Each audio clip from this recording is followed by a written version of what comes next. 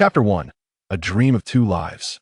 The wind gently caressed the lush green grass, creating rippling waves that danced in harmony with the crisp calls of seagulls echoing in the air. On the meadow lay a child, around 6 or 7 years of age, peacefully asleep. His long, beautiful eyelashes fluttered lightly, and the serene expression on his closed eyes seemed to suggest a smile at the corners. Upon closer inspection, one could notice a fluffy tail, reminiscent of a monkey, tucked beneath him. His hair, slightly golden and thicker than that of an ordinary child, curled softly in an orderly fashion, giving him the appearance of a delicately crafted doll. Perhaps due to the gusty wind or the sun's warm rays, the child's eyelashes twitched slightly before he slowly opened his eyes. After a few moments of rustling, he sat up and instinctively stretched his arms in a languid yawn. The sky was a striking blue, and the air carried a hint of sweetness, refreshing to the senses. "How delightful!" he exclaimed, momentarily lost in the sensation.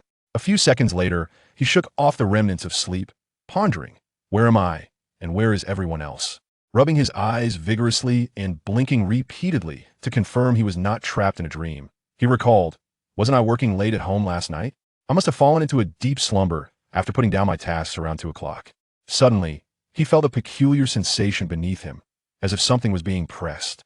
The child looked around curiously and reached down to investigate. To his surprise, he discovered a tail resembling that of a monkey. He squeezed it, intrigued by the strange sensation, and then tugged at it forcefully. "Ah!" he cried out, his face flushing crimson as memories surged into his mind, replaying scenes of this unfamiliar body.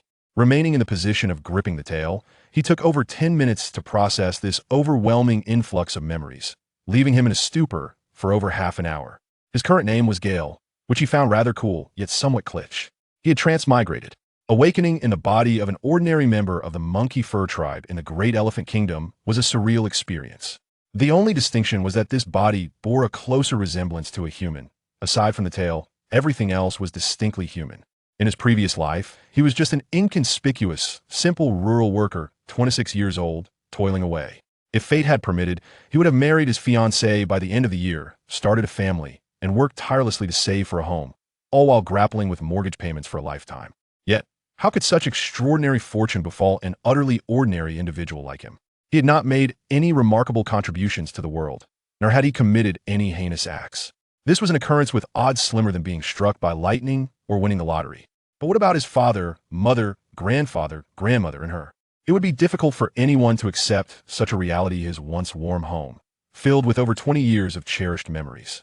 After half an hour of dazed contemplation, Gale emerged from his thoughts, pinched his face to reaffirm he was not dreaming, then gently stroked his new tail and brushed off the dust from his clothes before setting off in a light jog. Perhaps it was the overlap of memories from 2 lives that left him momentarily unaccustomed to this body, which possessed a vitality and strength far superior to that of his previous adult form. He stumbled to the lakeside, gazing into the water to catch a glimpse of his reflection. Aside from the tail and a fuller head of hair, he appeared no different from a normal person. He even bore a slight resemblance to the character's son Yukon. Were it not for the memories of this body, Gale might have believed he had traversed into the world of Dragon Ball. With a sigh of relief, he felt fortunate to resemble a typical human. Yet, a flicker of excitement surged within him at the thought of the world of One Piece. Although he held little regard for the legendary treasure, the notion of the inhabitants of this land, the fabled giant race, the mythical devil fruits, and the immense power capable of altering mountains and seas stirred his blood with fervor. Surely, everyone had experienced such youthful fantasies at some point. Now, finding himself in this extraordinary world, with countless wonders within reach, he felt a burgeoning anticipation for the future. Tap, tap, tapping sounds resonated in his ears, accompanied by a crisp, youthful voice behind him. "Hey, Gale." Turning around, he immediately recognized the figure from his memories and waved his hand. "I'm right here, Gallet." Gallet was sprinting towards him from a distance of about 500 meters, her rabbit-like agility allowing her to cover the ground with ease, bounding effortlessly through the grass and thorns as if they were non-existent. In an instant, she reached him, leaping into his arms and pressing her cheek against his. Though Gallet had been his companion since childhood, he felt a twinge of unfamiliarity. Observing her face, both strange and familiar, he noticed a fluffy white tail and 2 long, pale pink ears atop her head. Instinctively, he reached out to touch her head, prompting a rosy blush to bloom on her cheeks. "What do you need me for?" "Ah, Shima is calling you home for dinner. She couldn't find you and sent me to look for you." Gallet replied earnestly once her color returned. Ah. Gale turned to glance at the horizon, where the sun was setting over the vast sea, realizing he had wandered to the edge of the great elephant forest. I came here to train after lunch, and must have dozed off without realizing it, he sheepishly admitted while scratching the back of his head. Let's hurry back, we wouldn't want Annie to worry. I need to return too, she urged, dashing back the way she came. Watching her sprint, sometimes leaping with delight, Gale felt a pang of thoughtfulness. Would he really end up marrying someone from the fur tribe? Though Gallet was indeed adorable, the conditioning of over 20 years made it difficult for him to accept. What was he to do? Oh heavens. Hey, hurry up. Gallet called back. Oh, okay, just wait for me. Gale replied, shaking his head to dispel such thoughts, focusing instead on catching up to her. After running for a good 10 minutes, he realized that due to Gallet's rabbit lineage, he was lagging slightly behind. Hee, you can't catch me. That's not true. I'm just tired from my earlier training, Gale retorted, his face flushed as he struggled to defend himself. Still in denial. You admitted to sleeping this afternoon? She teased. Defeated, he sighed, inhaling deeply before gathering his strength to chase after her. As the foliage whizzed by, Gale couldn't help but think that at this pace, he would have outpaced the 100-meter champion in his previous life. Thus, the two small figures weaved through the trees, eventually reaching the town. After a while of navigating through several streets, Gallet halted in front of a house. I'm heading back, now, I need to eat dinner too. See you tomorrow. Yes, see you tomorrow. After bidding farewell to Gallet, Gale took a few steps forward, stopping before his own wooden door. A multitude of complex emotions surged within him. Raising his hand, he hesitated in the air, took a deep breath, and once composed, pushed the door open. Gale, where have you been? You've been out so late, a young woman wearing an apron exclaimed, lifting the lid of a pot, releasing aromatic steam into the air. This young woman was Gale's mother in this world, embodying the essence of stunning beauty. The wonders of this world were indeed remarkable. Moments later, Shima brought out several dishes and a large bowl of soup, with rice as the main course and a few bunches of banana sand, everlasting staple in their home. Are you feeling down about something? Noticing Gale's silence, Shima offered him a banana while she peeled one for herself. Your father has already eaten and gone to work. No, I'm just a bit tired from training today, Gale replied, mustering a smile. He resolved to cherish and protect his current family, unwilling to let them worry about him. He began to eat heartily. It felt as though he was swallowing all his worries along with the food. After consuming a meal that was approximately 4 to 5 times his previous portion, darkness enveloped the sky. Finally satisfied, Gale patted his belly, content with the wonders of this world. He had always loved food in his past life. He had often hesitated to indulge for fear of gaining weight. Now, he could eat to his heart's content. After dinner, Gale swiftly climbed a thick branch of a large tree behind the house, finding a comfortable position to ponder. In this world devoid of Wi-Fi, the internet, or electronic devices, he could only gaze at the sky and reflect on the astonishing experiences he had encountered thus far. The night sky, unhindered by light pollution, was breathtakingly beautiful, adorned with countless twinkling stars, accompanied by the symphony of frogs and insects. Yes, if the night of yesterday belonged to a past life, and tonight's night is but a figment of dreams. In a realm so vividly real, yet so dreamlike, one becomes bewildered, unable to distinguish between past and present. Amidst the calls of Ashima, Gale ascended to his bed to rest, yet slumber eluded him for an eternity. As he drifted off, uncertainty loomed. Would he awaken to discover this was all a dream, or would he bid a definitive farewell to his former life? With his eyes closed, a single tear escaped. To you, whom I cherish from afar, take care. Chapter 2. Duke of Canine Gale. In the early morning light, a young boy was performing push-ups in an open space in the kingdom of Yuzo, his forehead glistening with sweat, suggesting he had been at it for quite some time.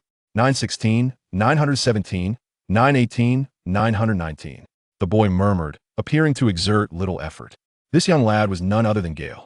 For years had passed, and Gale had grown to a height of 1.5 meters. The furfolk were indeed a race blessed by nature, born as warriors. Even at the tender age of 10, Gale possessed strength that far surpassed that of an ordinary person. With the innate advantages of the furfolk enhanced defense, speed, and the ability to harness electricity, he was no easy target, even upon the vast ocean. 997, 998, 999, 1000. Gale concluded his workout and stood up. He exhaled a long breath, releasing the pent-up air. Suddenly, with a swift motion, Gale sidestepped as a glowing claw, perhaps not a hand, but a razor-sharp talon crackling with electricity, whizzed past him. After dodging, Gale effortlessly leaped over 2 meters high, landing 2 meters away. A smile crept upon his lips. Callow, why must you strike so harshly? Humph. Callow huffed, her voice tinged with indignation. You lazy Gale, always training and never playing with me. With that, she spun around, claws crackling with electricity. Bending her knees, she leaped, closing the distance to Gale in an instant. Gale offered a wry smile, his hands illuminating with a bright glow, though thicker than Callow's. After fending off a few strikes, he seized an opportunity, leaping onto a stone and then bounding up into the high branches of a tree several meters above ground. Don't run away.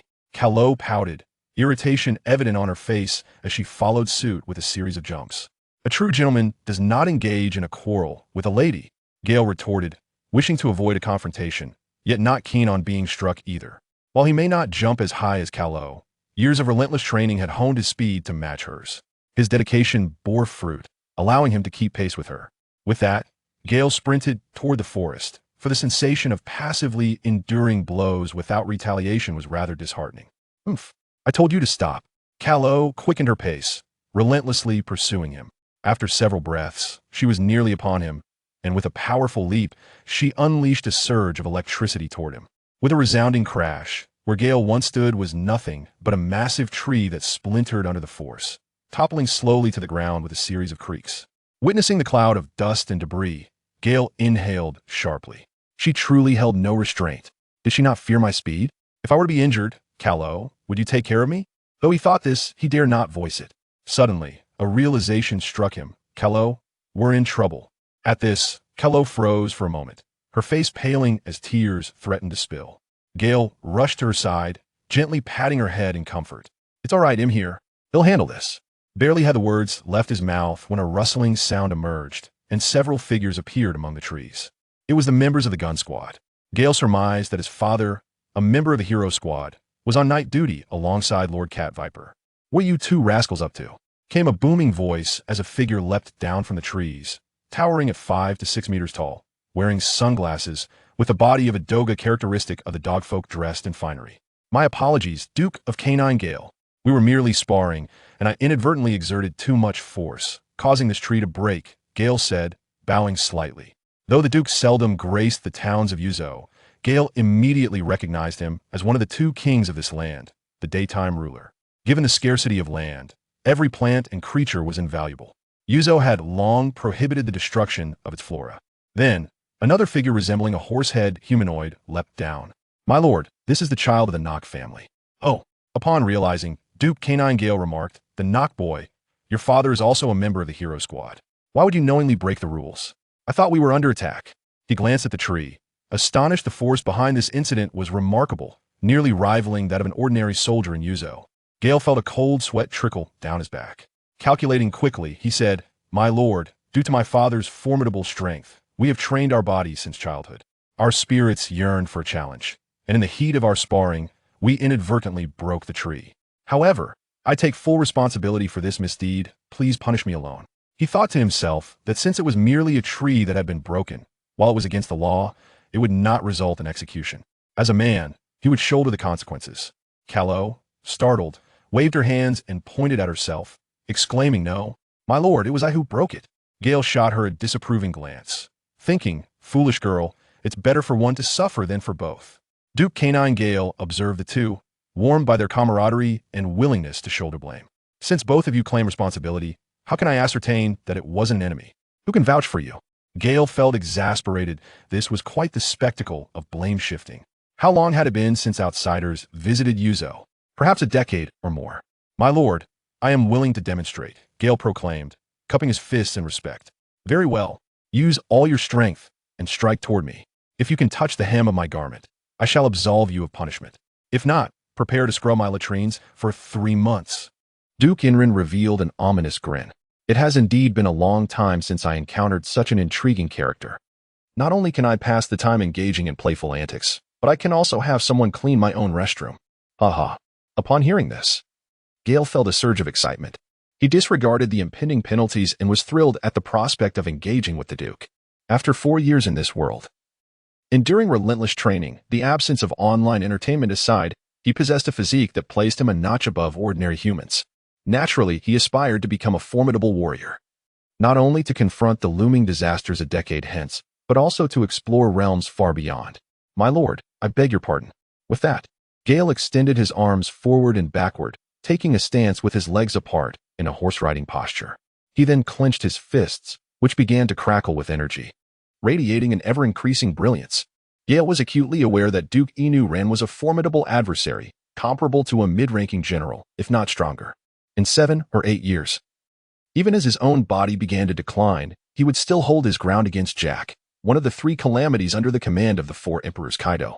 Chapter 3. The first strike. Moments later, the electric sparks intensified, densely populated on his small palms.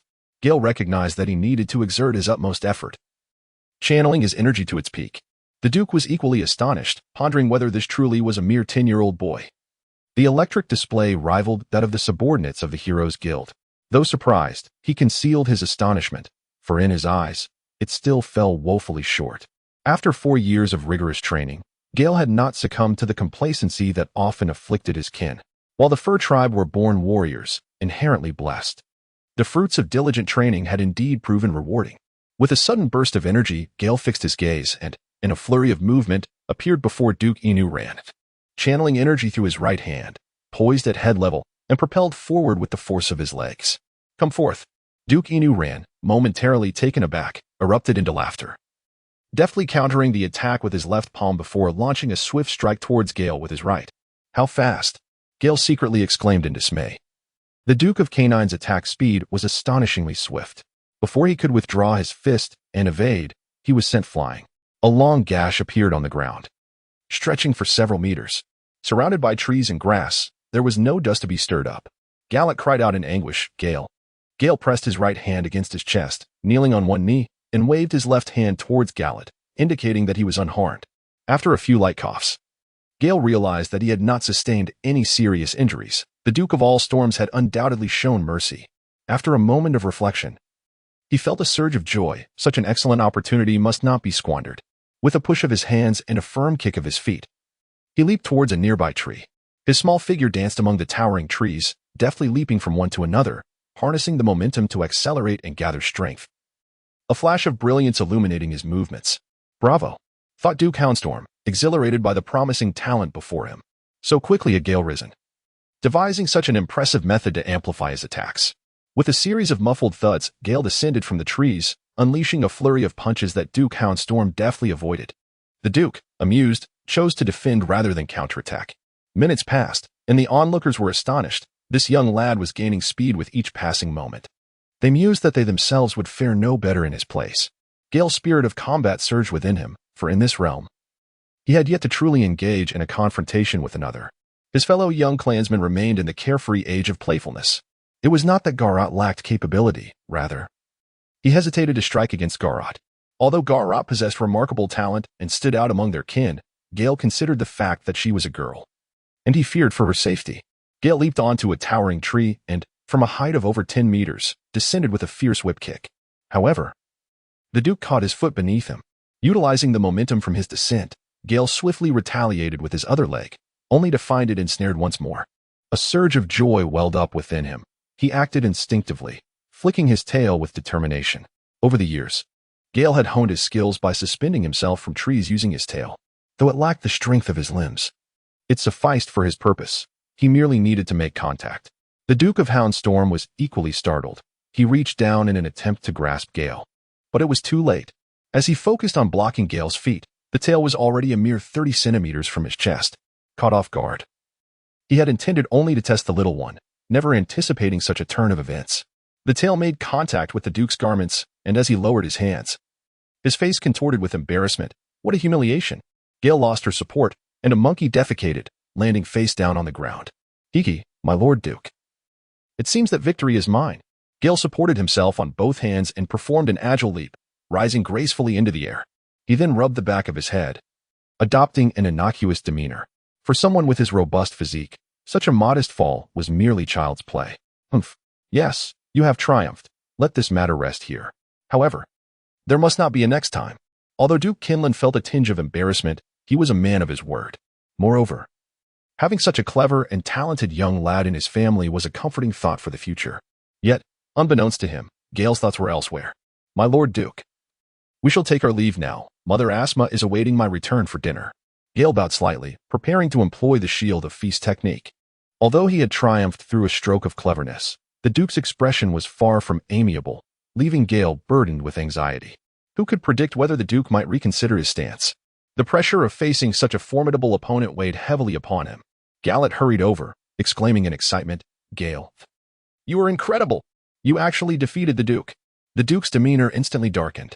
Gallet realized too late that he had spoken out of turn and hastily bowed to the Duke, saying, "We shall not dare to do so again. We will take our leave now." Without waiting for the Duke's response, the two young ones clasped hands and dashed away, never having wished so fervently to return home for a meal. As the Duke observed the diminishing figures of the two children, a smile crept onto his face, and he murmured, "What remarkable young lads. At their age, I certainly was not so impressive." Indeed, Duke, the members of the Fur clan are emerging in greatness, destined to grow ever stronger. A graceful figure approached from behind. It was Wanda. The Duke did not turn around. He recognized her presence by the sound of her voice. He glanced at the horizon, where the sun began to set, indicating that it was nearly time for the shift change. "Yes, my lord," Wanda responded. The Duke stroked his chin, seemingly reluctant to conclude his duties. "By the way, Wanda, this matter must remain confidential." Wanda paused, then appeared to recollect something. "Understood, my lord." In truth, the Duke's desire to avoid embarrassment was secondary. He was more concerned about nurturing such promising talent and ensuring his own martial legacy was not lost. "No. I must act decisively," he resolved. "You shall remain on standby until the shift change. I will proceed ahead." He then began to walk slowly in the direction of the two children. "Yes, my lord." Gale and Gallet dashed through the streets like mischievous children who had pilfered fruit, their faces adorned with triumphant smiles, reveling in the exhilaration of having escaped punishment on this fine day. They returned home in half the time it usually took. "Thank you for today, Gale," Gallet said, playfully nuzzling Gale's face with a gentle lick, a gesture of affection known among pirate enthusiasts as Ikarutu, signifying the Fur tribe's warmth and camaraderie. "It's all right, Gallet. Boys must protect girls, after all.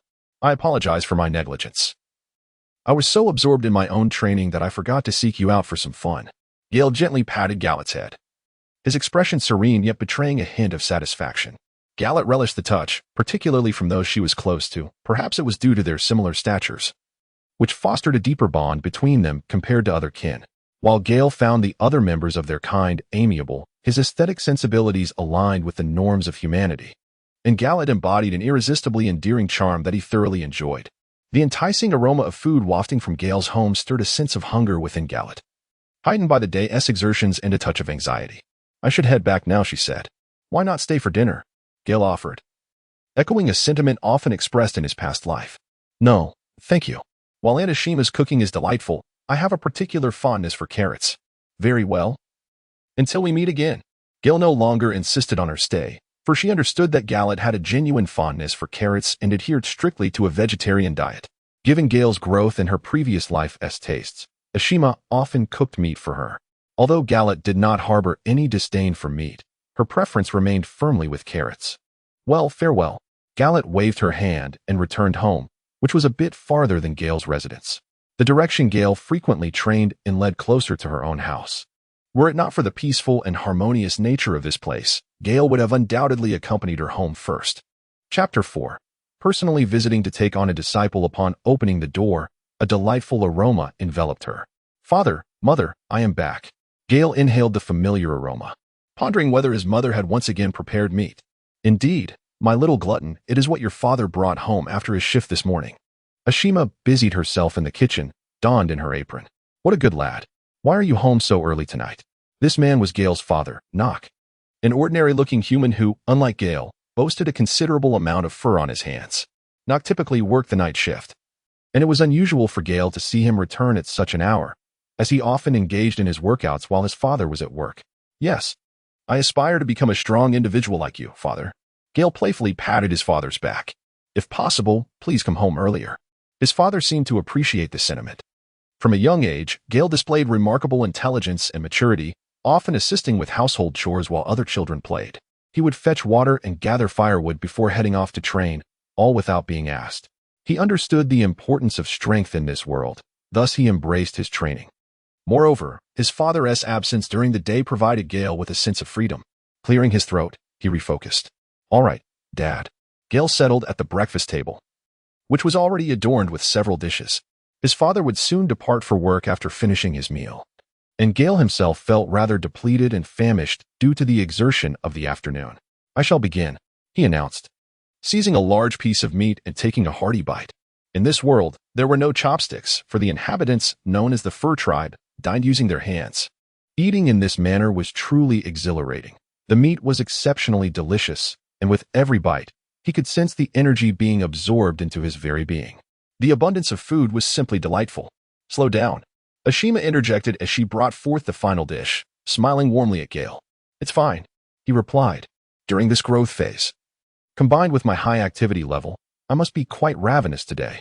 Nock, equally indulgent, remarked that he worked within the heroic guild and earned his own salary, enjoying considerable support from his peers.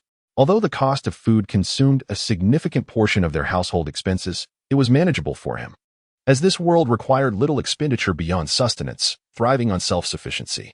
A dull thud reverberated in the ears of the three, eliciting their curiosity. They wondered who might be arriving unannounced. They turned their gaze toward the entrance as the door swung open, revealing a tall figure who had to stoop to enter due to the low doorway. Once inside, the figure straightened, causing Nock and his wife to gasp in astonishment. Your Grace, they exclaimed in unison, rising to bow before the imposing presence. No need for formalities. Duke Jinlong waved his hand dismissively. Gale was taken aback, momentarily forgetting to pay his respects. This was clearly a visit to seek out his parents. You scoundrel, body His Grace the Duke at once. How dare you be so disrespectful? Nock shouted. Your Grace. Gale quickly rose and performed a bow, though he could not fathom the Duke's intentions. There is no need for such formality. Duke Kirin waved his hand dismissively, settling into a chair as if he were at home. However, the chair was rather small, and given the Duke's stature, it seemed on the verge of collapse. With a creak, the chair bent but did not break as one might have feared. Fortunately, it held up under the weight. The Duke casually picked up a piece of meat from the table and swallowed it whole. Nock, still uncertain if the Duke had any instructions, bowed once more. Although his superior was the Viper, with whom he had little interaction, the Viper had never deigned to visit their humble abode. Nock, you have indeed raised a fine son, Duke Kirin said with a smile. Yet, to Gale, that smile appeared rather sinister. It seemed the old man was here to settle a score, revealing his pettiness. What has this lad done wrong, Your Grace? Though Gale was a well-behaved child, he was still just that, a child. If he had erred, he should correct his mistakes. And while he could accept the consequences of a lack of discipline, it was essential that he learn the importance of rectifying his wrongs. Oh, no. What I meant to say is that Gale possesses remarkable talent and works diligently. He is an excellent prospect. I wish to take him as my disciple. And I wonder if you, Nock, and your wife would consent. It dawned on Gale that he had misjudged the Duke's intentions. He was not here to reprimand him, but rather to offer him an opportunity. This was indeed fortuitous, for he had only known the training methods from his previous life: sit-ups, push-ups, weighted frog jumps, running, and so forth, while his understanding of this world's cultivation methods was woefully inadequate, and his combat experience severely lacking. The more he observed the Duke, the more he appeared to be a benevolent elder. Nock was equally astonished. He knew his son was talented, but never had he imagined that such merit would catch the Duke's attention to the extent of a personal visit. A thrill of joy surged within him at the thought of his son inheriting the Duke's legacy. What would happen 100 years hence if the Duke's lineage continued? Nock's mind began to wander with possibilities. Your Grace, it is indeed an honor for this young lad. After a brief silence, Nock clasped his hands and spoke with unwavering determination. What do you think, my boy? The Duke, having noted Nock's agreement, turned to regard Gale. I am most grateful for your consideration. I am indeed fortunate. Garen's mind was already filled with aspirations, although he felt a twinge of hesitation. Yearning to venture into the vastness of the ocean and witness the wonders of the world, he recognized his current youth and the wisdom and training under Duke Kinlan, as it would afford him greater protection on the seas. Indeed, Duke Kinlan nodded approvingly, stroking his beard in satisfaction at the boy's perceptiveness, deeming the visit worthwhile. Starting tomorrow, you shall accompany me for training at that location we discussed this afternoon. Yes, my lord. Garen hesitated momentarily, then inquired, should there be some formal initiation ceremony? Haha. There is no need for such formalities.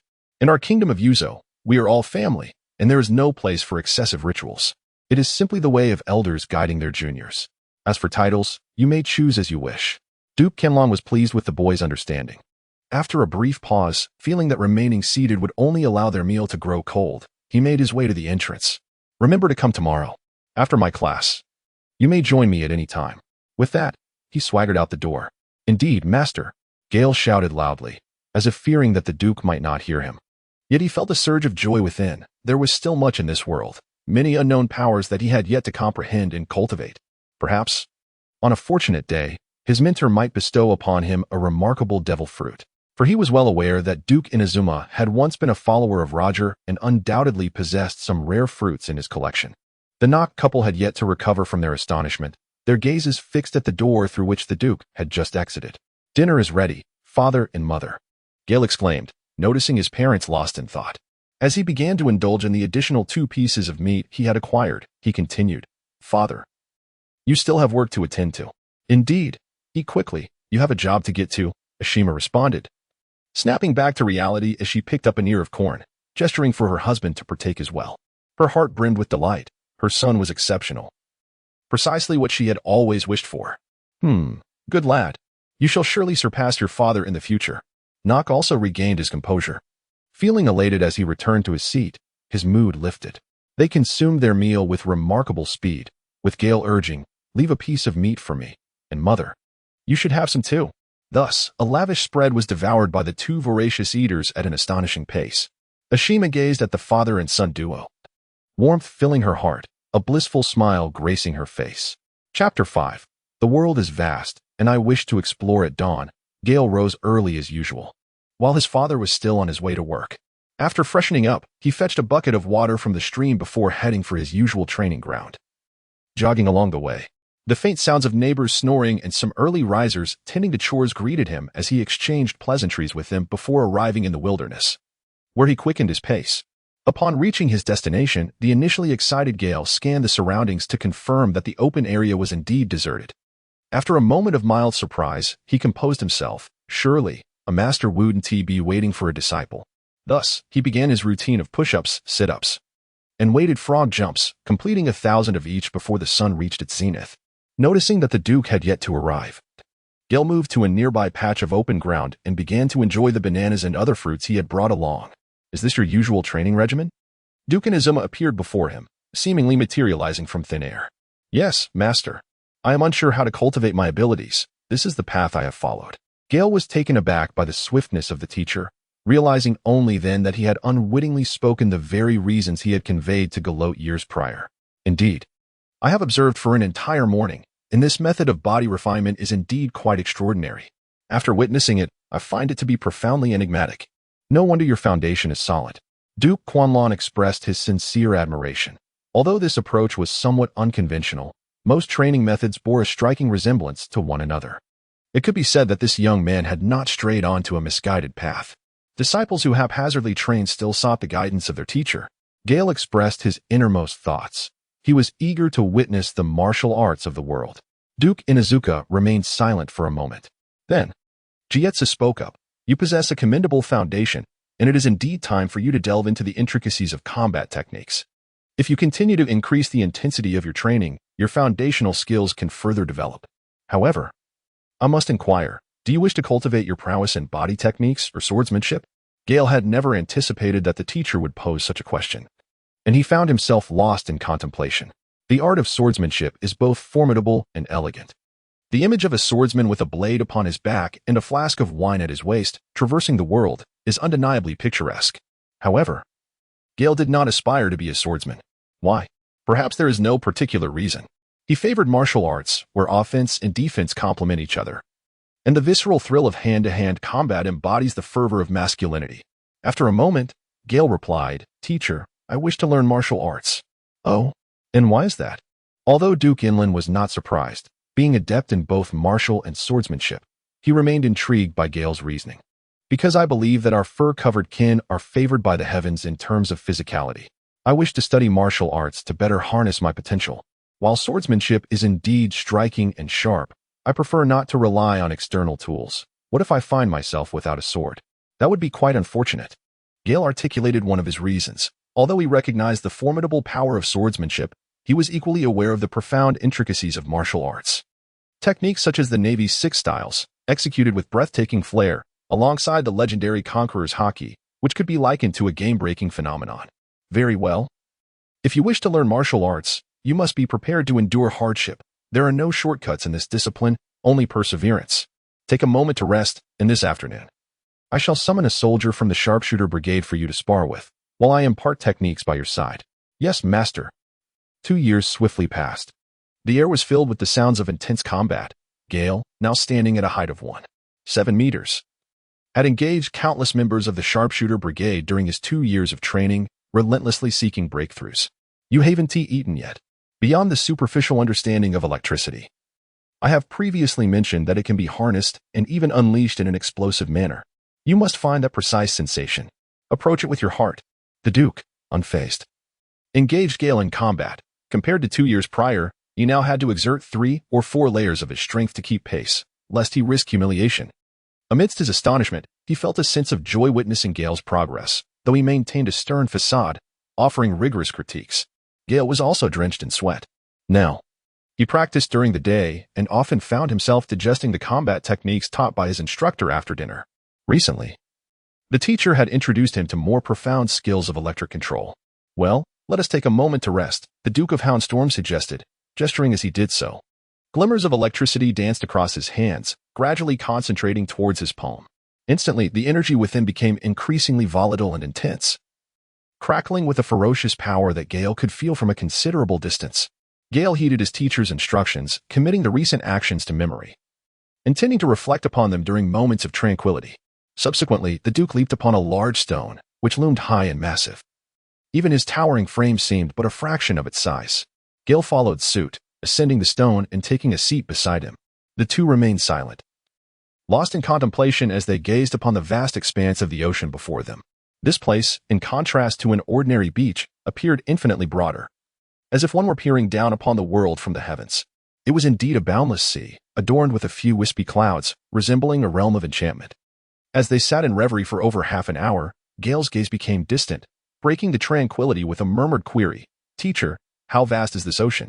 The Duke, slightly taken aback by Gale's lingering stupor, regarded him for a moment before exclaiming, "Ah, this ocean is limitless, much like the colossal elephant beneath us, which has traversed countless ages without reaching an end." As if recalling something amusing, he continued with a sense of wonder. Gale, do you know? This world is filled with marvels. There are giants towering dozens of meters high, the long-limbed folk with their elongated limbs, and diminutive beings of the tiny race. Moreover, the most numerous of humans resemble you, save for the absence of a tail. Beneath the sea, there exists an array of colossal marine creatures, each island brimming with diverse cultures and peculiarities. The Duke spoke for nearly half an hour, while Gale listened quietly by his side. Though he was well acquainted with many tales, he recognized the distinction between animation and reality, for if he were to truly encounter the various forms of the fur-covered folk, he would undoubtedly be astonished. Gale blinked, and a yearning smile graced his face. Once Duke Inland finished speaking, a rare seriousness enveloped him as he gazed at the Duke. Master, the world is vast, and I yearn to explore it. The Duke, taken aback by the gravity of Gale's expression and the fervor in his eyes, reflected on the many memories he had shared, hoping to broaden the young man's horizons. He had not anticipated such a profound yearning. With a tinge of reluctance to deny him, the Duke mused that it need not take a decade, surely within 8 years, Gale could surpass him and shoulder the responsibility of safeguarding the nation. Yet, was it truly wise? He felt he had little left to impart. Gale was merely in need of time to accumulate experience. Still a child, he would inevitably grow and gather knowledge. Aside from the dual-colored aura he had yet to teach him, the Duke felt he had little more to offer. His own mastery of the dual-colored aura was not profound, and stifling the rise of a formidable individual seemed imprudent. Perhaps Gale's strength could better protect the realm. When do you wish to depart? Duke Inland inquired, having refrained from denying him. Master, I hope to leave soon. Gale also sensed his growing strength. In this nation, apart from the two leaders, few could rival him. At such a youthful age, he yearned to explore the wonders of this magnificent world, despite having become accustomed to the people and affairs of his homeland. Although the human realm is not devoid of its darkness and is often less genuine than the inhabitants of his country, it is, after all, the age of great pirates. There is no need to rush your training during this period. Come to my home, and I shall enrich your knowledge. However, you must master this technique I seek to teach you today before you may depart. With that, Duke Inuzuka turned and left. Gale felt a twinge of discomfort within. Although this notion had been brewing for quite some time, the audacity to embark on such a journey required immense courage. This beautiful nation, the teachers, his beloved parents at home, and Garat. Chapter 6. The Mythical Beasts, the Fruit of Humanity upon returning home. It was an exceptionally early day. After assisting Ashima in setting the meal upon the table, Gale absent-mindedly began to eat by himself. Gale silently finished his meal and sat there motionless. He had not eaten much today, perhaps due to a heavy heart. The Nock couple refrained from inquiring about the reason, believing it might be due to difficulties in his training. Their son had become remarkably strong, although they had never sparred. Conversations with his colleagues from the day shift had revealed that he was now an impressive young force, one they likely could not contend with, leaving them with little to teach him or assist him. Dad, Mom, I wish to venture out to sea. After a prolonged silence, Gale's words echoed with gravity. The Nock couple froze in place. The food they were about to bring to their mouths halted midair. Gale, please tell your mother why? Ashima was the first to break the stillness, clearly anxious and struggling to accept his declaration. Mom, the world is vast, and I yearn to explore it. Gale feigned strength, wearing a smile, for it was indeed challenging to part from his benevolent parents. This was a perfect home. Dreams hold significance, yet family is paramount. Though it was not a matter of life and death, one could never tell. Ashima wished not to hinder her son, yet tears betrayed her resolve. How long will you be gone? Nock, evidently possessing a strong constitution, posed a crucial question. At least 3 to 5 years, perhaps 8 or 9, Gale replied, aware that in 8 or 9 years, Jack, one of the 3 calamities, would arrive in this nation. For the sake of this family, this country, he knew he must return. Have you informed your teacher? When do you intend to leave? Ashima inquired further. In a few days. My teacher has asked me to study some additional knowledge in preparation for the voyage. Ashima gazed at her husband, understanding that their child had matured and deserved their support. Yet she secretly hoped for her husband to intervene, thus allowing their child to remain. Nock sighed. He too had once contemplated venturing out to sea, but ultimately chose to stay and join the Order of Heroes to protect this nation. Yet, with a son so promising, his future was boundless, and as a father, he knew he must support him. He then nodded to his wife, signifying his agreement with Gale's plans. In these few days, I will prepare your favorite dishes. And you must return for lunch, Ashima declared, and seeing her husband's consent, she resolved to indulge their son with the meals he cherished most. After conversing with his parents, Gale finally felt a tremendous weight lifted from his heart. He walked to the backyard and leapt up to sit cross-legged in the tree, discarding all distractions. Gale closed his eyes and concentrated on the technique imparted by his teacher. After meditating for over an hour, he extended his right hand, channeling a flicker of electricity. The spark was small, but he cautiously attempted to draw it closer to his palm. To his delight, it proved effective. Although it was a diluted version compared to his teacher's intense and volatile energy, the attempt was successful, and he resolved to gradually increase the voltage. The following day, Gale arrived at the residence of Duke Canis as per the Duke's instructions. The Duke was not at work but was instead awaiting him at home. Teacher, Gale softly called as he approached the Duke. The Duke reclined comfortably on a midday rest bench, several books spread across the table before him. He stood up, picked up one of the books, and handed it to Gale, saying, "This is a collection of miscellaneous writings, documenting the customs and nuances of various places, along with the people and events. Consider it a novel. It contains practical knowledge of life." Gale received the book without the opportunity to turn to the first page when the Duke handed him another volume. To be precise, a notebook devoid of a title. Within its pages lay a compelling exploration of dual-colored mastery, cultivation, and various applications. The teacher, however, was not exceedingly proficient in these matters. Although your physique is formidable, it remains in the developmental stage. The teacher had intended to impart this knowledge in a few years, but I fear you may not return by then. I hope you will merely familiarize yourself with the concepts now and delve into the cultivation once your body has fully matured. Furthermore, this particular book elucidates numerous characteristics and unique powers of our fur-bearing kin. As the Duke settled into a rocking chair, he advised, "Peruse this for now and digest the information. In the afternoon, I shall present you with the treasure." Time slipped away swiftly, and before long, Gale had merely skimmed through the eclectic volume, which predominantly discussed the devil fruits and various cultural nuances from around the world, bearing little distinction from his own recollections. His excitement grew as he turned his gaze to the notebook filled with dual-colored mastery, becoming utterly engrossed in its contents. Noticing that the teacher remained in a deep slumber, Gale returned home, partook in a meal, and thoughtfully packed some food to bring back for his mentor. Perhaps the aroma of the food wafted through the air, prompting Duke Quanlan to stir awake. Upon opening his eyes, he beheld Gale entering with a substantial bundle. "You've not gone unappreciated, my boy, even after dining at home. You remember to bring nourishment for your teacher," he remarked, taking the provisions from Gale's hands and placing them on the table. In mere moments, he devoured a significant portion of the food. After finishing, he lamented, "Alas, it is but a mere half-satisfaction."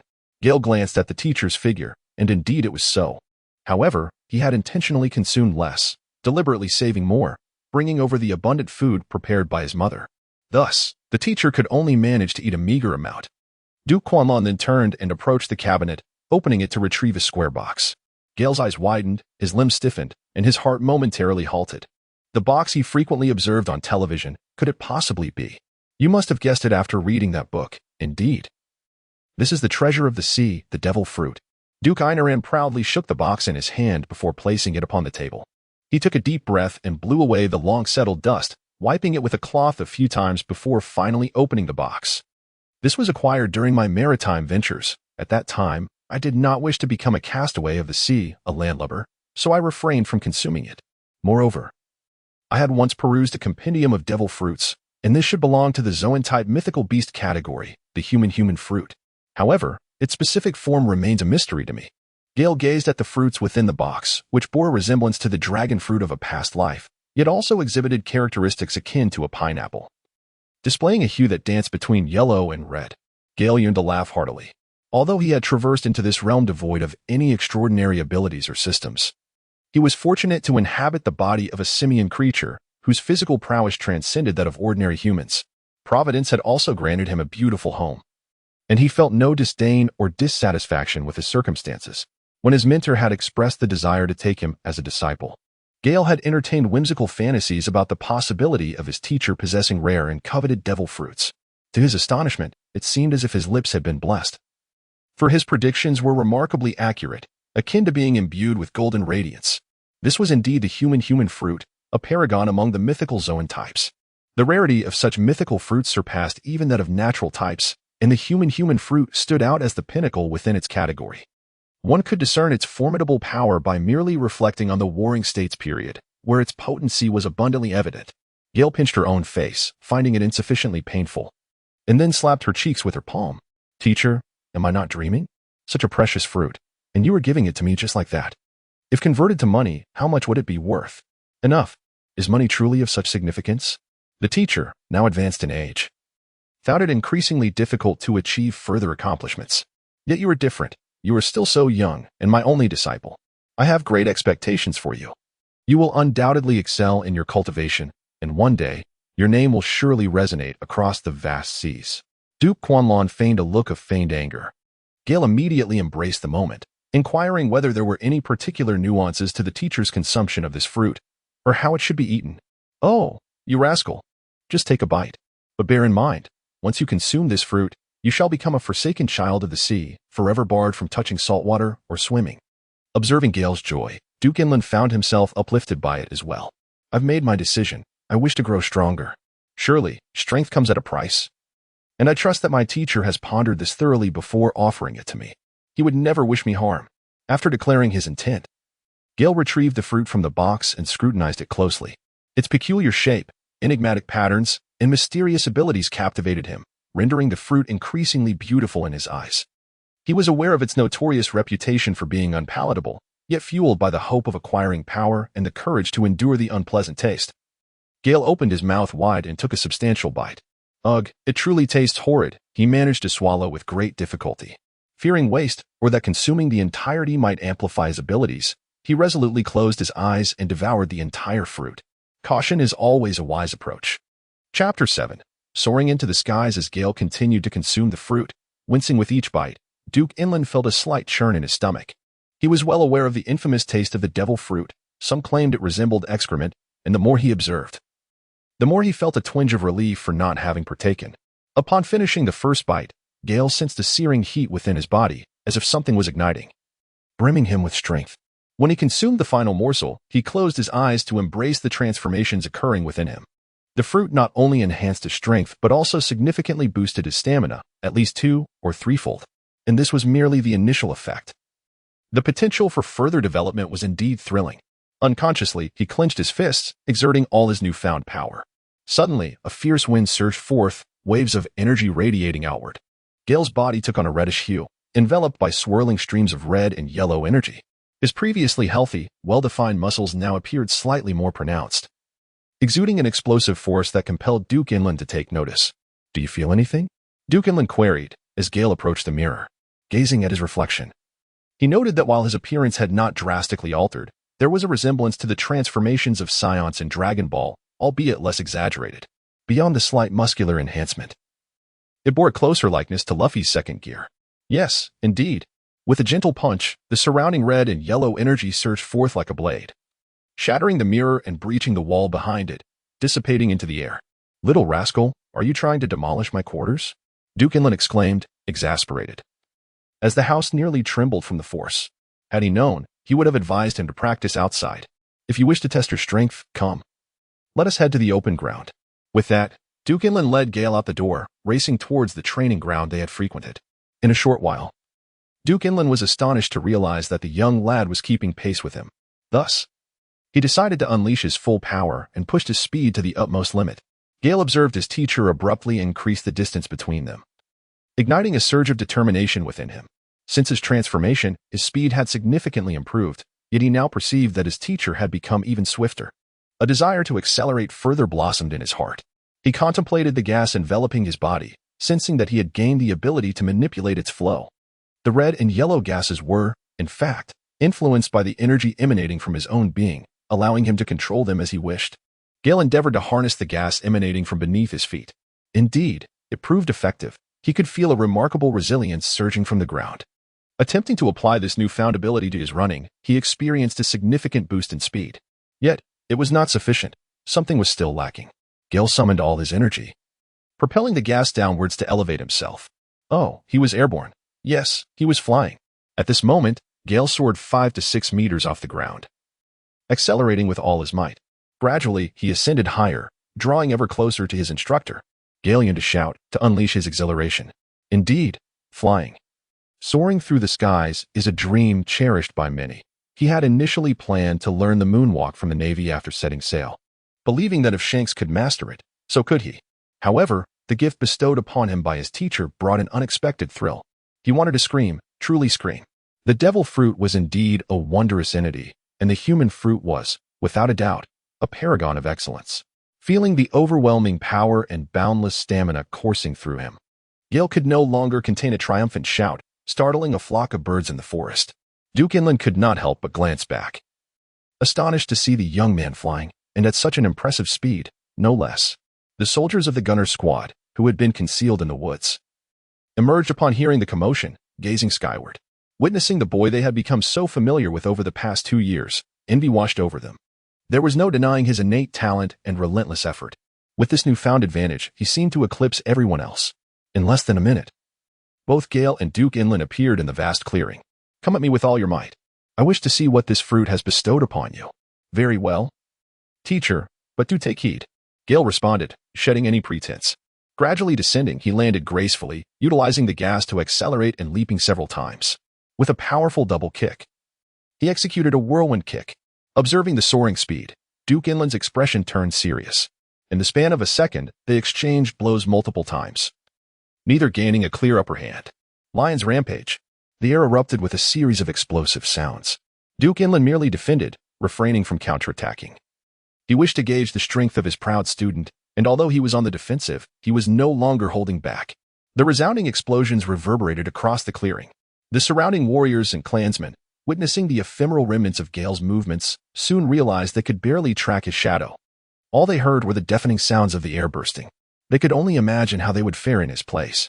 At this moment, Duke Inland felt a twinge of discomfort watching his disciple display such prowess.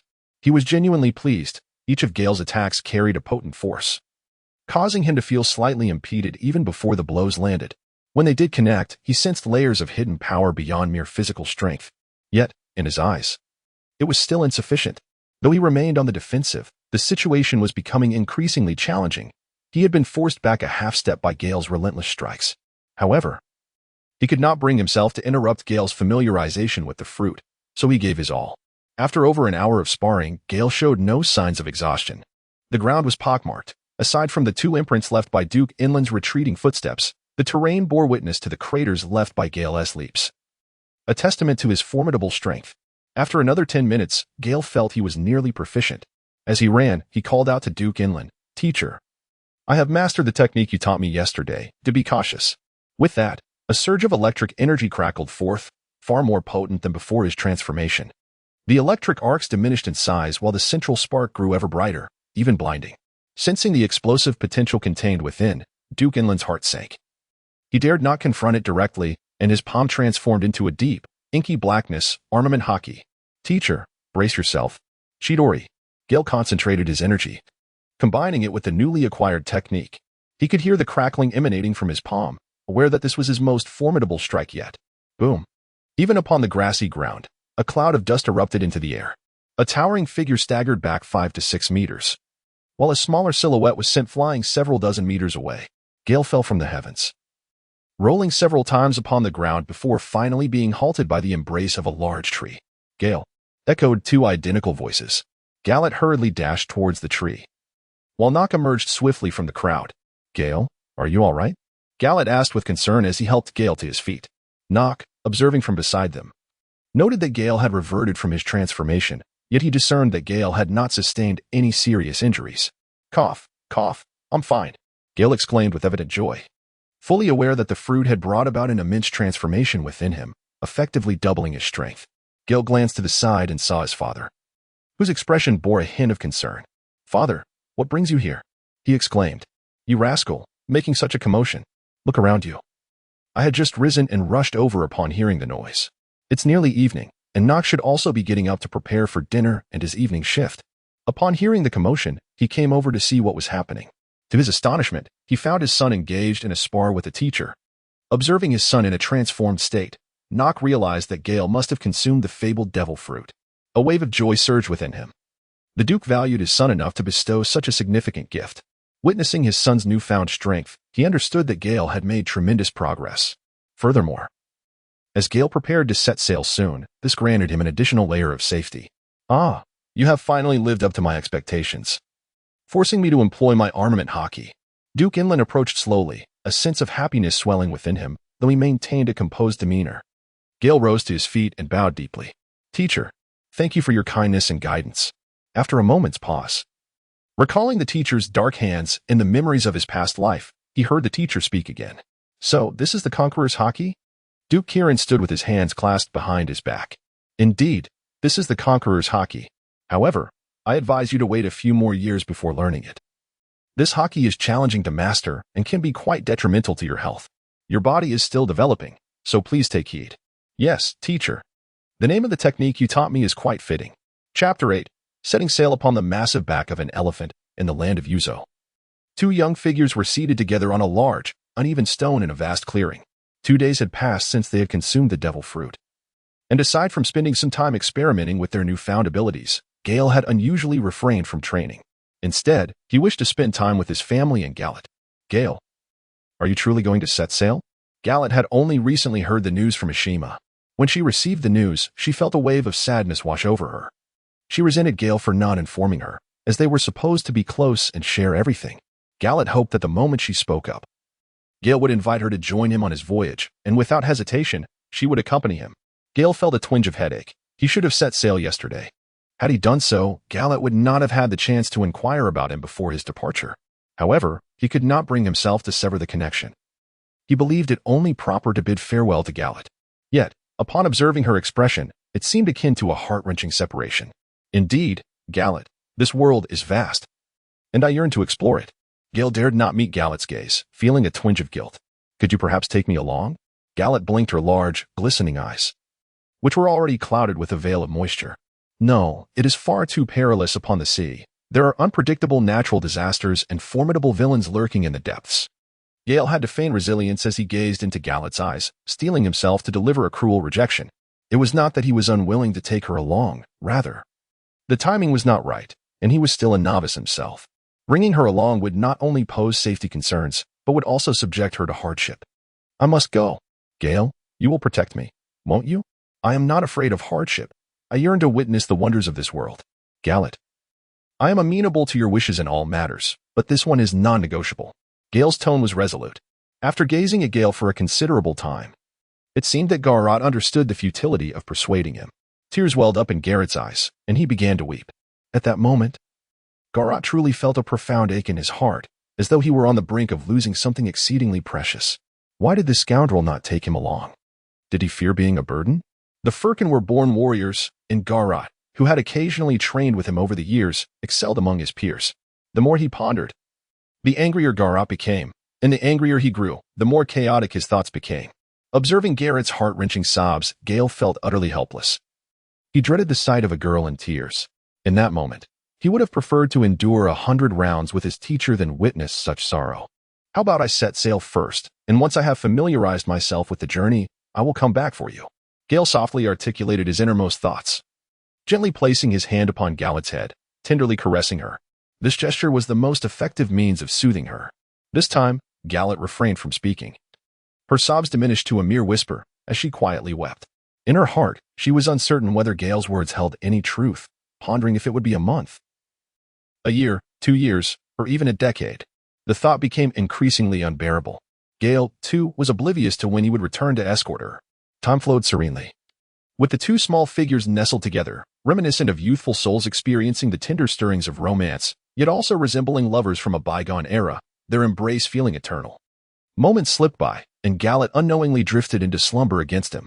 Gale chose not to disturb her rest, recognizing this to be the most fitting scenario. After waiting quietly for about an hour, he gently lifted her, moving with deliberate grace as he carried her home. Upon ensuring Galet was safely home, Gale made his way directly to Duke Inland's residence. "Master, I have come to bid you farewell," Gale said, bowing to the Duke seated in his chair. "Indeed, the ship awaits at the foot of the Elephant, and I have arranged for your compass, navigational charts, and provisions for approximately 2 months, along with fresh water.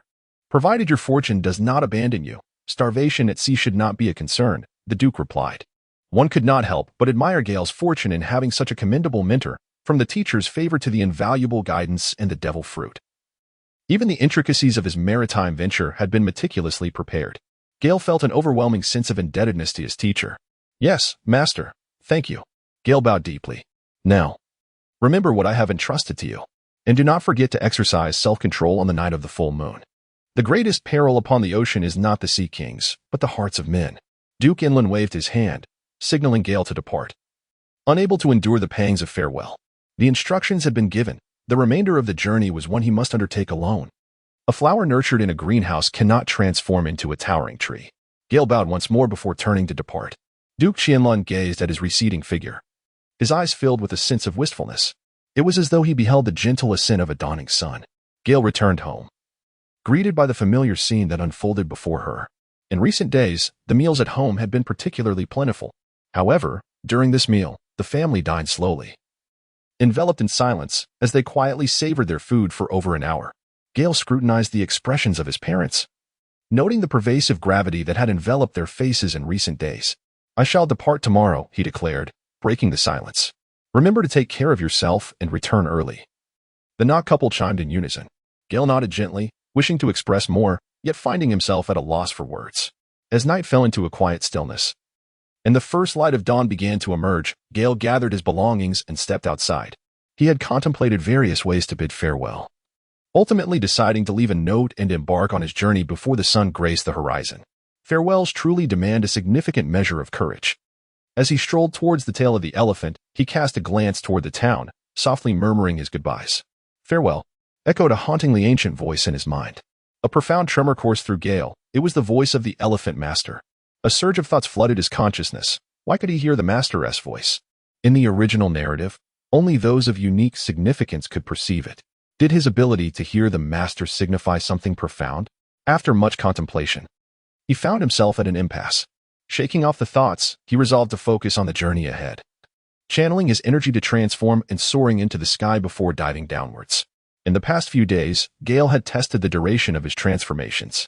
Without engaging in strenuous combat, he could maintain flight for approximately 5 hours, a commendable feat, as few could utilize the moonwalk for such an extended period. This time frame afforded him ample opportunity to address many unforeseen challenges. As for combat and full transformation, he had not fully tested his limits. After 2 hours of sparring with his teacher, he had willingly reverted to his original form after being knocked back, still feeling capable of persisting longer. The sound of rushing wind filled his ears, and in the blink of an eye, Gale vanished from sight. In the forest, 3 figures emerged, the Nock couple and Duke Kinlan. At that moment, Ashima leaned against Nock's shoulder, weeping uncontrollably. Upon reaching the ship, Gale ensured the provisions and navigational instruments were in order before Nock unfurled the sails and set course according to the compass.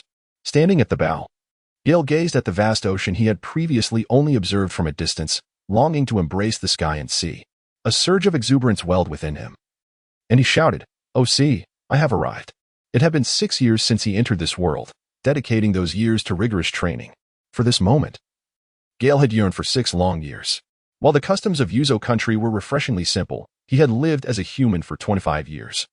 And his perceptions of aesthetics and values had been completely transformed over the past 6 years. He could finally behold humanity once more, ready to stride into a realm of wondrous fantasy.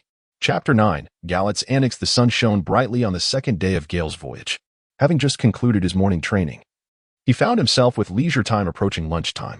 Taking a fishing rod, he set out to catch fish. His journey had been aimless. Yet the fish of this world were both large and delectable.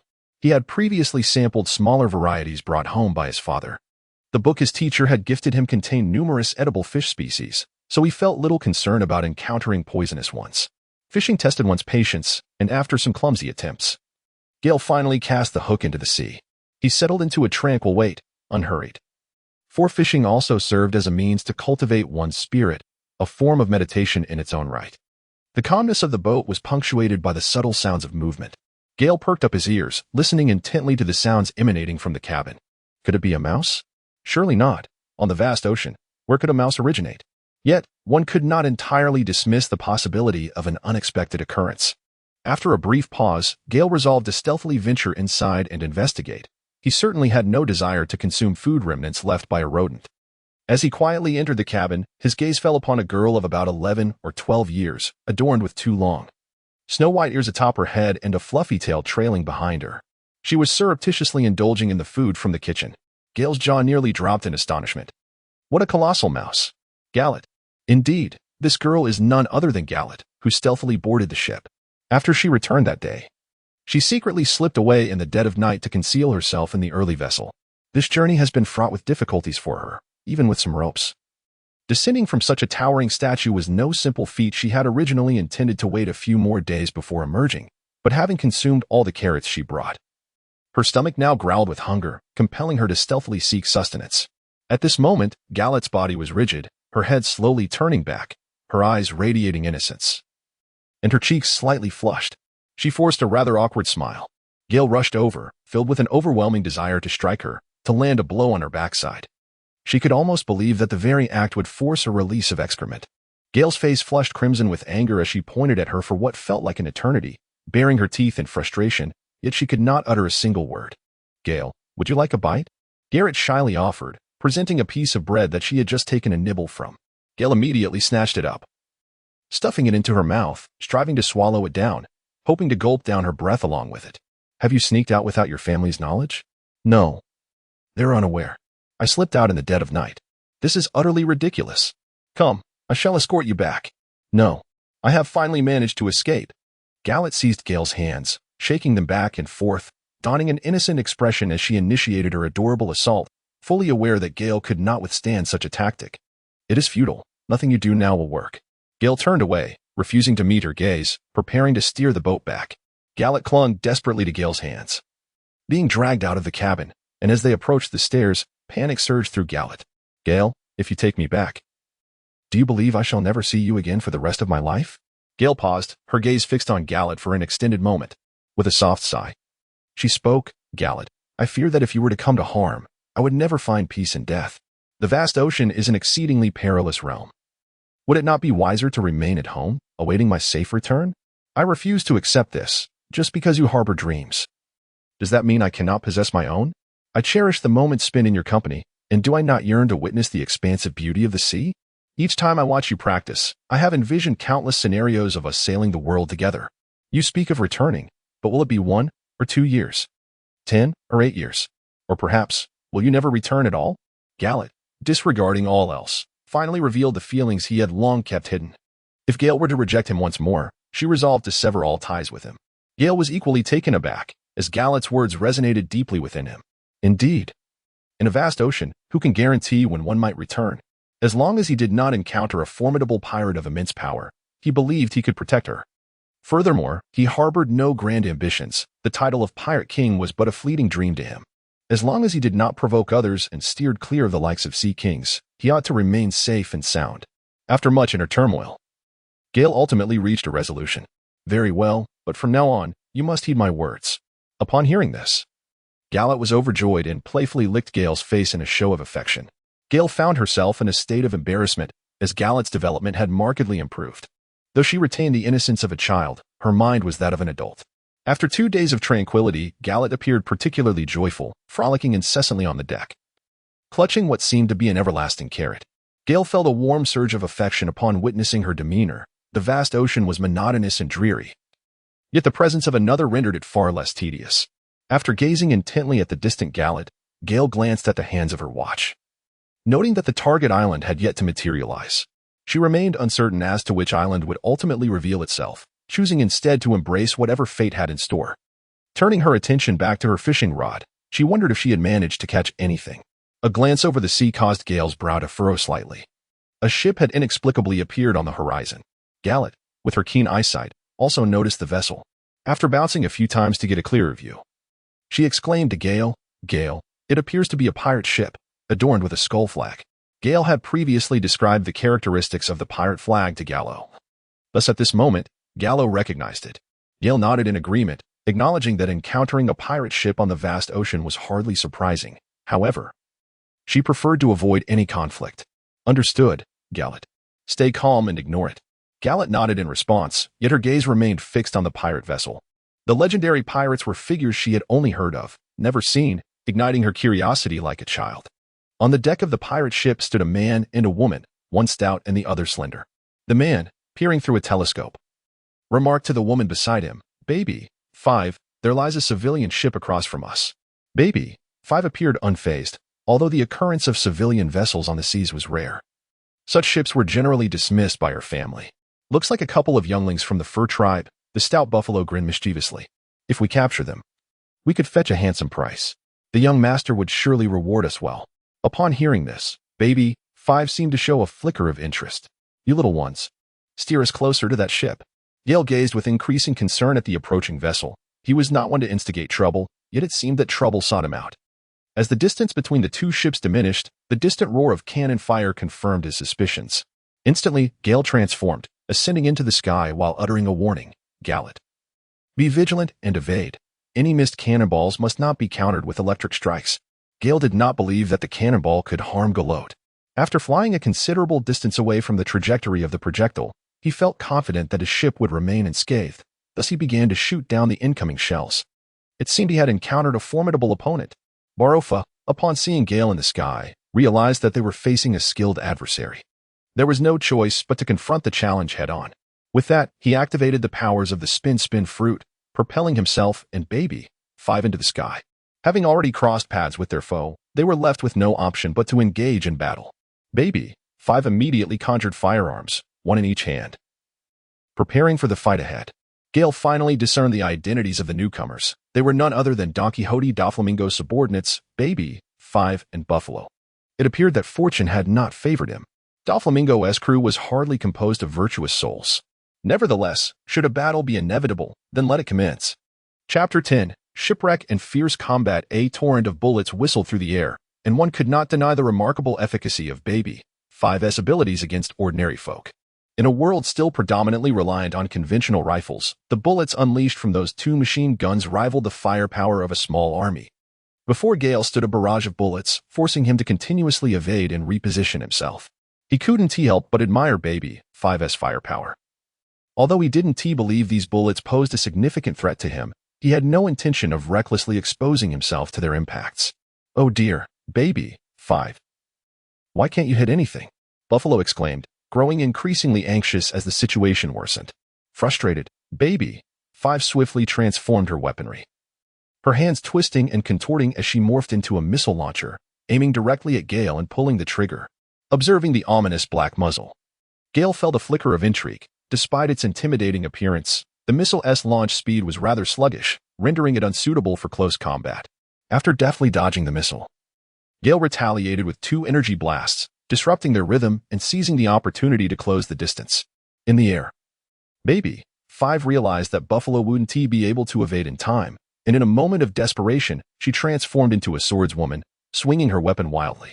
The energy blast struck neither of them, but that was of little consequence to Gale. He relished the prospect of engaging in close quarters. After weaving through the chaos, only 10 meters separated them. Lioness chain, meteor fist, whirlwind kick. Gale employed both hands and feet, launching into a series of rapid combos, transforming into the sword-wielding Baby 5. Her dazzling sword dance was mesmerizing. However, Gale's attack speed surpassed hers. After enduring several strikes, Baby 5 could no longer withstand the onslaught and was ultimately struck by a final whirlwind kick to the chest, sending her soaring through the air in a graceful parabolic arc. Buffalo, taken aback, enlarged the propellers on his limbs and hastily increased their rotational speed to intercept her. Although his fruit granted him the ability to fly, it was primarily geared towards support, and he lacked any formidable offensive skills while airborne. Frustration welled within Buffalo as he returned to the ship, realizing the aerial disadvantage. Baby 5 clutched her chest, clearly wounded. She understood that if this continued, both of them would inevitably face defeat. Gale had already shown restraint, refraining from being overly harsh towards the young women. As he observed their retreat, he remained indifferent. He had never taken a life and had no desire to do so now. Moreover, he had not inflicted any harm thus far, and Gale intended to return. However, fate had other plans. A piercing whistle pierced the air, and by the time he turned, it was too late. A missile whizzed past him. This was dire. Gallet. Gale's complexion turned pallid as he realized he had been ambushed. A missile had narrowly missed him, its trajectory aimed directly at his small vessel. A deafening explosion ensued, sending debris flying in all directions as his ship was shattered to pieces. Curse be it! Gale's eyes burned with fury and despair. Without hesitation, he dove down at the utmost speed. Yet, before he could reach the edge of the ship, he spotted Gallet suspended in midair. A glimmer of joy flickered in his heart as he hastened to intercept and catch him. Gale was filled with joy at the moment the ship was destroyed. He had contemplated every conceivable outcome. He had, however, underestimated Gallet's strength. After all, she belonged to the rabbit fur tribe, and he was not capable of leaping as high as she could. Amidst his elation, a twinge of fear crept in. How careless he had been, nearly leading to a disastrous consequence. Gale, they have destroyed our ship. Gallet, cradled in Gale's arms, appeared exceedingly irate. Her cheeks puffed in indignation as she pointed furiously at the distant wreckage. Gale contemplated sparing them. However, given the circumstances, there was no reason to hold back. With a swift motion, he hoisted Garrod onto his back and soared towards them. They were met with a barrage of gunfire. Garrod, hold on tight. Gale maneuvered deftly to evade the bullets, resolutely choosing to endure some of the gunfire himself. Damn it! What sort of foolish idea is this? Baby 5 lamented internally, regretting the situation. Yet, every time they called for her, she found herself unable to control her actions. Tornado, Mortar, Bahafaro, and Baby 5 had no time left for disputes, and with grim determination, they unleashed their attacks. As they narrowly dodged their onslaught, Gale seized an opportunity to gather his energy. 1,000 birds. It wasn't long before Gale completed his charge and launched his attack, aiming at Bahafaro and Baby 5. Rage was a burden to bear. With a resounding boom, Bahafaro and Baby 5 had no escape, bracing themselves to confront Gale's 1,000 birds, only to be sent flying backwards. The ship's bow also suffered destruction from the shockwave. Garrod, you handle the minions. I shall deal with them. A series of swift kicks followed as he leaped towards the duo still suspended in the air. So fast. Damn it. Why are you attacking us? Gale queried amidst his assault. Gale's speed was astonishing, and his attacks were formidable, leaving Baby 5 and Buffalo utterly overwhelmed and visibly fatigued. You insufferable brat. Prepare to face the wrath of the Don Quixote family, Buffalo exclaimed, having taken a brutal hit from Gale's leg whip, blood trickling from his mouth. He chose not to respond to Gale's inquiry, instead readying a display of his family's power to intimidate him. Oh, really? Then you shall not survive. Gale understood that should Doflamingo learn of this encounter, it would spell trouble for him. He was not arrogant enough to confront Doflamingo directly. A cacophony of sounds erupted as a blinding light intensified, making it difficult for everyone to keep their eyes open. Both Buffalo and Baby 5 felt a surge of fear, having experienced this technique before, leaving them rattled. Realizing he had no other choice, Buffalo resolved to fight back alongside Baby 5. With that, he began to whirl violently, gaining speed and strength, a whirlwind forming around him. The damaged ship swayed ominously in the tempest he created, signifying his most potent strike, fueled by all his physical strength. Transformation, Super Cannon, Baby 5 declared, acutely aware that there was no room for retreat. She summoned every ounce of her energy, preparing to unleash her ultimate attack, knowing that failure would be tantamount to doom. In Gale's eyes, an inexplicable fervor for battle intensified. A subtle smile graced his lips.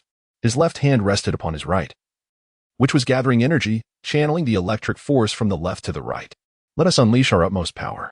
Go forth, great thousand birds. Boom, boom, boom. Gale's young warrior first traversed through the tempestuous hurricane, effortlessly swatting away Buffalo, then deftly evaded the cannon fire by rebounding off several surfaces before charging towards Baby 5. The ship's hull could no longer withstand the violent aftermath of their battle, fracturing into multiple segments. Two silhouettes streaked across the sky like falling stars, plummeting towards the vast ocean. In the air lingered scattered droplets of crimson, painting a fleeting yet poignant scene of their fierce confrontation. Gale withstood the aftershocks and swiftly grasped the leaping gallet, soaring into the sky. Reports indicated the distant sound of cannon fire, suspected to be a pirate skirmish. A naval colonel, clad in a gray suit and top hat, his waist adorned with a long sword, respectfully addressed a tall, elderly man with graying hair. Bogart. Go and see which fool dares to provoke us. The elder, savoring a donut, stood tall, facing the sea, exuding an air of righteousness. Yes, Vice Admiral Carp. Everyone. Proceed at full speed. Gale soared above the wreckage of the ship, carrying Gallet. Below, several henchmen writhed in agony upon the wooden planks. And as Gale gazed down at the vessel, an ironic smile crept across his face. He lamented his misfortune. Not only had he encountered an oblivious adversary right after setting sail, but he had also lost his ship. To add insult to injury, the enemy's vessel had been vanquished by his own hand. Amidst the vast expanse of the ocean, devoid of a map, he realized that his stamina would not suffice to carry both himself and Gallet for an extended flight. Just as despair began to set in, Gallet exclaimed, Gale, look, there is a ship over there. Previously wearing a furrowed brow, Gallet now beamed with joy as she spotted a massive silhouette of a ship ahead, her face illuminated by a radiant smile. Upon hearing this, Gale turned his gaze in that direction. Indeed, a massive silhouette of a ship emerged before his eyes. It appeared that the protagonist's fortune was not to be underestimated. With the wisdom gleaned from his previous life, Gale discerned that the vessel belonged to the Navy. Such a colossal ship, resembling a small island, was no ordinary naval craft.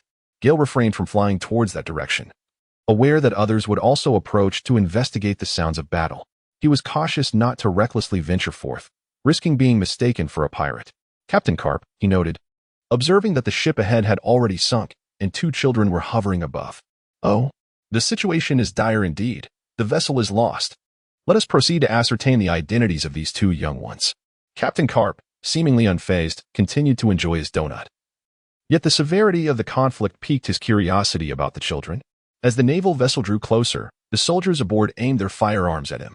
However, upon recognizing the individuals on the deck, Gale felt a sense of relief. Who are you?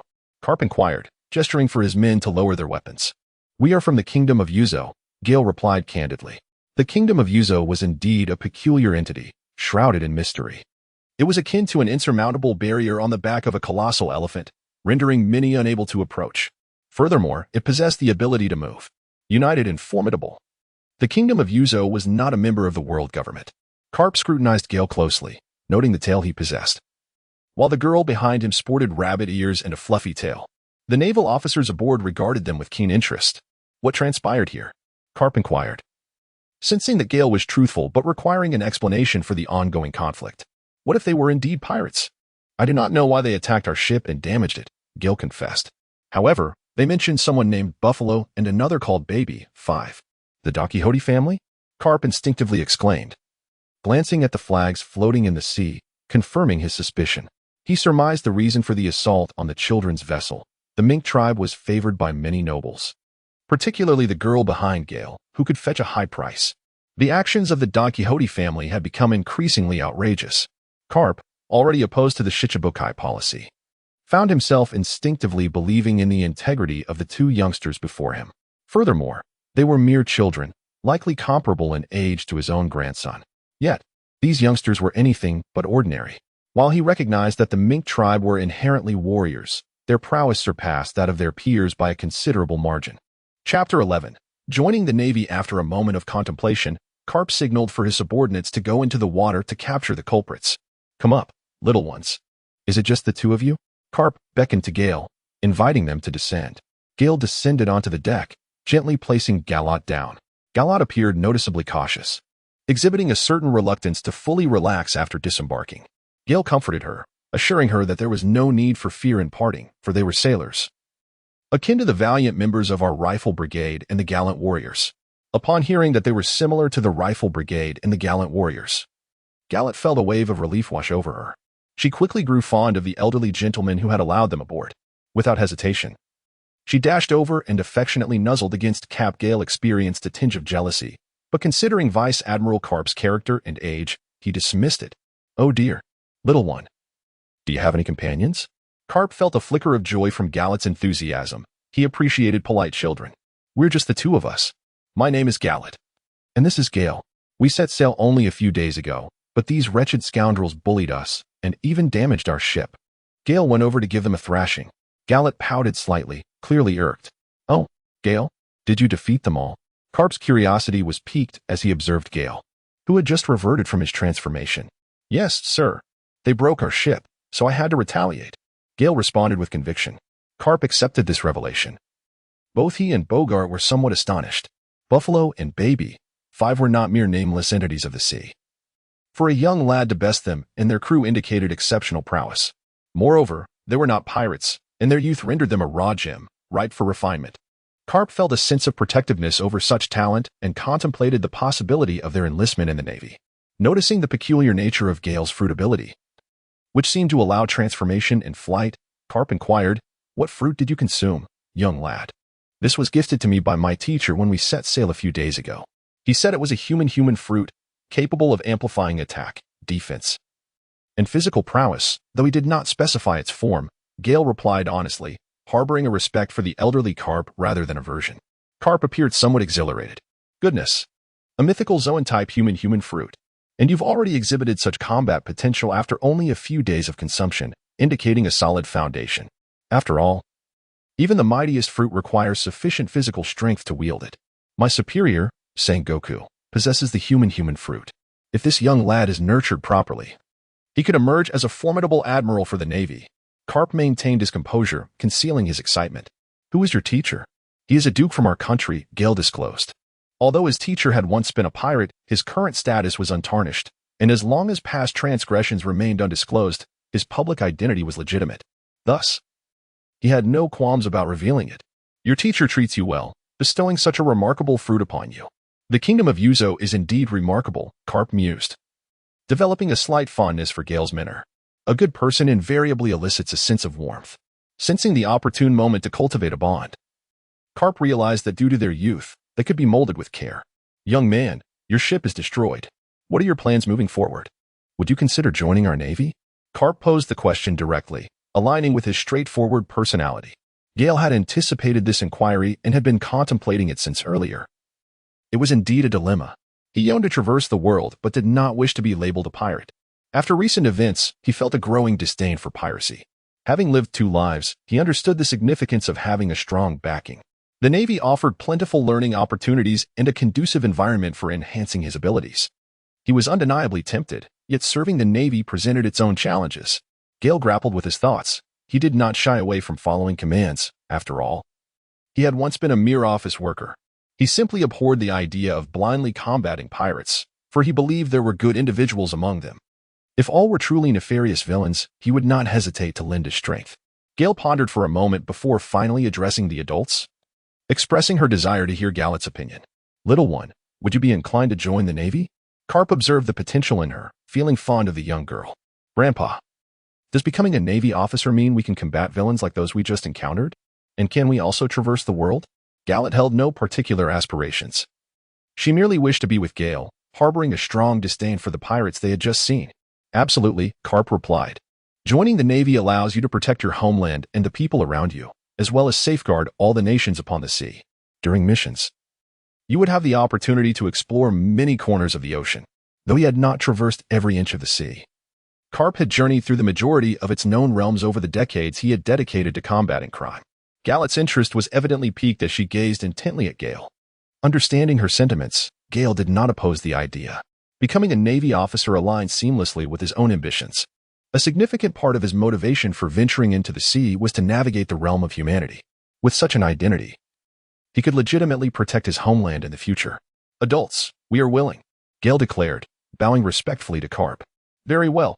I shall record your accomplishments for your future military service. However, given your tender age, you will need to undergo training at a school before officially joining the Navy. Once you graduate, I will strive to secure you esteemed positions. Karp observed the two youngsters with approval. Relishing the prospect of returning home with such promising recruits to boast about, much to everyone's astonishment, Gale is diligently practicing over there, while Galet is leisurely accompanying Karp.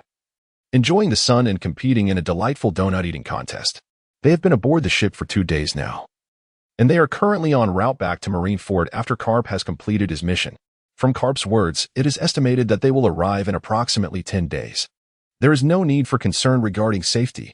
Meals are prepared by designated personnel, allowing Gale to immerse himself wholeheartedly in his training. The naval officers aboard, inspired by his dedication, recall the aftermath of the recent battle and are aware of his formidable strength, thus treating both him and Galet with utmost respect. Gale's training did not escape the keen observation of Karp, who increasingly recognized the wisdom of his decisions. He had instructed his subordinates to investigate their identities, discovering that they were not pirates, which alleviated his concerns. Indeed, his most significant gain over these past few days had been the company of the girl who competed with him in devouring donuts. I can't eat anymore, Grandpa Karp.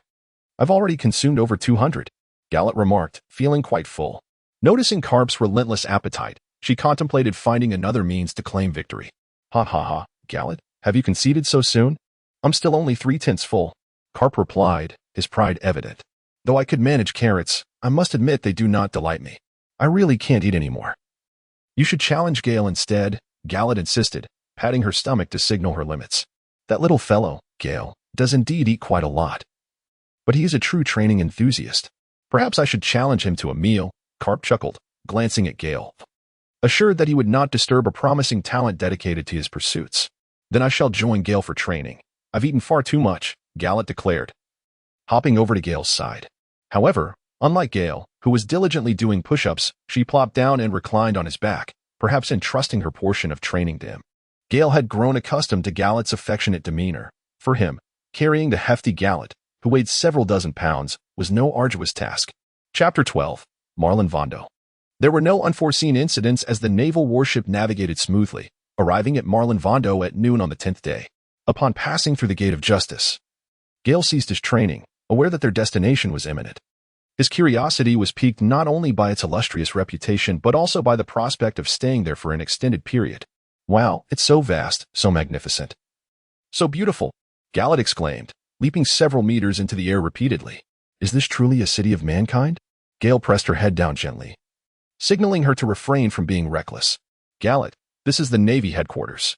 Although it is filled with many people, it is not a realm of mere mortals. It serves as a center of political significance, a sacred place that must not be defiled. Once we enter, you must stay by my side, refrain from wandering, jumping around, or causing mischief. You promise to listen to me. All right, I'll heed your words and behave, Galet replied. You certainly know so much, Gale. At that moment, Galet resembled an infatuated fan from a past life, her eyes sparkling with admiration. Karp regarded Gale with approval. Youthful, capable, diligent, and well-mannered, he found himself increasingly fond of him. How wonderful it would be if his grandson possessed even half of such qualities. The ship docked. Karp waved his hand, instructing everyone to disembark. Bogart, take these two youngsters to get settled, then guide them for testing so they may enter the Navy Academy. Karp still needed to report to Sengoku, leaving these minor tasks to others. The Navy Academy is an institution where the Navy nurtures the children of its officers and selects exceptional talents. Graduates of the Academy typically emerge as officers of at least the rank of ensign, although it was not the season for new admissions. As a naval hero and a teacher at the Academy, Karp could easily arrange for 2 transfer students. In the marshal's office, Sengoku addressed Karp. You have performed well on this mission. I hear there were some minor incidents along the way. He sat at his desk, hands spread across a pile of documents. Before Karp's return, he had already received reports from his subordinates. Indeed, some of Doflamingo's subordinates became restless and attempted to rob civilians, only to meet with unexpected failure. How delightful. Karp expressed his satisfaction at the misfortune of the Shichibukai, turning to Zifa. I also brought back 2 victims. They defeated Doflamingo's men, annihilating their forces. Oh? Are they 2 members of the Mink tribe? Zifa, seated on a nearby sofa with arms crossed and legs crossed, acknowledged the impressive combat prowess of the Mink tribe. It seems they are no ordinary children. Indeed, Zifa, but although I have placed these 2 youngsters in your school, do not attempt to claim them. They are my responsibility. Karp, having found a packet of rice crackers in Sengoku's office, tore it open and sat beside Zifa, also crossing his legs as he began to munch. Sengoku paid little mind to these trivialities. He was intrigued by the remarkable young man Karp had mentioned. What makes these 2 youngsters so special? Hiki, Sengoku. This lad possesses the ability of the human fruit, much like you. He has only consumed the fruit for less than 10 days and has already defeated 2 of Doflamingo's combatants and sunk their ship. Karp, recalling their astonished expressions, couldn't help but chuckle mischievously. Do you know what form he takes? Although Sengoku had heard whispers, he was unaware that it was also the mythical Zoan type of human fruit. He knew of several powerful variations, each associated with renowned past users. Regardless of the specific form, as long as the individual's physical foundation was solid, the potential for development and enhancement afforded by the human fruit could be formidable. Only a few days since consuming it? This individual must possess remarkable physical capabilities. Zifa, a master of physical combat, was particularly interested in students with strong foundations in this area. Take your time. Don't rush. His physical skills are undoubtedly impressive. I could tell from observing his training on the ship. By the way, Sengoku, have you heard of the type of human fruit that allows for transformation, enveloping the user in red and yellow energy and granting the ability to fly? Karp had not seen this particular fruit, but he felt Sengoku would have greater insight.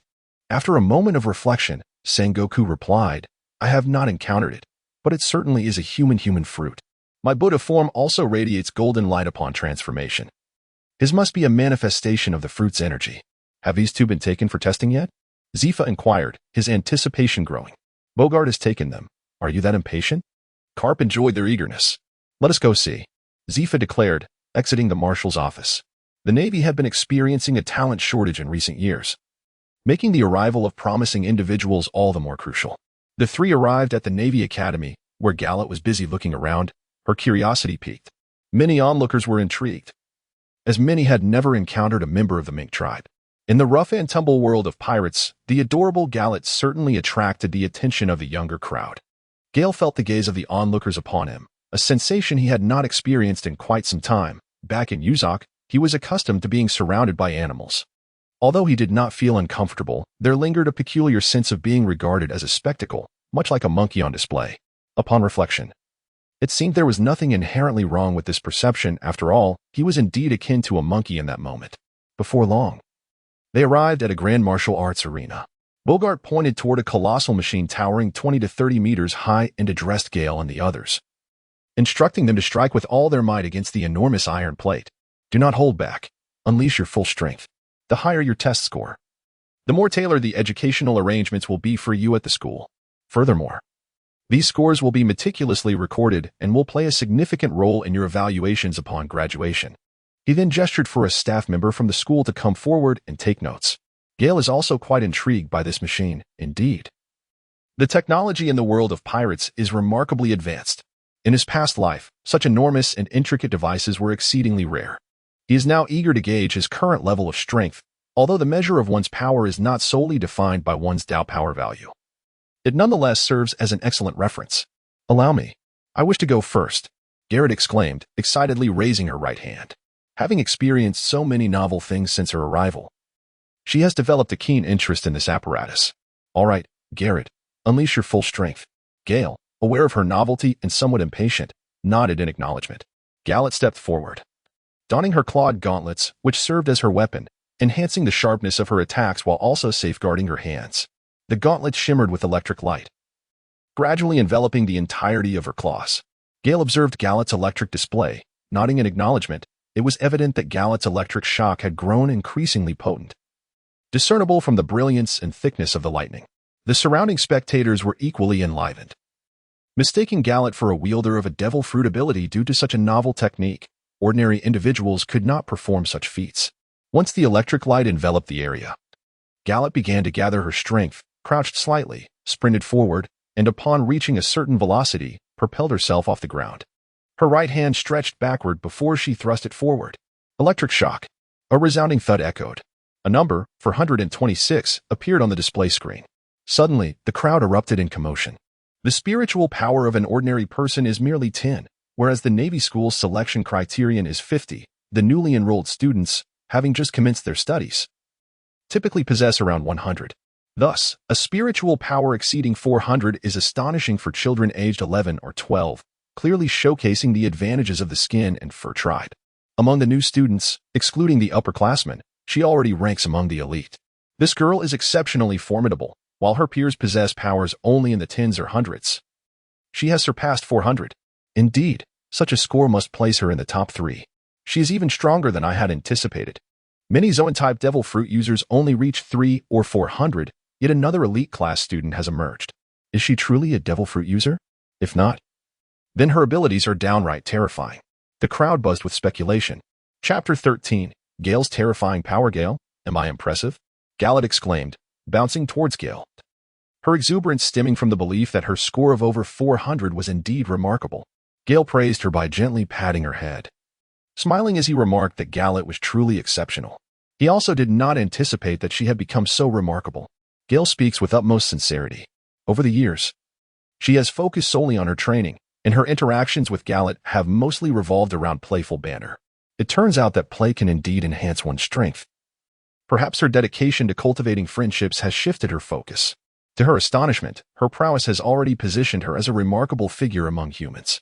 Gale then turned to Bogart, who was intently gazing at the screen, and inquired, "Sir, how many times can we test?" Bogart was momentarily taken aback by the question, for it was a rarity for anyone to pose such an inquiry.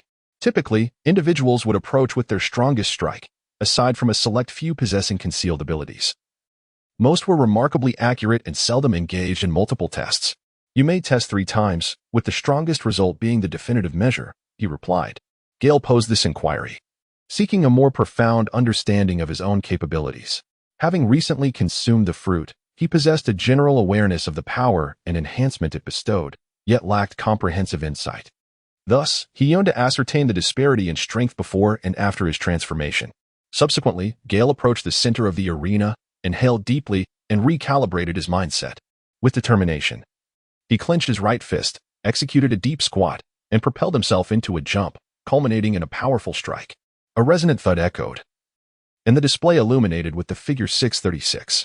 Gale felt a surge of satisfaction, realizing that 6 or 7 years of relentless effort had not been in vain. In the year he traversed into this realm, while other children were still playfully clinging to their parents, he had already embarked on his path of cultivation. Throughout those 6 or 7 years, regardless of the weather, whether it was sunlit or rain-soaked, Gale remained steadfast in his studies, undeterred by the elements. Though he possessed a natural physical advantage, the strength he exhibited was undoubtedly the fruit of his diligent toil. This assertion is far from exaggerated. At this moment, the atmosphere in the arena was charged with excitement. What appeared to be an ordinary punch astonishingly generated such a formidable level of spiritual energy, surpassing even that of the charming young girl from earlier. Moreover, the technique lacked the elegance of her previous display, which seemed rather illogical and did not align with their preconceived notions of standards. Gale remained indifferent to the murmurs surrounding him, continuing to extend his right hand, allowing the electric light to envelop it. The spectators witnessed an even more intense brilliance of electricity igniting, which then gradually retracted towards the palm, creating the illusion of a delicate silver sheen adorning his hand. The crackling sounds resonated through the air, synchronizing with the rapid heartbeat of the onlookers, their breaths growing heavy in excitement. Suddenly, the air was pierced by a resounding boom, more powerful than before. All eyes fixed on the numbers displayed on the wall, stunned. 1,179.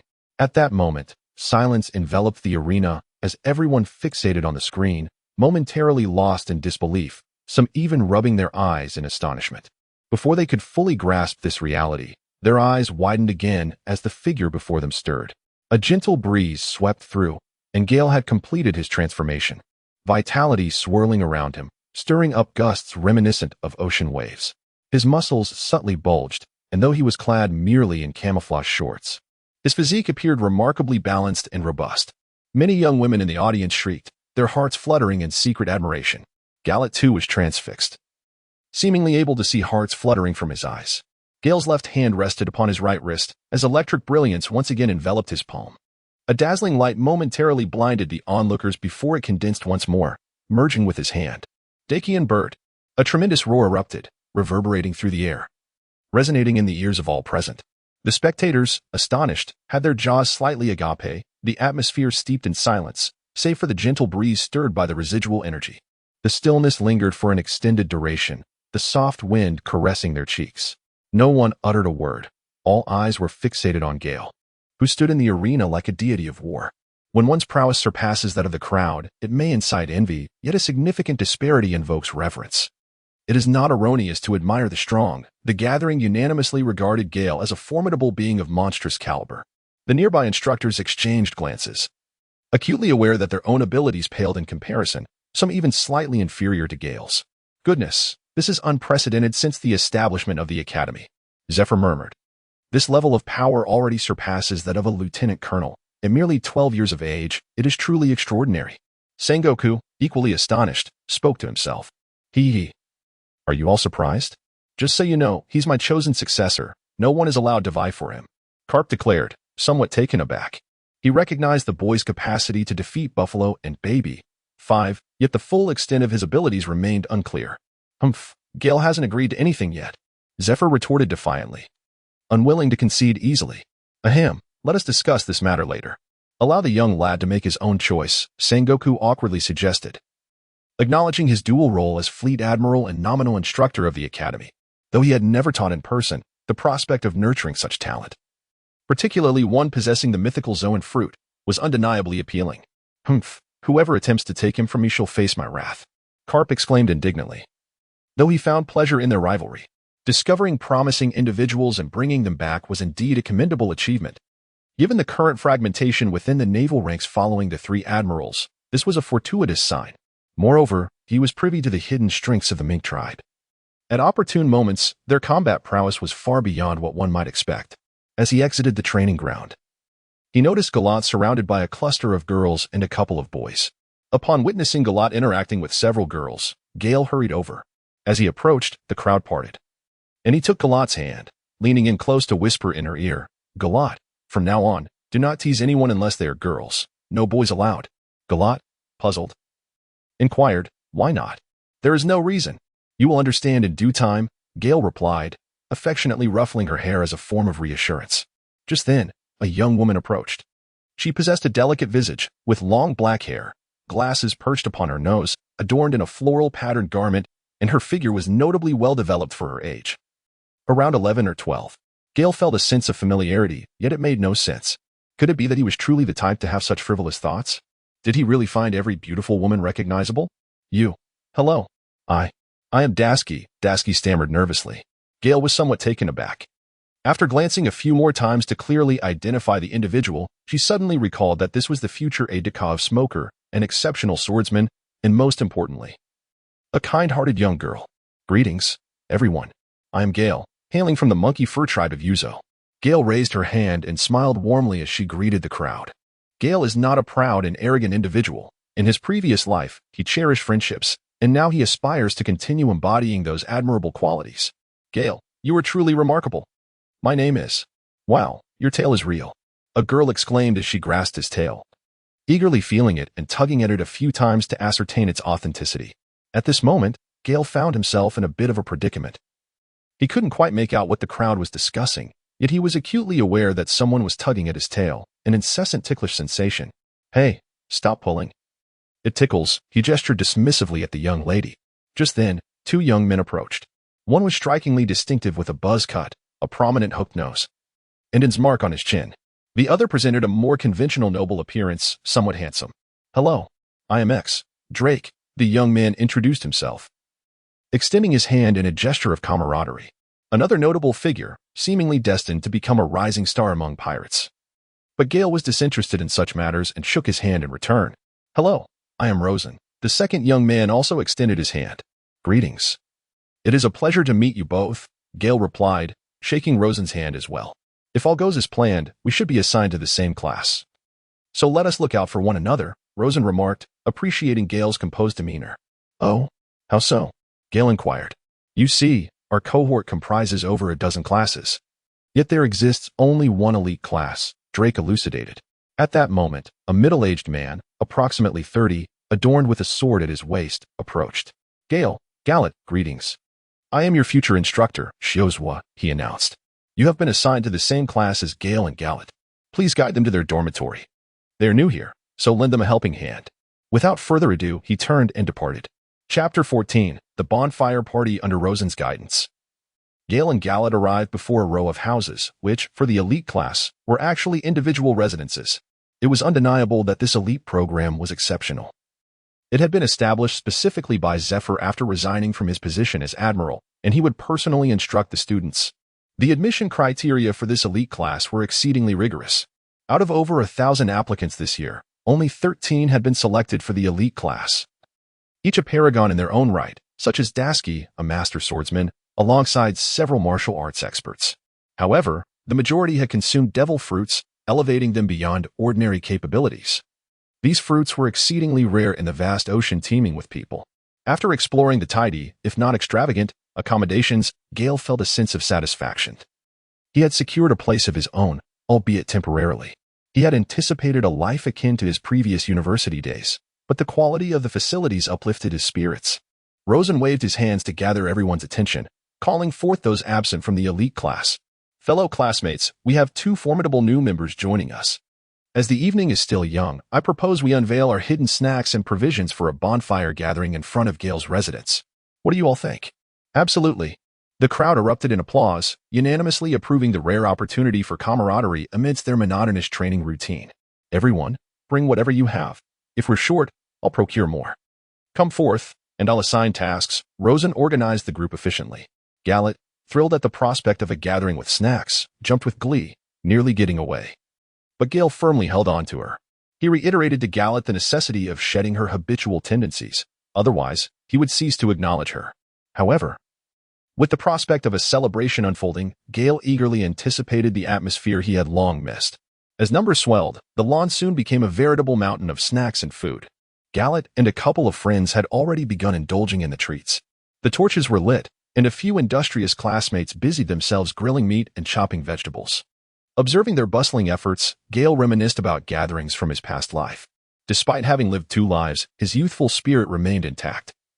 He relished this sensation and felt fortunate to have arrived here with Cap. This long-awaited, warm familiarity filled him with hope for the future. At that moment, 2 figures emerged on the lawn, their silhouettes elongated by the setting sun, each bearing 2 large wooden barrels in their arms. It was Rosen and Drake. Returning from their respective abodes, clutching their treasured supplies. What have you brought? Gale felt a twinge of curiosity. Although he had already formulated a hypothesis, he remained somewhat uncertain. After all, what gathering would be complete without beer, right? Aha! Rosen chuckled heartily. Gale's eyes sparkled at the sight of beer. It had been years since he last indulged. He had yet to experience the varieties of spirits this world offered. While he was not particularly fond of inebriation, he yearned to savor a few sips. Rosen, are you not afraid of Teacher Zifa's punishment? Dasky approached, her expression tinged with concern. Afraid? Of course, I am. Rosen replied nonchalantly. At worst, we'll have to endure a grueling 500 laps tomorrow. The school strictly prohibited alcohol consumption, yet they had secretly stashed away some drinks. Clearly having indulged already. Although drinking violated school rules, it was not deemed a grave offense. Rosen remained indifferent, believing that as long as they were not caught, they would be fine. If caught, they would simply face intensified training. Gale held no objections to this. They were but youths. However, the youth of this world possessed remarkable physical prowess. Though he had little inclination towards alcohol, the long abstinence had stirred a craving within him. As twilight descended, the elite class gathered in full attendance, now totaling 13 with the addition of the newcomers, Gale and Garrot. They formed a circle around the crackling bonfire, with Garrot and Gale seated side by side, akin to a dividing line. On Garrett's side sat 3 girls, making a total of 4 females, while the boys numbered 9. This was already a relatively higher ratio of girls. In the realm of pirates, boys were indeed endowed with superior physical attributes. As they dined and conversed, Tales of their travels unfolded, sharing cultural nuances, peculiar abilities of strange devil fruits, and a few amusing anecdotes. In the course of their discussion, the topic shifted to the electric shocks utilized by Gale and his companions. Gale found it difficult to decline, for this was not a secret. Thus, he summoned the electric charge into his palm and proclaimed, "This is an innate ability of our fur tribe, electric shock." It resembled the electricity we commonly utilize in our daily lives, its origin a mystery, as if it resided within us all along. Indeed, I have possessed this ability since birth. Gallet, clutching a large bag of snacks, indulged himself while demonstrating the electric shock to the onlookers, showcasing the intriguing nature of our people. Initially, we had assumed it to be a power derived from a devil fruit, many remarked. Gale, what about your transformation? Is it also a skill of the fur tribe? Rosen posed the question that lingered in everyone's minds. No, that is a devil fruit. My fruit belongs to the mythical Zoan category, a type that grants a purely combative form. The crowd gasped in astonishment. It was no wonder he exhibited such formidable strength, his innate prowess combined with the devil fruit's extraordinary capabilities. Come, let us toast to the new member of the elite group. Rosen raised his glass. The boys present filled their mugs with beer, while the girls opted for juice. Gallet, ever the curious soul, desired to partake in the alcohol she had never tasted, but Gale firmly prohibited her from doing so. As for the future, they would address that later. As the evening progressed and the drinks flowed, Gale found himself slightly tipsy. Encouraged by the crowd, some bold individuals took to the center to perform, some sang, others danced. And a few robust classmates even gyrated in a comical manner. Gallet, too, decided to showcase her transformation into a giant radish. Her metamorphosis was so astonishing that even Gale could scarcely comprehend it, prompting a wave of applause from everyone. Eventually, the crowd insisted that Gale, one of the protagonists, take the stage. However, Gale vehemently refused, feeling devoid of any talents and fearing he would embarrass himself with his lack of musical ability. After much coaxing, he could no longer withstand their enthusiasm and suddenly recalled a cold joke from his previous life. Gale waved her hand and said, "Allow me to share a joke with everyone." The crowd responded enthusiastically. Once, there was a man who had an immense fondness for ramen. Eventually, he met his demise. Do you know how he died? Gale settled herself, straightened her posture, and inquired with utmost seriousness. Did he die from overeating? Rosen asked, filled with curiosity. Gale shook her head, indicating disagreement. Died from saltiness. Died from being overweight. Died from unpalatability. Died from deliciousness. It is simply a death of happiness. Gale shook her head vigorously, akin to a clapper in a bell, indicating that everything was incorrect. So how did he actually die? Dashi could no longer contain her curiosity and inquired, her expression reflecting profound intrigue. Well, I shall reluctantly share the tale with you all. He met his demise while venturing out to buy ramen, having suffered a fatal fall. Haha. Gale could not help but burst into laughter, his amusement undeniable. Please forgive him for having a low threshold for humor. The others were momentarily taken aback, yet a few soon joined in the laughter. What a pity, that doesn't count. Let's try again. Some others, initially surprised, expressed their dissatisfaction, insisting on another attempt. Gale scratched his head, genuinely amused by the thought. A sudden inspiration struck him. After pondering for a moment, he recalled a tale. Once, there was a pig, which eventually met its demise, yet in its final moments, it remained oblivious to the cause of its death. Do you know why? This time, the question seemed rather perplexing, and after some contemplation, someone ventured to suggest that it had died out of foolishness. Gale shook her head. Did they die from foolishness? Were they consumed by others? Did they succumb to illness? Or perhaps they met their end from a fall once more. Gale shook her head once more. At that moment, an oddly discordant voice echoed, belonging to Rosen, who questioned whether it was a matter of being driven to madness by desire. Gale was drenched in cold sweat, confronted by such sharpness. Indeed, one should not judge by appearances. However, Gale still shook his head. But a chorus of disdain erupted from the crowd. Someone inquired, how did he actually die? Gale feigned an air of enigmatic profundity and shook his head, exclaiming, even the pig does not know. At that moment, a silence lingered for approximately 5 seconds, before someone was the first to respond. Gale, are you implying that we are pigs? Gale hurriedly prepared to flee, exclaiming, No, I didn't say that. Everyone sees him. He actually insulted us as swine. At that moment, behind a grand tree, Zephyr could not help but chuckle. Having passed by earlier, he had discovered them indulging in drinks and chose not to intervene immediately, intending to wait until they had finished before emerging to teach them a lesson. Yet, At that moment, he found himself in high spirits, amused by Gale's antics. Thus, he quietly departed. Gale was also surprised that his two jokes spared everyone from a bout of reprimands. Chapter 15. Zephyr takes on apprentices in the vast expanse of the playground. A dozen students engaged in a variety of training exercises. Among them, one boy stood out, measuring approximately 178 centimeters. He wore only casual three-quarter pants, with a tail protruding from behind. Without a shirt, the well-defined muscles along his torso were clearly visible. Life at the school followed a strict routine. Aside from the morning training sessions, students attended 1 or 2 classes daily, encompassing practical combat lessons, swordsmanship instruction, as well as courses in real-world knowledge and management. The days were methodical, and within this assembly line-like existence, the students grew familiar with one another, maturing together. Thus, a year passed in the blink of an eye. During this time, both Karp and Sengoku had secretly observed Gale and his peers as they honed their skills, recognizing the necessity of such foundational training and knowledge accumulation. They refrained from intervening, allowing the students to focus. After completing a grueling training session, Gaius always makes time to delve into enhancing his fruit abilities. It is often said that time is the greatest accumulation, and after each of Gaius's rigorous workouts, he frequently maintains his transformed state, striving for both accumulation and breakthroughs. Additionally, the relatively weaker energy blast has been developed into a rapid-fire technique under his diligent study. He has also begun to master the art of utilizing his feet to unleash electric strikes, thereby diversifying his attacks. To ensure that his transformations do not disrupt his daily life, Gaius has learned to contain his energy within his body. Gale remains quite satisfied with the accomplishments of this year. Although, apart from the improvements gained through regular training, her abilities have not exhibited exponential growth. Such steady and methodical progress is nonetheless of great significance. Gale was diligently engaged in his training, having completed today's assigned tasks. He was now undertaking additional exercises beyond his regular regimen.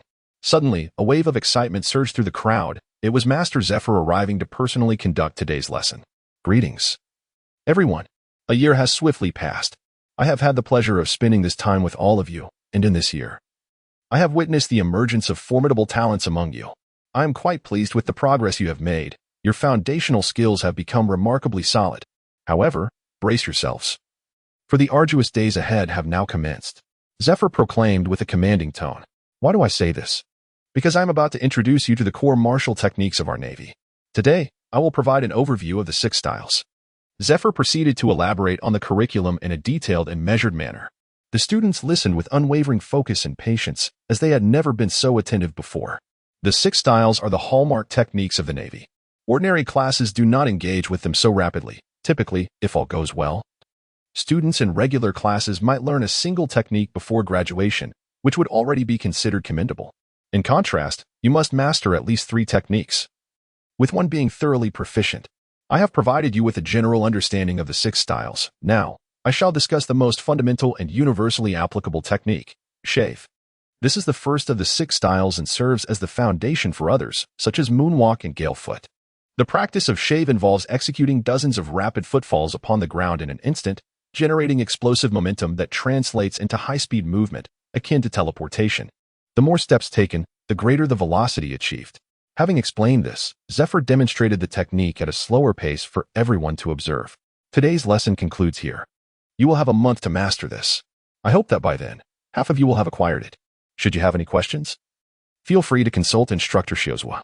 Now, that will be all for today. As Zephyr prepared to leave, he called out to Gale, Gale, come here for a moment.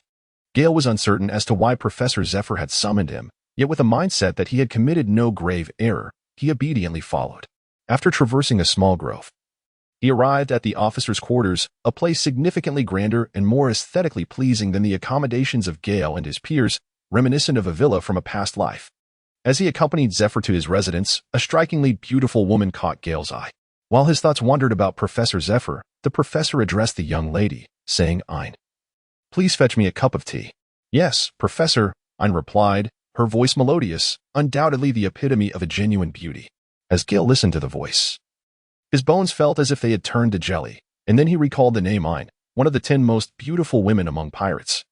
A fact the esteemed forum expert had not misled him about. Before Gale could indulge in his daydreams, Zifa addressed him, inquiring whether he had encountered any discomfort during his time at school. Thank you for your concern, teacher. I truly enjoy life at school. And my classmates are very friendly and supportive, Gale replied, suppressing his private thoughts and straightening his posture. In the presence of this respected mentor, Gale felt the need to maintain a certain decorum. Ah, that is reassuring. I have been observing your performance over the past year, Zifa continued. Today, I shall impart the technique of shave to you, and I hope you will dedicate yourself diligently to its practice. Yes, I will certainly commit to my training. Gale responded earnestly. Time seemed to pause for a brief moment until Anne placed her tea before them. Gale, I wish to take you as my direct disciple. Would you be willing? Zifa finally revealed his true intention. After a year of careful observation, he had discerned Gale's kindness, camaraderie, and diligence. Furthermore, his innate talent was undeniably exceptional. Despite having mentored numerous outstanding disciples in the past, he had never encountered one as perfect as Gale. Thus, he laid his intentions bare before him. Gale felt a surge of surprise. It turned out that Zephyr had summoned him here with the intention of imparting his personal cultivation techniques. Zephyr's integrity and righteousness commanded Gale's admiration, and he was acutely aware of his profound capabilities. Once a naval admiral, even in his advanced years, the legend of his formidable reputation as the Black Arm still reverberated across the seas. He was undoubtedly a figure of greatness. Yet, a thought struck him. Grateful for his mentor's generosity, Gale was more than willing to learn. However, he already had a revered teacher, the esteemed Duke of Inazuka from his homeland. He pondered whether it would be inappropriate to accept a direct disciple's role, as there exists a significant distinction between an ordinary student and a direct disciple. Gale had already pledged his loyalty to Duke Inazuka, who had shown him immense kindness. He wondered if the concept of sex existed in this world. If it required him to take another master, he would be reluctant to do so. Oh, Zephyr remarked, somewhat taken aback by Gale's response. After a moment, he continued. It is of no consequence. At present, I am merely your instructor. I hold no biases regarding affiliations. I merely wish to guide you in your cultivation. For I see your exceptional talent and diligence, and I desire to help you navigate your path more efficiently. Gale felt a tremendous weight lift from his heart. Zephyr's response was the epitome of what he had hoped for. He truly desired such a mentor, and with the possibility of achieving a harmonious balance, what objections could remain? Thank you, esteemed teacher, for your integrity and formidable strength, qualities that every disciple yearns for in a mentor. That young man shall certainly be a frequent visitor henceforth. Indeed. Splendid. Do come by often. Should you encounter any uncertainties, do not hesitate to approach me directly. Zephyr repeated his agreement thrice. After a round of pleasantries, Gale said, Teacher, if you have no further instructions, I shall return to my cultivation. The concept of Shay that you imparted today requires my earnest attention. He understood that he had spoken sufficiently, and it was time to take his leave. This encounter had yielded significant rewards. Very well, you may go. Consider this place your home, and come whenever you wish. Zephyr nodded in affirmation. Gale returned to the lawn of his room, as there were no classes in the afternoon, allowing him to come back directly. He found solitude conducive to his training, enabling him to cultivate a tranquil mind. Setting aside distractions and shedding his transformation, he typically maintained his altered state during training until fatigue compelled him to revert and restore his energy. Now, he had reached a point where he could sustain his transformation for 2 to 3 days without engaging in combat. Gale reverted to his original form for the sake of conventional training, realizing that utilizing his enhanced abilities yielded lesser results. True development stemmed from exercising his innate capabilities. Focusing his mind and calming his spirit, he began to emulate the training methods prescribed by Master Zifa. The initial stages of any endeavor are often the most challenging. After an entire afternoon of practice, Gale could only manage to momentarily strike the ground 2 or 3 times before pausing. As he struggled to control the force of his movements, Gale paused several times to ponder, yet no clarity emerged. As the afternoon slowly elapsed, he managed to practice a few movements before concluding his training. He resolved to seek guidance from Master Zifa after class the following day. Noticing the day had waned, Gale patted his stomach and wandered into the courtyard of Talat. Galat, are you neglecting your training again in favor of play? Gale remarked, observing Galat sprawled on the lawn. Well aware of her tendency to be lazy. Gale, I am so hungry that I lack the strength to train. I intended to call you for dinner earlier, but I saw you were still practicing, Galat admitted, her cheeks tinged with a faint blush upon being caught. All right, let us proceed to the dining hall for a meal. She acquiesced. Gale grasped Galat's hand, preparing to head towards the cafeteria. Fortunately, in their school, all necessities were provided free of charge. Otherwise, Gale and Galat would undoubtedly be the 2 most impoverished individuals, as they had left their dormitory without a single coin to their name. Gale, let us go summon Sister Dasky and the others to join us for lunch, suggested Gallet. Throughout the past year, they had often shared meals together. Indeed. Let us do so. We shall see who else we might encounter along the way, Gale replied. Today, I am craving braised radish. Chapter 16. The first mission the following day, after attending a morning class on practical theories, Gale enjoyed lunch with her peers in the cafeteria. The group animatedly discussed their insights on the shaving techniques they had learned the previous day, expressing their intention to seek out teacher Shozwa for further discussion. Gale declined, expressing her intention to visit Zephyr's residence, and the others exchanged knowing glances. However, Gallet insisted on accompanying her. Gale, feeling indifferent, acquiesced to the idea. Over the course of the past year, Gallet had matured significantly and gained a deeper understanding of human relationships. Her desire to join Gale stemmed from her awareness that Master Zephyr had taken Gale as his pupil, and she wished to pay her respects in person. Together, they arrived at Zephyr's abode. Upon knocking on the door, Gallet was the first to greet Master Zephyr, and then she eagerly rushed to find Aine, calling her sister with delight. Gale also called out to Sister Aine, but dared not gaze upon her for too long, instead making his way to Zephyr. Teacher. Gale bowed respectfully before directly posing his inquiry. Yesterday, while practicing the shearing technique, I felt my footwork was disjointed. I pondered for a long time yet could not discern where the issue lay. Zephyr, anticipating this, nodded in acknowledgement. Follow me. Demonstrate your technique so I may identify the problem. Zephyr led Gale to the grassy area in front of the house, where Gallet and Aine also approached. Gale demonstrated his ability to execute the swift maneuver known as shave, managing only 4 or 5 steps at a time. Though it did not resemble a true shave, it nevertheless exhibited an impressive distance. Indeed, achieving such results within half a day is commendable. However, the synchronization of his footwork remains amiss. To master the intricacies of shave, one must consider various factors, including the required distance, direction, and speed, each possessing its own subtleties. Zephyr patiently elucidated these concepts to Gale, repeatedly showcasing a variety of demonstrations. Time swiftly passed during their training sessions. Gale, accompanied by Gallet, visited Zephyr's residence almost daily to practice. Each evening, he dedicated himself to further refinement. Over the course of 6 months, Gale had successfully grasped the fundamentals of 6 techniques and had become proficient in both shave and tempest foot. Due to his frequent visits to Zephyr's home with Gale, Gallet also managed to acquire a preliminary understanding of 5 techniques, excluding the finger spear.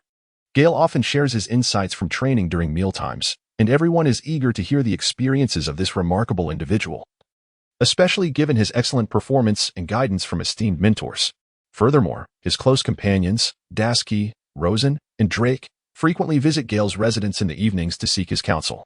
The past 6 months have undoubtedly yielded significant rewards. He has mastered the Navy's 6 styles, leading to a noticeable enhancement in his abilities. Through continuous practice, he is adeptly integrating his fruit powers with the 6 styles, and he has made considerable progress in coordinating his energy with techniques such as Saru and Jeppo. Zephyr often trains alongside Gale as well. Gale is truly grateful to this benevolent elder, a teacher deserving of utmost respect. From Zifa, he learned that in order to temper the newcomers, a proposal had been put forth to the warring states, suggesting that elite students embark on a journey of training. Due to his inability to leave, it is likely that this responsibility will fall upon Kapu, reflecting a careful consideration for this group of students. After Gale shared the news, a wave of excitement washed over everyone. At last, they could venture out. As for battling pirates, they had all learned a few techniques of the 6 styles, and their sudden surge in strength ignited a fervent desire to test their abilities. The rumors of taking a shortcut proved to be accurate. Within a couple of days, Zephyr informed them that their mission was to the East Blue to eradicate a notorious band of pirates, personally supervised by Carp. The crowd erupted in cheers, as if they were about to embark on an exhilarating adventure rather than a daunting conflict. Zephyr raised his arms to quell the noise and proposed that Gale lead the team, with Rosen serving as his deputy. Gale raised an objection, asserting that Rosen's leadership capabilities surpassed his own. However, Zephyr countered firmly, stating, "There is a rationale behind my arrangement. Gale, you possess the greatest strength. Among the 13 of you, I expect each of you to return alive. This is your responsibility." Gale reluctantly accepted this position. On the eve of their departure, Rosen, Drake, Dasky, and Gallet gathered at Gale's residence for an early meeting. Around the dining table in Gale's modest home, a few individuals convened. "Gale, do you have any news about which pirate crew we are to eliminate?" Rosen articulated the crux of their collective curiosity. The instructor did not disclose the name of the pirate crew, but it should align with our capabilities, Gale replied. Rosen, I am not adept at commanding. Could you take on that responsibility? I can roam and protect those fellows who are relatively weaker, Gale suggested in the afternoon. He did not refuse outright. Yet he entrusted the burden to Rosen. No problem, but if we encounter an immensely formidable foe, you must intervene. Rosen accepted without hesitation, recognizing that this arrangement was indeed most fitting. I hope our adversaries this time will not be too disappointing, Drake remarked, his excitement palpable. The ancient dinosaur fruit had not only augmented his strength but also instilled a combative spirit within him. Drake frequently sought out sparring matches with Gale. But after being bested several times, he finally grasped the significant disparity in their powers, leading him to refrain from pestering Gale further. However, during his last assessment, Drake's prowess had reached an impressive 1800, placing him within the realm of the extraordinary, deserving of pride. The night passed in silence, and by dawn, everyone rose early. The sun had yet to fully emerge above the horizon, casting a warm golden hue across the sea. Shadows busily shifted shapes in the daylight. Under Rosen's leadership, the group assembled before Rear Admiral Karp's vessel. They intended to board but were informed that, for the sake of facilitating their mission, the headquarters had allocated them a smaller ship. Meanwhile, Gale and Begot found themselves aboard Karp's ship. Justified by the claim that Gale had neglected to visit the Elder over the past couple of years, the others had grown accustomed to Gale's preferential treatment. Their understanding is clear as day. Gale stood at the bow of the ship, beneath which lay the emblematic dog head of Admiral Karp's vessel. Stretching out, he inhaled deeply the long-awaited sea air. After more than a year apart from the ocean, confronting it now brought an exquisite sense of pleasure. As the gentle breeze whispered past his ears, infused with a hint of the sea's essence. Indeed, how delightful. Rogat, a devoted admirer, harmonized perfectly with Gale's current demeanor. Yet, what was that little fellow doing there? It was Karp, unceremoniously approaching at an inopportune moment. Gale yearned to compose a poem. Yet his reverie was interrupted by the presence of Admiral Karp. With no semblance of irritation, he respectfully addressed Karp with deference. What could he do? The prowess was evident. After all, Karp was a renowned hero of the Navy, a figure so formidable that even the Pirate King would flee at his approach. I must say, Gale, you are rather inconsiderate. I hear that Zephyr has taken you under his wing, Karp remarked, his expression one of indignation. As he indulged in a delightful donut without sharing a morsel, Gale likely surmised the reason for his anger. Admiral Kapu, Master Zephyr has treated me exceptionally well. I have made it clear that I already have a mentor, yet he still regards me as his own. I shall always remember this kindness, Gale stated candidly. I admire your straightforwardness, but I also wish to take you as my disciple, Kapu expressed with unvarnished honesty, without preamble or forewarning. This? Galton was momentarily speechless, utterly taken aback by the brilliance of the protagonist's aura. Was this truly a struggle for supremacy? Humph, you little rascal, you are indeed the one I rescued. Shouldn't you consider acknowledging me as your mentor first? I have heard that you have also preliminarily mastered the Marine 6 styles. How fortuitous.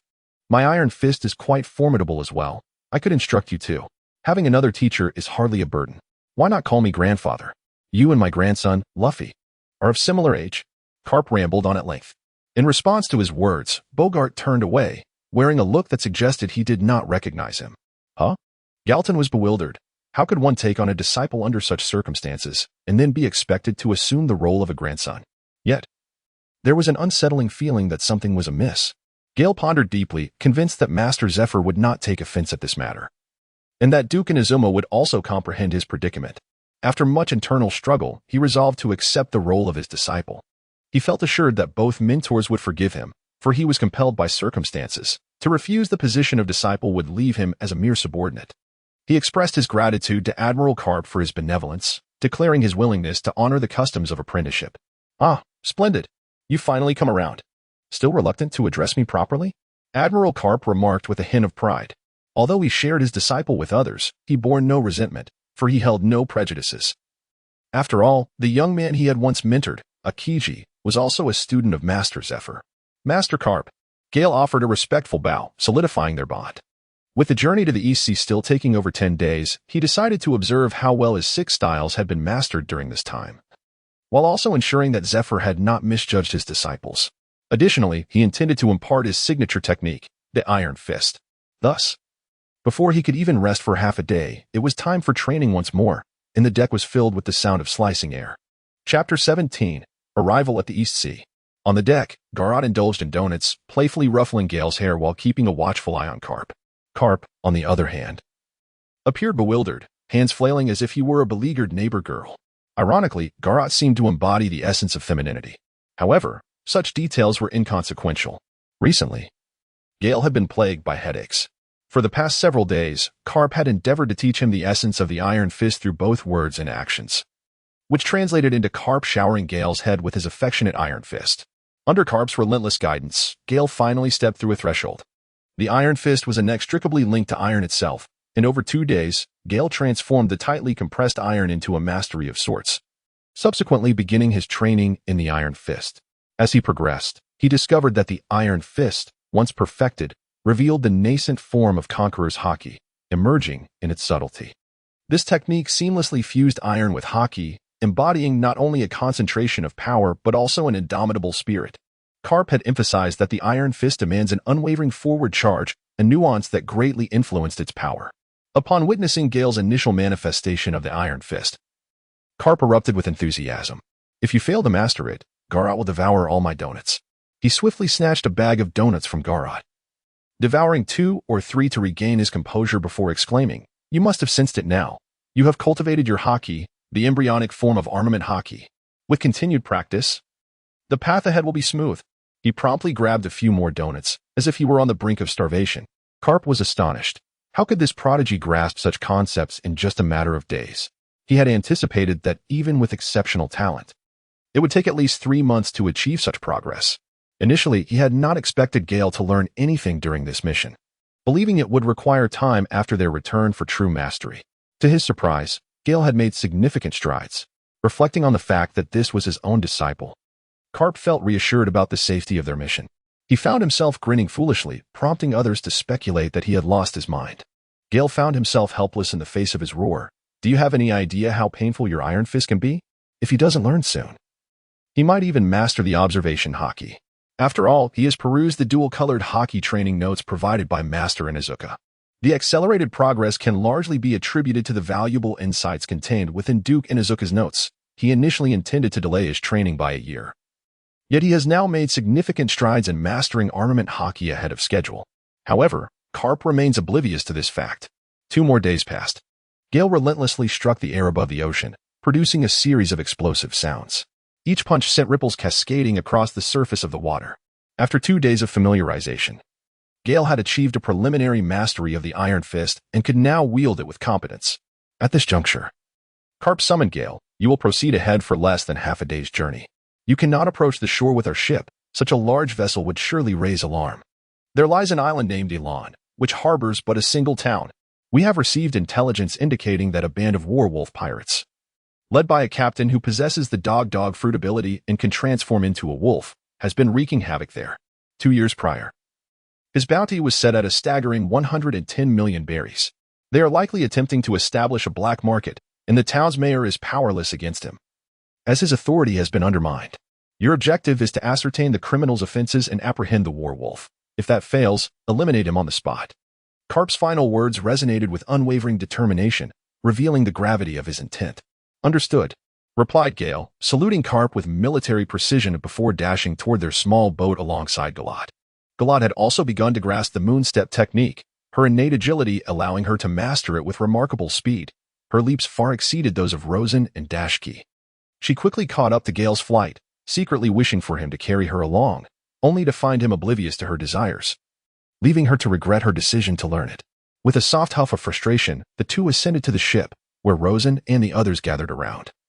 Already suspecting that their mission was about to commence, Gale summoned everyone to the cabin to elucidate the mission at hand.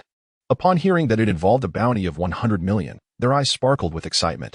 The mention of arson, murder, and pillaging stirred a sense of indignation among them, leading a few to pound their fists on the table. "Captain, shall we charge directly into battle, or should we first scout the terrain?" Rosen inquired of Gale. "Rosen, as I have stated, you are the overall commander for this operation. What do you deem the most suitable course of action?" Gale replied, affirming his commitment to let Rosen lead without interference. "I believe it would be prudent for you to scout the terrain and assess the enemy's strength. While there is still daylight, we should aim to capture them all and ensure that no one escapes our grasp. Gale also nodded in agreement with his approach. Please wait here for me. I shall return shortly. Upon concluding her words, Gale stepped into the air and transformed, soaring into the sky. Gale swiftly descended into an uninhabited area, as he was not adorned in naval attire, and thus naturally made his way into the town. The school uniforms bore a slight resemblance to the military garb of the Marines. However, he had no desire to don them, for doing so would surely raise suspicions. Gale gradually ventured deeper, observing the stalls, restaurants, and the scant number of pedestrians. The town's aesthetic was quintessentially mundane, infused with a touch of European charm, epitomizing the essence of an ordinary settlement. There was a palpable absence of lively ambience. It seemed that every visage was marred by sorrow. Some bore visible wounds, while others displayed the lingering marks of bruises upon their faces. Gale discerned that there was indeed something amiss in the alleyway. Continuing onward, he traversed several streets, where a cacophony of voices filled the air. Among the shadows, he spotted several figures, including two burly men, distinguishable by their unique attire, adorned with wolf tattoos upon their chests and sheathed blades at their waists. Gale confirmed their identity as pirates. At that moment, one of the robust men seized a young woman, engaging in a struggle with her. The woman, possessing considerable beauty, seemed to be in a precarious situation. Suddenly, a middle-aged man, presumably her husband, rushed forth, kneeling before them in a pitiful plea. I implore you, spare my wife. I am willing to relinquish all that I possess. What valuables do you have left that haven't been surrendered? Scoffed the pirate, hastily grabbing the middle-aged man by the collar and lifting him off the ground. I will give you my house. Please, spare my wife. The middle-aged man, clearly undeterred, continued to plead. Enough with your nonsense. Your house now belongs to me. And your wife is ours as well, the pirate retorted, a sinister grin spreading across his face. The husband's complexion turned ashen as he attempted to grasp a wooden stick from a nearby vendor's stand, but he was suspended in midair, unable to reach it. Dare to resist, will you? The pirate taunted, before forcefully slamming the man to the ground, delivering a flurry of punches and kicks. After a couple of minutes, a young girl, approximately 12 or 13 years of age, emerged from the alley. She rushed to her father's side, enveloping him in her arms, positioning herself protectively behind him. Please don't hurt my daddy. I beg you, let my mother go. I implore you. The girl wept bitterly, her tears cascading down her cheeks. The bystanders watched with heavy hearts, yet none dared to intervene. Chi-Chi, you must flee. Were you not told to hide? The middle-aged man shouted at the girl, disregarding his own pain. Another delicate little sister. One of the pirates exclaimed, his eyes gleaming with malice. Old Five. It seems fortune smiles upon us today, mother and daughter. How delightful. However, before he could finish his lewd remark, a flying stick struck Old Five on the head, causing him to stagger and collapse to the ground. The figure of Gale also emerged before the crowd. Gale ambled forward with an air of nonchalance, as a gust of wind billowed his gray cloak, causing it to flutter elegantly in the breeze. He appeared akin to a master from a martial arts novel, and the onlookers could almost hear the background music heralding his entrance. At that moment, the burly man emerged from his shock, exclaiming, You little rascal. Today marks your demise for daring to strike a member of our war-wolf pirate crew. He brandished his knife menacingly and advanced toward him, baring his teeth. As the blade was drawn, it glimmered with a chilling sheen. As the giant approached slowly, Gale delivered a performance worthy of an acclaimed actor, feigning fear as he retreated. Why you? Don't come any closer. If you do, I will call for help, he stammered, before turning to flee. The crowd, including the previously stunned couple, were left agape, bewildered by the turn of events. The atmosphere had shifted dramatically. They began to mourn for Gale. Don't run, you little brat.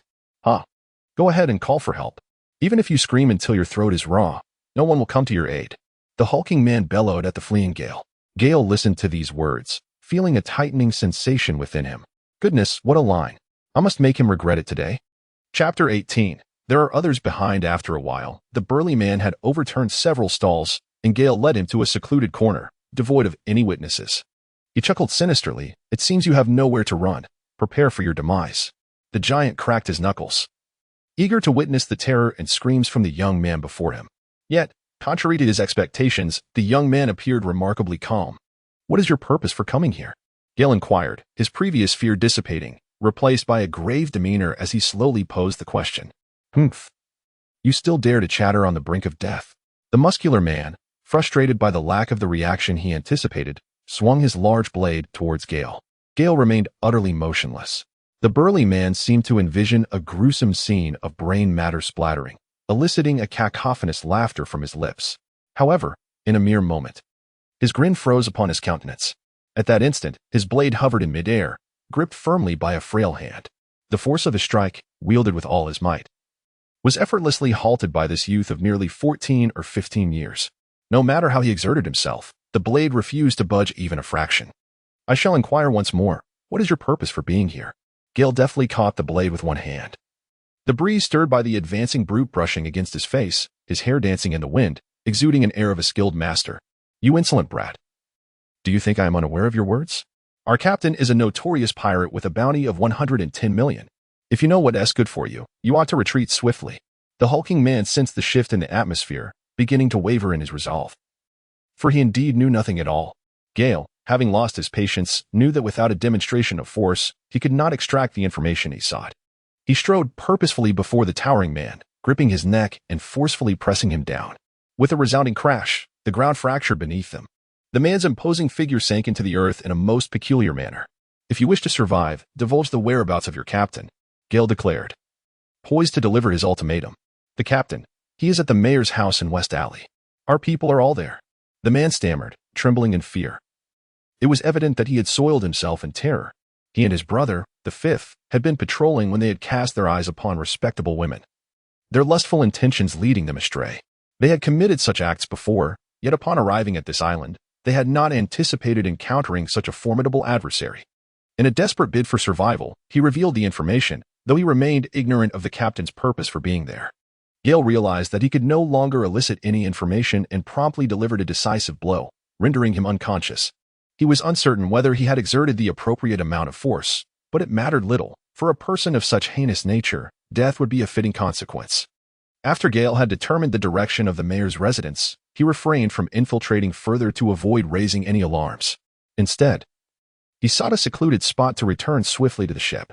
Upon reaching the vessel, Gale quickly slipped into the cabin. The target's criminal activities had been confirmed, and at that moment, they were all gathered at the mayor's house. Prepare to disembark. Rosen, lead everyone for a swift resolution, regardless of casualties. Gale offered no further explanation. Understood, came the resolute response. The ship soon reached the shore, and everyone stood at the bow, awaiting their arrival, clad in flowing white attire, now donned in naval uniforms. "Gale, may I take charge of the captaincy?" Drake asked, glancing at Gale, his excitement palpable. Rosen also eyed Gale, uncertain if he possessed the confidence to confront the pirate. "Very well, I shall oversee support for the entire operation." Gale nodded affirmatively. As they approached the shore, he said little. It was his first mission, and he was responsible for the safety of the team. The vessel docked. "All units, fall in. Move out," Rosen commanded without hesitation. With a flurry of sound, one by one, they activated their moonwalk or shave techniques, leaping onto the shore. Following that, figures flickered and vanished along the coastline. Their speed was remarkable, and within minutes, they reached their destination. After incapacitating a few loquacious guards, they lined up against the wall. "For the sake of justice, forward. Apprehend the pirates," Rosen commanded. Gazing at the ready team, Gale, after several months of searching, found a vantage point in a nearby resident's home to conceal his form and observe the unfolding battle below. At that moment, Rosen and Drake were the first to charge forward, and with a few precise shots, they felled 2 pirates. Soon, a cacophony erupted as the Navy arrived. A shout echoed from an unknown source, and then a motley crew of pirates surged forth from the room. Without hesitation, as if they had an unspoken agreement, both sides rushed toward one another. The sounds of combat erupted in a flurry of clashing. Indeed, the combat prowess of the elite class was commendable, despite being outnumbered. The pirates fell one by one. Before long, an irate voice bellowed, "You little brats. Are you tired of living?" The speaker towered over 3 meters tall. His muscles defined but not bulky, wielding a spiked club. He swung the club lightly, targeting his next adversary. This man was none other than the notorious Warwolf. Drake recognized him instantly, dispatching the pirate he was engaged with and dashing towards Warwolf. "Your opponent is me." At this juncture, Drake had already undergone half-beast transformation, and with a powerful charge, he deflected the spiked club aimed at a classmate. It turned out he was a devil fruit user. No wonder he was so arrogant. "Today, I shall take you down first."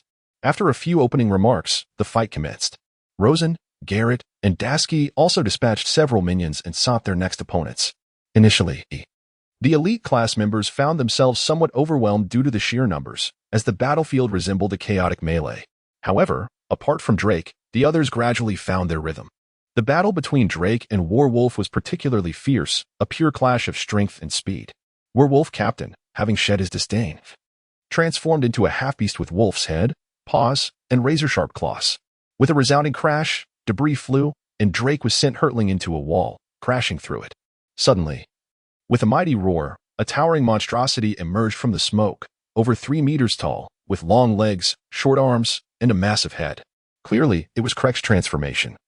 An ancient breed, the Tyrannosaurus Rex. Fully beastified, it roared again, its massive jaws clamping down on a pirate and flinging him aside. It then turned back, defiantly challenging Warwolf. Warwolf, witnessing this colossal figure and the fate of his minion, felt a surge of rage. With hands planted firmly on the ground, his muscles bulged, tearing through his clothing, and his form elongated and twisted, transforming into a gigantic blue wolf. Their eyes locked, confirming their intent, and the battle intensified.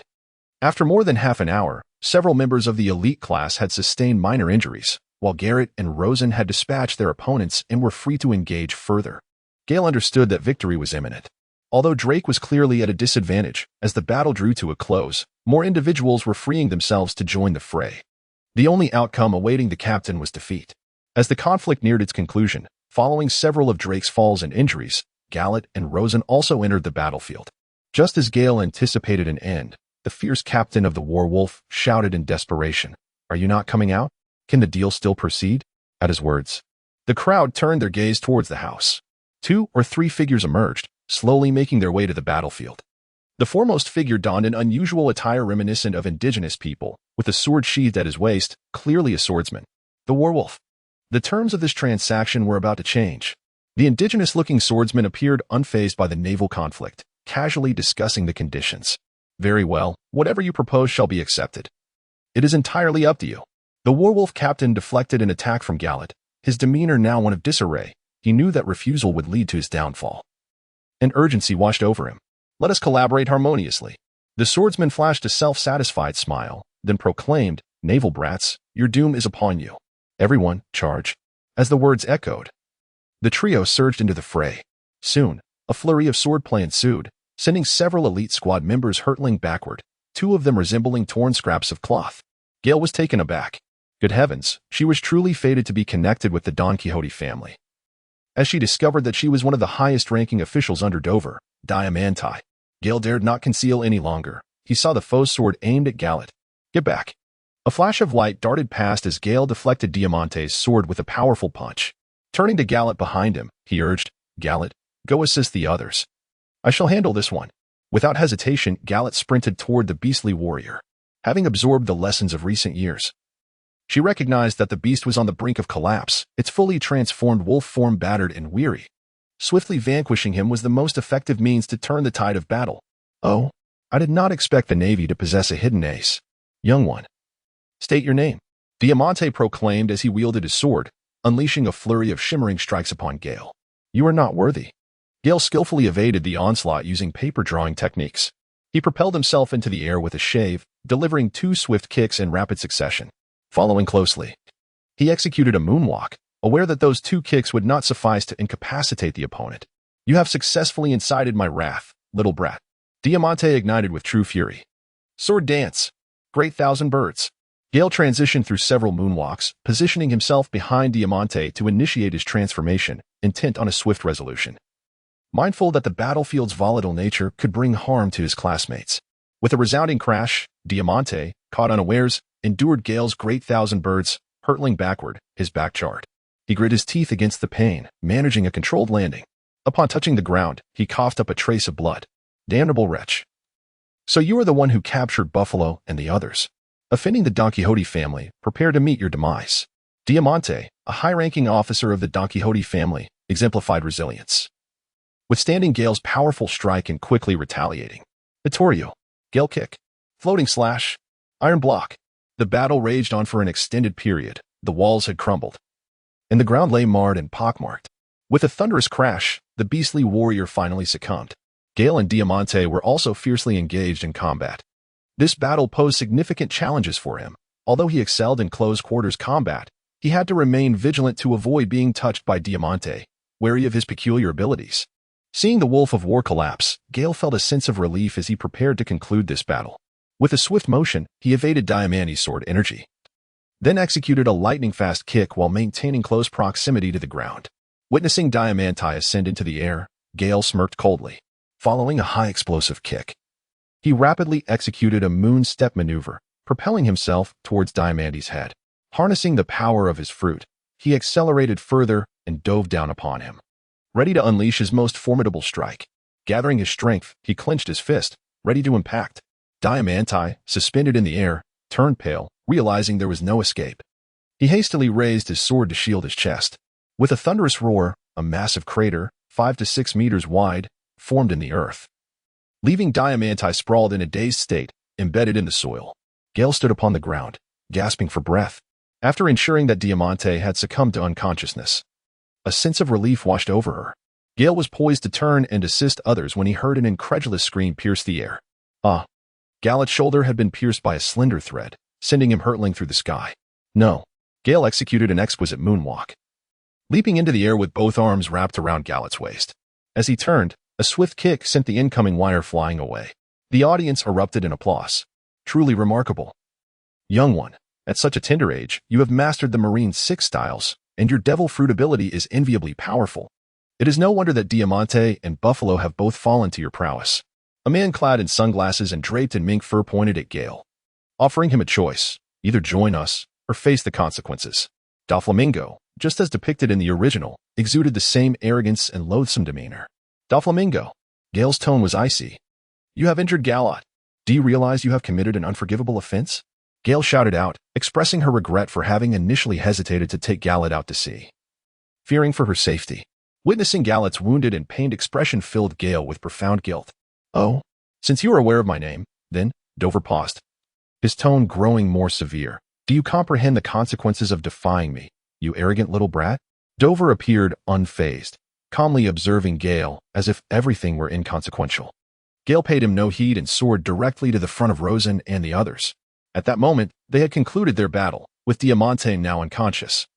The classmates who had recently transformed into mere rags had reverted to their normal selves and were huddled together. I have a task for you. Take Galet and depart swiftly. Please, ensure her safety. Gale bowed to everyone. And what about you, Gale? Dasky expressed her concern for him. They were all well aware of the formidable reputation of Don Quixote Doflamingo, and worry for Gale weighed heavily on their hearts. I will remain to cover our retreat. I haven't settled the score with him regarding Galet, so hurry. If we delay, none of us will escape. Gale was unwilling to allow them to linger for even a moment longer. Galet required urgent medical attention, and each second spent there heightened their peril. At that moment, a faint voice emerged. Gale, I believe you can surely vanquish this villain. Galet managed to utter these words with great difficulty, and as she spoke, a trickle of blood escaped from her lips. Gale gazed at her tenderly, nodding in affirmation. I will, he assured her. Suddenly, Doflamingo's voice echoed ominously. Do you truly believe you can leave? Having been one of the 7 warlords for many years, his bounty had reached a staggering 340 million berry over a decade ago. Now, with years having passed, he had awakened his devil fruit powers and mastered hockey. Furthermore, he secretly commanded a formidable black underworld force, capable of summoning storms at will.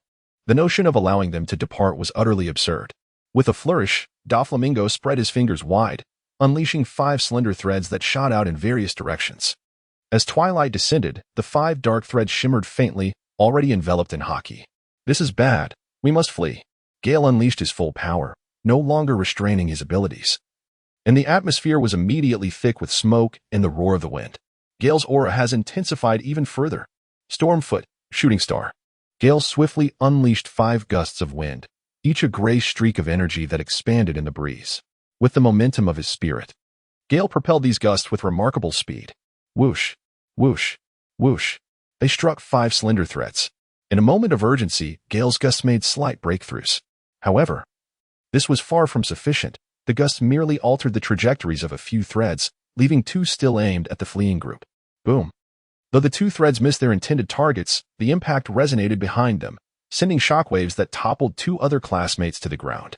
It was astonishing to witness the immense power contained within those seemingly fragile strands. Gale was profoundly astonished. Indeed, it was no surprise that the renowned seven warlords were exceptional, as Doflamingo's personal prowess was truly remarkable.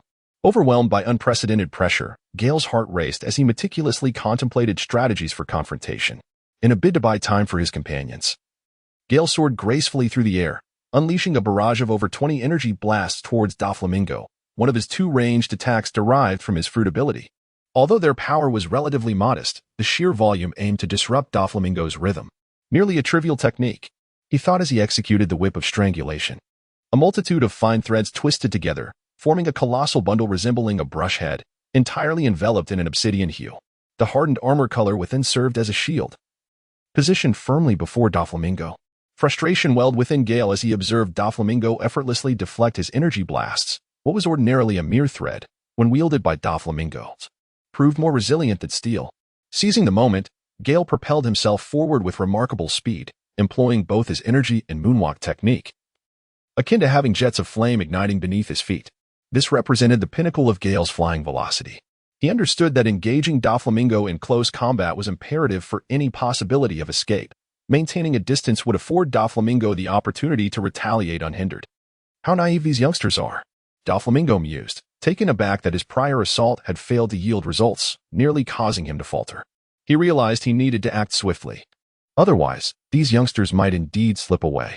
With a nonchalant gesture, he raised his middle finger towards the sky, aimed at the approaching Gale.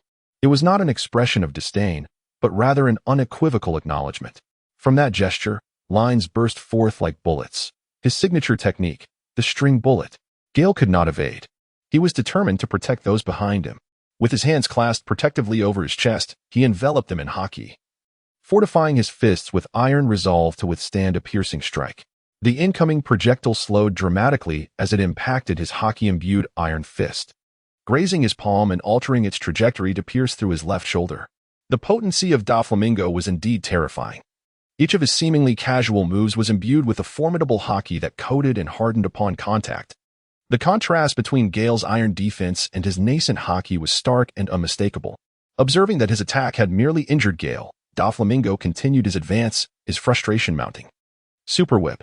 With a resonating cry, a sharp line unfurled, extending like a serpentine body. At its tip, haki hardened, causing devastation in its wake, shattering earth and stone alike. Gale observed the imminent onslaught, aware that those behind him had also traversed a considerable distance. He understood that he could not recklessly engage with such a move, otherwise it would surely result in dire consequences, either death or grave injury. Gale, employing the moonstep and deftly wielding his paper, evaded frequently. Yet he was still grazed by the whip, sending him crashing to the ground. How infuriating! Gale clutched his chest, gasping heavily. Fortunately, his Zoan fruit granted him formidable abilities.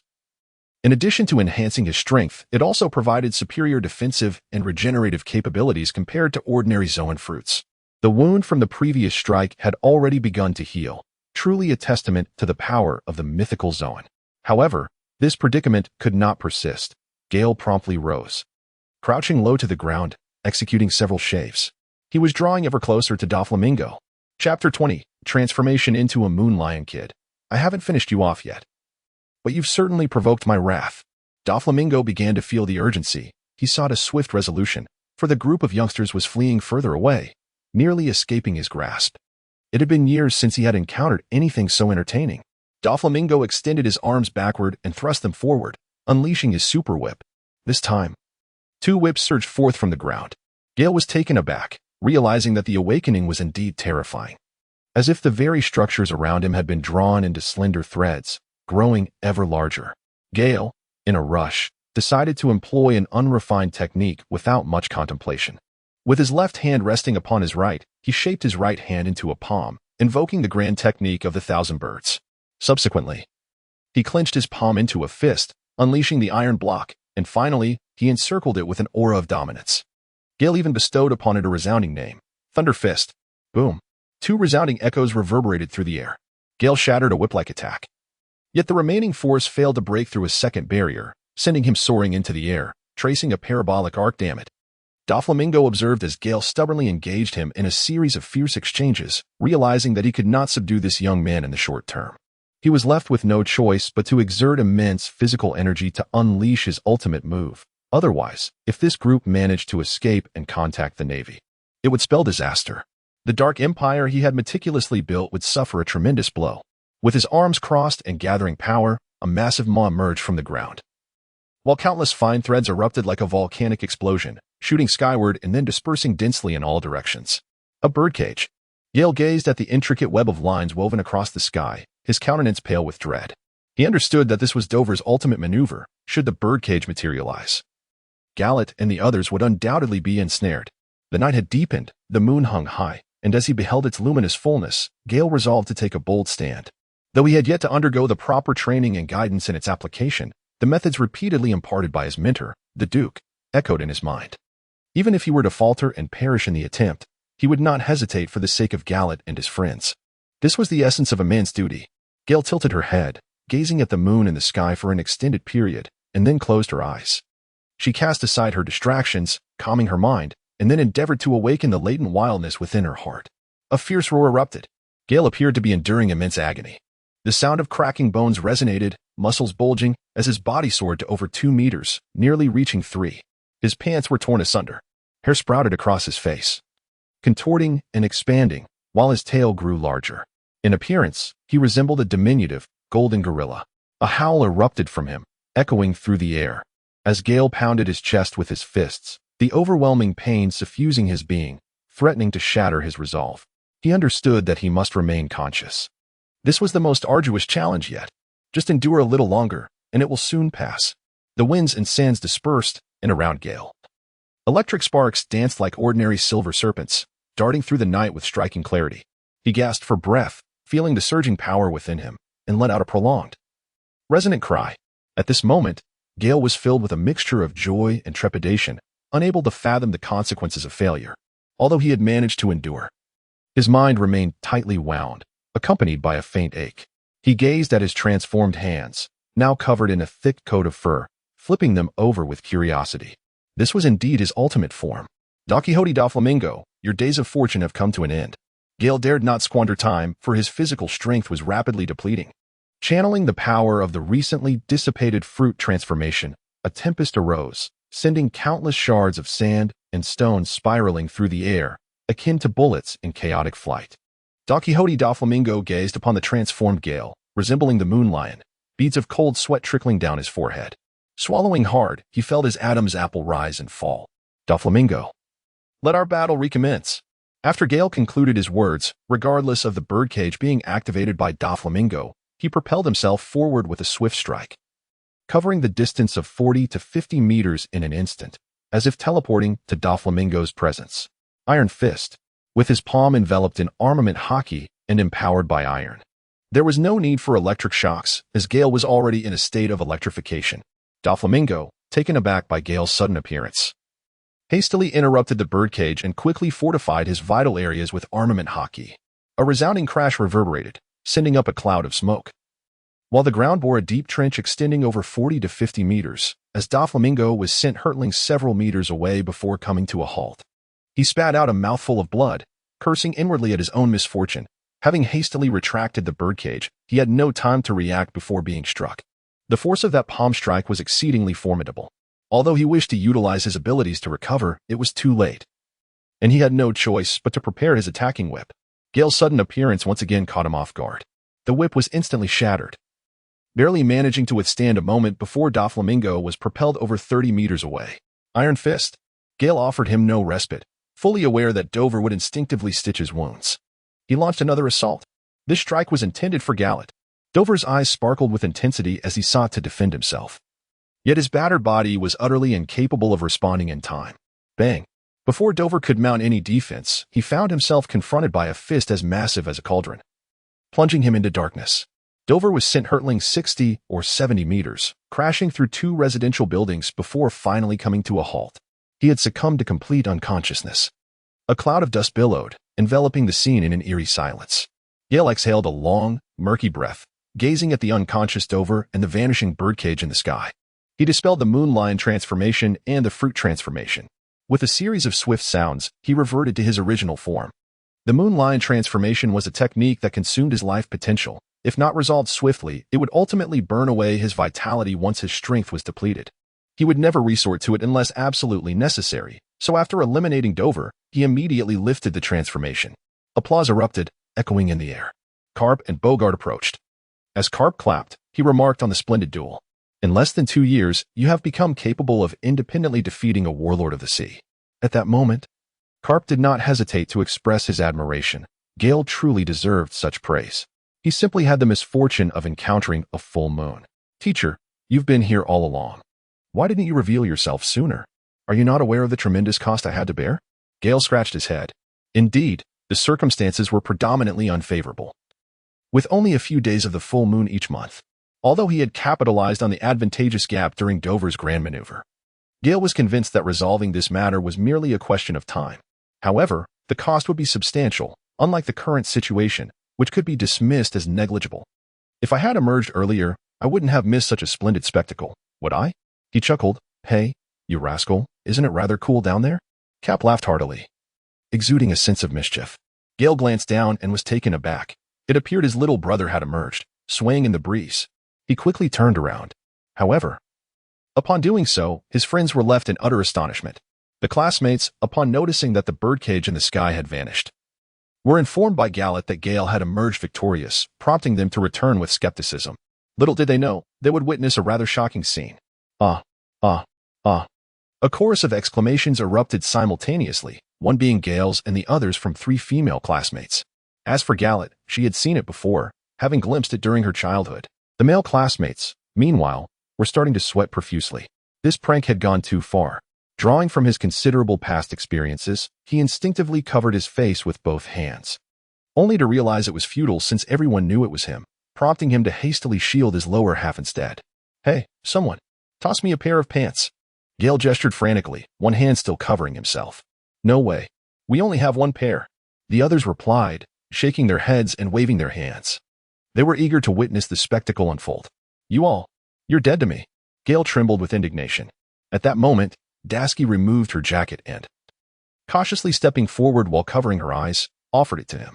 Gale promptly donned his coat, fastening it around himself to shield against the front and rear. As there was no alternative during the battle, he instructed the others to proceed ahead while he took up the rear. Meanwhile, in the marshal's office, the telephone bug rang. Sengoku set down his pen and answered the call. This is Sengoku. What is the matter? He declared with an air of authority. I am Carp. Sengoku. There has been a miscommunication regarding the intelligence. Carp, seated in his room and gazing out at the night sky, spoke into the phone book. Has something occurred? Sengoku inquired, slightly taken aback, though he felt reassured by Carp's presence. The Warwolf pirates had been eradicated, and during the mission, he was engaged in clandestine negotiations with the Don Quixote family, preparing to establish a black market for arms and narcotics. However, Don Quixote Doflamingo and his subordinate Diamante had been apprehended. Oh, this news surprised Sengoku. Doflamingo was a hot potato. He was aware of Doflamingo's celestial dragon identity, regardless of his traitorous status. How to deal with him required careful contemplation.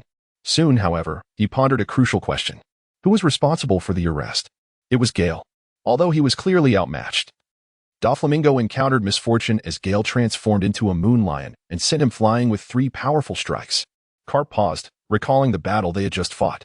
It was indeed Gale. Sengoku exclaimed, astonishment evident as he inadvertently snapped his pen. Despite the transformation into a moon lion, his strength was undeniably intertwined with his true abilities.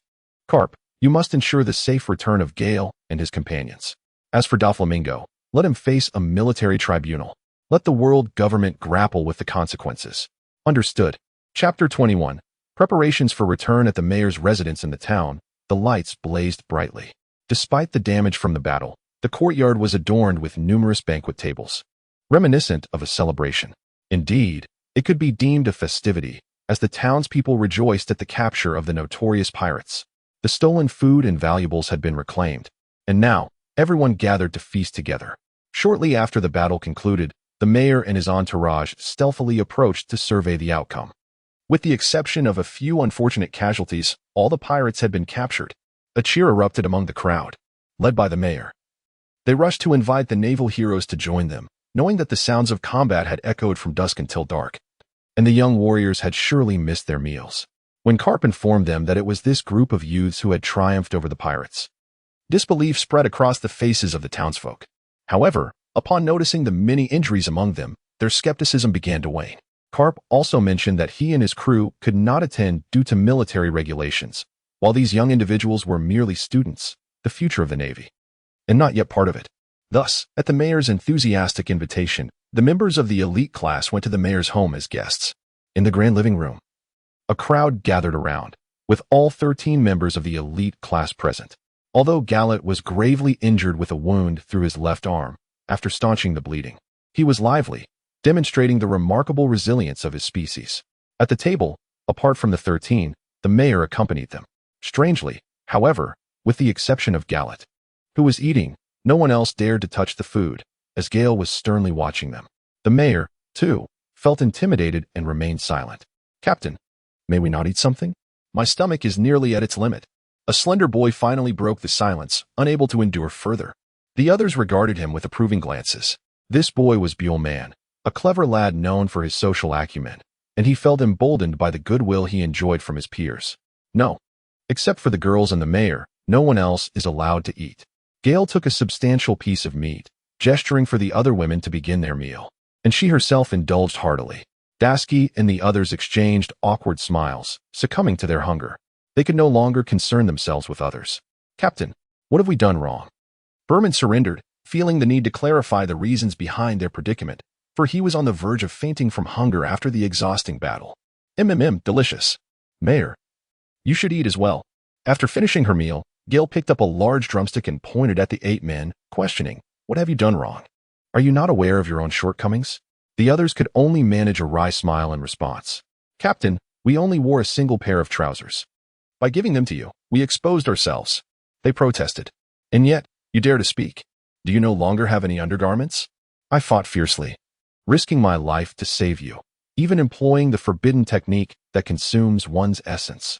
Had I lost control, you would never have seen me again. Do you acknowledge your mistakes?" Gale roared, jesting, for it was a light punishment compared to what they deserved. At that moment, Dasky could no longer concern herself with the men, instead turning to Gale with a hint of worry. "Gale, are you feeling unwell?" Dasky and the others had heard the horrific wails from afar. The forbidden technique must have inflicted considerable harm upon her. Gale had yet to speak when Gallet interjected. "Sister Dasky, fear not. This is the secret art of our fur tribe, the moon line transformation. If Gale fails to maintain control, he may enter a state of unconsciousness, unable to distinguish friend from foe, ultimately fighting to exhaustion and demise. However, should he manage to control it, he can revert from the transformation without succumbing to rampage, resulting in only minor injuries and a slight loss of vitality." Shortly after hearing Gale's call, the sounds of battle ceased, confirming that he had emerged victorious. The girl's eyes sparkled with excitement. Such reckless heroism was reminiscent of a fairy tale. The others, too, were taken aback, realizing the magnitude of their captain's sacrifice. Subsequently, Rosen and Drake were the first to express their apologies, prompting the rest to follow suit. "I tell you, there is no way out of this," I retorted, annoyed. "I am extremely displeased, and the consequences will be severe." "You are in deep trouble." After swallowing a hearty chunk of meat, Gale continued, "I intend to personally train you in combat every afternoon at school. You 8 shall face me alone.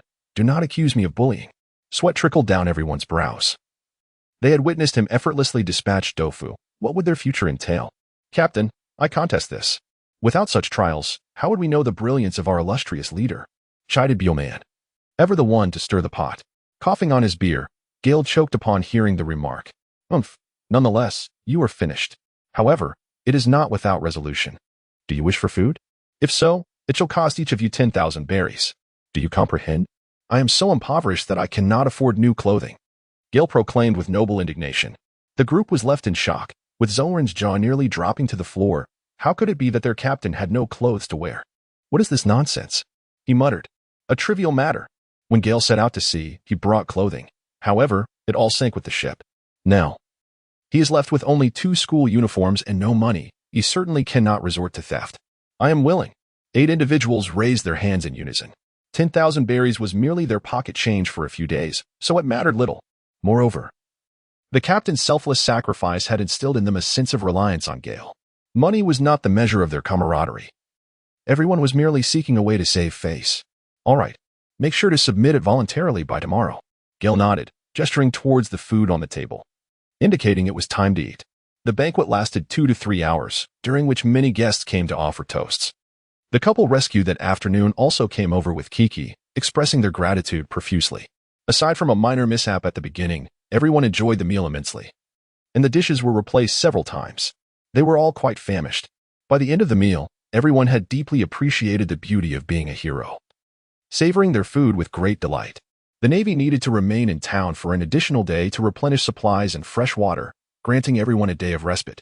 During this time, Kiki took the initiative to guide them to many fascinating locations, such as towering fruit trees and ancient volcanic craters from centuries past. After receiving apologies from everyone, Gail took the opportunity to purchase a few garments for herself and Gallet.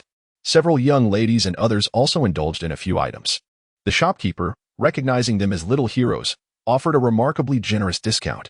Thus, this rare day of leisure passed joyfully.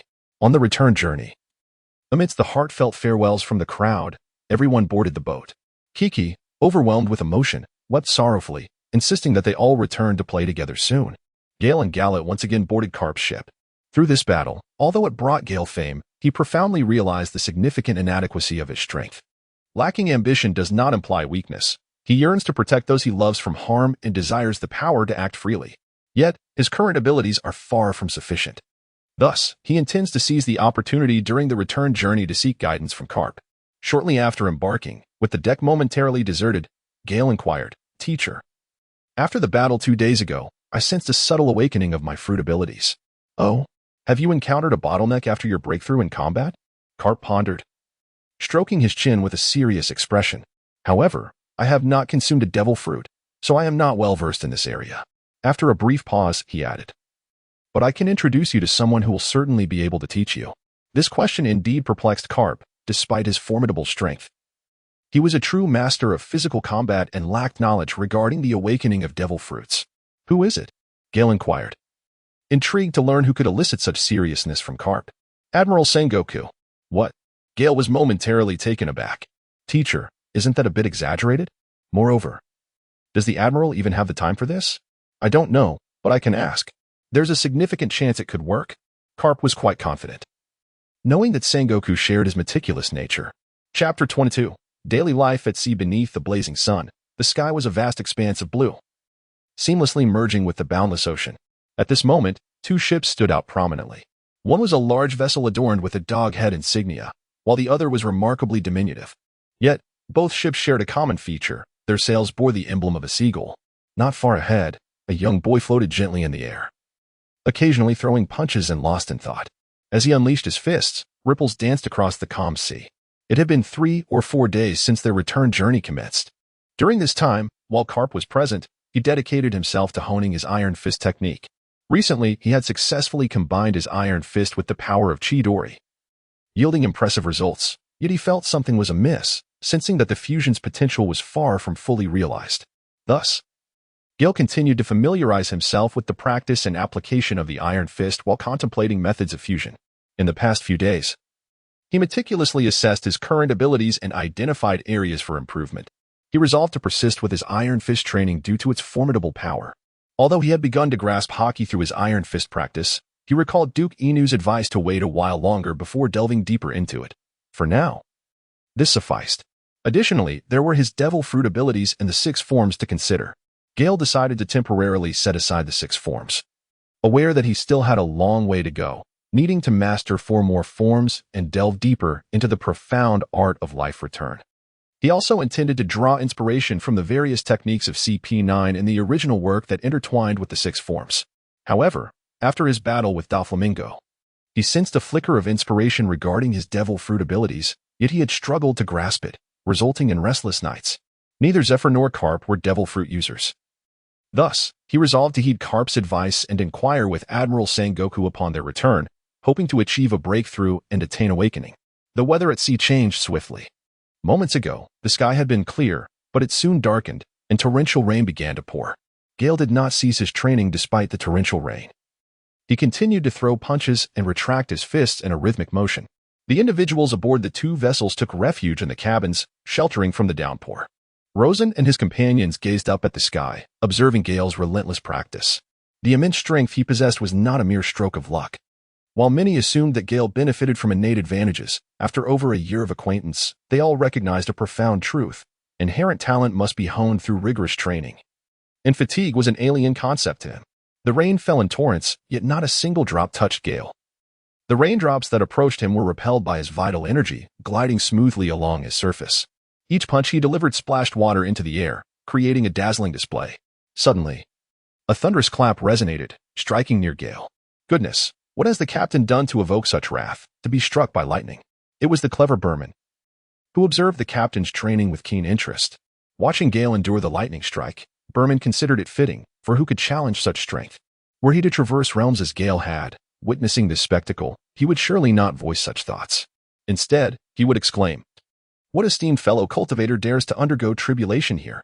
Gale was startled by a sudden thunderclap, losing his balance and plummeting from the sky. Although he was not struck directly, the explosive shockwave and the deafening power nearly caused his blood to surge uncontrollably. Regaining his composure, Gale employed the moonwalk technique and swiftly returned to the nearest small boat. He entered the cabin, intending to bathe and change his clothes, for he was now drenched. As he stepped inside, everyone greeted him warmly. After a few exchanges among the group, others entered the room to take a shower. This bathing ritual lasted for over half an hour. In his previous life, Gale relished the sensation of a warm bath, and the present was no different. After a workout, indulging in a hot shower was a sheer delight, often extending to 30 minutes or more. Upon emerging from the bathroom, he observed clusters of friends gathered together, some engaged in conversation, others savoring snacks. While a few enjoyed their beverages, Gale approached the group with his hair damp and disheveled. Berman appeared as if he had been holding back for quite some time. "Captain, have you committed some heinous act that has drawn the wrath of the heavens, prompting thunder to strike you down?" Laughter erupted among the crowd as they stifled their amusement. Gale disregarded him and instead inquired of everyone, "What are you all doing? Isn't there anything to occupy yourselves with?" The group looked on with some confusion, questioning why he posed such a query. Dasky shot him a playful glare and retorted, "Do you think everyone is as relentless in their training as you are? With this heavy rain, it's impossible to practice." Gale smiled gently. "On a rainy day, isn't barbecue and beer a perfect pairing?" After a brief moment of silence, Drake enthusiastically exclaimed, "What a brilliant idea. Shall we host a banquet?" Gale countered, seeking everyone's opinion. "Hooray!" The crowd erupted in applause. Berman, equally excited, nodded vigorously, but suddenly, he felt an inexplicable unease as Gale turned his gaze towards him. "Berman, dive into the depths and catch some fish. While we do have preserved meat, everyone is eager for grilled fish, aren't they?" "Huh. No, Captain. I am a devil fruit user. This is nothing short of blatant murder. Personal vendetta." Berman nearly jumped up, revealing his own powers as a superhuman-type devil fruit user, the scissor fruit, allowing him to transform into scissors capable of tearing apart anything. "I care not. No matter the method, you must procure fish for us, or I shall toss you overboard to feed the fish." Gale issued a definitive command, leaving no room for rebuttal. The others stifled their laughter. "Come on, everyone, let us get started. The banquet begins." Except for Berman, everyone else eagerly set to work. Outside, the storm raged with howling winds and torrential rain, but inside the cabin, a sense of joy prevailed. A slender youth practiced moonwalk by the seashore, his hands resembling a pair of scissors. As he danced, small fish leaped from the water onto the deck. After a while, Gale summoned him back aboard. Seeing the boy's disgruntled expression, Gale's irritation dissipated, and he personally poured him a drink. "You lucky lad, the lightning spared you." Berman chuckled, "I was just thinking. The heavens wouldn't dare strike such a kind and upright person like me." Haha. Just then, a flash of lightning startled him, causing him to cover his mouth in shock. "Stop being so self-important. Go take a bath. Everyone is waiting for you." Berman scampered off to wash up. At that moment, Dasky handed Gale a grilled fish, which he promptly passed to Garrot. Over the past year, Garrot had gradually partaken of various meats. Seeing her carefully grilled fish given to Garrot ignited a twinge of jealousy in Dasky. Sigh, but they are childhood friends. Oblivious. Gale raised his glass in a toast to Dasky with a cup of cola. Dasky shook her cola, glancing at Garrot, who was relishing his meal, and felt as if her drink weighed 1,000 pounds. With a bitter smile, she downed the cola, masking her feelings and forcing a smile. "Gale, I bow to no one, except you. After this battle, your name will surely become famous across the seas." Drake raised his glass, signaling Gale to drink. Gale drank heartily, exhaling a sigh of relief. "It was merely luck. I harbor no ambitions. I just wish to enjoy good food and drink with you all." Strength is but a necessity for survival in this world. Nature selects the fittest. I hope we wield blades, so we may not be harmed. And I hope we have wine, so we may drink without restraint. Bravo! The crowd cheered. Dasky felt her heart flutter at Gale's words. You have already begun to shine. I believe your name will be renowned across the seas. Rosen added his perspective, acknowledging that they were now comrades, and his companion's excellence reflected positively upon him. So, what about you all? Is fame your aspiration? Gale inquired. I wish to see people living well, having enough to eat, and not being bullied. I joined the Navy to do my part, to be of use, Rosen expressed, and Gale nodded in agreement. I desire my own strength, to become a formidable swordsman, but I do not seek any grand dreams. Like Gale said, I wish to dine with those I cherish and possess the strength to protect them. Dasky's last words carried a deeper meaning, yet the others remained oblivious. Indeed, to become part of the Navy, to combat crime. Yet, amidst the vast ocean and its millions of souls, who does not yearn for fame? Even if I were but a blade, I would wish to be the sharpest. Drake proclaimed with fervor. No matter our dreams, becoming strong is the only path. I hope we can strive together. Let us fight for our dreams. To our dreams. The rain pattered softly, intermingled with laughter. Chapter 23. The Warring States. A fortnight swiftly passed. The cruise ship arrived at Marineford, having been tempered by their recent mission. They seemed to embody an inexplicable change, emanating an aura of lethality that the soldiers welcoming them could sense. Upon returning to Marineford, Garp headed to the Admiral's office to report, while Gale and his companions returned to the academy. It was midday, and Gale led Garat to visit teacher Zephyr at his home. When I opened the door, he greeted Gale and the others with warmth, inviting them in for a meal. Gale and Gallat had become quite familiar with each other, so without any formality, they greeted the teacher and took their seats. Gale, the intelligence for this mission was erroneous, and the difficulty multiplied several times over. It was the teacher's oversight. Nonetheless, you executed the task flawlessly, which greatly pleased the teacher. Zephyr took the blame upon himself and praised Gale. Teacher, this is not your fault. The unpredictability of events means the Navy cannot always have accurate information. Besides, look at us. We're all in good spirits. He then inquired, I heard Gallat was injured. Is everything all right? Ian expressed her concern for Gallat. Sister Ian, I am in excellent health. It's nothing to worry about, Gallat assured, demonstrating his vigor. Thankfully, no grave errors had ensued. Gale, regarding the Moonlion transformation. Were you affected at all? Zephyr, concerned for his student, sought confirmation. No worries, teacher. I resolved the battle before exhausting my strength, so there are no after effects. Well, that is reassuring. Thus, one's physical condition is the foundation of their abilities, and one must not be negligent in training, Zephyr asserted with an air of authority. He continued. I heard you've made some slight advancements in your fruit abilities. Indeed, I wish to inquire about that with you, teacher. We truly lack understanding regarding fruit abilities. Karp was correct. I have spoken with Sengoku about this matter. After our meal, I shall call Sengoku to arrange a time for you to visit. It seemed having a good teacher was indeed vital. Even before making a request, both instructors had already orchestrated everything seamlessly. Teacher, I beg your forgiveness for not consulting you beforehand regarding Karp's matter, Gale said, feeling somewhat lacking in confidence due to the teacher's kindness. Not at all. You are perhaps being overly cautious. We do not adhere to such rigid protocols. If you go to Sengoku and he wishes to take you on as a disciple, you should agree, Zephyr remarked.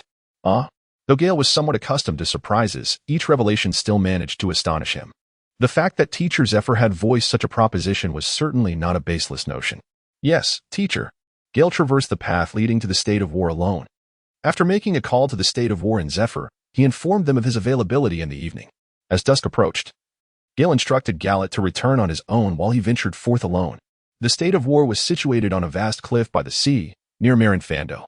Upon knocking at the door of the state, he was informed by an unfamiliar naval figure that the state of war awaited him in the open space behind the courtyard. Gale strode directly into the clearing. Before his eyes stood a towering figure, hands clasped behind his back, gazing out at the sea. Draped in a pristine white cloak of righteousness, it billowed majestically in the sea breeze. The golden hues of the setting sun cast an ethereal glow around his form, rendering him extraordinarily sacred. Marshal, Gale saluted the warlord with a precise military gesture. The warlord did not turn, seemingly lost in contemplation, or perhaps still savoring the moment? One may choose to overlook the latter part of that statement. Gale remained silent, patiently awaiting the young man.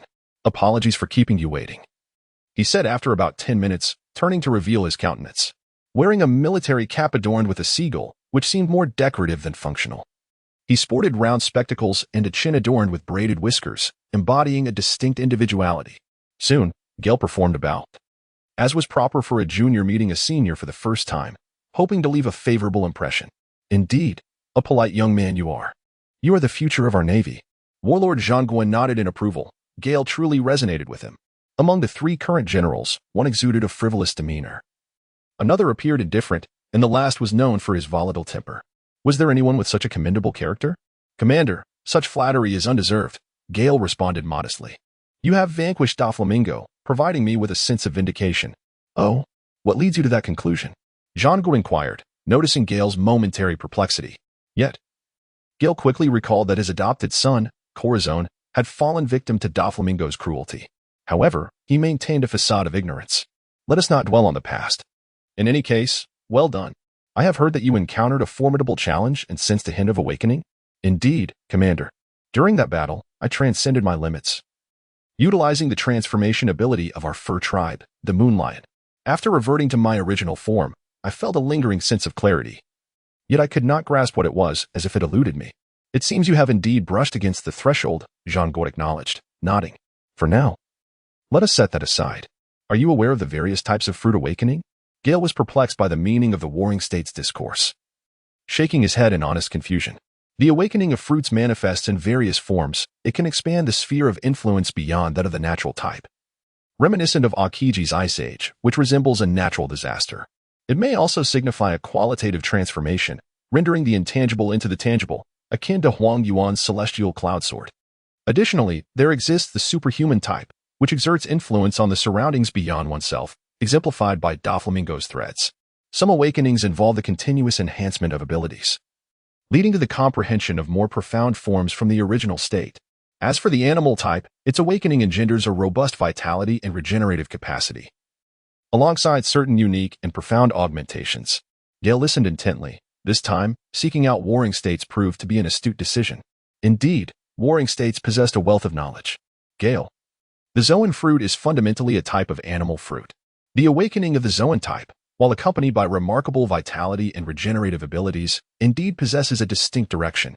Gale's eyes widened in anticipation, aware that a crucial moment was approaching. For instance, certain animal types excel in speed, allowing them to enhance their swiftness further. Others specialize in strength, enabling them to amplify their power significantly, akin to shattering the equilibrium to achieve an elevation. There are various other methods. Yet I believe the sensation you previously experienced must undoubtedly pertain to one of these. Gale suddenly realized the truth. Just as he was about to speak, Jean-Gouin continued, however. Awakening is not merely a singular event. You may choose strength, speed, or defense, yet your subsequent awakening could manifest as one of these attributes once more. Particularly with the human fruit, its innate advantages surpass those of ordinary Zoan types, and its abilities are remarkably balanced. Moreover, the direction of its awakening is more diverse and comes with greater ease than any other Zoan type. This is because the awakening of strength-oriented Zoan types typically results in a mere reiteration of strength. In contrast, the human fruit, with its equilibrium, offers a path of versatility and development. For instance, I have awakened strength twice and defense once. Gale was rendered speechless. For to hear Jun's words was akin to reading a decade's worth of books. What invaluable wisdom! It was evident that he had found the right person. Truly a one-of-a-kind individual. I am deeply grateful for Marshall's meticulous guidance, and I shall forever hold it dear. After his initial shock, Gale realized he had momentarily neglected his manners. Sengoku had observed Gale for quite some time. His eloquence stemmed largely from the fact that Gale was indeed a most endearing individual. Gale, I have heard you have taken Zifa and Carp as your mentors? Marshall, your teachings today have been immensely enlightening. If you do not mind, I wish to pay my respects as your disciple. Gale articulated his sentiments appropriately. Indeed, Sengoku was the most suitable teacher to impart the knowledge of fruit abilities that he yearned for. You are quite astute. Excellent.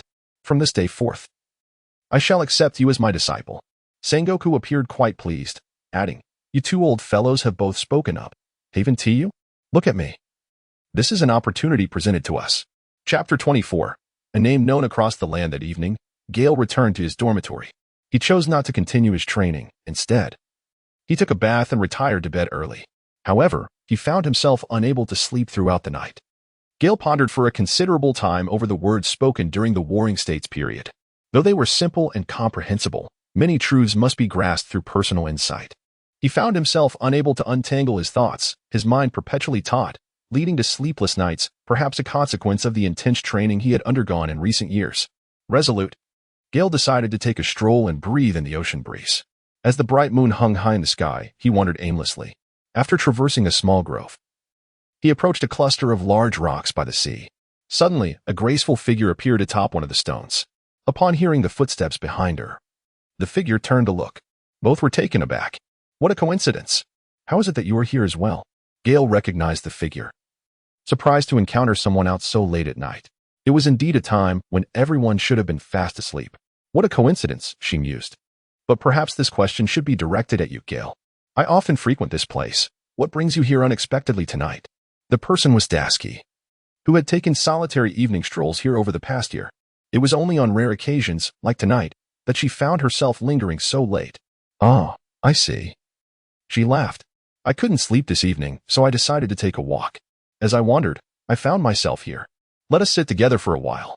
Gale, feeling a bit embarrassed, scratched his head and then made his way to sit beside Dashi. Well, Dashi said with a gentle smile. She had ventured out alone to enjoy the soothing sea breeze and the enchanting nightscape. Just as she was contemplating her return, she was pleasantly surprised by Gale's unexpected presence. So they decided to share this rare moment together. The moon hung full in the sky, casting soft beams of light that danced upon the water's surface, creating a shimmering spectacle. The night breeze was gentle and caressed their faces softly. For Gale, it was a rare moment of tranquility. The stars twinkled above, and as he gazed into the vastness, memories of a past life stirred within him, bringing a bittersweet ache to his previously serene heart. Gale, do you have something on your mind? Dashi inquired, observing him closely, her gaze lingering on his slightly furrowed brow, as if sensing an echo of her own emotions. Gale turned to glance at Dasky, the night casting a veil of hazy beauty, leaving one to ponder whether it was the night itself or the person that was truly beautiful. Gale had never gazed at herself for such an extended period, and a faint blush appeared on Dasky's face. A sense of homesickness began to stir within her. Gale sensed the awkwardness of the moment and responded to Dasky's inquiry. Gale indeed feels a sense of homesickness, whether it be from a past life or the present. Soon, in just a year, she will graduate and have the opportunity to return home. Perhaps. Gale responded with a hint of uncertainty, for some things can never be undone. Gale, thank you for what you did the other day. Why do you say that? You stayed behind alone to face a formidable enemy for our sake. It must have been perilous. It was all right. I just wasn't strong enough and nearly put everyone in danger. Luck played a big part in our victory this time. I still need to work harder to grow stronger. Gale, you've already done well. And this isn't just your responsibility, it's all of ours. After this incident, everyone has become more diligent than before. Yes, that's good. People need goals to stay motivated. It seems this mission has helped everyone mature. Gale, are you really all right? Are there no lingering after effects? Though Gale had assured her he was fine, Dasuki couldn't shake off her inexplicable worry. That was just like Gale. He would willingly put himself in danger to cover their retreat, and he might also conceal any hidden injuries without telling the others. Really, I'm fine. I seized the right moment and struck Doflamingo in time. I withdrew from my moon lion form before exhausting my stamina. There's truly nothing wrong. Gale smiled at Dasky, not wishing to cause concern for someone who genuinely cared for her. Gale, do you have someone you hold dear in your heart? After a prolonged silence, Dasky seemed to muster all her strength to utter a bold statement. Gale was caught off guard by the sudden inquiry, feeling quite awkward. Yes, she replied. Is it Gallet? Upon hearing Gale's affirmative response, Dasky displayed a glimmer of anticipation before posing the question she so fervently wished Gale would refute. Indeed, it is not only her, but also all of you, my beloved companions. Gale found himself perplexed about the nature of his feelings for Gallet. Was it love or familial affection? Among childhood friends, many often struggle to distinguish between love and kinship. Gale was acutely aware of how much he cared for Gallet, yet the true essence of that emotion eluded him. Nevertheless, he was certain of his fondness, affirming the truth in his own words. He also sensed Dasky's unspoken feelings and, reluctant to cause her pain, offered a diplomatic reply. As Dasky listened to Gale's response, an intense yearning stirred within her. Such an ambiguous answer was not what she desired. Should she shatter this veil of uncertainty? Dasky opened her mouth to speak, yet ultimately remained silent. In that moment, words eluded them. They sat in quietude for an extended period until Dasky, lulled by the stillness, succumbed to slumber, her body leaning against Gale, her head resting gently upon his shoulder. Gale could not bear to disturb her slumber. Gently, he secured Dasky's form in his arms, lifting her in a princess carry. Without employing the moonwalk or utilizing his fruit abilities to fly, he simply walked quietly, fearful of awakening her. After a span of several minutes, Gale returned to her chamber, softly placing her down and tucking her in with a blanket. As he gazed upon Dasky's boudoir, feeling the lingering warmth in his hands, a flicker of something ignited within him. He promptly shook his head, dismissing the sensation, and quietly exited, closing the door behind him. Shortly after he had shut the door, Dasky's eyelids fluttered, and a faint smile graced her lips. Time passed once more, and several months went by. Over the course of the past few months, Gaius has mastered all 6 forms through diligent training and has learned the technique of life return. Regarding the fruit's abilities, he has assimilated much of Sengoku's teachings and has begun to grasp the essence of power, hinting at an impending breakthrough. He understands that he urgently requires a battle to surpass his current limitations. With just over 6 months remaining until graduation, Gaius remains unhurried. He knows that such matters necessitate opportunity, which cannot be forced.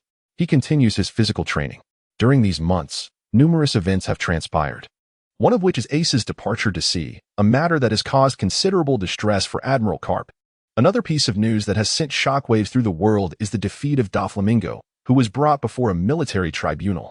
Ultimately, due to insufficient evidence, he was acquitted of the charges of attacking the Navy, and with certain privileges of the 7 warlords, he was granted immunity.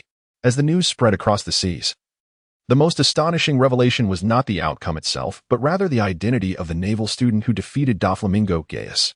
The oceans erupted in excitement, and Gaius's name became renowned throughout the waters. Gaius was not surprised by Doflamingo's fate. He was well aware of Doflamingo's celestial dragon status and could surmise the depths of the situation. He did not dwell on it, considering it merely an additional adversary. With his formal identity, he felt little fear. If he could be captured once, he could certainly be captured again. In the vast seas, within the territory of Zo, news reached Gaius. "Knock. The little rascal has news," exclaimed Duke Inuarashi, having acquired a newspaper detailing Gaius's exploits. He hurried to Gaius's residence and knocked on the door. It was not Knock who answered, but Ashima. Upon hearing Gaius's name, she swiftly rushed to open the door. Once inside, the Duke plopped down onto a modest wooden stool. "My Lord Duke, is there news of Gaius?" Ashima inquired anxiously as Knock approached. The Duke slammed the newspaper onto the table. Knock picked it up and spread it open, revealing Gaius's radiant smile alongside his now youthful figure, clad in casual training pants and without a shirt. The headline proclaimed, "The Navy's Strongest Genius." The article detailed how Gaius led a team of naval students on a mission, during which they unexpectedly encountered and apprehended Doflamingo, one of the 7 warlords. Knock's hands trembled slightly as he held the newspaper. What a remarkable young man. What does it mean to be a 7 warlord?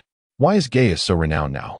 Ashima, upon seeing the headline, realized Gaius's success, though she did not fully comprehend its implications. Nonetheless, her joy was undeniable. The 7 warlords of the sea is a special position established by the Navy to counter piracy, granting 7 formidable pirates a legal status to serve the world government. Though they remain pirates at heart, Doflamingo is among the most distinguished of them, Duke Inuarashi interjected. Gale's unexpected victory over Doflamingo came as a tremendous surprise to him. Ah, how formidable Gale has become. Has he truly ascended to the ranks of the Navy? Ashima's face radiated excitement and exhilaration. It must be so. The Navy bestowing such a grand title upon Gale signifies that he has been thriving within their ranks. Indeed, this boy bears a striking resemblance to me. Knock shamelessly uttered the last few words, his joy palpable. How boastful. It has been over 2 years, and I wonder when Gale will return. He has grown so much, as seen in the photographs. Ashima, aware of Gale's safe ventures at sea, felt an intense longing for her son. I believe it will be soon. He has matured, and we must not complicate his journey. The vast ocean is his true sanctuary. Chapter 25, The battle against Shiozwa. The immense playground of the Naval Academy was filled with a cacophony of voices at that moment. The sound of swift, cutting air reverberated continuously as the silhouettes of a larger and a smaller figure collided and separated rapidly. Aside from the moments of contact, onlookers could only catch glimpses of fleeting shadows, dazzling to behold. The battle had persisted for over 3 hours, yet the two remained in peak condition, their stamina astonishing. At this moment, the smaller figure was forced to retreat rapidly after receiving a powerful kick from the opponent. Regaining composure, Both parties seemed to share an unspoken understanding as they paused to lock eyes for a few seconds. The smaller figure was Gale, who had requested his teacher Zifa to have Shuzwa train alongside him for over 10 days, pushing himself to transcend the limits of the six forms and to integrate their techniques. Shuzwa, being a distinguished instructor in the elite class of the Naval Academy, engaged in daily sparring sessions with Gale each afternoon. Gale, your daily progress is truly commendable. You are indeed the strongest genius of the Navy, Shuzwa remarked, brushing off the dust from his attire and straightening his clothes, exuding an unwavering aura of strength on the playground. Your praise is undeserved, Teacher Shuzwa. Such accolades are but mere happenstance. Yet, your formidable prowess is undeniably impressive. Gale was aware of the newspaper. The contents of the publication had been approved by him before being disseminated. Gale did not seek fame. Rather, it was a necessity of the Navy. Simultaneously, he wished to convey a message of reassurance to his family through this newspaper. Therefore, the smile depicted in its pages was his heartfelt expression intended for them. Gale's curiosity regarding Shuzwa's prowess continued to deepen. Ever since mastering the art of life restoration, his own strength had surged significantly. Through days of rigorous training, he could distinctly feel the explosive growth of his abilities. Although he had yet to unleash his iron fist, he still found himself unable to gauge Shuzwa's true strength. After all, he possessed the amplification of the paramecia fruit. Gale understood that luck is but a facet of power. Indeed, it inherently belonged to his own capabilities. His instructor recognized that he had yet to unveil many of his techniques, as he had merely engaged in combat using the six forms against his teacher. It was time to unleash his full potential and compel Shuzwa to exert his utmost effort, thereby providing him with a genuine combat lesson. Today, Shuzwa radiated an indomitable fighting spirit. In comparison to Gale's six forms, he felt there was little left for him to impart. Moreover, Instructor Zifa had previously indicated that Gale's abilities had reached a bottleneck, expressing hope that he could assist him in breaking through during their time at school. Today, he was particularly eager to do so, for Gale's performance had captured his utmost attention. He was undeniably a worthy adversary on equal footing. Gale felt a sudden jolt of surprise within, yet soon his spirits soared with joy. Wasn't this the very confrontation he had yearned for? Moreover, given the intensity of this battle, there was no room for leniency. Any clash would surely result in severe injuries.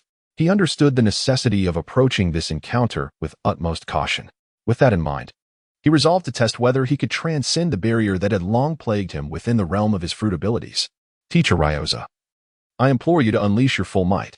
Gale bowed to Shuzwa, a gesture of respect towards his opponent, signifying his utmost commitment to the forthcoming battle.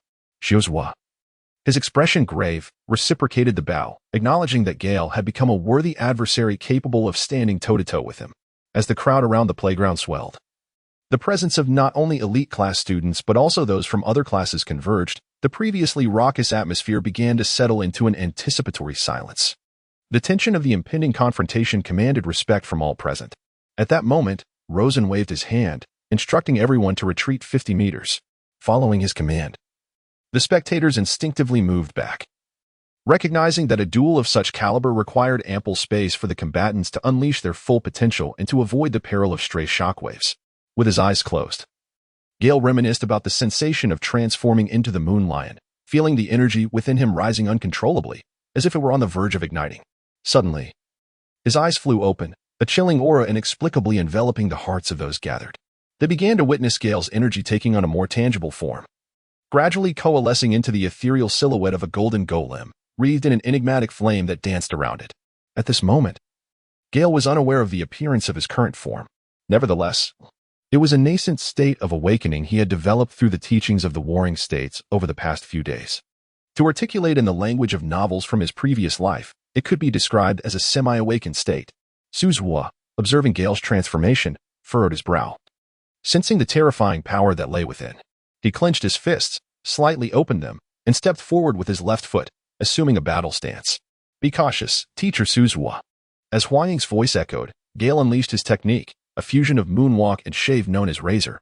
A flurry of afterimages twisted through the air, instantly appearing before Shuzwa. The impact was devastating as iron shattered. With a series of explosive strikes, Gale was merely warming up, launching a barrage towards Shuzwa. The familiar techniques Gale had previously employed now felt exponentially more powerful, their speed rendering them nearly impossible to evade. However, the term nearly was fitting, for Shuzwa had already discerned the trajectory and executed a hyper-explosive shave to evade. The ground cracked beneath them, The once remarkably solid surface now on the verge of collapse. After all, it was a training ground infused with sea stone powder. Observation hockey. Gale gasped in astonishment. But before he could ponder further, he was compelled to hastily defend himself. Metal, steel. Bang. Gale was propelled several meters away, twisting through the air with razor-like agility to ascend higher. To his surprise, Shiozua also wielded observation hockey, launching a broad attack to disrupt his stance. Gale foot, line. Meteor. Gale unleashed a series of 7 or 8 concentrated gale strikes, instantly enveloping the arena in a tempest. Several sounds echoed. Yet the figure of Shiozua was nowhere to be seen, for he had already approached Gale with remarkable swiftness. Shiozua, having fortified his hands with armament hockey, advanced towards Gale after shattering several of the gale strikes. Gale hastily retreated with a razor in hand. Gale's blood surged within him. Indeed. Such an all-out battle ignited an exhilarating fighting spirit. Enveloping his iron fist with electric charge, a formidable aura radiated around him. A manifestation of his deeper understanding of the fusion of electricity and iron fist developed over recent days, although his aura lacked the hardness of Ryoza's reinforcement. He yearned to test his full strength. He deftly employed the technique of the razor to halt his momentum, advancing rather than retreating, to meet Ryoza's obsidian fist head-on. Thunder. The iron fist collided with a resounding crash. The shockwave dispersed, causing the spectators to squint against the overwhelming force. Yet, the sound of slicing air continued to resonate. Boom. Boom, boom. In an instant, the two exchanged a flurry of blows, each strike landing with palpable intensity, before they finally separated, both panting softly. Their breaths heavy in the charged atmosphere. Gale's iron fist resonated with the layered amplitudes of the fruit's power, while his awakened direction embodied a harmonious fusion of strength and swiftness, even in a state where his hockey had diminished significantly. The two combatants managed to reach an impasse in their brief confrontation. Gale felt a tumultuous surge of energy coursing through his body, with each punch he absorbed. It was as if he had been struck by a train. Shozu, taken aback, realized that his own domineering aura had developed to the point where it could envelop and solidify his hands. To his astonishment, Gale, with his rudimentary mastery of the aura, was able to engage him in a contest of strength, leaving Shozu's arms slightly tingling. How long had it been since he had taught at the school? How long since he had faced someone with such intensity? In that moment, he truly began to regard Gale with newfound respect. Shozu tightened his grip, then abruptly opened his right hand, his tendons tensing. His figure began to blur, and with a singular, terrifying speed, he executed a swift movement. Gale's gaze was intense, constantly evading with a flash of the razor. However, in a moment of inattention, he was struck by Shiozua, sent soaring into the air. At the instant of impact, Gale's paper art reached its zenith, yet he was still barely hid in the body. Gale forcibly swallowed the blood he wished to expel, his form steadied by a razor's edge. The armed aura once again entwined around his hands, crackling with electric energy. He advanced towards Shiozua, his fists alternating in a relentless assault. Bang, bang, bang. The air was filled with chaotic energy, the sound deafening. The ground bore the scars of their fierce confrontation, now marred with fissures. Over an hour passed. Gale was deeply wounded, a trace of fresh blood staining the corner of his mouth. Although Shiozua bore no visible bruises, he had sensed Gale's trajectory multiple times through his observation, yet he could not evade, being struck and sent flying on several occasions.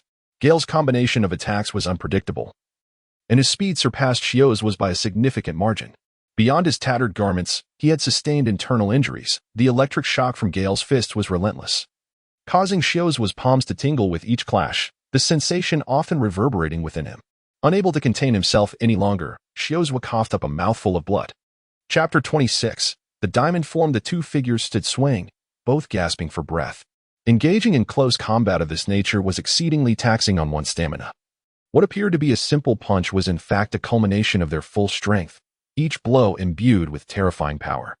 Every collision sent waves of vitality surging through them. They locked eyes for several minutes, both seemingly exhausted, striving to regain their energy. The onlookers fell into a hushed silence, entranced by the sight of two figures reminiscent of war gods. Suddenly, Gale let out a cry, spewing forth a copious amount of blood, yet peculiarly. He burst into a fit of laughter. Ha ha ha. Just now, Gale sensed a faint sound emanating from within his body, akin to the gentle pop of a bottle being uncorked. As his vital energy surged, the few drops of blood he had previously suppressed could no longer be contained, shooting forth like a blood-red sword over a meter away. He then felt an intense resurgence of strength coursing through him, and his wounds gradually began to heal. Overwhelmed by the burgeoning power within, Gale could not help but smile. Shiozua clearly perceived the rising momentum surrounding Gale, his brow furrowing in concern. Could it be? A tempest swept across the arena as the wind howled, and amidst this chaos, Gale's latent golden form began to crystallize, taking on a palpable presence. It was as though he had been elevated to 2 meters in an instant, fully embodying his essence. Radiating waves of golden red light reminiscent of a golden statue from the Warring States period, albeit with a hint of crimson. If one were to describe his appearance, it would resemble a more slender version of Gale's earlier transformation into the Moon Lion. This was the awakening of his fruit. The onlookers were left in utter astonishment, while Galet and Dasky clenched their small fists in excitement, their eyes sparkling with wonder. Gale bowed deeply towards Shiozua, performing a respectful 90-degree bow. The allure of Gale lies in the shadows where he conceals himself, with 3 figures among them smiling, powerful yet respectful of anyone who has aided or shown him kindness. These individuals, Wenfeng, Zhigua, and Karp, had arrived upon hearing the news. Coincidentally, they were discussing matters with 3 admirals and several vice-admirals when they learned of the fierce battle between Gale and Shiozua. Concerned, they hastened over more than half an hour ago. These 3 are their disciples, and the remaining admirals and vice-admirals felt intrigued and joined them. They had all recognized the potential of their promising student. Admiral Crane was the first to speak to the 3 grinning figures, expressing admiration for Gale's character. In contrast to the other formidable yet peculiar personalities present, Gale's integrity resonated profoundly with him. Initially, when it was said that he had defeated Doflamingo, many regarded him as the Navy's strongest genius, a notion I thought somewhat exaggerated, yet it appears he truly lives up to the title. Now, amidst this awakening, I wonder if the vice-admirals feel confident in their ability to defeat him in the near future. Even the normally lecherous Kizaru wore a serious expression. Well, Shiozua's strength should be above that of a rear admiral, though he still has some distance to cover before reaching the level of a vice-admiral. However, he is no longer Gale's match. Given time, he will undoubtedly surpass us. A vice-admiral resembling a half-spotted dog nodded in agreement. Congratulations to the 3 of you. It seems we may witness the emergence of a 4th admiral within the Navy in the next decade. The 3 of them smiled, their eyes narrowing with delight. Returning to the scene, Shiozua, facing the bowing Gale, wore a bitter smile. Though he was Gale's teacher, he recognized that his strength had waned in comparison. I have lost. Upon uttering these words, he felt a weight lift from him. There was no longer a need to continue the fight. Previously, they had been evenly matched. Although he may have had a slight advantage, the prolonged engagement favored Gale, whose recovery ability, bolstered by his devil fruit powers, far surpassed his own. With Gale's awakening, the outcome of this contest was already evident. Shiozua had exerted his utmost effort, whereas Gale now stood at the pinnacle of his strength, far more formidable than before. The enhancement of recovery afforded by the awakening of his Zoan-type devil fruit was indeed terrifying. Thank you, Teacher Shiozua. Gale's words were spoken with sincerity. There is no need for modesty. Having a student like you in the class is indeed a blessing for the teacher. Shiozua did not feel defeated. Rather, he was filled with joy. He had already glimpsed the emergence of a rising star. Gale gazed at his hands, which resembled those of a mighty gorilla, and a sense of clarity washed over him. During his awakening, he felt as though the visage of his former self, akin to a lunar lion, had emerged within him. Thus, he understood that this current sensation indicated he had assumed the form of a gorilla. It appears that the essence of this fruit has begun to reveal itself. Henceforth, I shall refer to you as the gorilla form, my transformation into the gorilla. Gale murmured to himself. Gale, have you truly transcended?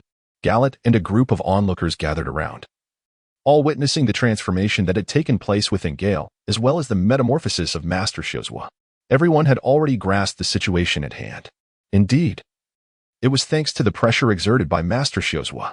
Gale understood the significance of encountering an opponent whose strength was only slightly superior to his own. In the midst of battle, moments of enlightenment and breakthrough often arise when the adversary does not exceed one's capabilities by a considerable margin.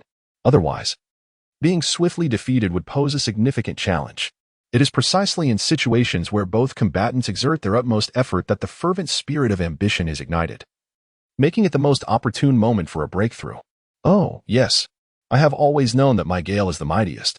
Galet was so elated that he danced with joy. Gale, feeling a touch of embarrassment, turned to the crowd and proclaimed, "Everyone, please disperse. Tonight's meal is on me." However, the retort came swiftly from the ever-cunning Bowman. But does the cafeteria require payment? Oh, I see. Very well. I shall treat you all next time after a mission. Nevertheless, Bowman, I have noticed a marked improvement in your abilities of late. I would like to offer you some personal guidance. Gale's lips curled into a sinister smile. Ah, no, please. This is a conspiracy. Everyone, bear witness for me. If I perish, Gale is guilty of murder. Berman exclaimed as he fled, leaving no trace behind. It was absurd to confront Gale. A single blow from him could easily crush Berman. Meanwhile, the disparity among the elite class members was striking. The onlookers, witnessing Berman's predicament, stifled their laughter. Gale, congratulations. Dasky voiced her sentiments, insisting on expressing her thoughts personally. Well, thank you. Gale smiled at Dasky, seemingly reminiscing about a rather awkward evening not long ago. Turning to Gallet, he exclaimed, Gallet, I'm famished. Shall we go for a meal? Hooray. I too am quite hungry, came the enthusiastic reply. Let us all head to the cafeteria together. After dinner, Gale bid farewell to everyone and made his way alone to the Warring States. This time, he was granted the opportunity for awakening, and he felt it was essential to express his gratitude to the Warring States, marking a significant leap in his journey. Teacher. Each time they meet, Gale always greets with a bow. Indeed, the Warring States era greatly appreciates Gale's courtesy, as it evokes the spirit of Corazon. Teacher. I have successfully awakened my power after sparring with Teacher Shuzwa today. I have achieved the diamond form. I am aware that you have performed admirably, Gale. Exercise restraint and avoid haste. It is vital to solidify your strength before graduation without being overly aggressive. Yes, teacher. I have profoundly sensed the exponential growth of my abilities over the past 2 years, yet I worry that this may affect my character. It brings me comfort to know you think this way. During this time, in addition to solidifying your strength, you should also visit me more often. I observed your diamond form this afternoon, and I wish to impart my Buddha's impact technique to you. Yes, teacher, Gale understands. I must take my leave now, as I need to pay visits to my other 2 instructors. Although Gale was somewhat taken aback by Sangoku's assertion that he had witnessed his form, he quickly came to understand that the clamor generated by their fierce battle would naturally draw the teacher's attention. Go ahead. After bidding farewell to the Warring States, Gale subsequently visited Zephyr and Carp, both of whom informed him about the awakening of their respective abilities. Each of them acknowledged their breakthroughs and advised Gale to first solidify his strength, mastering his other techniques before focusing on the cultivation of the 2 hockey forms after graduation. Gale repeatedly affirmed, then returned to his dormitory in high spirits, concluding this splendid day. Chapter 27. Dasky's Choice Marin Vondo, Naval Academy. The atmosphere at the academy had recently begun to buzz with excitement. Hey, do you think the graduation exam will be difficult? Who knows? I'm not afraid of any practical courses. Oh, come on, you're just scared. Listen, my friends, a true gentleman knows when to speak and when to remain silent. Haha. Let's be honest, we merely need to graduate. As for securing a position as a powerful lieutenant, who knows when that will happen? Even if you graduate, you'll only end up as a second lieutenant. You're joking. Sighing, they watched a group of elite class students pass by, lamenting the vast disparity between individuals. Why is there such a difference among people? Those elite students will at least emerge as school-level officers. Indeed, possibly even at the departmental level. If we manage to graduate and attain a position as a branch colonel, I would be quite pleased. Yes, but for them, the graduation exam must be a walk in the park. By the way, what rank do you think our naval prodigy holds? I'd wager at least a colonel. Perhaps even a brigadier or a major general. I believe even a major general would be an understatement. And yet, even their class instructor can't surpass him. That instructor must at least be a major general in strength. Indeed, considering Gale's age, I wouldn't find it surprising if he were granted a rank of lieutenant general. You're exaggerating. A lieutenant general requires merit. What does merit matter? His teacher is a general. What merit could possibly compare? Let me say this. Even a general will eventually be within his grasp. As they walked, they passed 5 or 6 individuals, and among them was Gale, the very person they spoke of. Upon hearing their comments, Dasky and her companions stifled their laughter, amused by the exchange. Gallet also found it difficult to contain his mirth. Ahem, Gallet, they are praising us. This group of classmates has a promising future, and I have high hopes for them. Gale's face flushed slightly as she cleared her throat to mask her embarrassment. Indeed, there is promise in taking the back door, she remarked. Ahem, you may not comprehend. But in this harsh world, having a strong backing is a form of power, one that is both rare and fortuitous. Absolutely, the great genius speaks the truth, Dasky interjected, attempting to ease the tension. I am speaking earnestly with you all. Let us not dwell on this further. Let us proceed to dine. Gale had initially intended to deliver a lengthy discourse to them, But upon reflection, he reconsidered. After all, they were individuals hailing from the nation's finest institutions. And it seemed that such grandiloquent truths might prove futile. In the dining hall, the same 6 individuals gathered together. "Gale, have you heard your instructors mention our forthcoming arrangements?" Rosen inquired, his restlessness evident. He was deeply concerned about his future. Wasn't the very purpose of attending school to excel and simultaneously combat crime? A solid foundation would enable him to ascend to greater heights in the future. It appeared that they were preparing to assign us to positions at headquarters, followed by a stint at the regional branch to gain experience. Gale feasted heartily, marveling at her remarkable appetite, indulging in a carefree manner, consuming copious amounts without fear of gaining weight. Had this constitution existed in a previous life, it would undoubtedly be regarded as one of the most alluring abilities. Gale continued speaking between bites of food. "Then can we go to even more exciting places?" Carrot's eyes sparkled like stars. Back when she first followed Gale, aside from wanting to be with him, she had also longed to see the world. 3 whole years had passed since they set out, and both she and Gale had grown into teenagers of 15 or 16. When they initially sailed away, they never imagined they'd spend 3 years at the Naval Academy. "Yes, Carrot," Gale declared, "our new journey is about to begin." Gale also felt a profound sense of joy. A decade of monotonous cultivation had passed in the blink of an eye, compared to the slow-paced life of his previous existence. It now seemed as though that former life had been but a fleeting dream. In truth, for these 10 years, he had secretly yearned to venture beyond these walls to dine, to drink, to spar, to court fair maidens. Would that not be utterly splendid? Are there any other details regarding our assignments? Drake stepped forward, his voice tinged with impatience. His fist practically trembled with restless anticipation. "Alas, that remains unknown," came the reply. "But rest assured, everyone will at least be appointed as headquarters majors. At the very least." Gale felt he had divulged too many secrets and dared not continue. In truth, he was uncertain of any more specifics. "And what of you?" Darsky adjusted her glasses, her concern for Gale's allocation overshadowing that of others. She pondered whether they might be separated by great distances. Everyone turned their gaze towards Gale, their glasses remaining still, each one a curious soul. Gale felt unable to conceal the truth any longer, so she spoke up. "Well, since it has come to this, I shall generously reveal the information to you all." Everyone listened intently, their ears perked up in anticipation. It was indeed quite remarkable. Gale cleared his throat, adopting an expression of utmost seriousness. Subsequently, a look of inquiry crossed his face as he uttered a few words. "Can you guess?" "They can tolerate everything but Dashki." Dashki rushed forward, seizing Gale's arm and shaking it vigorously, demanding, "Will you tell me, or not?" His eyes bore an intense glare, radiating a fierce anger. Gale felt an overwhelming sense of fear. Her acting was utterly atrocious, and everyone seemed reluctant to confront her about it. In order to preserve the harmony and appearance of the class, Gale found herself with no other option but to speak candidly. "Well, I suppose I should first attain a military rank before becoming a department head.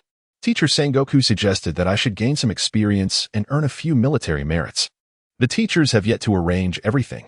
I can bring along 2 companions. I must take Gallet with me. Is there anyone who wishes to join us?" Gallet beamed with delight, and the mere thought of Gale thinking of her filled her with unexplainable joy. A silence lingered for several seconds. Gale etched the expressions of those around him into his memory, acutely aware that many harbored their own aspirations, yearning to carve out their own paths rather than submit to others. His words, perhaps, offered an opportunity for all, although the future remained shrouded in uncertainty. Gale understood that as long as those beside him remained steadfast, their advancement and accolades were merely a matter of time. The prospect of having an additional trustworthy ally to assist him was undoubtedly the most advantageous for him. Should he manage official duties, or allow the duties to manage him? Perhaps it would be better to let Gallet take the reins. He chuckled softly. He would fare better. "Have you all had your fill? Let us engage in conversation as we stroll along." Gale finished the last morsel of meat in his hand and, with a nonchalant air, remarked. The others seemed to have grown accustomed to this routine, as they always waited for him to finish. After all, he had quite the hearty appetite. Gale picked up a napkin to wipe his hands and then his mouth, wearing a contented expression as he lifted his head and stepped out. He exited the dining hall under the awed and envious gazes of the crowd. The flowers in the school exuded such fragrance, and the grass appeared so lush. In just a month, they would have to part ways. His pace was slow, and each face was etched with contemplation. The others looked curiously at the speaker, Dasky. Gale, may I accompany you?" Dasky summoned the courage to voice what she had hesitated to say in front of everyone, fearing that they would discern her unease. Gale's mind was in turmoil. Wasn't Dasky supposed to go to Rog Town to catch up with the esteemed Smog, who had graduated 2 years prior? At school, Gale had merely caught a fleeting glimpse of Smog, without giving it much thought. Although the natural element was undeniably formidable, the relatively low threat posed by someone who was neither an enemy nor a protagonist in the pirate narrative did not warrant much concern from Gale. Yet, wasn't Dasky meant to be with Smog? Was this not a consequence of his own arrival, a butterfly effect? Even though he was acutely aware of the underlying reasons, he felt an unsettling agitation that he dared not confront. It was a disservice to the students. It seemed as though everyone was tacitly aware yet chose not to address it, each gazing into the sky, the ground, or elsewhere, deliberately avoiding the trio, while their peripheral vision remained fixated on the unfolding drama. Ah, Dasky, dear sister, now I have company. Gale often immersed himself in training and neglected me, but at last, I have a companion, oh joy.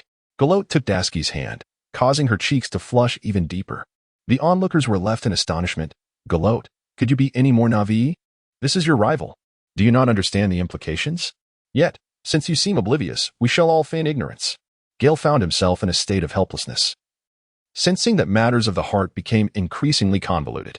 Despite his deliberate attempts to avoid Dasky, he had anticipated that she would gravitate towards Smog. Little did he realize that he had underestimated the allure of his own protagonist aura. Very well then, he would discuss the situation with his mentors, Zephyr and Sengoku. With no other choice and reluctant to refuse, he decided to bring Dasky along. He had unwavering confidence in her ability to handle the tasks at hand. Thus commenced the mission of Chapter 28. Recently, Gale has been quite occupied, as all 3 of his instructors have their own directives to impart. And Zhangguo is not always available, thus, he must be precise with his timing when he arrives. Now, Gale finds himself once again in Zhangguo's chamber. Zhangguo is intently perusing the documents in his possession, occasionally making annotations, reminiscent of a teacher revising a student's assignment. Aside from the mountainous pile of papers on the desk, there lies a telephone and a cup of water. However, the object of his fascination is the paper-eating goat. During ordinary moments, it appears quite adorable, yet witnessing Zhangguo toss paper into its mouth evokes a sensation akin to a bomb detonating within. Gale is genuinely tempted to approach and examine this peculiar creature more closely. Yet, under the imposing presence of the phrase absolute justice emblazoned on the wall behind Zhangguo, he refrains from acting impulsively. Thus, he gazes at the goat for an extended period, his expression akin to that of a lecherous old man. The little goat, sensing his stare, trembles in fear and shakes the bell around its neck vigorously. Zhangguo pauses his writing to glance at Gale, who sheepishly scratches his head and offers a benign smile. After several minutes, Zhangguo sets down his pen and contemplates stretching, but upon noticing his disciple still present, he suppresses the urge. He reaches for the water on the table and drinks it in one gulp, feeling somewhat unsatisfied, pondering which subordinate had assigned him such a small cup. Clearing his throat, he addresses Gale. Yesterday, I had someone summon you here today. Can you guess the reason for my summons? Gale's mind races with speculation, wondering if it pertains to the appointment discussed by teacher Zeta a few days ago regarding post-graduation assignments. After hearing the inquiry from the Warring States, Gale adjusted his posture on the sofa, lifting his chin and straightening his back. It was unavoidable. The presence of this esteemed teacher, who occupied a prominent position, exuded an aura that was somewhat stifling, impeding one's breath. Unlike other instructors, he could not afford to be overly relaxed. Indeed, Zephyr had already informed you, hadn't he? He wishes for you to go to the North Sea. Warring States nodded. Gale was indeed quite astute, requiring little concern over matters at hand. Over the past few months, Gale had mastered his technique, the Buddha's impact, making slight modifications to create his own version, the diamond impact. This technique was versatile, capable of both offense and defense. It could unleash a colossal shockwave from a distance, accomplishing the mission of the energy blast, which was now replaced by the diamond impact's superior long-range application. Additionally, it could be compressed, forming a shield-like aura centered around his hands, thus eliminating the need to physically receive attacks with his own body. It was not that Gale lacked confidence in his physical prowess. Rather, he felt that something was amiss. Recently, he had also experimented with weakening it, launching from both hands and feet to create a repulsive force, akin to the flight of Iron Man from his previous life. His prior swift moonwalk combined with energy propulsion had become insufficient, while the combination of moonwalk and razor-like flight skills demanded considerable stamina, requiring him to step through the air multiple times in rapid succession. Each step was akin to a moonwalk, and the intense mental focus and physical exertion were ill-suited for long-distance or prolonged flight. The significance of the flight enabled by the diamond impact was now paramount. After months of learning, Gale found himself somewhat in awe of his teacher before him. The clarity and precision of his words made comprehension effortless. Were he not a marshal but rather a schoolteacher, he would undoubtedly be adored by his students. Yet, the power of warring states was formidable. Gale could keenly perceive this through his fruit abilities. Just the fact that he had awakened his Buddha transformation several times had enabled him to surpass thresholds that many martial artists struggled to breach. His Buddha's impact was replete with profound mysteries and applications. While he had grasped its form, Gale was keenly aware that he had a long journey ahead. It was akin to Karp's iron fist. He had learned it, but it merely resembled the techniques used decades ago. His thoughts wandered slightly. But he returned to the main point. The teachers would arrange matters, and the students would simply comply. Gale nodded in response to the question posed by the warring states, signifying his agreement. In truth, Gale held no particular objections. It is a given that wherever one goes, there exists the potential for encountering novel experiences. Each place bears its own unique charm. Observing Gale's understanding demeanor, a smile graced Warring State's face, prompting him to muse about how wonderful it would be if Gale were his own son, a sentiment that would surely be regarded as a commendable tale within the Navy. However, plans may require some adjustments. Given your formidable prowess, you stand unrivaled across the seas. After considerable contemplation, although we initially intended for you to hone your skills further, we cannot afford to squander too much time. Recently, intelligence reports indicate a surge in the number of pirates venturing into the New World, with many new stars emerging. The Sabaody archipelago, too, has become a melting pot of various characters. I hope you can secure a position in the Sabaody archipelago, and if possible, amass military achievements to prepare you for your ascension to the rank of admiral. Gale never anticipated that his first destination would be so grand and lavish. The Sabaody archipelago lies in the central segment of the Grand Line, with only two routes leading to the New World. One is the government-sanctioned passage from the Red Earth continent, the safest route, while the other involves venturing through the treacherous waters beneath the Sabaody archipelago, heading towards Fishman Island. This latter path is fraught with peril, yet for pirates, aside from power, fame, treasure, and beauty, danger holds little significance. If one fears danger, they should not pursue the life of a pirate. Thus, despite Shabaady's proximity to Mariewa, it remains a cacophony of various elements, rife with human trafficking, arms dealing, and numerous hidden black markets. The Navy turns a blind eye, allowing these activities to flourish. Why? Because if 10 pirate crews embark on the journey to the New World, only 4 may succeed, and among those who arrive, how many survive to become notorious? The infighting among pirates is fierce, driven by reputation and greed. Hence, the Navy remains indifferent to their endeavors, welcoming the increased attrition. Typically, they choose to overlook such matters. Gale being assigned to guard this area is indeed intriguing. Are the majority of pirates merely seeking entry into the New World? This poses a valid question, yet Gale hesitates to doubt his mentors, who would never orchestrate anything detrimental to him. As for the orders from the elders, indeed, Gale stood up and executed a standard military salute. The warring states waved his hand dismissively, indicating that such formality was unnecessary, and urged him to take a seat. Yes, please sit, he continued, however. Your rank is merely that of a colonel in our unit, which is the highest position your instructor can assist you in attaining. You may command 3 individuals, while the remaining soldiers will be allocated by the Navy. Shall we arrange for you a battleship under the command of a rear admiral? It boasts a larger capacity and formidable firepower. Gale was utterly astonished. The rank of colonel was already the pinnacle for most, yet this was merely his beginning. His mentor even entrusted him with leading 3 others. Was another being added to the mix? It seemed he would need to deliberate carefully over this opportunity. But what was this about a rear admiral-class warship? Gale found himself unsettled. While he harbored no objections to leveraging connections, he was acutely aware of the ancient wisdom, the tallest tree invites the storm. Commanding such a vessel would undoubtedly complicate his path forward. Why invite unnecessary trouble? Professor, I must humbly decline. The rank of colonel is more than sufficient for me, and I desire only the standard ship allocation, no special privileges. Were it not for the fear of standing out too conspicuously, Gale would have been indifferent. A rear admiral-class warship dwarfed even the largest pirate vessels, its firepower rivaling that of a true leviathan of war. Though a colonel's ship paled in comparison, Gale deemed it inconsequential. If he encountered a truly heinous pirate, escape would be impossible. And if he wanted them to escape, why pursue them at all? Chapter 29. Volunteering one's services. Professor, are there any particular missions this time?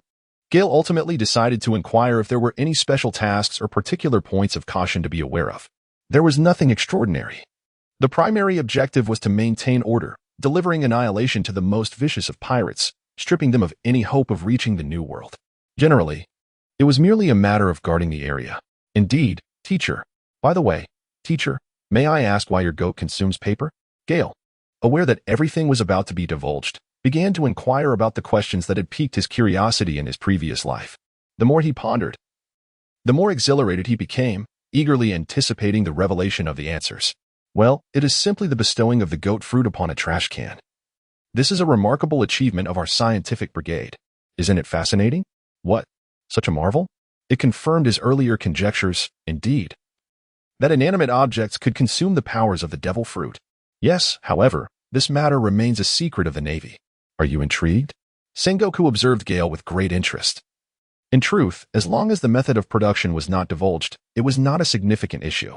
Indeed, Master, it is almost beyond belief. The power of science is truly formidable. Gale suddenly conceived a multitude of intriguing combinations, each more remarkable than the last. The powers of various fruits were undeniably formidable, presenting solutions that seemed insurmountable. For instance, the mimetic visage of Mr. 2, the door fruit, the gravity fruit, the Momo fruit, the float fruit, and the castle fruit. All these abilities heralded transformative changes akin to possessing two distinct powers. How could one not be captivated? The enthusiasm was palpable, although it was prudent to temper one's exuberance. Nevertheless, such are mere externalities, if one were to take a liking to it. Perhaps the teacher could bestow one upon you next time. Sengoku appeared rather indifferent, while the devil fruits were indeed precious to him. Possessing one or two held little significance. Gale's eyes sparkled with excitement as he asked, Teacher, could you wait while I find a suitable fruit on my own, and perhaps enlist the help of the scientific team to create it for me? Watching Gale dance with joy, Sengoku couldn't help but smile. Indeed, he was still a youthful spirit, akin to a child discovering a beloved toy. Well, go ahead, but as long as you possess it. What harm is there in making two for you? Just remember, do not abuse your authority. Oh, yes. Gale felt a surge of delight. This was invigorating.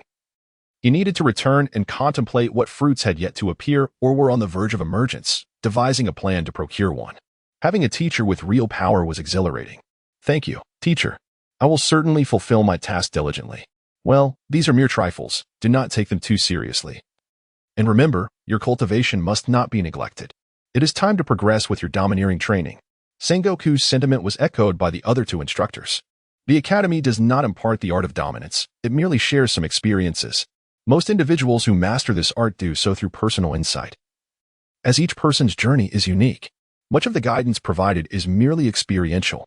Moreover, the essence of dominance is not something trivial. It is not akin to the 6 styles, which can be learned through systematic training. Gale had already been practicing armament hockey for over a year, even without deliberate training.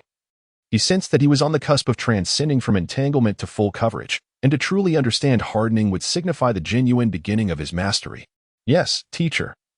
By the way, may I pose a small inquiry? If I were to capture a bounty pirate, how much would I be entitled to? Huh? Sengoku was taken aback. He was the first to ever ask him this question. Upon reflection, he suddenly understood, laughing heartily. This lad had arrived after his ship was sunk and was likely without a penny to his name. Haha, you rascal, are you out of money? Our Navy does not receive bounties for capturing pirates, and soon you will have a salary of your own. You'll understand in time. For now, let me advance you 1,000,000 berries, but this will be deducted from your future wages. Gale pondered carefully over the words from the Warring States period. You will understand in due time, and couldn't help but wonder if there were any hidden benefits. As long as no taboos were breached, there should be no significant issues. Right? He chuckled, expressing his gratitude to the teacher. Thank you, dear instructor. I shall take my leave now, as I need to pay visits to 2 other teachers. Gale took his leave from the Warring States after receiving the Bailey. Graduation is now less than 5 days away. Today, Gale and Dasky have also foregone their training, seeking instead the company of friends. With a mind adrift in joyous reverie, Gale unknowingly found himself at the threshold of Dasky's abode. There, upon the verdant grass, a gathering of companions had assembled, their spirits heightened as graduation approached. The air was charged with excitement, and the group had set aside their training to engage in earnest discussions about their futures. Gale greeted everyone, and a lively exchange ensued, filled with the musings of their shared aspirations. Gale observed that everyone had gathered together rather than engaging in their training, indicating that their thoughts aligned with her own. The group was discussing their paths post-graduation, and she found herself echoing their sentiments, expressing her willingness to accompany them. Dasky stood up, playfully patting her alluring dairy, which had acquired a bit of dirt from sitting on the grass. Gale withdrew her gaze and turned to the group, saying, "Soon, we shall all be parting ways. It is good for us to gather together. Perhaps in the future, we will be scattered across the ends of the earth." A wave of melancholy swept through the crowd. Farewells are always painful. Amidst the exchange of heartfelt words, a somewhat introverted girl already bore a hint of redness in her eyes. Gale and Gallet also found a place to sit, merely listening to the ongoing conversation between them. Gale heard a voice calling out, and it was none other than her own. Gale turned around and was surprised to find it was Braid. Braid was a rather introverted individual, towering at an impressive height of 6 feet 6 inches with a robust build. Although he was not of the giant race, he nonetheless possessed an imposing presence. He was not a fruit user, yet he had attained elite status due to his innate strength. Gale surmised that he had inherited the genes of the giants. Although he had never inquired directly with Braid, as he was generally reticent, nonetheless, he was well-liked and amiable among his peers. "Braid, is there something on your mind?" Gale observed Brad attempting to articulate something, yet he struggled to find the words, which left her feeling somewhat anxious for him. "Gale, you. Gale felt a sense of urgency. Although Brad was typically not very articulate, his stuttering was quite unusual. "Please, do not rush. Take a sip of water and compose yourself. Speak to me when you are ready." The crowd fell silent, patiently awaiting Brad to finish his drink and find his voice. I would like to join you, if I may." After taking a sip of water, Brad's breathing became more even, allowing him to finally express the thoughts he had long wished to convey. Gale finally comprehended the situation. It was indeed a self-initiated offer. He had been troubled by the absence of a suitable candidate, and he had not disclosed the need for one additional person. It appeared that Brad had fortuitously stumbled upon the solution. "How splendid. I was initially limited to 2 companions, but now I have the opportunity to include a third, just as I was in need of one." The thought of this perfect alignment brought a smile to his face. "Truly, this is marvelous." Brad clenched his fists tightly, his body quivering slightly, clearly overwhelmed with joy. "Gale, why do you wish to accompany me? Your capabilities are sufficient for you to assume the role of a branch leader yourself." "Gale, I possess little talent. I am merely strong in physique. However, I am rather simple-minded. Although everyone is wonderful, you are the only one who can take me along. I have an unwavering belief that being by your side will allow me to achieve something significant." "Is that so? Very well then. I trust your judgment. I truly envy you for being able to follow such a handsome, formidable, and immensely capable commander. Alas, I cannot claim the same. Being overly exceptional can indeed be a burden." Gale, with a solemn demeanor, indulged in self-praise, yet the others had become immune to his occasional jests. "Did you not say that only 2 individuals could accompany you?" Drake interjected, his pride compelling him to carve out his own path rather than join Gale's ranks. He had previously heard Gale declare that only 2 could be brought along. "Indeed, I too learned only recently that the plan had changed, allowing for another companion," he remarked. The crowd collectively grasped this revelation, clearly invested in Gale's every move. Chapter 30. The graduation ceremony. The long-anticipated day had finally arrived. The vast expanse of the Naval Academy's parade ground was lined with rows of neatly arranged sailors.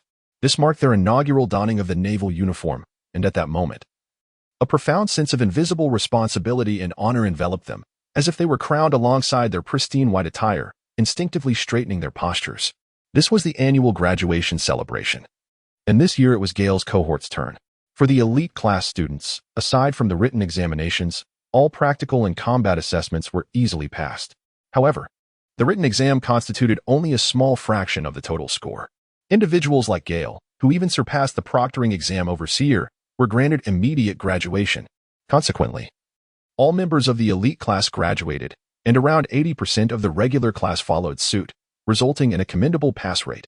During the ceremony, Professor Zephyr presided over the proceedings, reminiscent of a principal's address from a past life. The attendance was notably high, with many alumni returning to honor their junior counterparts. This sentiment transcends time. Older students invariably cherish their younger peers. Smoker had also returned, embodying the character from the original narrative. Forever with 2 cigars clenched between his teeth since his appearance, his gaze bore a hint of mischief, hands crossed, perhaps questioning whether reliance on hockey-infused weaponry would prove excessive. Uncertain if he was there to escort Tashiji, it seemed his efforts were already too late. Gale was curious whether Smoker had ridden in on his iconic tricycle. He found such a contraption irresistibly fascinating, and resolved to craft an even more impressive motorcycle in the future. Amidst Smoker, Gale failed to catch a glimpse of Tashiji, one of the renowned beauties of this world, having not encountered her during his time at school and only vaguely noticing her today. Beside Professor Zephyr stood Senior Sisterine, who, while appearing stern in her justice cloak, donned a summer outfit that exuded the essence of a refined young lady. Yet, the exposure of her fair thighs was enough to captivate many onlookers, prompting a wry smile from Gale. This world, despite its oddities, boasted women of breathtaking beauty. Perhaps a testament to their rigorous training, where the desirable attributes flourished, while the undesirable were non-existent. The individual standing next to Zephyr and Ein, dressed rather plainly like a rustic villager, was undoubtedly Binz. Although previously unknown to Gale, he recognized him as Zephyr's right-hand man from his past life. Vice Admiral Crane was also present, as a naval strategist, and given her age, her attendance was entirely expected. The crowd held great reverence for this kind-hearted elder. Accompanying Vice Admiral Crane were two others, one male and one female. The female figure, graceful and alluring, despite being unmarried, radiated an air of an ideal, exquisite young woman. Gale could not help but steal a few extra glances. If he was not mistaken, she was Guion, codenamed Peach Rabbit, regarded by Crane as a sister.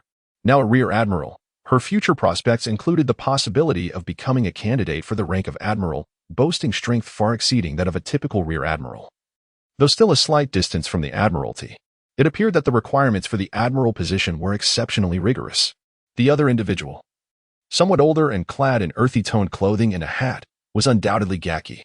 Codenamed T-Pig, he was known for his relentless pursuit of Guion. Having reportedly proposed 100 times, all met with refusal. The current count of rejections remained unknown. Regardless, there was no need for concern about the future. His appearance was simply too disheartening to fathom. The gathering included many individuals whom Gale could not fully identify, relying solely on fragments of memory for recognition. Neither Vice Admiral Garp nor Fleet Admiral Sengoku attended, likely due to prior commitments. However, this was inconsequential, as their appointments had been confirmed days prior. Today merely served as a ceremonial occasion. After an extensive discourse from Zephyr, Gale discreetly surveyed the attendees. Zephyr continued, "I hope you do not squander what you have learned. Uphold righteousness, and stand firm in justice." A resounding chorus of "Stand firm in justice. Stand firm in justice" erupted from the parade ground, a fervent declaration that, regardless of future challenges at that moment, the commitment to justice resonated deeply within their hearts as they aspired to embody its essence. The subsequent segment of the ceremony involved the appointment ritual, where 400 to 500 individuals formed several small groups to receive their military insignia from their respective instructors, symbolizing their honor. Only about 20 individuals were personally awarded ranks of lieutenant commander and above by Zephyr himself.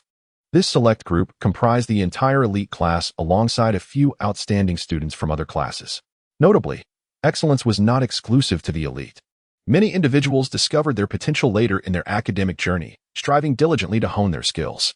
While the elite class included numerous devil fruit users and individuals with unique abilities, such as Brad's innate strength, the regular class also had its share of students who achieved remarkable feats through physical training or serendipitous encounters with devil fruits.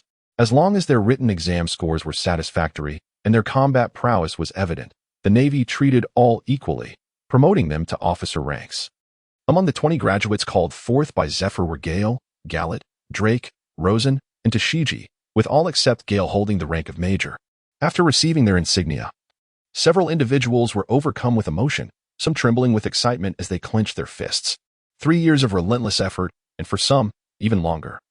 Enduring hardships that would challenge the average individual, culminated in the donning of white uniforms and the draping of justice cloaks upon their shoulders. 3 years of diligent study awaited this moment of recognition. Was it not the culmination of their aspirations? Following this, Tashiji, Gallet, Drake, and Rosen also received their military insignia, each carrying their own joy. After an extended wait, the final individual stepped forward.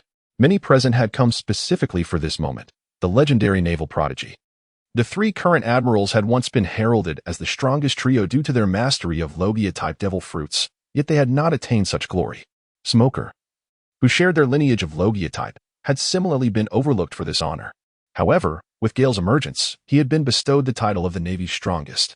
Suddenly, a young man emerged, known only for 2 notable battles, one against Doflamingo, where he had defeated him during a moment of vulnerability while transforming into a moon lion.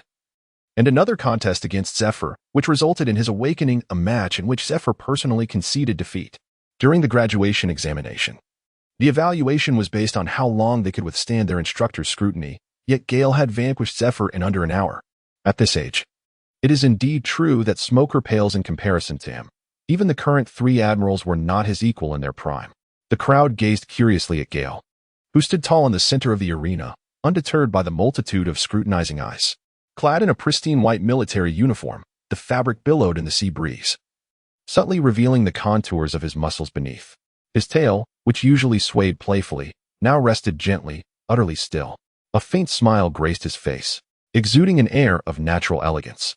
Zephyr personally approached to bestow upon him the rank of colonel, draping the cloak of justice over his shoulders. Gale immediately snapped into a crisp military salute directed at Zephyr. After receiving Zephyr's approving nod, he turned and rendered the same formal gesture to his fellow graduates. The assembled students returned the salute in perfect unison. This was their way of paying respects to the strongest among their cohort, their youthful fervor palpable in the charged atmosphere. Unlike the more relaxed customs of pirate crews, this standardized military salute to all graduates etched itself deeply into everyone's consciousness. A gentle sea breeze carried across the sunlit ceremony grounds as beaming faces glowed under the golden rays. That single salute, held for nearly 10 minutes, seemed to convey volumes beyond words through the shared smiles of comrades. As the salute concluded, every spectator in attendance committed the name Gale to memory. Though none had witnessed his combat prowess firsthand, none would ever again suspect him of advancing through nepotism. His ramrod-straight military bearing lingered particularly in the minds of female attendees, while the men perceived him as the very embodiment of justice. A man of remarkable charisma. This became the unanimous assessment among the crowd. Chapter 31. Xuan. With the graduation ceremony concluded, uninterrupted laughter finally flowed freely. Numerous classmates approached Gale to exchange greetings, all eager to make favorable impressions on their year's top performer. Presently, another flock of admirers surrounded him, giggling young women who couldn't resist touching his uniform. With one particularly mischievous girl seizing hold of his tail yet again, Gale felt quite uncomfortable. Ever since mastering the art of life restoration, his tail had become as agile as his hands. However, the sensation of being constantly grasped by others felt exceedingly strange. Gale exerted an extraordinary effort, employing every ounce of strength to escape from the multitude of ghostly minions. In an instant, he vanished like smoke, his departure as swift as the wind. Along the coast of Malinvondo, the sea breeze was brisk, causing the waves to crash against the rocks, transforming into droplets that scattered back into the ocean. The youth, clad in a pristine white naval uniform, stood resolutely, the sea wind billowing his white cloak with a resounding rustle. With his head slightly raised, it seemed as though his gaze had drifted toward the boundless horizon of the sea. Our prodigy, what thoughts occupy his mind in this solitary moment? A soft voice resonated in the air. Gale's wandering thoughts were gradually pulled back to reality as she cast a glance towards the source of the sound. The moment she looked, her gaze became entranced and could not be withdrawn. The newcomer approached gracefully, her high heels clicking rhythmically against the ground, exuding an air of elegance. She wore a fitted, open-collared tee adorned with delicate lace, which inevitably stirred a yearning for the tumultuous depths concealed beneath. Her hair was elegantly styled in an updo, complemented by a pair of short shorts that accentuated her flawlessly pale thighs. Unadorned, they bore only a single black spider tattoo, which added a hint of allure to her captivating form. The black spider seemed to harbor a secret of its own. Draped over her shoulders was a cloak of white tinged with pink, yet it could not conceal the boundless enchantment of her beauty. In the north, there exists a woman of unparalleled grace, standing alone in her magnificence. With a single glance, she could captivate an entire city, and with another, an entire nation. Gale gazed at the approaching G-Garden, and involuntarily uttered the verses that everyone in a past life could recite with ease. From a distance and up close, the perception was entirely different. The proximity revealed every detail with unmistakable clarity. Gale felt a slight dryness in his throat, and beads of cold sweat began to trickle down his brow. He realized he had been somewhat abrupt moments ago. The distinguished Major General before him was not an ordinary individual. Having remained single for so long, he must be in his late 20s or early 30s. There was a reason why the esteemed Major General Kaki had pursued her for so long. Xuan possessed high standards and disregarded those of lesser abilities, while Kaki, though equally matched in strength, bore the countenance of a middle-aged man. The mere thought of Major General Kaki caused Gale a headache, leaving him uncertain whether he had inadvertently caused trouble. Shi-Yuan remained silent, her bright and clear eyes fixed curiously on Gale for an extended period. With a gentle sigh, she remarked, "Our great genius. Is this truly how you charm women?" Gale finally set her heart at ease, having been fixated on the golden kinkakaji at her waist. Fearful that it might unsheath at any moment, Gale swiftly organized his thoughts. "General Ziyuan, I must apologize for my abruptness. It is merely that this is my first encounter with a general, and I cannot help but be awestruck. I am not a reckless wanderer." Ziyuan, however, did not dwell on Gale's words, instead savoring the lines of poetry he had just heard, and with each recollection, his admiration deepened. The long-buried sentiments within him began to stir. Gale was taken aback, as he was unaware of the existence of poetry on the continent. However, it would not be surprising if such poetry did exist. Given the vastness of the world, it is only natural that nobles would compose verses of a similar nature. Yet, it was merely a fleeting inspiration for Gale, and he would likely be ridiculed in the Garden of Blessings. Gale felt a twinge of guilt towards the original author. Though he remained oblivious to their identity, in this world, one could only attribute the creation to oneself. Young brother Gale truly astonished many, for the legendary genius often brings forth unexpected delights. Handsome in his youth, he possessed a charm that endeared him to the fairer sex. Regrettably, his words trailed off into silence. Ziyuan, typically aloof, revealed a rare glimpse of melancholy today. Gale harbored a quiet melancholy within his heart. Though this body in the world of pirates belonged to the Mink tribe, apart from possessing a tail, his 16-year-old visage bore a certain youthful handsomeness, a fact he was well aware of. In a world teeming with bizarre and fantastical appearances, he undoubtedly resembled the archetype of a fairy tale prince. Yet his self-restraint seemed rather lacking, even with the wisdom of 2 lifetimes. He still found himself powerless against the allure of Ziyuan. He couldn't help but wonder if this might invite trouble. What purpose, he mused, would bring Ziyuan here in the future? Gale deftly shifted the topic, sensing that the atmosphere was rather awkward. Upon hearing this, Ziyuan smiled, causing Gale to momentarily lose his train of thought. "From now on, do not address me as general. Simply call me sister, dear Gale." She continued, "I have come here for the same reason as you. It has merely been a long while since my last visit. In the past, I often came here alone to indulge in daydreams." "All right, Sister Ziyuan, it seems I have encroached upon your space," Gale replied. "I too seek solace here during moments of boredom, and it seems that such splendid places are always destined to be discovered by those who appreciate them." Gale scratched his head, revealing a foolish grin. He often employed this gesture to mask moments of awkwardness, casually embracing his role as a little one. "Indeed. It appears that you and your sister share many similarities. Sister has a question for you. Have you recited that poem to any other girls?" Ziyuan remained ensconced in the beauty of the poem, as if through its verses, she could catch a glimpse of her own exquisite self.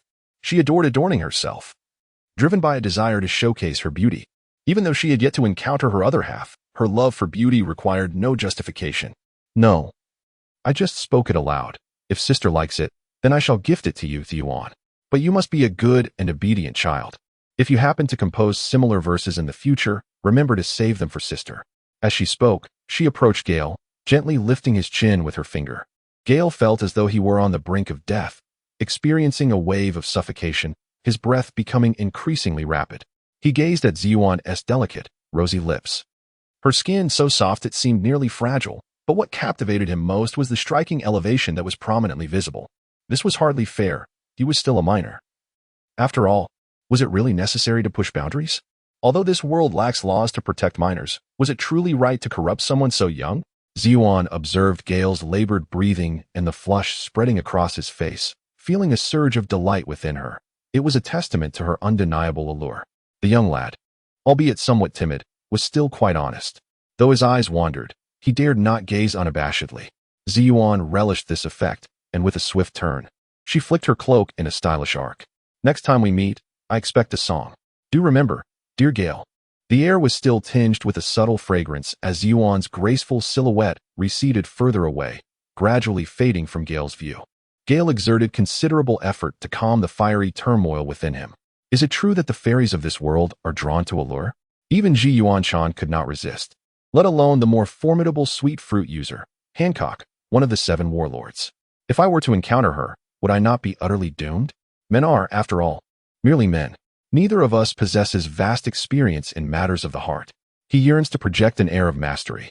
And while he can be considered skilled to some degree, He is unlikely to surpass Ji Yuanchan at this moment. Yet, he possesses enough strength for self-defense. Why then? Can he not exude that aura? Even feigning indifference would suffice. Gale.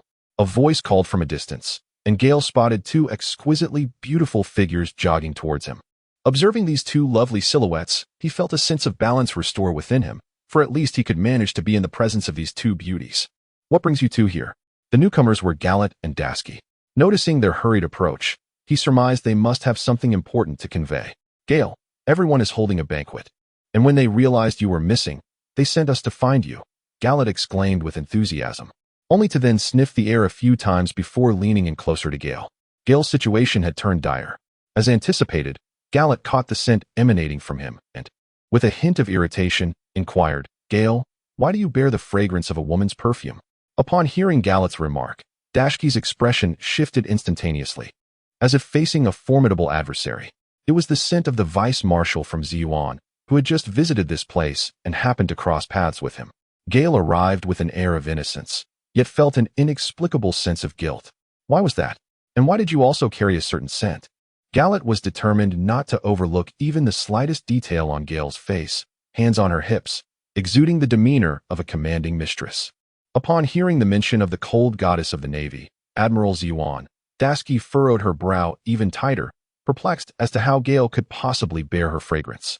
It is merely a reflection of Admiral Ziyuan's concern for me, her junior. Do not dwell on it. Hasten back, for there is a complimentary banquet awaiting us. Off you go. Gale spoke without waiting for a response from the two girls, swiftly vanishing from sight. The two young women, frustrated, stomped their feet and hurried after him. Chapter 32. Departure to the Shambadi Archipelago. At the expansive port of Marineford, a regiment of Navy personnel stood in orderly formation, fully armed. It had been 5 or 6 days since the graduation ceremony. The mission assigning Gale to the Shambadi Archipelago had already been issued, after several days of mobilizing troops, equipping them with arms, and provisioning food and fresh water. This naval force, led by Gale, was poised for departure. Of course, Gale had delegated the minor details to Dasky and Bread, for his mind was preoccupied. He had not engaged with books or written materials for quite some time, and the sight of the densely packed text on the inventory list gave him a headache. This naval contingent comprised over 300 personnel, precisely the full complement of a colonel. Although a colonel from the naval headquarters outranked those from the branches by 3 levels, the soldiers under him were all from the headquarters, with several having graduated alongside him. Their combat proficiency was markedly superior to that of the branch soldiers. Many of the new recruits held advanced ranks, some assigned to different missions, while others, whose performance was mediocre or who had not passed the graduation examination, preferred to venture out rather than remain in the academy, thus accepting their assigned roles within the unit. The naval force was predominantly composed of seasoned veterans interspersed with a few inexperienced recruits. However, many veterans recognized that, aside from their lack of experience, several of the new recruits possessed abilities that surpassed their own. Consequently, instances of seasoned soldiers underestimating new recruits were relatively rare, particularly in the branch units. Everyone stood still, gazing at the solitary figure at the forefront, though diminutive in stature and appearing somewhat frail in his white military uniform. His erect posture and the fluttering cloak attested to his authority as their commander. Many graduates had witnessed Gale's formidable prowess, regarding him with respect and admiration. The tightly clenched fists of the graduates signified their excitement and eagerness. The veterans, having heard tales of their commander's genius within the Navy and his extraordinary strength, regarded the youthful figure before them with a mix of skepticism and curiosity, uncertain of the true extent of his capabilities. Gale stood not far from the multitude of soldiers, with Gallet and Dashky flanking him on either side, eliciting a sense of envy from those around them. Gale cast a few glances at the gathered crowd, feeling quite satisfied with their demeanor. It appeared that everyone had arrived. He then addressed Lieutenant Brad, inquiring, "Lieutenant Brad, is the formation complete?" Brad, along with Dasky and Garrot, were the 3 individuals Gale had previously appointed as his aides.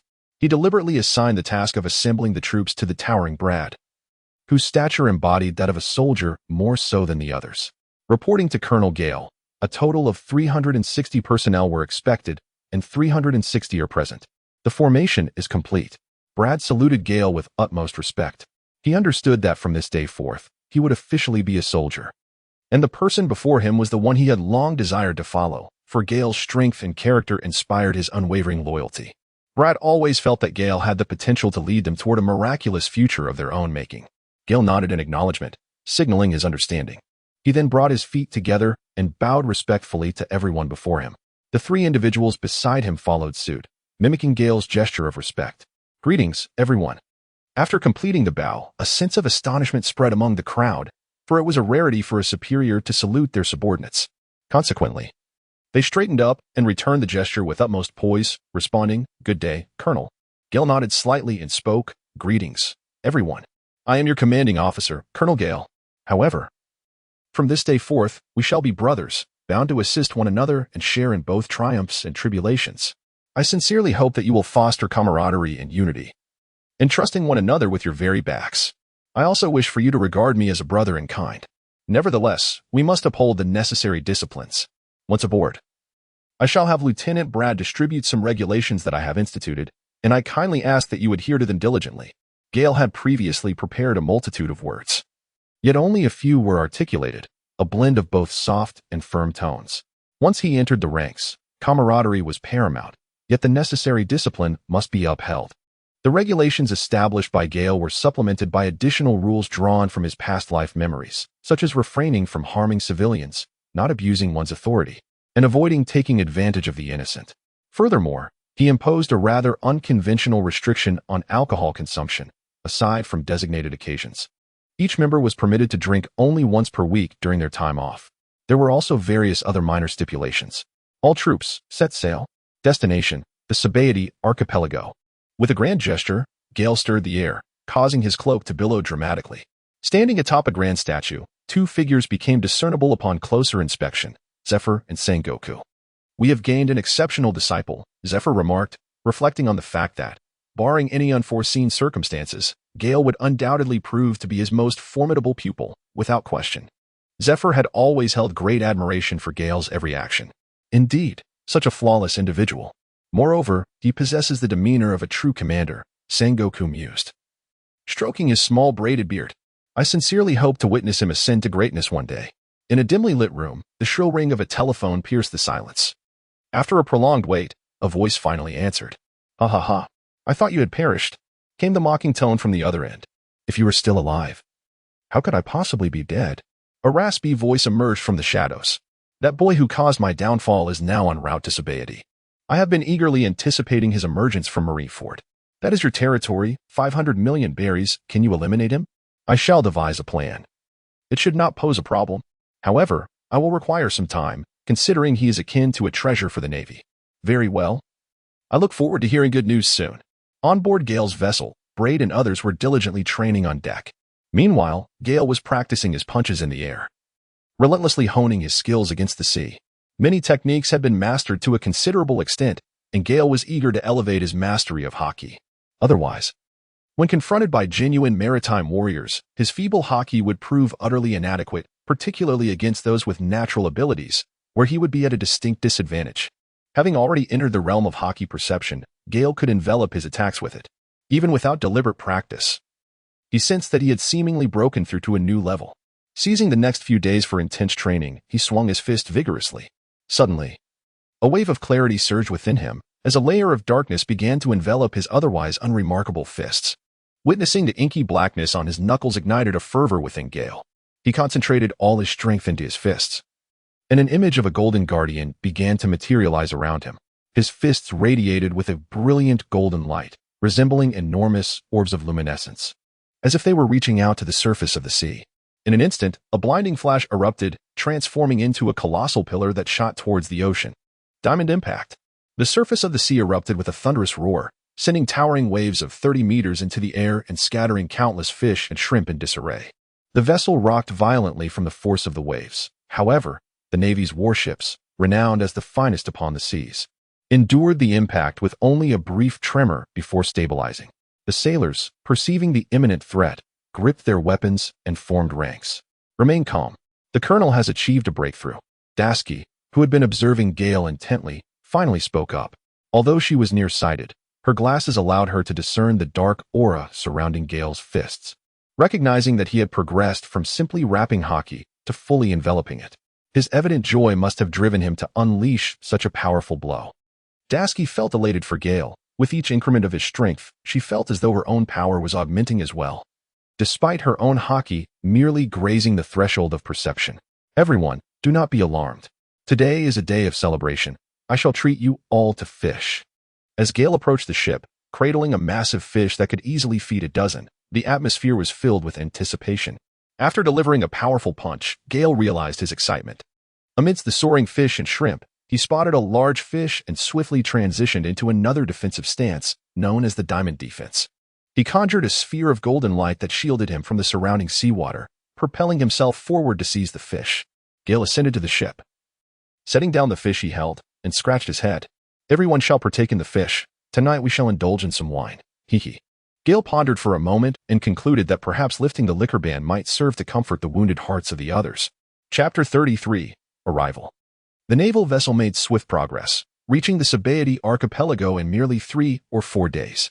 Positioned at the midpoint of the Grand Line, the Sabaody archipelago, along with Marineford in close proximity, serves as a formidable deterrent.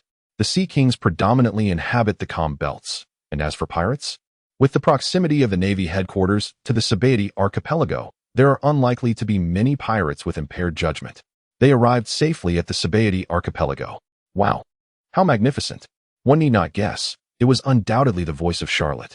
Only she would so openly express her thoughts. As for Gale, he too was taken aback, though he refrained from vocalizing his astonishment. Have you ever seen towering trees? This is a grove of towering giants. Several colossal trees interweave their roots, creating a landmass that resembles solid ground upon the sea. Have you ever encountered a bubble that is softer than glass, yet unbreakable? Look, the bubble ahead, enveloping even the ship, is currently sinking into the water. It is a mystery how it descends. It defies scientific explanation. Gale felt that the knowledge he possessed of science was rendered utterly futile in the face of such phenomena. He struggled to articulate the wonders unfolding before him. Yet everything was vividly occurring in front of his eyes. Gale stood in a daze, gazing at the verdant expanse before him. In his previous life, this would undoubtedly be considered a prime urban area, adorned with lush greenery and aesthetic appeal. It was difficult to fathom how such a grand island could emerge from the sea, with tree roots intertwining to form habitable islets, truly a wondrous world. The warship steadily advanced, gradually approaching the harbor. A line of sailors stood at attention, seemingly there to welcome Gale and his companions. In an effort to make way for Gale's vessel, the nearby ships were maneuvering towards other ports. Observing the vessels diverting from their course, Gale could not help but smile faintly. Although he did not spot any pirate flags, it was reasonable to assume that pirate ships were present, perhaps concealing their banners. Even before reaching the island, he could already sense the vibrant atmosphere that enveloped it. With a resounding thud, the warship docked at the shore. Gale disembarked with the others. Baichuan was the highest-ranking official of the Sabaody archipelago. Though he was now the former highest official, a lieutenant colonel in the headquarters, he had recently witnessed an unprecedented surge in the population of Sabaody, rendering his forces and capabilities woefully inadequate. Faced with numerous notorious pirates, he often found himself compelled to take alternative routes. Thus, 2 or 3 months prior, he had sought the Marshal's counsel, requesting reinforcements from the headquarters. A few days ago, he received communication from the headquarters announcing the decision to dispatch a formidable colonel to assume the role of the highest official. Although the appointment was unexpected, Baichuan felt no particular concern at the time, recognizing that his strength was insufficient to quell the pirates. He had been awaiting the arrival of this parachuted colonel for several hours. However, he now found it difficult to believe his eyes. Was the individual leading the group truly the colonel sent? Accompanying him were 3 other officers clad in cloaks, all appearing to be around the same tender age of 16 or 17. Baichuan hesitated, apprehensive that there might still be others yet to descend. After a prolonged wait, Gale approached, and no other dignitaries had yet appeared. Tentatively, he inquired, "Might I ask if you are Colonel Gale?" "Indeed, Lieutenant Colonel Baichuan, I am Gale. Sent by the headquarters." Gale's lips curled slightly upward, as he likely surmised the thoughts of Colonel Baichuan. Colonel Gale, the esteemed figure, was met by the remaining 120 personnel, aside from those on duty, who had come to welcome him. Baichuan's reflexes were commendable, as he promptly saluted Gale. Although he harbored doubts regarding their capabilities, his composure dictated his understanding of the appropriate actions to take. Furthermore, he was convinced that the headquarters would never jest with him. Colonel Baichuan, along with everyone else, has worked diligently. All the individuals brought by Gale bowed respectfully to their future colleagues upon arrival. Bai Chuan and his subordinates felt a slight tremor in their hearts. They had initially speculated whether a young master from one of the esteemed families of the headquarters had come to undergo training, likely someone difficult to please. To their surprise, he turned out to be quite amiable. Could it be that even the colonels from headquarters were so approachable? At that moment, a sense of goodwill towards Gale and his companions began to blossom in their hearts. The swiftest way to earn respect from others is to extend respect to them first. Perhaps the esteemed colonel would like to rest at our base first? Bai Chuan now regarded Gale with a degree of respect. The subtleties in a person's demeanor often reveal much. Since it is still quite early, we would be grateful if Major General Bai Chuan could show us around. Gale turned to Bai Chuan after glancing at the two restless individuals beside him, then directed his gaze towards Brad. Brad, please accompany the soldiers back to arrange for lodging and rest. I will explore the area with Galat, Dasky, and General Bai Chuan. Understood. On the bustling streets of Zone 13 in the Shambodi archipelago, a throng of people surged, with several individuals donned in naval uniforms and cloaked in the mantle of justice standing out conspicuously. For the inhabitants of Marineford, the students may have appeared diverse, yet they retained a semblance of normalcy. In stark contrast, the streets here were filled with an eclectic mix of characters. Ordinary civilians were a rarity, overshadowed by an array of peculiar beings, those with exaggerated features such as large lips, pronounced noses, or elongated tongues. There were also burly figures with coarse foot hair or those with uneven physiques, many adorned with tattoos, scars, and numerous knife wounds across their faces, hands, arms, and backs. Some had undergone a semi-bestial transformation due to the consumption of devil fruits, a phenomenon Gale found relatively acceptable, reminiscent of the fur tribes. Yet there were also those who bore the unfortunate appearance of having consumed peculiar paramecia-type fruits. Despite the rarity of devil fruits, they were merely scarce elsewhere. Here, however, was a crucial thoroughfare leading to the New World, aside from the government and navy. The streets had long been a passage for a considerable number of those with abilities from the sea. The attire varied greatly, predominantly revealing, showcasing their true nature. Ear studs, braids, large necklaces, and oversized rings were all on display, unmistakably signaling that these individuals were not of virtuous character. Gale and Dasky were utterly engrossed in the spectacle before them. For these individuals, it felt akin to a grotesque beauty pageant. The sailors, without a doubt, were the epitome of normalcy in this chaotic environment. Numerous patrons indulged in hearty feasts and copious libations at the roadside stalls. There were also many flamboyantly dressed individuals, adorned with ostentatious makeup, luring customers with their vibrant allure. Galat continued to inquire of Gale about the nature of the revelry, causing a wave of embarrassment among her companions. The cacophony of raucous laughter and heated exchanges filled the air incessantly. This was undoubtedly the region within the Shambodi archipelago where pirate activities thrived the most, situated in the foremost 20 or so areas of the islands. Here, various transactions took place, including, but not limited to, human trafficking and arms dealing, marking it as a lawless territory of the Shambodi archipelago. Colonel Beachwan, was there not such a multitude of people in Shambodi before? Gale observed the bustling crowd. A veritable mlang of individuals, reminiscent of the marketplaces of his past life. Colonel, he remarked, 2 years ago, there were not nearly so many. In recent months, their numbers have surged dramatically. Whether they come to trade or to embark on a journey to the New World, it seems nearly doubled. While Bai Chuan responded to Gale's inquiry, his own apprehensions lingered. He pondered whether the colonel dispatched from headquarters possessed the fortitude to command such a multitude of pirates. In truth, there were numerous notorious pirates with bounties exceeding 100 million. Not long ago, he had encountered a supernova with the power of a logia fruit, now boasting a bounty of 500 million. He and his companions dared not approach. Gale wandered somewhat absently, accompanying Galat and Dasky as they strolled leisurely. They were met with numerous piercing glares, some laced with mockery. However, Gale remained unfazed, while General Bai Chuan was already drenched in cold sweat. Upon their arrival, Gale had summoned back the other soldiers, genuinely fearing a potential altercation. As they meandered, a familiar sign suddenly caught Gale's eye, a bar named Shaki, reminiscent of his past memories. Gale stared for a moment. This establishment exudes a rich aura of legend. It serves not only as a bar but also as an intelligence hub. Here, with sufficient currency, one can procure any information desired. However, the crux of the matter lies with the proprietors of this establishment. The owner, Shaki, along with an elderly gentleman sporting spectacles, are no ordinary individuals. They are, in fact, members of the fabled crew of the Pirate King. Merely their names are enough to instill fear. Yet their prowess is undeniably formidable, far from being mere paper tigers. Gale developed a profound curiosity and yearned to venture inside. Chapter 34. The barrier fruit. As former guardian, just as Gale was about to enter, a cacophony of noise reached his ears. "You little rascal, don't run." A furious shout echoed, followed by the clatter of objects being toppled, and then another round of curses. Yet, upon realizing the arrival of the intruders, everyone seemingly fell silent, not daring to utter a sound. Suddenly, a sharp cry pierced the air. A slight figure stumbled, losing balance as it collided with a stick, falling to the ground. "Sister, save me." The diminutive figure immediately grasped the foot of someone it inexplicably recognized. Garrot glanced down, and his expression shifted dramatically. The child before him was scantily clad, with the most fabric covering only its little pants. The body bore numerous scars, with several evident whip marks that had raised the skin. Most striking were its features. The little creature was a black and white bear, a member of the bear fur tribe. Garrett's eyes glistened with moisture. Such a young child, yet one of their kin. "Oh, this little bear cub has the audacity to run to the Navy, just like you, a little beauty of the fur tribe. If we capture it, it would fetch a handsome price."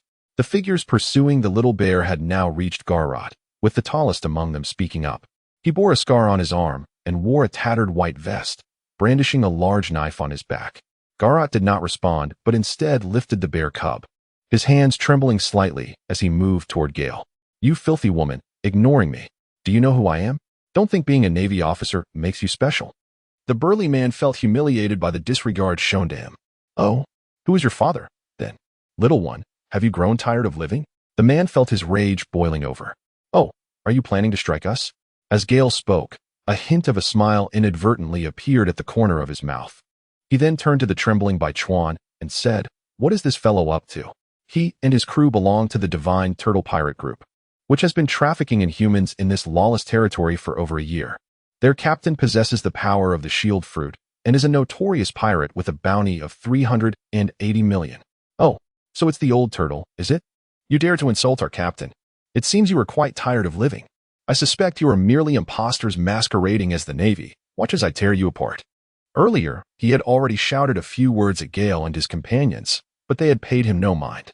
Now, after he had insulted their captain, his patience had reached its limit. Who was his captain? A pirate with a bounty of 380 million. The Navy had certainly not been without blood on their hands. Every time they attempted to capture them, it was the captain's fruit ability that thwarted their efforts. So, killing a few Navy officers in this lawless territory was hardly a significant matter. Even if it were, he had unwavering confidence in his captain, believing that no one could breach his absolute defense. Indeed, these fellows had truly provoked them. With that thought, he gestured to his companions and drew the sword from his back. "Gale, allow us to handle these individuals." Gallet gently placed the small bear beside Gale. Gale gazed at the small bear cradled in Gallet's arms, feeling an unsettling pang in his heart. For over a decade, he had longed to savor the tofu he had always hesitated to indulge in, and now it had fallen into the hands of this little creature. The moment felt rather irreverent. Shaking off his thoughts, Gale turned to Gallet and her companions, declaring, "The facts of the crime have been confirmed. The turtle pirates must be apprehended. Gallet, Major Dasky." No regard for casualties. As his words echoed, the sounds of battle erupted around them. Gale did not focus on the battlefield, for the outcome was evident. The few insignificant opponents before him posed no real threat. Instead, he turned to the young boy of about 11 or 12 years of age and inquired, "Little bear, who are your parents? What brings you here?" The boy, somewhat taken aback, replied cautiously, "Who are you?" Although he sensed that Gale was not a malevolent figure, he remained reluctant to lower the defenses he had built around his heart. Gale remained silent, instead emerging a fluffy tail from his cloak and gently brushing it against the face of the little bear. The bear, surprised, exclaimed, "You are also of the fur tribe." "Indeed. Can you now reveal your identity to me? How did you come to be here?" "My name is Ban. As for my parents, I am unaware of their identities. I have been adrift on the ocean since childhood, journeying from the western seas all the way to this grand route." "Oh, so you do not know who your parents are, yet you are aware that you belong to the fur tribe. How did you arrive here alone?" "I came with the captain and his daughter." The captain was a merchant, but suddenly a band of pirates appeared and seized the ship. The captain and the others perished, leaving only me and the captain's daughter, Sakura. "Please, big brother, I implore you to rescue Sakura as well. She remains in the clutches of those wicked men. As Bayan spoke with increasing fervor, he disregarded his own injuries and immediately grasped Gale's arm. Rest assured, I shall help you rescue Sakura. Gale repositioned Bayan to lie comfortably and turned to Major General Beachwan, stating, Beachwan, return and assemble 200 soldiers. I intend to apprehend the divine turtle pirate crew. Beachwan, astonished by the remarkable martial and swordsmanship displayed by Galet and his companion, nearly leapt in disbelief upon hearing Gale's declaration. What? Surely, I must have misheard. You wish to apprehend the divine turtle pirate crew? They are a notorious band with bounties exceeding 300 million, nearly 400 million. The trouble posed by their shield fruit is no less formidable than that of a 500 million pirate. Only someone of at least a lieutenant's caliber should dare to contemplate such an endeavor, and whether we could actually succeed remains another question entirely. Although he had witnessed the impressive skills of the two majors, feeling somewhat inferior, it did not imply they were equipped to capture the divine turtle pirate crew. In a fleeting moment, Beachwan's mind raced with thoughts. Thus, he addressed Gale, Colonel, might our forces be somewhat insufficient for the task of capturing the divine turtle pirate crew? Beachwan's words were tactfully articulated, subtly expressing his concerns regarding Gale's capabilities while presenting a more diplomatic perspective. Major Beachwan, I am not jesting. Furthermore, I did not summon you to engage in combat, but rather to await the opportunity for a rest. Gale was unwilling to elucidate. Strength alone was the authority that warranted explanation. He then addressed Bayan, inquiring if he could guide them. Bayan, however, was not well versed in such matters. Upon witnessing that the two sisters had returned victorious, he nodded enthusiastically, resembling a woodpecker, and promptly dashed ahead to lead the way. His gait was charmingly awkward, embodying the essence of an endearing tribesman. After nearly half an hour of walking, Gale couldn't help but regard Bayan with newfound respect for managing to escape so far despite his grievous injuries. The group navigated through the throngs of people and arrived at the entrance of a vast marketplace, bustling with activity. A large assembly was forming, preparing for departure. At the forefront stood a tall, slender, middle-aged man, adorned with ear studs, dressed in a plaid shirt reminiscent of a village girl and casual trousers. He appeared rather malnourished, prompting Gale to seriously question whether this individual routinely overindulged in fruits. It was perplexing to consider where all that nourishment could have gone, resulting in such a gaunt appearance and an imbalance of masculine hormones. The man, resembling a caricature, had spotted several military officers approaching him and found the trio of Na'vi individuals somewhat amusing. He lamented the incompetence of his subordinates, who allowed a handful of children to decimate their forces, leaving only one to return with news. He had summoned a large group, mistakenly believing they faced a formidable enemy. How absurd, he mused. It turned out to be merely 3 inexperienced youths. Navy, why have you assaulted my men? All for a mere child. I have conducted business here amicably for so long, never causing you undue trouble. Is this how you repay my goodwill? His voice, rather effeminate, was accompanied by a flourish of his fingers, causing Gale and his companions to break into a cold sweat. Gale suppressed the tumult within his stomach and addressed him. Oh? Who are you? You little rascal. You must be the newcomer. I am Yao Yao, the captain of the sea turtle pirate crew. Did you come charging in here without a proper glance at the bounty notice? The effeminate figure appeared somewhat amused by his anger, his words as peculiar as his name, leaving one exasperated. Oh, your identity is of little concern to me. What matters is that you are about to be apprehended. You have 2 choices: surrender yourself and be escorted to Impel Down to conclude your existence, or allow me to personally take you into custody, regardless of the consequences. Gale has suppressed his discomfort, realizing that this world is not solely governed by strength. The ascent of this individual to his current position is largely attributed to his repugnant tactics. Chapter 35. The Demise of Yao Yao Humph. You insolent brat. Donning a military uniform does not grant you the audacity to belittle the world. I detest individuals like you. Mere words hold no value. Allow me to enlighten you on why the flowers bloom in such vibrant hues. Everyone, charge. The effeminate captain, in a fit of rage, stamped his foot. You shall meet your demise, young man. Ahahaha. Let us slay these 2 men, but spare the lives of the 2 women. Hee hee. It has been ages since I encountered such a fresh-faced young girl. Ahahaha. Before they could rush forward, a barrage of foul language assaulted their ears. Galet and Dasky exchanged uneasy glances, their hands subtly brimming with energy. After a mutual nod, they propelled themselves forward, one to the left and one to the right. The members of the Divine Tortoise pirate crew were momentarily taken aback by the sudden disappearance of the 2 maidens. only to find themselves encircled by a blade of energy and a flash of lightning, one on each side. The feeble-minded failed to react, while a few stronger individuals grasped their weapons and leapt forth to defend themselves. A cacophony of chaos ensued. Damn it! The androgynous captain had been intently watching Gale. Intending to assist his subordinates, it was thwarted by Gale. I believe your adversary is me. I have declared that I will apprehend you, and I shall not renege on my word. Calmly, Gale led Bay into a concealed location for refuge. Captain Yao Yao, infuriated by Gale's disregard, felt her anger boiling over. How dare you, little brat? You shall witness the might of a formidable pirate, she declared, intertwining her fingers as her index and middle fingers crossed. Suddenly, a colossal, invisible rectangular wall materialized in the air. As Captain Yao Yao gestured, it swiftly advanced towards Gale, a formidable barrier approaching with relentless force. Gale observed the advancing defensive wall with a sense of pity. If this individual had a robust defense, it might have required considerable effort to overcome. However, the way he launched his attack, so sluggishly, seemed to invite defeat. Gale was determined not to grant him the opportunity for regret. With a swift motion, he launched himself like a razor. He darted past the barrier, racing towards the creature before him. Sparks of electricity crackled in his hand as he prepared to deliver a strike, testing whether this being possessed defenses akin to the powers of a fruit. The captain of the creature, witnessing Gale's speed surpassing that of the two girls from earlier, was struck with astonishment. His hands shifted and intertwined as if he were performing a dance. The barrier that had been under siege moments ago vanished in an instant, only to be replaced by a new one that rose before him. With a resounding thud, it seemed as though an invisible ripple coursed through the air. Gale discovered an astonishing elasticity in his hands. Everything he had just attempted was rebounded, caught off guard. Gale staggered for a moment, yet in the blink of an eye, he surged into the air. Ha ha ha. Boy, how does it feel to be struck by your own force? You possess a modicum of strength, but that is all.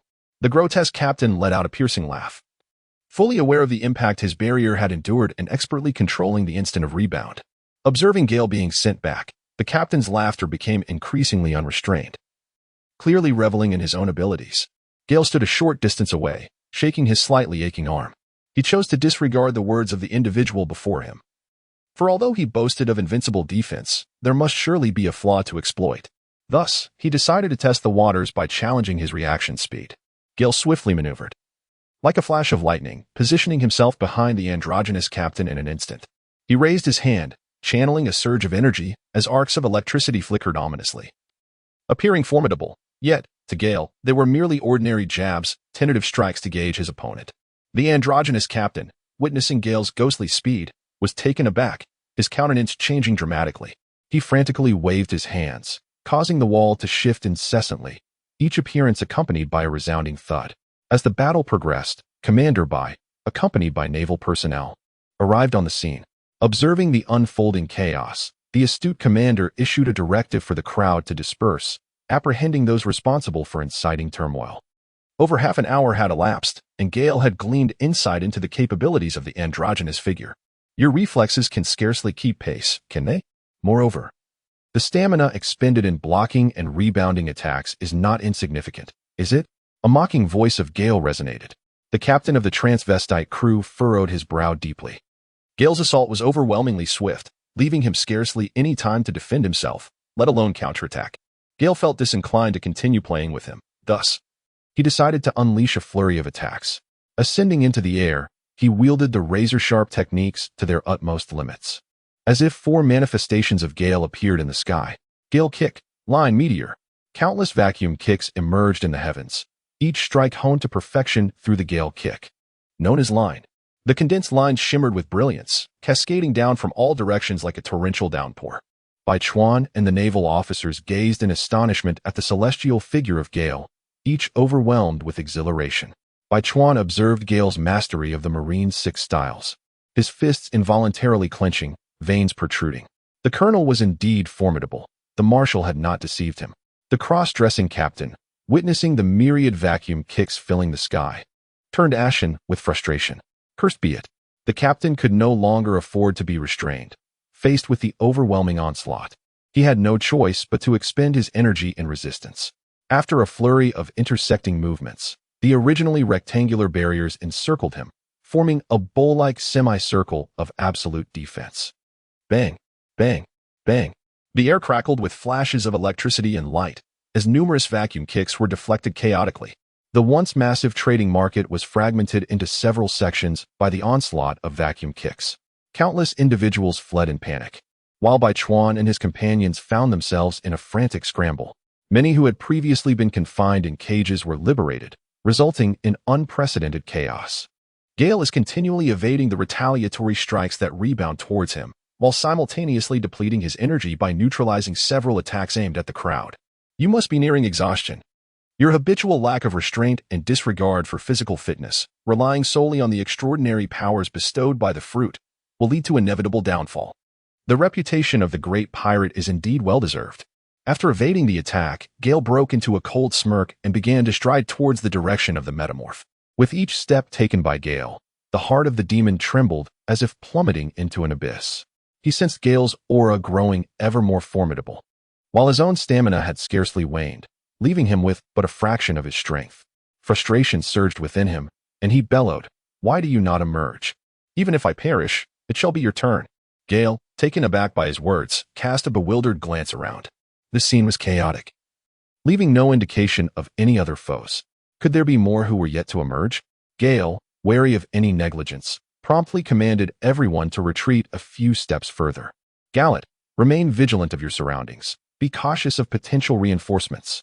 Gallet and her companions had already concluded their battle, apprehending all but the Siren Captain, and inadvertently eliminating several pirates in the process. Thus, they stood watch, flanking the perimeter.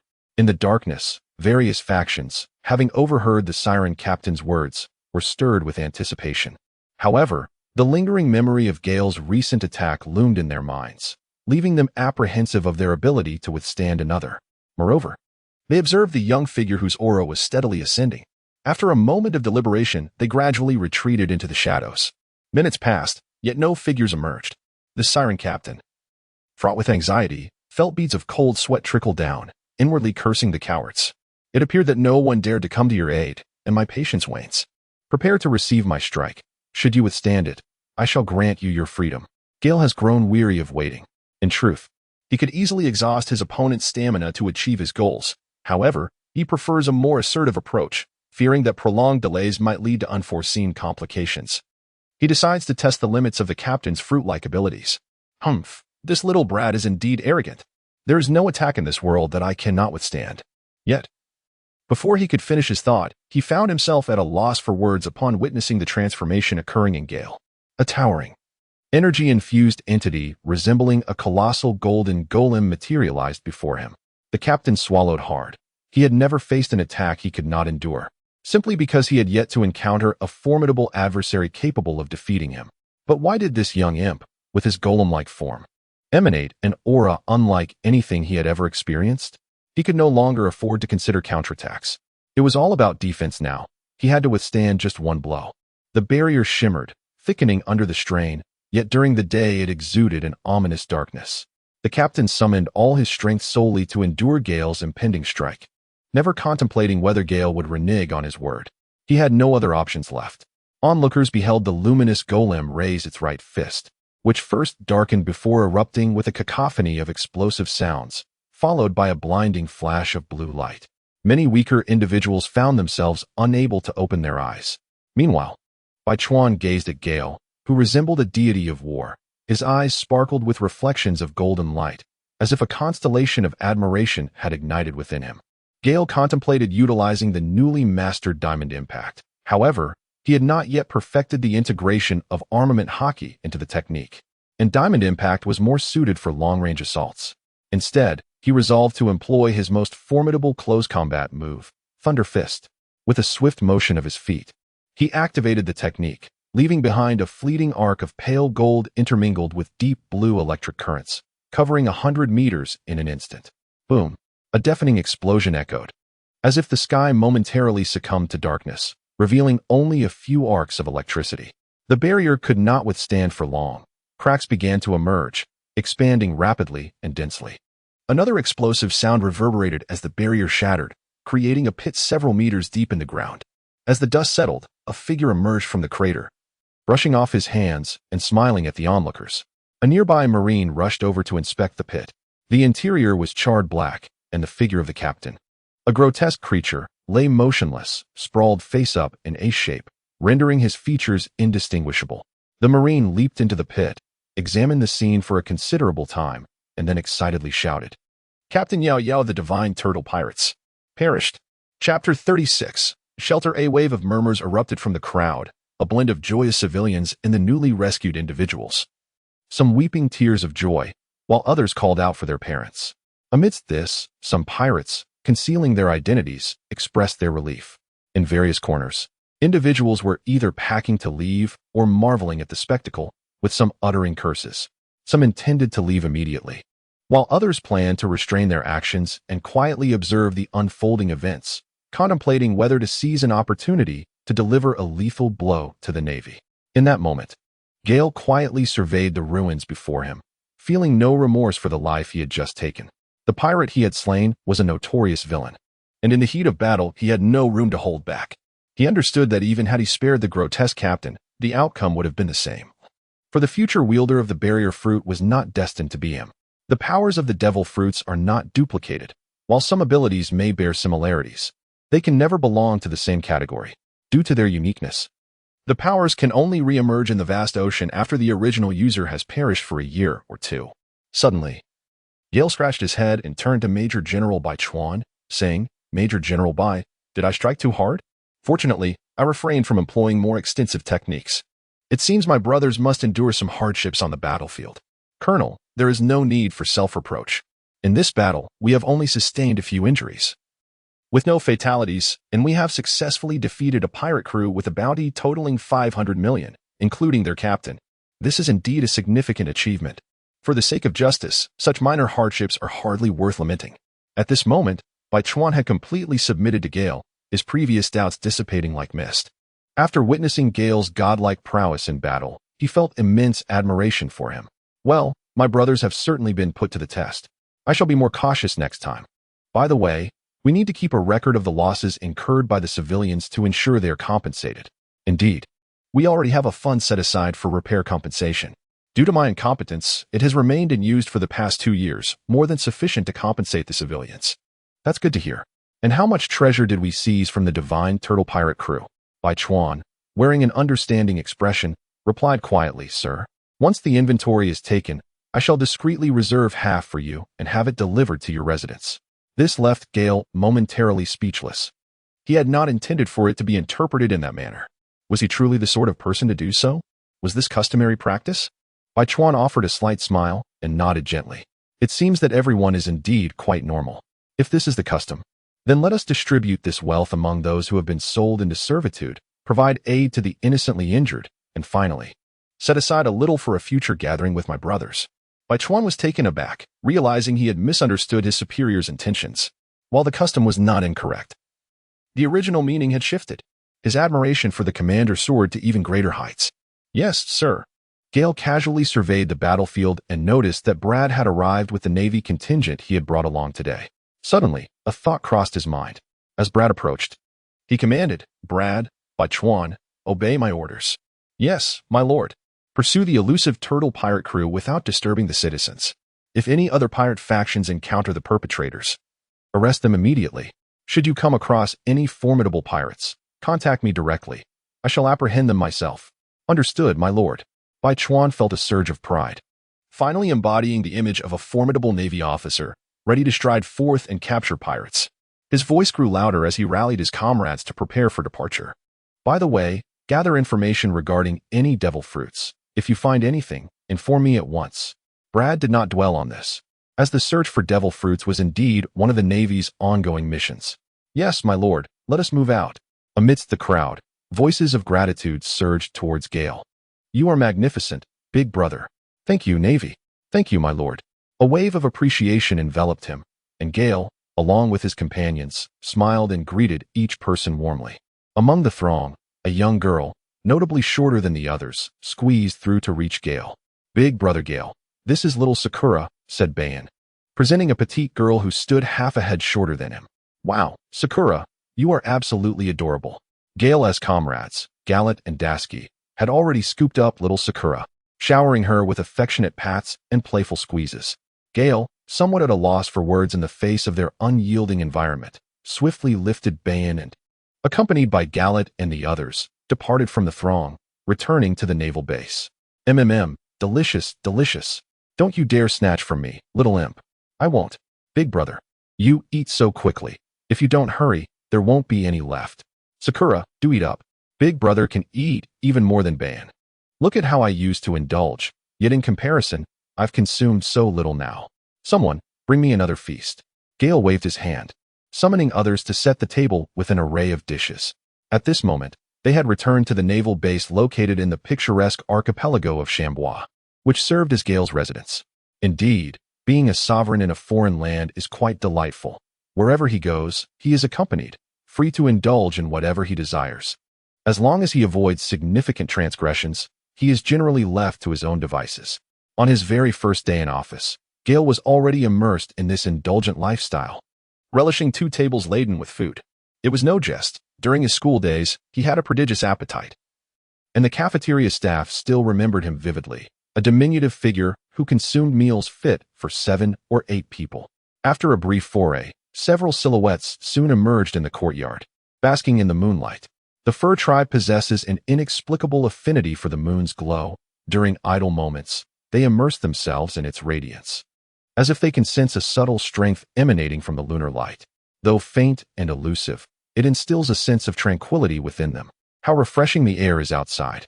Indeed, emerging from Malenvand, the suffocating sensation dissipated, and even the atmosphere grew clearer. This is merely our first stop. Gale gazed at the profound night sky and softly uttered a few words before falling silent. Gallet turned her gaze towards Gale, a hint of bliss illuminating her face, reveling in this moment. Later, she caught sight of Gale's other side, where Bayan and Sakura were present. What do you have in store next? She inquired. The stout Bayan, with his bear-like visage, was currently sipping while Sakura engaged in her literary pursuits, pausing upon hearing the sound. The 2 children exchanged glances, as if their eyes had been conversing for an eternity. Brother and sister, may Bayan and I stay here? We have no family left, Sakura finally spoke, aware that Bayan was waiting for her to take the lead. Indeed, Gallet sister, Gale brother, I was born without knowledge of my parents. And now even Sakura's family is gone, leaving just the 2 of us. This world is perilous. I understand we are of the same kin. You are the only ones we can trust in this world. Bayan's large, watery eyes widened in earnestness. Now, these 2 little souls depended on each other, and without the support of an adult, their survival was precarious. The risk of being captured and sold was ever present, and they knew it could happen again. With Gale's formidable strength, Bayan, who felt an inexplicable reliance on his kin, sought help from this solitary lifeline. Very well, I can allow you to stay in our home, but your abilities are rather limited. Gale, do you think it would be wise for Bayan and Sakura to attend the Naval Academy? Gallet responded without hesitation, finding it impossible to resist the charms of the 2 adorable children. Gale gazed at Gallet and smiled at her. Very well. They are still quite young and not yet of age. Let them stay here for now, and we shall see when we return to bring them back with us. I will arrange for the teachers to enroll them in school. Wonderful. Sakura, we will have family and a place to call home. Bayan appeared elated. Having endured hardships from a young age, a stable home had always been his longing. As for Sakura, having just experienced significant upheaval, the swift opportunity for rescue and the prospect of settling down overwhelmed her, and she was reduced to tears. Gale turned to Gallet, observing the excitement of the 2 individuals, and said, Gallet, if you have time recently, could you teach Bayan the application of electric shock techniques and some training? He has lacked inheritance since childhood and is unfamiliar with many concepts. Gallet, filled with joy, lifted Gale and playfully tapped him on the face. All right. Gale felt the residual warmth on his face, a lingering sensation from the vigorous embrace he had just received from Gallet. Alongside the warmth, he could also sense the formidable elasticity emanating from Gallet's physique, stirring a flutter within him. Ah, Gallet, how swiftly you have evolved. It is only a matter of time before I lose my composure. Meanwhile, Dasky observed the affectionate interaction between the 2, her gaze tinged with a hint of melancholy. Chapter 37. The bar of Summer's tapping life outside the school was abundant and fulfilling. Alongside daily training, Gale relished moments spent shopping, dining, and enjoying the company of 2 beautiful women, occasionally engaging in brawls. Although Gale had previously vanquished a notorious pirate with a bounty of 380 million, many other pirates on the island had retreated into hiding, refraining from illegal activities that might provoke the Navy. Nevertheless, the seas were not devoid of those who had just emerged from the four seas, brimming with audacity and arrogance, flaunting their invincibility as they set foot on the island. They often caused trouble, neglecting to pay for meals and teasing the Marines. Unbeknownst to many pirates, the Shabadee Archipelago had appointed a new governor in the past 2 months, leading some to unwittingly cross paths with the law. During this time, Gale had apprehended 2 individuals with bounties exceeding 150 million. Pirates weary of the first half of the Grand Line, or those heading directly to the New World, were often overlooked by the Navy, as capturing all the pirates was an impossible feat, and capturing the residents would leave them without business. On this particular day, Gale, accompanied by Gallet and Dasky, wandered through the streets of Area 13. Gale had a specific purpose for his outing, having spent 2 months on the island without any credible leads on devil fruits. He had previously confiscated a zoan-type fruit from a pirate, which was to be submitted to the marshal. Without the marshal's approval, it was forbidden to retain such treasures, and he held little interest in that particular fruit. A sense of urgency enveloped him, as his heart longed for the Dordor fruit. The extraordinary potential of the Dordor fruit captivated him immensely, prompting his stroll through the streets in search of information. As he meandered, he reminisced about his first day on the island, recalling his intent to enter the very place he was now approaching, though he had not anticipated returning 2 months later. Passers-by on the street instinctively gave way to Gale and his companions, their eyes reflecting gratitude and respect for the trio of young individuals. The tranquility and prosperity of the past 2 months were closely linked to Gale's endeavors, as he dealt with others amicably and promptly compensated for any damages. The crowd parted respectfully, and Gale responded with warm smiles and acknowledging glances. Hidden pirates, too, avoided them out of fear. Gale could easily discern many of the pirates lurking around, yet this seemed entirely reasonable, with more than half of the island's population being pirates. As long as they remained law-abiding, he would not pursue them. Thus, the pirates respected Gale's strength, refraining from rash actions, which allowed for a sustained period of peace, bringing them a sigh of relief. Before long, a sign reading Summer S. Tapping Bar came into view. The young women looked on curiously as Gale smiled at the sign, wondering why he had suddenly chosen to visit this bar. Was it merely for a drink? Gale gazed at the sign for a few moments, ensuring its accuracy before leading his children into the establishment with purposeful strides. The bar was quite unpretentious, featuring merely a dozen or so wooden tables and chairs. A few tables were animated with the lively atmosphere of patrons indulging in drinks, yet the absence of music from his past life was palpable. It would have been delightful to have a phonograph accompanying the scene. This thought brought to Gale's mind the sound pearls from the Sky Island. There were numerous intriguing items on the Sky Island.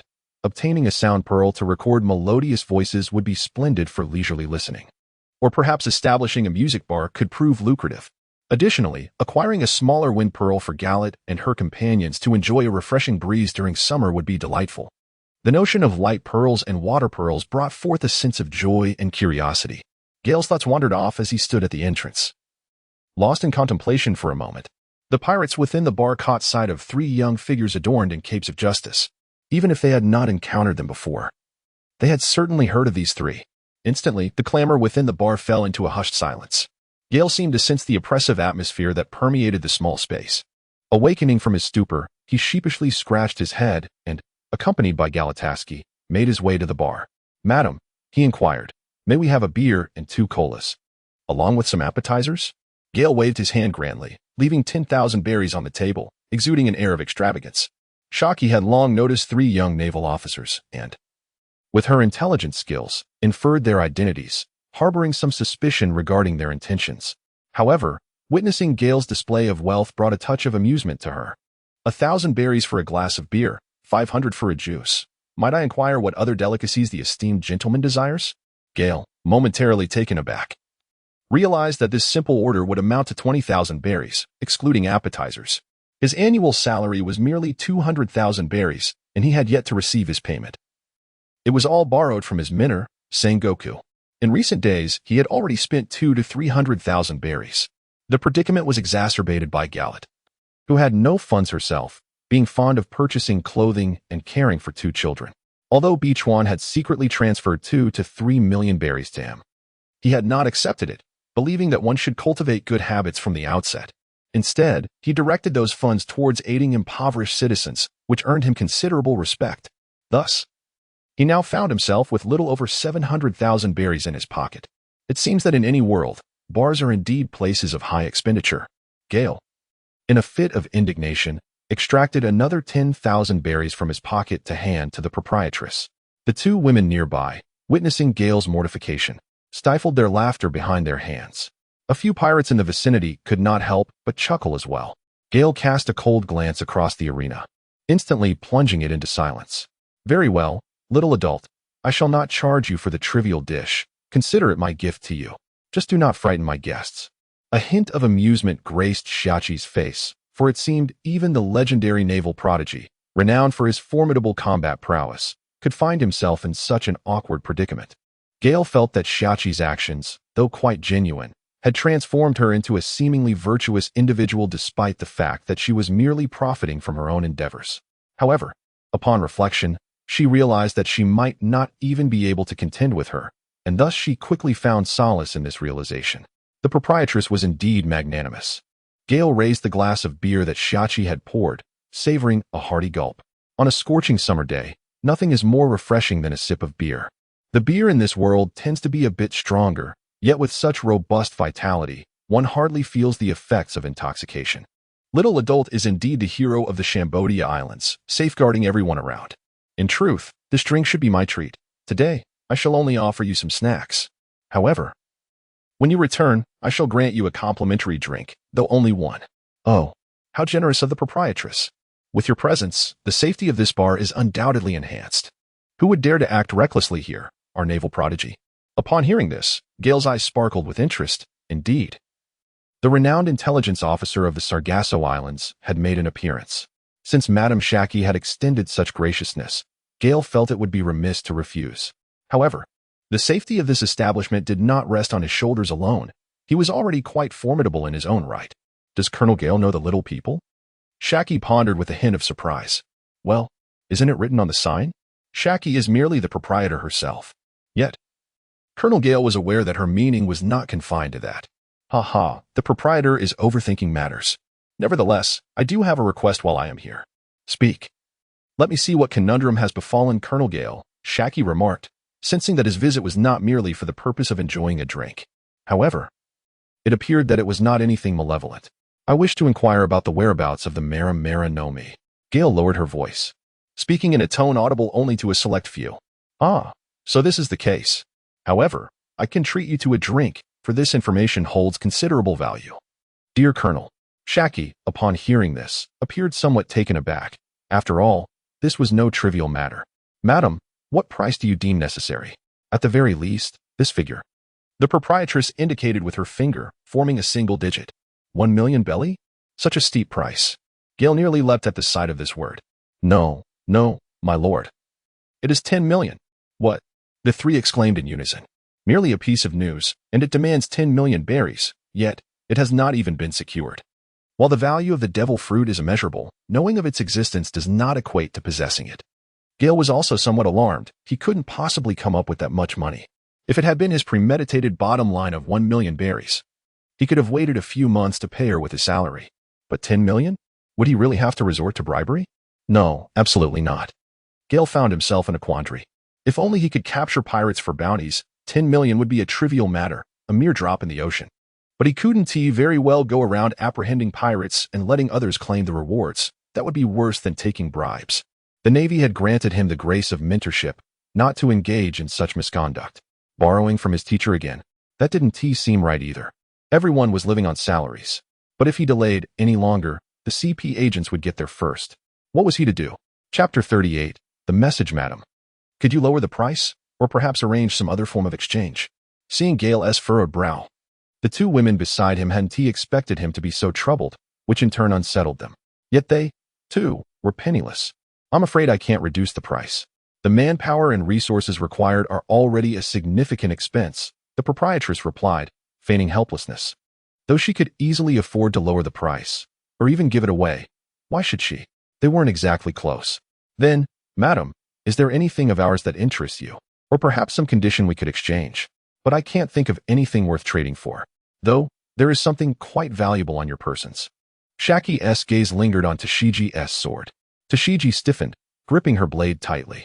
This was Shigur, one of the supreme grade swords bequeathed to her by her father, priceless beyond measure. As a fervent admirer of fine blades, this sword was nothing short of her second life.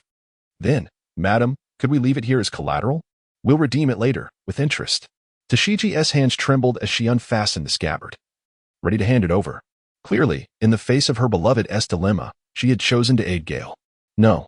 Gale interrupted Dasky's actions with a jest, asserting that even without knowledge of past events, he was well aware of her deep affection for her blade, and could not possibly allow her to make such a significant sacrifice. Gale was profoundly moved by Dashki's actions. Dashki, I solemnly assure you, I am a man. No matter how arduous the circumstances may be, I shall bear the burden alone. Gale has resolutely decided that he still remembers the whereabouts of several renowned blades. He intends to present them to Dasky whenever he finds the opportunity. Galet was equally astonished by Dasky's actions. After years of companionship, how could she not have noticed that Dasky also harbored feelings for Gale? Frequently, she would gaze at him, lost in thought, often daydreaming alone, perhaps out of fear of claiming her childhood sweetheart. Galet felt perplexed about how to address this situation. She often feigned ignorance, yet internally she grappled with her own frustrations, occasionally entertaining thoughts of sharing Gale with Dasky.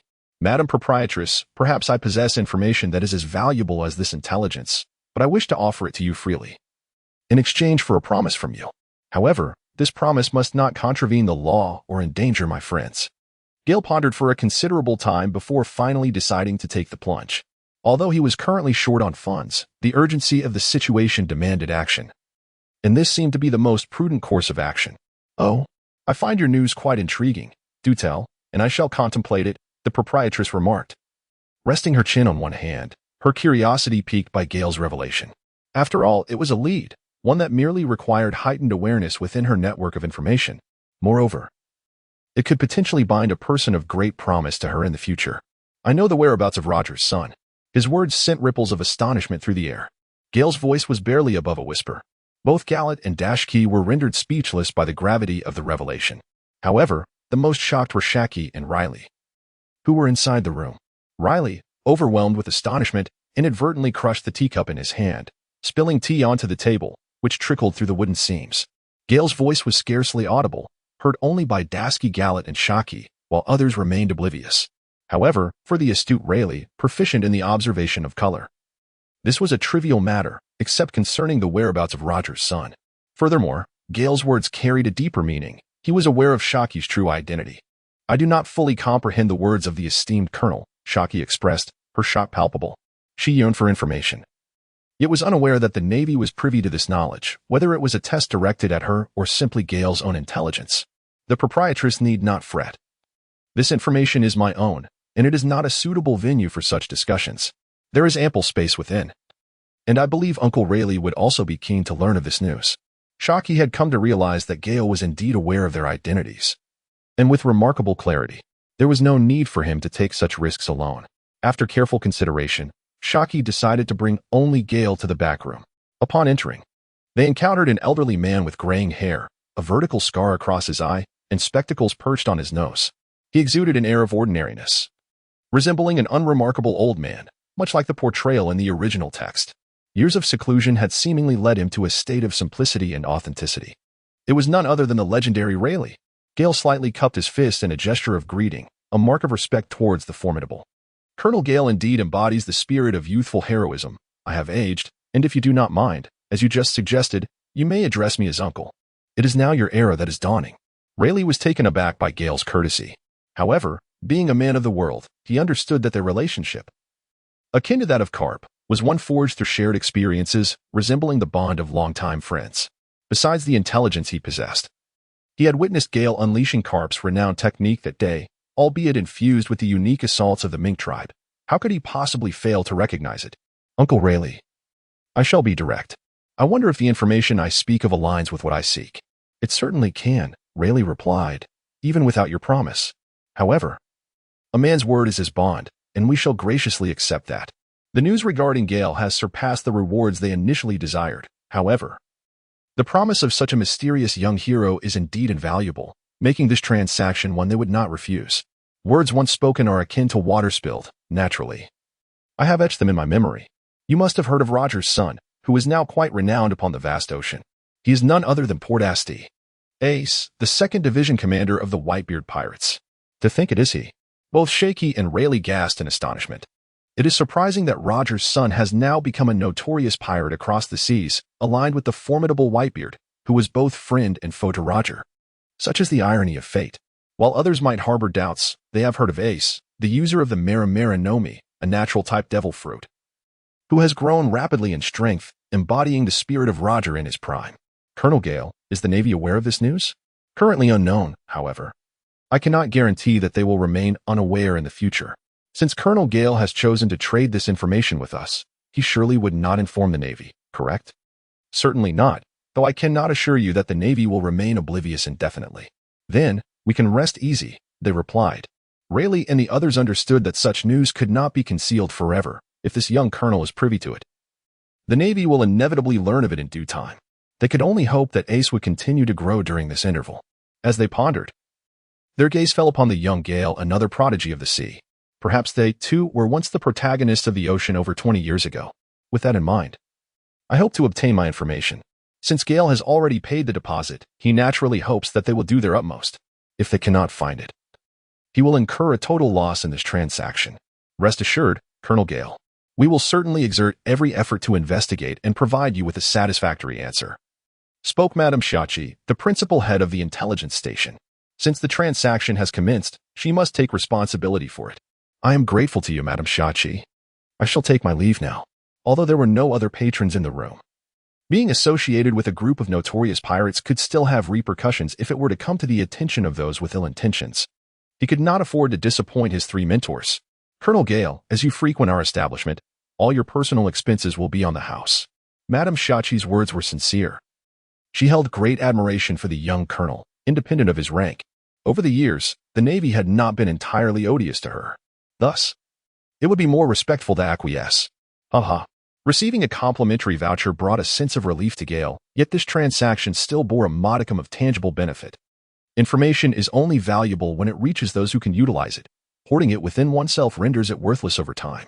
Exiting the establishment, Gale picked up the wine cup on the table and drank it in one gulp, feeling elated as he left the shop with Gallant and Dasky. Let us earn military merit together. It seems I must apply to exchange some military achievements for a bit of currency when capturing pirates. After all, isn't a penny a hero's due? Chapter 39.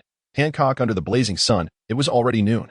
After guiding everyone through their training, Hyle assigned additional tasks for them to hasten their improvement.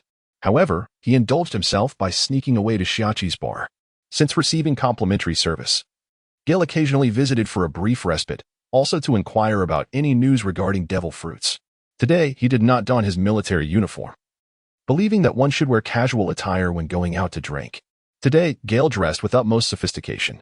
He donned a light yellow casual suit paired with a crisp white shirt underneath, accentuated by a striking red bow tie. Before stepping out, he was nearly enraptured by his own charm. Although his trousers were custom-made, featuring an opening at the back for his tail to gracefully protrude, this detail seemed trivial. What truly mattered was his dapper appearance, enhanced by the presence of his fluffy tail, which added a unique flair. In a world teeming with peculiar individuals, Gale still yearned to glimpse the fairer sex. A visit to the bar was essential, for observing the ladies was of paramount importance, albeit merely as a spectator. This ensemble was a gift from Dashki, and while he had reservations about appearing naïve, he felt compelled to graciously accept the thoughtful gesture. Today, the bar was abuzz with activity, seemingly influenced by the street performers singing at the entrance. Gale only listened to a brief portion of the song before stepping into the bar, showing little enthusiasm for the melodies of this world. "Ah, handsome young man. What brings you to my humble bar today?" Shachi teased, addressing Gale with a playful tone. The patrons around noticed the entrance of a young, attractive man and several pirates, accustomed to the presence of a certain colonel, couldn't help but stare. Nevertheless, a few heavily made-up women licked their lips, seemingly eager to approach him. "You must be out of your mind. That is Colonel Gale," exclaimed a few men, restraining a woman who was about to make her advance. In the pirate world, women are rather liberated, particularly those who are pirates themselves. Due to the scarcity of suitable partners, these women have become battle-hardened. Some of the more formidable female pirates select their prey with discernment. Clearly, an oblivious female pirate had set her sights on Gale. "Ah, that was close." She gasped upon hearing Gale's name, a wave of trepidation washing over her. Although she had only been on this island for a few days, Gail's reputation was already well known to her. She patted her ample bosom in relief, causing waves of motion reminiscent of the sea. It seems Colonel Gale possesses a remarkable charm. What shall we drink today? Shaki observed the unfolding drama with a smile, taking another jab at Gale. Over the past few days, she had grown accustomed to his character, finding his temperament increasingly agreeable. Recently, Gale had even taught her how to mix cocktails and prepare some cold dishes, skills she had come to cherish. The number of patrons had significantly increased. What was once a bar rarely frequented by commoners had now attracted many due to these two offerings. If it weren't for the aristocrats' disdain for such establishments, Gale believed there would surely be more visitors. Had Gale shared this knowledge earlier, perhaps Shaki would have refrained from making any demands of him, something he remained oblivious to. The usual, then, a cocktail and a serving of cold dishes. Gale sat at the bar, instinctively glancing around. "All right, wait a moment," said Shaki as she turned to mix drinks, continuing her conversation. "Ever since you taught me those two things, business has improved significantly. I can hardly keep up. It seems I'll have to hire someone else for assistance. Isn't Uncle Riley lending a hand? Where would he find the time? He has too busy drinking." She scoffed. "Then hire a beautiful woman to tend the bar. It would be more aesthetically pleasing, and surely more patrons would come. Just remember to share a bit of the profits with me. My advice is invaluable." "You rascal. You already have two lovely companions, and now you want me to spend money to hire someone for you? And you expect a cut?" "Absolutely not. That's rather ungracious of you. My suggestions are meant to benefit your business. I had many more tips to share, but it seems I shall keep them to myself since you haven't compensated me.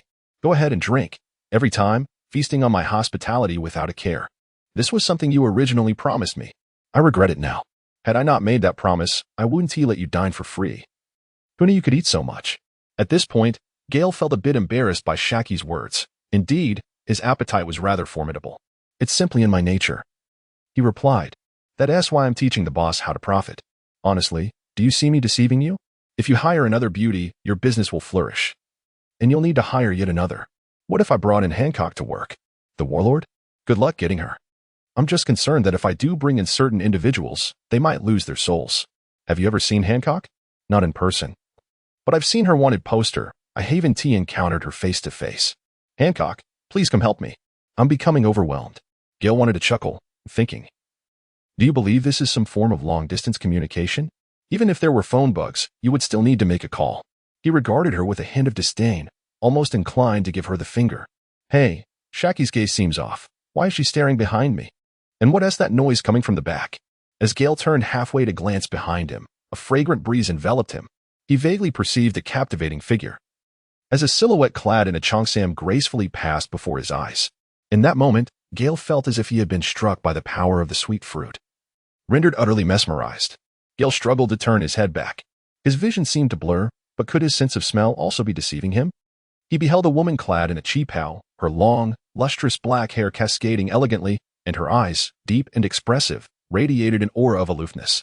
With a delicate pink nose and petite cherry lips, her cheapao could hardly conceal the boundless allure within, stirring the imagination even further.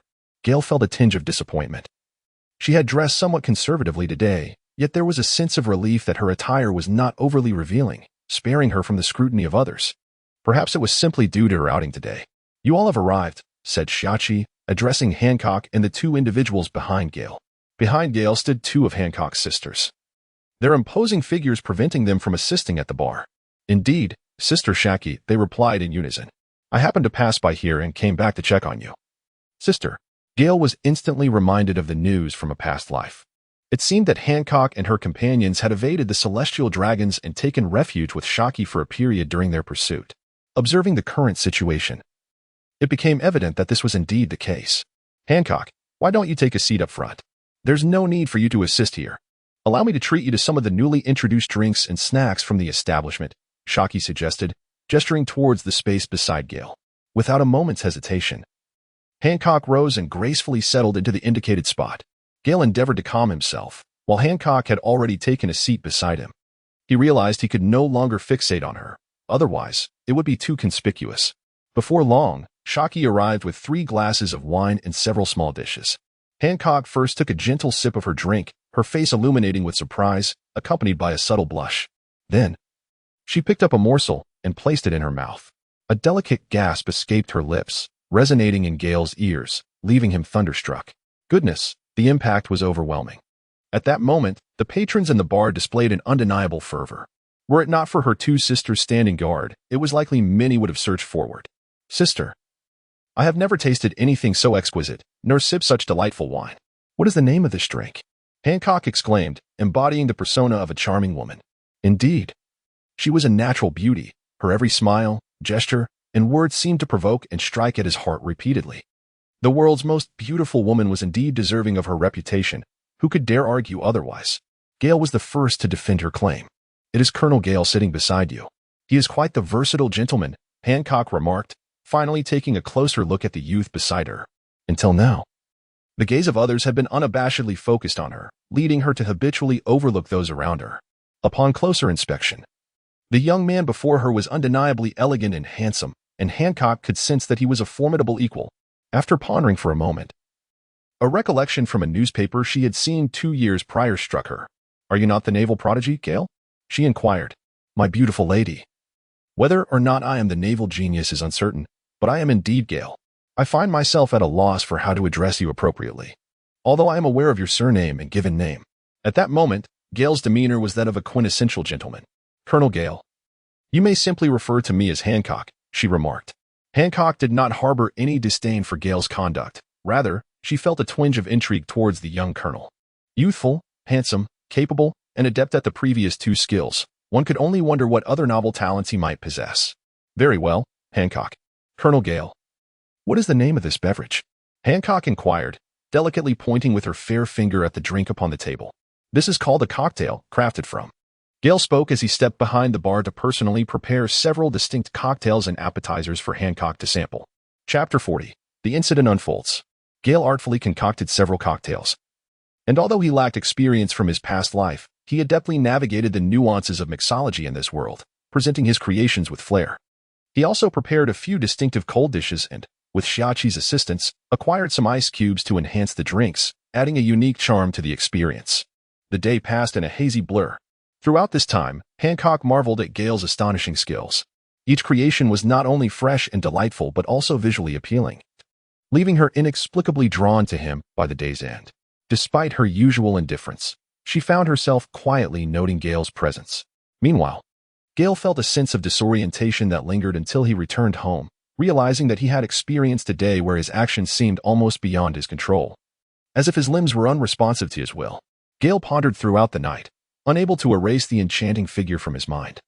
Although he was awestruck by Hancock's celestial beauty and her innate allure, he felt that he had been ensnared by the influence of the sweet fruit's abilities, leaving him hopelessly entrapped. While it is true that Gale exhibited a certain vulnerability to the charms of beautiful women, the mere thought of Galat would often restore his composure. Yet, in the case of Hancock, he found himself utterly powerless. Alas, what a tragic predicament! Gale felt that his training was insufficient. He had focused solely on physical cultivation, neglecting the resilience of his spirit, which had proven to be a significant shortcoming. If he were to encounter an adversary with powers akin to Hancock's fruit, he would be at a severe disadvantage. Yet, the path to spiritual cultivation remained elusive. It seemed that he could only intensify his hockey training. Even though he was uncertain if he would always possess the Conqueror's hockey, mastering the dual hockey to its zenith would undeniably enable him to withstand such formidable abilities. However, his observation hockey had yet to awaken. Yet, these matters could not be rushed. They must unfold in due time. Thus, during a long, drawn-out night, Gale found himself troubled and unable to sleep. The following day, he arrived at his office bearing dark circles under his eyes. Dasky, noticing his panda-like appearance, inquired with curiosity. Gale, did you go out thieving last night? Were you a flower thief, perhaps? Gale unexpectedly uttered a somewhat frivolous remark, yet their familiarity rendered it inconsequential. Dasky found herself momentarily speechless, her cheeks tinged with a delicate blush. The young girl was rather sensitive to such comments. Why don't you come over to my place? With this thought, Dasky's face grew even warmer. What was she thinking? In a flurry, she covered her face and fled. Gale witnessed Dasky covering her face and fleeing. He was taken aback. Could his words possess such formidable power? Gale, you're becoming increasingly frivolous. At that moment, Gallet approached gracefully. Upon observing Gallet's increasingly voluptuous figure, Gale, already parched from the night, couldn't help but swallow discreetly. Should he expedite the process of bringing Gallet under his wing? No, that won't do. She is still a minor. Moreover, his recent romantic entanglements have grown rather chaotic. His resistance to the allure of beautiful women has diminished significantly.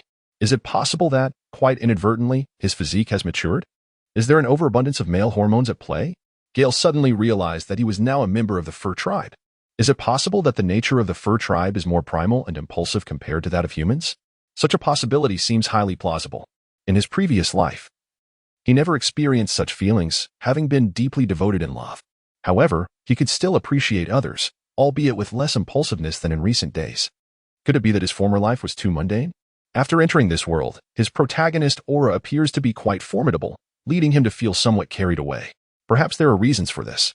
Upon reflection, it seems that people in this world do not place much importance on marriage, aside from commoners and certain exceptional individuals. Many experience beautiful encounters without the intention of marrying, and numerous powerful figures remain without families. They may have children, yet it is likely the result of a beautiful misunderstanding. Gale could think of many powerful beings: Roger, red-haired Shanks, Whitebeard, Kaido, including Garp and Dragon's wives, all shrouded in mystery. Which of them are genuinely married? You may know they have sons, but have you ever seen their wives? The formidable Charlotte Lin, her number of husbands remains unknown. Yet her diverse children suggest she surpasses even Wu Zetian from his previous life. As for the nobility, they often flit from one maid to another, dragging home the one they fancy from the street, with the possibility that some son may resemble the neighbor, old Wang. Indeed, the noble circle is quite chaotic. With this thought, Gale felt a wave of comfort wash over him. This truly is a splendid world. He wondered when he could discreetly test Gallet's sentiments. At this moment, Gallet was unaware that within a short span, Gale had contemplated thousands of words, merely gazing intently at her. Even though she had been exposed to everything in her childhood, she felt a tinge of shyness now. What are you doing? Ahem, I am pondering a very serious and grand question. So, you were thinking so hard that you couldn't sleep well last night. Look at those dark circles under your eyes. They resemble bands. It's hard to articulate. Perhaps the woes of adolescence. What adolescence? You were just being reckless. Where did you go yesterday afternoon, leaving me all alone? I merely went to indulge in some complimentary drinks. If I didn't partake, how could I face them? All right then. I want to see if there were any news about the devil fruits. Gale glanced at Dashki, her expression rife with disdain, and couldn't help but offer a casual justification. Surely, this didn't constitute a falsehood, did it? A twinge of guilt gnawed at her. Why are you so concerned about this fruit? You already possess one. This fruit is different. It holds significant meaning. You will understand in due time. By the way, Gallet, would you like a fruit? No. I have no desire to become a helpless swimmer. If you were to fall into the water one day, who would rescue you? For a long time, Gale had contemplated whether to ask Gallet if he wished to consume a devil fruit. Yet she was taken aback to learn that his aversion to its powers stemmed from this very reason. A warmth blossomed within her heart. It was truly comforting to have someone who cared for her. Well then, thank you, Gallet. Gale was somewhat moved and couldn't help but embrace Gallet, planting a gentle kiss on her cheek. Since spending an extended period in the human world, Gallet had grown increasingly reserved. It had been a long time since she had flirted with him. I also feared that if I were to consume another strange fruit, I might end up looking quite unappealing. Gallet appeared a bit shy, lowering her head, her eyes brimming with emotion, embodying the demeanor of a delicate woman. It's all right. I don't mind. Not at all. You incorrigible flirt.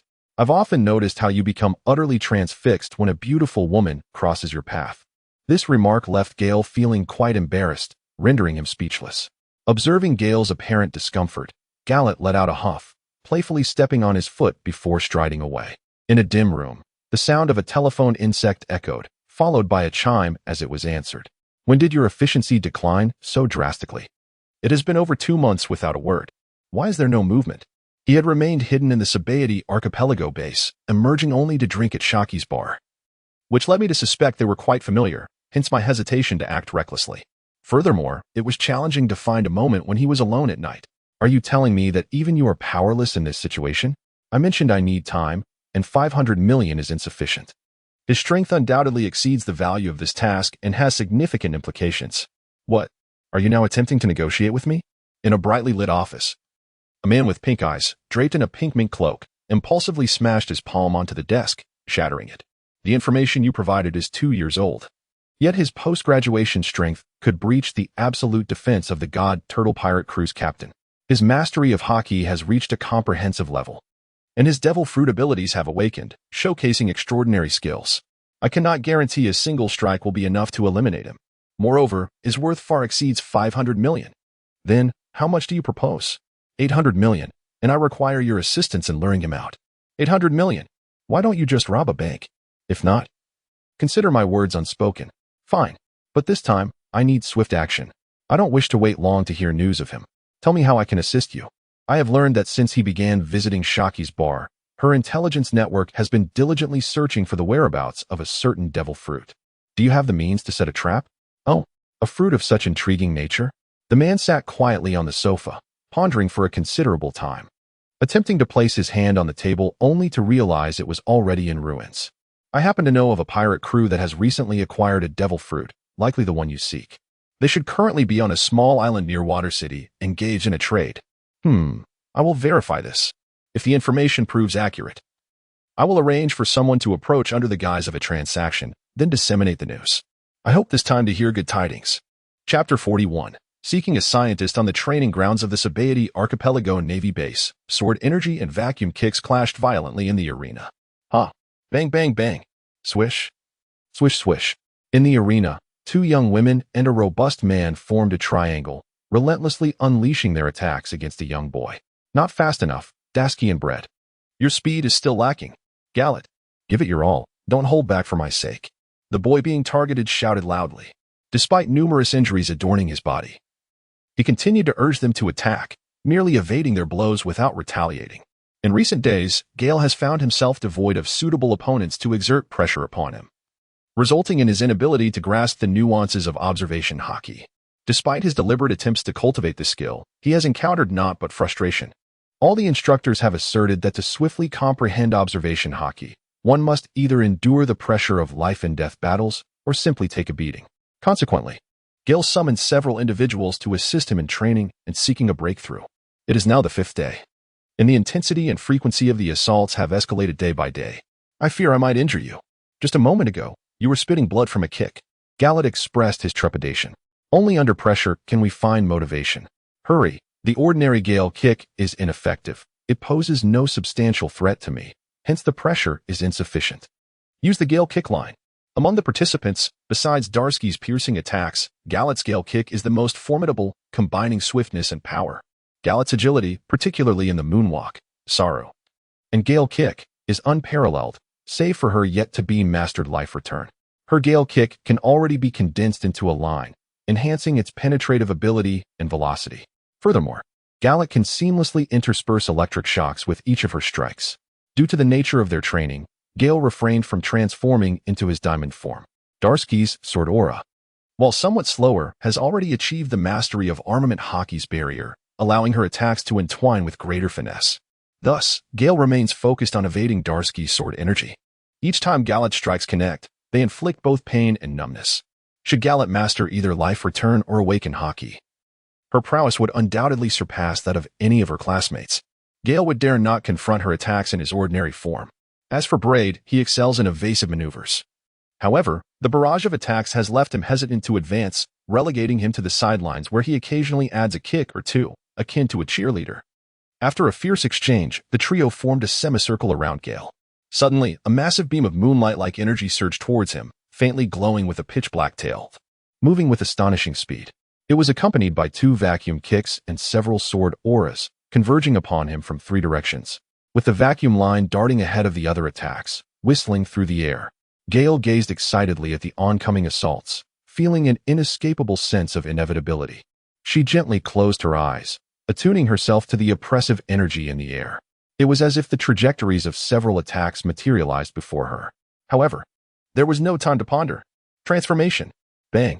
After being bombarded with numerous attacks, Gale soared into the air, propelled several meters away in a tumultuous roll. Gale, are you all right? The 2 women dashed towards the direction from which Gale had been launched, where a cloud of dust and smoke now billowed. Cough, cough, I'm fine. Gale swiftly rolled over from the ground and stood up, a trickle of blood escaping from the corner of his mouth. He transformed just in time. Unable to fully utilize his hockey, barely managing to withstand the onslaught before being hurled away. Despite the ferocity of the attack, Gale sustained injuries, however. The awakening of the human fruit bestowed upon him remarkable recuperative abilities. He could feel his body healing rapidly, and within a few breaths, he was largely unscathed. Gale closed his eyes, seeking the faint sensation he had just experienced. However, after a considerable time, he found no reward. Alas, it seemed he was still lacking a little something. If he did not transform, he would be left with severed limbs. And he was uncertain whether he could regenerate them after awakening. Thus, he hesitated to attempt it lightly. What is it? Are you still missing something? Dasky inquired with concern. Having observed Gale with his eyes shut, followed by a deep sigh. It must be just a little, she thought. It's all right. Having a sign means you will surely find your way in time. The moment simply has not arrived yet. Opportunities cannot be forced. As long as you're all right. That is what matters. I was so worried. It is my fault for pushing too hard. Gallet approached and embraced Gale. Seeing him injured and bleeding caused her heart to ache slightly. She realized she had been too harsh. The remarkable elasticity she felt against her chest was breathtaking. Thus, she refrained from mentioning that she was nearly healed. Let us enjoy this moment a little longer. Just a bit more pressure, oh. Wait, it's not your fault. It's necessary to create tension. Are you feeling better? Gallet asked, noticing Gale's slightly slurred speech. Her curiosity piqued. Cough, cough. There's a bit of pain in my chest. Hold me a little tighter. Gale feigned a sense of weakness, allowing his body to go limp deliberately. Gallet sensed Gale's pretense, but chose not to address it, simply holding him quietly. Braid, perceiving the inappropriateness of the situation, though somewhat dim-witted, possessed a basic understanding of matters between men and women, and thus turned to leave. Dasky watched Gale with envy, yearning to embrace him herself. Yet feeling too shy to approach, after a moment's hesitation, she too turned away. Nobody's here. You lecher, Gale remarked. Oh, should I take my leave then, or continue? Humph. You big pervert, I shall ignore you. Gallet abruptly released Gale, who nearly stumbled to the ground. Fortunately, being adept in the six forms, he had mastered the art of life restoration and managed to maintain a bizarre posture, preventing his fall. Gallet, don't run away. I asked you because I didn't know what to do. You scoundrel. Gallet called back as he jogged away. Gale absent-mindedly touched her nose and murmured to herself. I truly do not know whether you wish for me to continue pretending or to rise up. How perplexing it is. A woman indeed transforms greatly as she matures. Gale gazed upon the empty arena, before retreating to his quarters to bathe and change attire. During his bath, he did not squander time, reflecting on the recent events. Had his attack been overly aggressive, perhaps leaving no room for contemplation? If only he had grasped the situation a moment sooner, it was a matter of mere inches. What if his assault had been swifter yet gentler? Could he not construct a baseball launcher reminiscent of his past life, one that could unleash projectiles without blind spots? Rapid and abundant, impervious to counterattack? With these thoughts swirling in his mind, Gale completed his bath and donned his garments. He then seized the telephone in his room, dialing a series of numbers. In a spacious office, a bespectacled man adorned with a distinctive seagull hat, his long beard intricately braided, and clad in a pristine white suit complemented by a matching cape, was engrossed in his documents. Upon hearing the ringing, he concluded his reading before answering the phone. This is Warlord, he declared with a commanding presence. Teacher, it is Gale. Ah, it is you, young man. You have been performing admirably of late. I have noted your military achievements, and once someone takes over your responsibilities, I shall recommend you for a promotion to general. The warlord's tone was tinged with delight.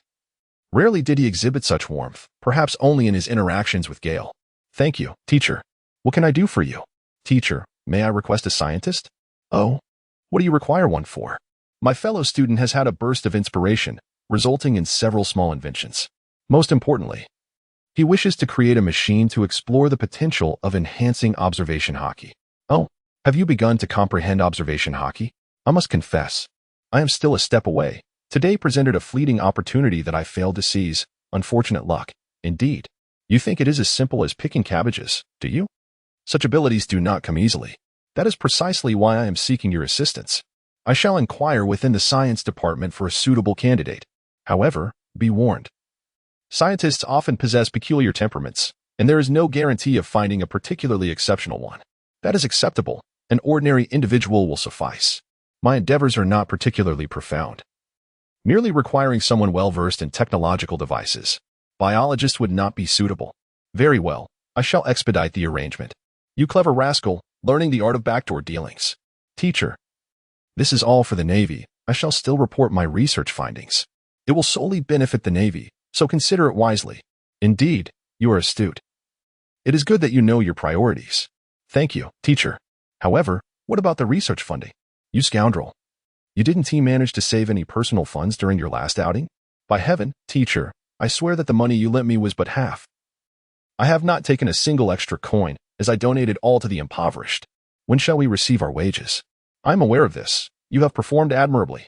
However, expenses beneficial to the Navy may be covered by public funds. For personal projects, you must find your own means, provided it does not harm the interests of the people or the Navy. Very well, thank you, teacher. Now, I must end this call. You should inquire about your wages from your base. Do not approach me. So this is how wages are administered? Gale resolved to engage in a heartfelt conversation with Bai Chuan about his aspirations in life. Was this truly how one treated their superior? Chapter 42. Arrival at the Isle. Having concluded his morning training, Gale returned to his chamber for a bath and changed his attire. Preparing to stroll to the bar, a place he had not visited in days, to seek news of any potential fruit drops. As he stepped outside, having just changed, two small figures approached him from behind. Gale, brother, where shall we venture today? Can Sakura and Bayan accompany you? Sakura implored, her eyes wide with innocence as she tugged at the hem of Gale's attire. Gale glanced back at Gallet, whose small face was deliberately turned away, darting his gaze from one side to the other, instantly discerning the situation. It was evident that Gallet had assumed he was heading to a bar upon seeing him change his clothes to go out. However, it seemed there was no error in that assumption. Thus, he permitted the two little ones to accompany him, keeping a watchful eye to prevent any mischief. Gale forced a smile, for his decision to prevent Gallet and others from accompanying him stemmed from his reluctance to share her beauty with anyone else. What sort of individuals frequented the bar? Pirates? Gamblers? Thugs? It was disheartening to witness others drooling over them. Moreover, Gallet had an affinity for wearing exceedingly short shorts. While this might be deemed acceptable in many places, he considered himself a conservative man. Why should he allow others to gaze upon a woman he had internally designated as his own? He certainly could not confront every admirer. Xiaoying, my dear. Gale, brother simply has some matters to attend to. Please go and inform Sister Gallet that I shall return shortly. Xiaoying was quite the actress, yet at that moment, her ruse was unveiled. She stood there, speechless, struggling to formulate a response, her mind racing as she contemplated how to fulfill the task that Sister Gallet had entrusted to her. Gale observed that the little fellow momentarily failed to respond, and without hesitation, he dashed away like a flash. The scoundrel!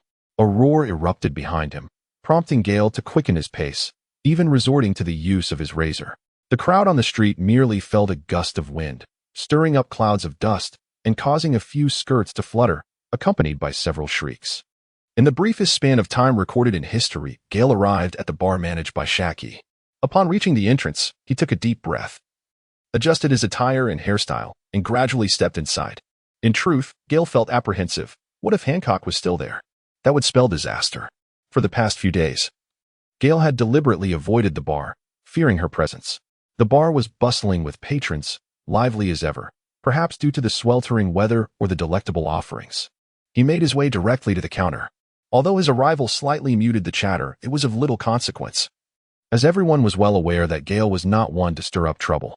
Been a while since you last graced us with your presence, Shaki remarked, skillfully mixing drinks. Beside her stood a young girl, who appeared to be an unassuming commoner, rather charming in her own right. Indeed, I've been preoccupied with training, Gale replied. It seems you've been avoiding venturing out. If you stayed hidden much longer, I would have come looking for you. Gale's eyes sparkled with excitement, as if the very thing he had longed for had finally arrived. Could it be? Xiaoqi nodded slightly and set aside her work. Follow me. Gale followed Shaki to the back room. Inside, Layli was absent, and Shaki found a stool to sit upon. Gale took a seat opposite her. The day before yesterday, I received news that the Dordor fruit has manifested near the island of Benjalita, close to Water City. The informants are a band of pirates who have already secured a buyer and are poised to finalize the transaction within the next few days. Gale nodded, his mind racing with calculations. If he was not mistaken, this fruit would soon fall into the hands of CP. It had not yet happened, but he was uncertain whether it would occur before or after the transaction. Time was of the essence, and he felt an urgent need to depart immediately. However, if he were to take a ship, it would require 5 or 6 days, and he could not afford to wait. He contemplated using his abilities to fly there. With his current stamina, he could reach his destination in just over a day. He believed he could sustain himself for 3 days without issue, while still reserving half his energy for any unforeseen circumstances. Was there any information on the opponent? Yes, the captain is a pirate from the West Sea named Stephen. a fruit user, currently without a bounty. His strength is estimated to be around 80 million, likely possessing the abilities of the oil fruit. He should not pose a significant challenge. Thank you, Madam Shiachi. Time is of the essence. I shall take my leave. Upon returning from the bar, Gale immediately summoned the 3 companions he had brought along. I plan to be away for a few days. During this time, you must help me keep this secret and ensure that no one learns of my departure. Dasky. You will manage the affairs on the island in my absence. Any pirates who commit crimes must be assessed. If they are too powerful, we shall not act recklessly. Everything will await my return. Is there news regarding the fruit? Gallet inquired, noticing Gale's abrupt return and his hurried demeanor. Indeed. That is why I intend to go personally to retrieve it. Then we shall accompany you. That is unnecessary. It would be too late to set sail, and I cannot carry you both during an extended flight. The 2 women lowered their heads in contemplation, the furrows on their foreheads betraying their thoughts. Gale extended his hand to gently pat Galat's head, offering her a reassuring smile. Do not worry, the opponent's strength is not formidable. I can handle this alone. You 2 stay here and await my return. With determination, Gale stepped out of the room, carrying a half-filled pack of provisions and fresh water, resolutely avoiding glancing back at the 2 women. In an instant, he launched himself into the air, utilizing his fruit-based abilities to soar towards the direction indicated by the compass. Shiachi had been astute in providing him with a permanent island compass. Otherwise, navigating the vastness to locate the island would undoubtedly have been a time-consuming endeavor. Furthermore, such compasses for small islands are rarely possessed by many, and Shiachi had facilitated this acquisition for him. The service rendered was indeed commendable. The flight proved to be rather monotonous, and he dared not descend too low, perpetually piercing through the clouds. Fortunately, with his awakened abilities, Gale's limbs emitted small shockwaves, while a protective aura shielded him from the winds and preserved his hairstyle. Although the energy expenditure was substantial, the recovery and endurance he experienced post-awakening were nothing short of remarkable. Provided that his provisions were sufficient, he could venture far and wide. The shockwaves imparted by his teacher had yet to be employed for combat. Instead, they were utilized for traversing the journey. The tedium of flying surpassed mere exercise by several degrees. Confronted by the boundless expanse of ocean and sky, with no reference points in sight, loneliness and solitude became palpable fears for all. If he were unafraid, it would merely signify that he had yet to experience profound solitude. Should his willpower falter, endurance would become a challenge. Only the occasional passing of seagulls and seabirds provided fleeting moments of upliftment. Thus, through the act of flight, he honed the nuanced application of his abilities, which became the most engaging aspect of his journey. Finally, after depleting the food and water in his pack, Gale arrived at his destination by the evening of the following day. Upon finding an unoccupied spot to land, his first course of action was to seek out a restaurant. The extensive flight had left his mouth parched, prompting him to order an extravagant feast. As he devoured plate after plate before the astonished gazes of the patrons, it was difficult to comprehend how such an ostensibly refined youth could consume such an abundance of food. The proportions seemed entirely incongruous. Once the final morsel of meat disappeared into his mouth, Gale let out a soft burp of satisfaction. "Boss, I would like to settle the bill." A man, approximately 40 years of age and notably rotund, hurried over, the creaking of the wooden floorboards accompanying his every step. "Sir, the total is 5,000 berries," he announced. "Ah, here you go. By the way, do you know of any accommodations nearby?" Gale handed over 5,000 berry to the proprietor, thinking to herself that the meal was indeed quite inexpensive. The owner, upon receiving the berry, beamed with delight and said to Gale, "Dear guest, our establishment offers lodging as well. It is 3,000 berry for one night." "Very well, I shall take a room for the night," she replied. After Gale marked the point, he ascended the stairs under the guidance of his employer. He was indeed quite fatigued, having endured over a day of relentless travel. The physical toll was considerable. The mental strain had also left him weary. He vowed that he would never undertake such a journey again. Thus, as soon as he entered the room, he lay down and fell into a deep slumber. Chapter 43. The Transaction. Gale slept deeply through the night, not stirring until the sun had risen high in the sky. Suddenly, a series of knocks reverberated through the air, rousing him from his slumber. As he rubbed the sleep from his eyes, he realized that someone was indeed at the door. A young girl stood at the entrance, her delicate features framed by a modest attire that, while not aristocratic, was certainly of better quality than that of an ordinary peasant. Her charming appearance lent her an air of endearment. "My father sent me to check if you have departed. If you have, I need to tidy the guest room." She spoke softly, her voice tinged with timidity, suggesting a habitual caution. Oh, it is already well past noon. Little sister, please return to your father and ask him to prepare another meal for me. I would also like to extend my stay for one more day. Certainly. I will go down and make the arrangements right away. Please wait a moment, she replied. Thank you very much. Gale rose from his slumber, tidied his bed, and proceeded to refresh himself. Once he had washed his face, he felt a renewed sense of vigor. The previous days of relentless travel had drained considerable energy. It was not merely fatigue, but rather an unbearable weariness from the oppressive silence. After descending to partake in a meal, he settled his bill with the proprietor for both the meal and the night's lodging before venturing out to gather information. Benjalita is a quaint island, a serene and charming little town. Perhaps due to its proximity to the water city, it attracts a notable influx of outsiders, making its population somewhat more substantial than that of an ordinary isle, and life here seems to flourish. The streets are lined with numerous shops and stalls, offering an array of clothing, jewelry, and medicinal herbs, catering to every conceivable need. Gale's purpose for this journey was to attend to a task, so she feigned the demeanor of a passerby, casually observing her surroundings as she made her way towards her destination. After a series of stops and starts, Gale arrived at her intended location, the entrance of a bar. Gale procured a jazz hat from a vendor, a favorite accessory among the nobility, thus attracting a multitude of trend followers from the common folk. Although Gale was not particularly recognizable, being so close to the vibrant ambience of the Shangwa district, and having graced the pages of newspapers, he took precautions against being identified by donning the hat and slightly lowering its brim. It imparted a certain air of a secret agent. The bar was a cacophony of noise, teeming with patrons engaged in games of chance, the clattering of dice, boisterous shouts, playful scuffles, and the ever-present bravado of those indulging in libations.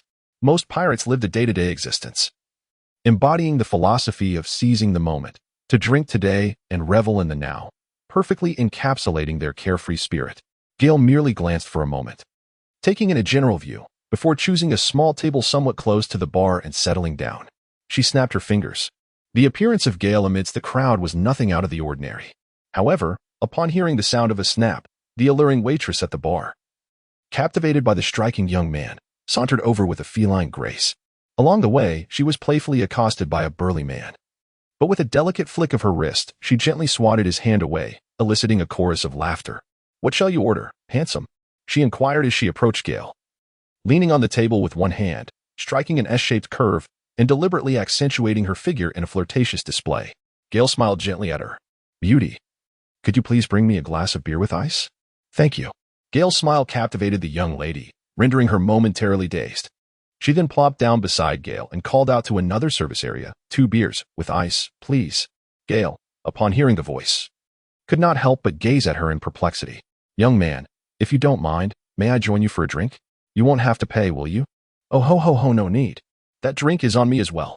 Gale engaged in a casual conversation with the woman beside him. Yet his peripheral gaze continually drifted towards the adjacent table, his ears attuned to their discourse. That table exuded an air of quietude, occupied by 3 men and 1 woman, all of whom possessed rather unremarkable appearances, neither tall nor peculiar. In stark contrast to the raucous revelry surrounding them, they appeared distinctly different. Among them sat a middle-aged man, approximately 30, with a close-cropped hairstyle and a faint scar on his right cheek, clad in a gray vest. He quietly sipped his drink, seemingly lost in contemplation. After a considerable time, the woman among them grew restless and inquired, Brother, do you truly believe they will come? At such an exorbitant price? Aren't you afraid? The middle-aged man then spoke softly, Little sister, do not fret. If this deal goes through, we shall return to our hometown. Let us wait here in peace. But we have 7 or 8 days to wait. Will we not be on the boat? She retorted, If something goes awry, we must leave at once. Rest assured, we will remain vigilant here. I feel uneasy on the boat, fearing an ambush. It is somewhat safer among this crowd, he reassured her. Please, do not say any more. I believe brother has a point. We must not expose our vessel. Even if the transaction succeeds, carrying such a sum of money makes survival difficult, another chimed in. Indeed. Let us remain silent. Once we secure the funds, we will depart immediately. Upon our return, we can ensure a better life for everyone in the town. Upon hearing this, Gale furrowed his brow slightly. It appeared that they were exceedingly cautious, unwilling to return to the boat, indicating that their spoils were likely well concealed. They did not seem to be nefarious villains. Once the fruits of their labor were in hand, perhaps he would grant them clemency. Time passed swiftly, and Gale lingered in the town for 7 or 8 days. The group had frequently visited the bar during this time, yet Gale refrained from entering, choosing instead to remain nearby. Throughout this period, he had communicated with Gallet and the others via his phone book, receiving confirmation that all was well, which alleviated his concerns. That evening marked the anticipated day of their transaction. Gale observed from the shadows as the 4 individuals exited the bar. After scanning the vicinity for any onlookers, they gradually made their way into the distance. Gale held his breath and cautiously followed.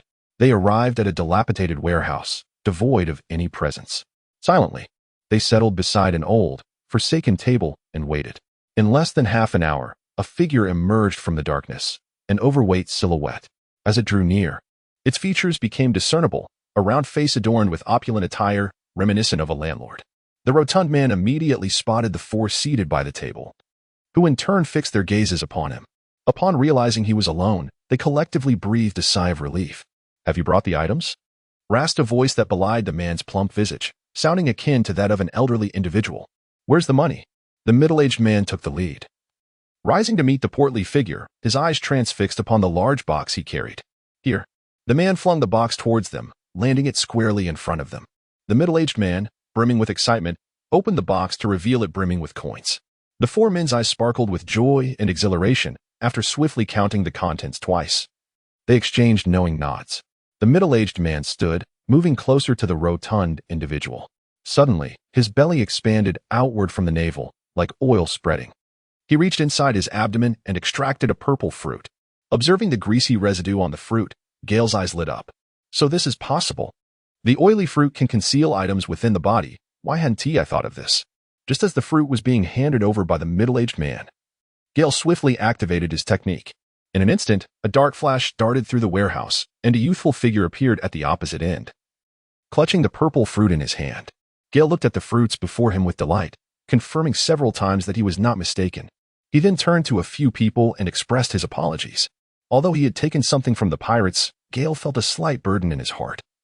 From his observations over the past few days, it seemed the other party was not truly malevolent. Perhaps it would be best to let them go. Gale observed several furious figures approaching him, brandishing their fists and weapons. He intended to depart swiftly, avoiding any entanglement with them. However, just as he was about to leave, he noticed the absence of one particular figure on the scene. It was the stout individual. Gale was suddenly enveloped by an intense sense of impending crisis. Immediately raising his hands to shield his head, while his entire body hardened to the utmost degree, akin to iron. Just as he completed this fortification, a shadow materialized before him. Before he could discern its form, a searing pain radiated from his arm, as if he had been struck by a train, propelling him backward in a straight trajectory. Chapter 44. The moment of realization. With a resounding crash, the dilapidated warehouse, constructed of corrugated metal, bore the mark of a figure-shaped hole in its wall, through which Gale was propelled. He tumbled to the ground, creating yet another crater upon impact. Wow! Gale could not help but cough up a mouthful of blood, his hand marked by 3 distinct claw prints. Fortunately, he had managed to shield his neck and the vital areas of his head from a recent strike, causing his arm to swell dramatically in the process and harden just in time. Although he did not have the opportunity to envelop himself in the armor of Haki, he was able to withstand the assault. The blood he spat resulted from the internal injuries sustained as his body traversed the dilapidated steel mill, subjected to the force of impact from both the front and the rear. Gale gritted his teeth and rose to his feet, his fruit ability propelling him into a diamond form as he ascended into the air. "The potency of your abilities surpasses my expectations, proving to be far more formidable than I had anticipated. I had initially thought that in a moment of joy, you would be caught off guard, and that a single claw strike would suffice to claim your life. Yet, to my surprise, your reactions have proven to be more remarkable than I had imagined." A faint voice echoed through the darkness, yet no figure could be seen. Gale incessantly tended to the wounds within his body, vigilantly surveying his surroundings. However, the area was desolate, with no soul in sight, and the source of the sounds remained elusive. Under the influence of his abilities, the wounds healed at a remarkable pace, visibly mending before his very eyes. Even the internal injuries had significantly improved in no time at all. Gale swiftly devised a strategy in his mind, intending to buy some time with words while searching for another opportunity to discern the source of the sound. "Who are you? Is all this some kind of conspiracy?" The surroundings remained eerily silent, devoid of any response. The atmosphere was chilling and sinister. Suddenly, another shadowy figure emerged before him. This time, prepared, Gale caught a glimpse of feline-like eyes gleaming in the darkness. Activating paper drawing, his body twisted into an unnatural curve, narrowly evading the attack. He immediately pivoted, raising his fist shrouded in hockey, and unleashed a rapid flurry of punches, left and right, against the shadow as it darted back toward him. Bang, bang, bang. In an instant, dozens of blows were exchanged. Yet, more often than not, his strikes failed to land, while the shadow's relentless assaults sent him flying once more. Reacting swiftly, Gale employed Razor to dart away aimlessly. Impressive, brat. To think your recovery is this fast. It seems this mission won't be as simple as I thought. The eerie voice echoed again, directionless, as if emanating from all sides at once. Gale scanned the surroundings, yet he could not catch a glimpse of the figure. A bead of cold sweat trickled down his forehead. He inwardly cursed the swiftness of his opponent. Even in his diamond form, he could not match their speed. He surmised it was a cat-type devil fruit, likely not an ordinary Zoan, but perhaps a mythical beast type. Lost in thought, he dared not halt his pace. To do so would render him a stationary target, vulnerable to attack. Moreover, without the ability to discern his opponent's movements, he was unable to accurately gather his strength. Although his adversary possessed less raw power, their mastery of hockey surpassed his own. Whoosh! Bang! Bang! Bang! Bang! Bang! Gale was struck in the abdomen once more. Yet this time he discerned the silhouette of his opponent with clarity. Indeed, it was a feline form, a rather corpulent cat, despite its plump physique. The creature moved with the grace and swiftness of a kitten. Its entire body was cloaked in pitch black, with eyes as deep and dark as the night itself. The most terrifying aspect was that, in the frigid darkness, one could hardly perceive its presence unless they drew near. How infuriating! Gale had never felt so constrained. He could only defend with all his might while waiting for the opportunity to strike. After exchanging blows a few times, Gale struck the ground with a few powerful punches, unleashing the diamond impact. He was aware that his opponent was likely maneuvering beneath the surface. Boom! A series of tremors shook the ground, enveloping it in a cloud of dust. Suddenly, Gale caught sight of a shadow darting through the haze. Without hesitation, he unleashed a massive diamond impact aimed at it. Boom! A crater, larger than any before, measuring over 20 meters, appeared on the ground, yet it was devoid of any figure. Sensing imminent danger, Gale swiftly erected a makeshift diamond shield. Bang! A metallic sound resonated as the shield shattered, propelling Gale backward like a razor. The shadow pursued closely behind. As he beheld the dark claws glinting ominously, they drew ever nearer to him. Gale, too, summoned his formidable aura, enveloping his right hand, and propelled a mighty fist towards his adversary. He resolutely halted his backward momentum, raising his fist to unleash a thunderous strike, determined to land a blow upon his opponent. He sought to seize the opportunity for a counterattack. As his fist soared through the air, he suddenly realized that his foe had vanished from sight. There was no time to retract his punch. A sharp, agonizing pain pierced through his chest. Gale plummeted straight from the sky, one might say shot down, akin to a bullet striking the ground. The earth below was already a tapestry of intricate fissures, with a few distinct bloodstains visibly marking the surface. Meanwhile, the shadowy figure had no intention of sparing Gale, descending rapidly from the heavens. Its hind feet propelled through the air with remarkable speed, reminiscent of a naval officer's moonwalk. Harnessing this momentum to rush downward, Gale had no time to rise from the ground. Remaining in a prone position, he extended his hands to form a hemispherical barrier, enveloping a small central area with a layer of armament color, transforming the golden shield into a net-like black hue at its core. This was the absolute version of the Vajra defense. Bang, bang, bang, bang. The sound of violent impacts resounded. Gale barely managed to withstand the assault, resulting in a pit that deepened from over 1 meter to more than 3 meters and widened from several meters to over 20. The entire battlefield resembled the pockmarked surface of the moon. Gale had never encountered such a suffocating battle. As if he possessed immense strength yet found himself unable to unleash it. As he gazed skyward, he realized that a crescent moon adorned the heavens above. Transformation was impossible. His opponent had meticulously calculated even this detail of their exchange. Gale discerned that his opponent's abilities thrived under the cover of night, and he chose to confront him during a new moon, deliberately bypassing the full moon's luminous phase for their duel. It was evident that this strategy had been meticulously planned in advance. Gale has been maintaining the shield for an extended period. The sound of collisions continues to resonate, and he is acutely aware that his physical stamina is being depleted at a rate several times greater than that of his opponent. If he were to rely on the abilities of other fruit powers, without the enhancement of his own, he would undoubtedly be unable to endure for long. He has been sustaining an energy formation of compressed diamond shockwaves as a defensive technique, coupled with the application of his armament hockey. It is akin to the disparity in battery consumption between idly playing a game on a mobile device. Gale was uncertain whether he could endure until dawn. If this continued, once his strength was depleted, his demise would be inevitable. What should he do? Gale became anxious. As an assassin, you have compelled me to engage in a prolonged battle akin to that of a warrior. You ought to feel a sense of pride. Pray tell, who sent you to take my life? Gale exclaimed vehemently, I apologize, but I cannot provide you with an answer. However, I assure you, I shall leave you whole. Humph. Gale let out a cold snort, yet found himself unable to act. Suddenly, a thought crossed his mind. He slowly closed his eyes. Though his eyes were shut, Gale still perceived a dazzling golden light before him, for it was his indestructible shield. Gale meticulously searched for the silhouette of the corpulent figure. The images in his mind remained shrouded in darkness. Only a few instances, when the shadow had assaulted him, did he seem to catch a glimpse of its location. Indeed, even with his eyes closed, it felt as though he could see it. But it was merely a fleeting moment, though only a few minutes had elapsed. Gale felt as if hours had passed in his mind. Meanwhile, on the barrier, beyond the black net, it appeared that other fissures had begun to emerge. Gale found himself unable to divert his attention from this matter. He sensed the fleeting presence that appeared unexpectedly, yearning to grasp the silhouette as it departed. Suddenly, upon the manifestation of that figure before him, a vision of its departing path unfolded in his mind. Gale was overjoyed. The figure he envisioned in his mind appeared to move as if time had slowed down, even though, in reality, it remained as swift as ever. It was a mysterious sensation, as if the imagery in his mind elongated the passage of time. Gale observed that shadow leap onto the adjacent steel shed wall, utilizing its momentum to spring back. Gale, filled with exhilaration, slightly curled his right palm, coalescing it into a fist as large as a cauldron.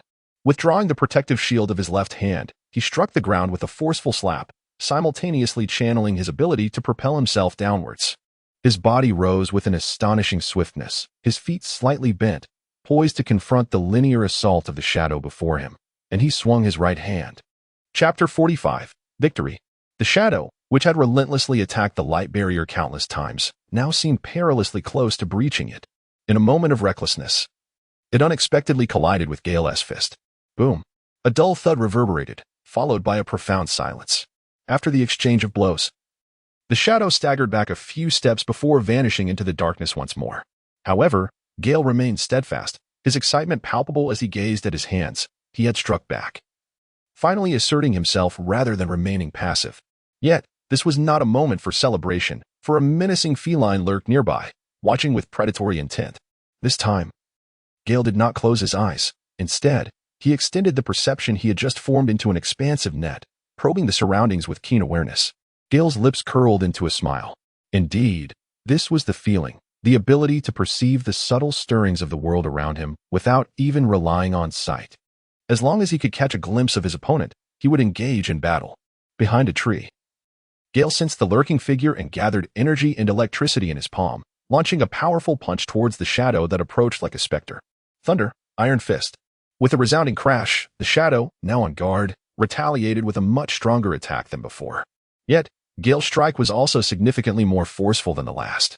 Collision, separation. Collision, separation. Each impact fractured the ground beneath them further, and the shadow consistently flew backward with each exchange. How infuriating. So it was observation hockey. Amidst the darkness, sounds echoed around them. After becoming accustomed to the presence of this observation hockey for some time, Gale decided it was time to counterattack. He crouched low, launching himself like a razor towards the shadow. However, his speed still fell short, but that was of little concern. Golden light erupted as Gale's fist glowed with an enormous sphere of radiance. The myriad of faint black markings on the sphere was Gale's application of armament hockey. Diamond impact. Boom. Even in the dead of night, the small island was intermittently illuminated by brilliant golden flashes, casting light as bright as day within a 10-mile radius. The island's inhabitants, bewildered, assumed a natural disaster had struck, the timid trembling in their homes. Meanwhile, seasoned pirates recognized it as a clash of formidable warriors.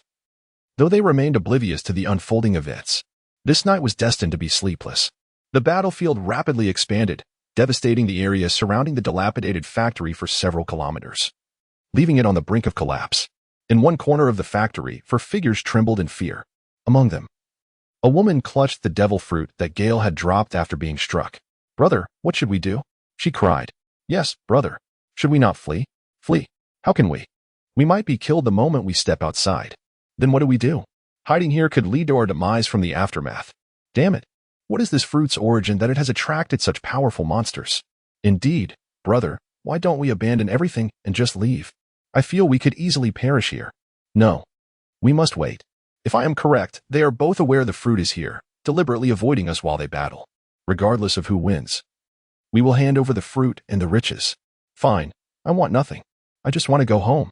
The middle-aged man gazed at his sister, who was weeping profusely. Feeling utterly useless, he had once believed that consuming a devil fruit would make him a paragon of the sea, filled with dreams and hopes, leading his fellow villagers to seek fortune and glory. After overcoming several foes with the abilities granted by his fruit, he had stumbled upon another devil fruit in a remote area. He knew that selling this fruit would ensure their return home without worry for sustenance, improving the lives of those in their village. Thus, he discreetly contacted an acquaintance to broker the sale. Not long after the news was spread, offers began pouring in, each higher than the last, leaving him undecided until one buyer emerged, willing to pay $800 million, a full double of the highest offer. Despite knowing the risks involved, he chose to accept this offer, thinking that with his devil fruit abilities, he would be able to protect everyone. However, he shook his head in dismay, realizing that as a fortunate wielder of a fruit, he was merely gazing at the vast ocean from a well. Back on the battlefield, the fight had reached a fever pitch. After half an hour of being on the defensive, Gale had managed to turn the tables. Now the predator in this game of cat and mouse. Though his speed still lagged behind that of his opponent, his attack power, defense, and endurance surpassed that of his foe. The shadow, once proud of its abilities, was now struggling to keep up, bruised and battered, despite its mythical zoan fruit. It could not withstand such relentless blows. Though it managed to dodge some strikes, each collision inflicted pain.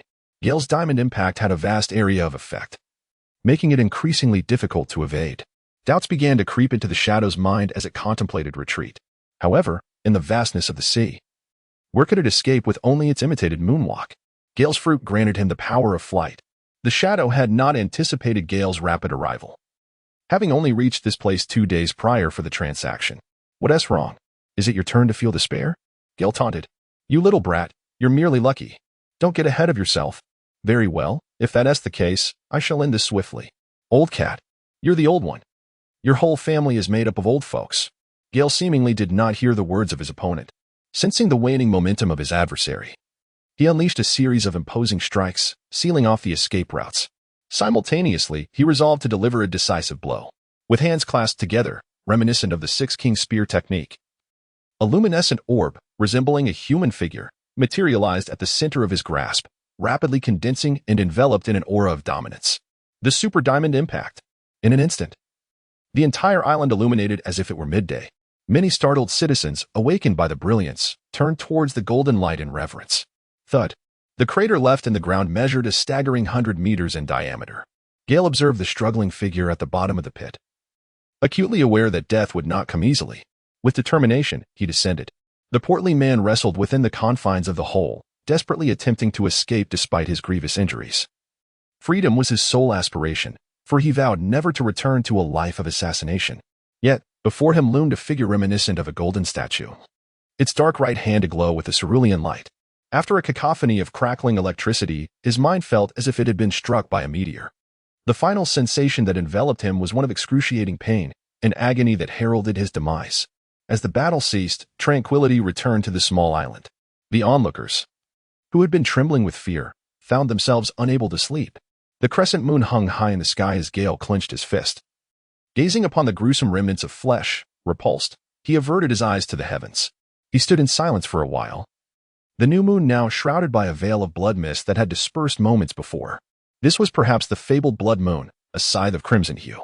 After a few minutes of stillness, as if weariness had dissipated, Gale lifted his foot and slowly made his way toward the warehouse.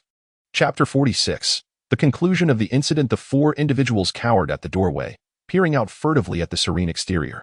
They recalled the earlier sight of the golden figure, now diminished, bloodied, and resembling the Grim Reaper.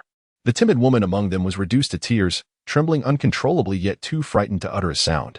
As Gale approached, The middle-aged man swiftly snatched the fruits and berries from the woman's grasp, hastily presenting them to Gale. "Please, spare us. We offer everything." Gale remained silent, quietly picking up the fruit and examining its exterior. Upon confirming that it was neither broken nor consumed, a smile finally graced his lips. However, to the other three, his smile appeared oddly unsettling, prompting the woman to burst into tears, exclaiming, "I do not wish to perish." Upon hearing this, Gale smiled. "Am I truly so fearsome? Death? Why? Does the gentleman truly wish to let us go?" The middle-aged man's expression swiftly shifted from dark to bright. "I do not take lives, no. I do not harm innocents, for I am a naval officer. That individual was merely brought to justice by my hand. I see no malice in you. Henceforth, refrain from the path of piracy." "Yes, sir. Thank you, sir. Thank you, Navy." Gale disregarded them and picked up the fruits before departing. "Sir, your Bailey." Upon hearing the words behind him, Gale turned to address them. "No, this is your Bailey. It is rightfully yours. Go home and live well. Ah, and if you wish to join the Navy, remember to seek me out. My name is Gale." After adding this remark, Gale coolly turned back, leaving behind a striking silhouette, concealing his achievements and fame. The four seemed unable to comprehend this significant shift, but moments later, they erupted into hearty laughter. Meanwhile, the middle-aged man gazed at the departing figure, slowly murmuring Gale's name. Could it be that he was the naval prodigy featured in the newspaper 2 years ago? As the name and visage aligned in his mind, a seed of realization began to sprout within him. The following morning, after a leisurely wash, Gale sauntered out of the door. Unlike before, as he stepped outside, he noticed peculiar glances fixated upon him. The once boisterous morning suddenly fell into a hushed atmosphere. Gale couldn't help but wipe her nose. Perhaps it was the blood that covered her from head to toe upon her return last night that had startled everyone. Gale, disregarding the gazes of those around him, slowly approached the table downstairs, awaiting his breakfast. At that moment, a timid young girl timidly approached him. Master. Is it the SS same to eat?" Gale gazed at the stuttering young lady, offering her a gentlemanly smile. "Indeed, Miss Billio, I appreciate your assistance." After a flurry of enthusiastic affirmations, the girl hurried into the kitchen to prepare a sumptuous breakfast for Gale herself. This was due to her father's instructions. She perceived this handsome older brother as a powerful villain. The previous night, the island had trembled incessantly, illuminated by golden light, and upon settling, they beheld Gale returning, bloodied. With a little deductive reasoning, everyone quickly surmised the events that had transpired. Before long, a breakfast more exquisite than any before appeared before Gale, igniting his appetite. He had yet to replenish the energy expended the night prior, and he devoured the meal voraciously. Tap, tap, tap, tap, tap. The sound of orderly footsteps echoed at the entrance. After a hushed exchange of whispers, a line of familiar uniforms came into view before Gale. The soldiers formed 2 rows, and from their midst emerged a robust middle-aged man, cigar clenched between his teeth, wielding an unfamiliar long knife, and adorned in a cloak of righteousness. Gale lifted his head and, not recognizing the figure before him, continued to eat with fervor. "Who are you? Why did you commit murder last night?" The middle-aged man dared not act rashly. Earlier that morning, while passing through this area on his way back from his post in the West Sea, having just traversed the windless zone, he was preparing to report to Marlon Vondo when he received a tip-off from a civilian about a murder. Upon arriving at the scene, he was taken aback by the sheer scale of the battlefield. It was beyond anything he could have accomplished. He had also heard from the townsfolk about the dramatic events of the previous night's battle. The corpses at the cave's bottom were so mangled that their faces were unrecognizable. Recently promoted, he felt a sense of triumph, pondering whether he should seize the opportunity to achieve further glory on his journey back to Marlon Vondo. Thus, almost as if guided by fate, he found himself here. Gale finally consumed the last morsel of food. With grace, she delicately wiped her hands with a napkin, a stark contrast to her earlier manner of eating. Gale rose to his feet, chest held high. "I am the chief commander of the Shambadi Archipelago, Colonel Gale." A wave of astonishment swept through the crowd. A colonel from headquarters, yet so youthful. The naval forces are indeed formidable. The middle-aged men were equally taken aback, having served in the West Sea for many years. Although they too held the rank of colonel, they were but branch colonels, 3 ranks below a headquarters colonel. Was Gale not, then, their superior? Yet, they found it hard to believe that such a young man could hold that title. Observing his upright posture, he appeared every bit the soldier. Who could tell if he was a habitual offender? "Do you have any proof?" "Oh," Gale replied, somewhat surprised. "Proof? I brought nothing but the clothes on my back and several 100,000 berries, along with a den mushy. I travel light, you see." After a brief pause, Gale picked up the din-din mushy. After dialing a few numbers, he held the device out towards the man. Soon, a voice resonated through the receiver. "This is Sengoku." "What is it?" The middle-aged man's expression shifted in shock. "Sengoku-san, it's Colonel Baylyman from the West Sea." "Oh, Colonel Baylyman. What brings you to call?" Baylyman, now convinced of Gale's identity, looked at him with a pleading expression, hoping for assistance. "Teacher, it's me." Gale. "You rascal, what is the reason for your call?" A profound silence enveloped the surroundings, so quiet one could hear a pin drop. Baylyman's heart surged with tumultuous waves. He had just heard Gale refer to the fleet admiral as his teacher. The realization struck him like a bolt from the blue, bringing to mind a newspaper he had seen. After a moment of reflection, he was certain of it. "Teacher, I was passing by Benjalita Island when I stumbled upon a group of pirates in the midst of a transaction. One of the pirates was particularly powerful, and during the arrest, he put up fierce resistance. I had to eliminate him on the spot.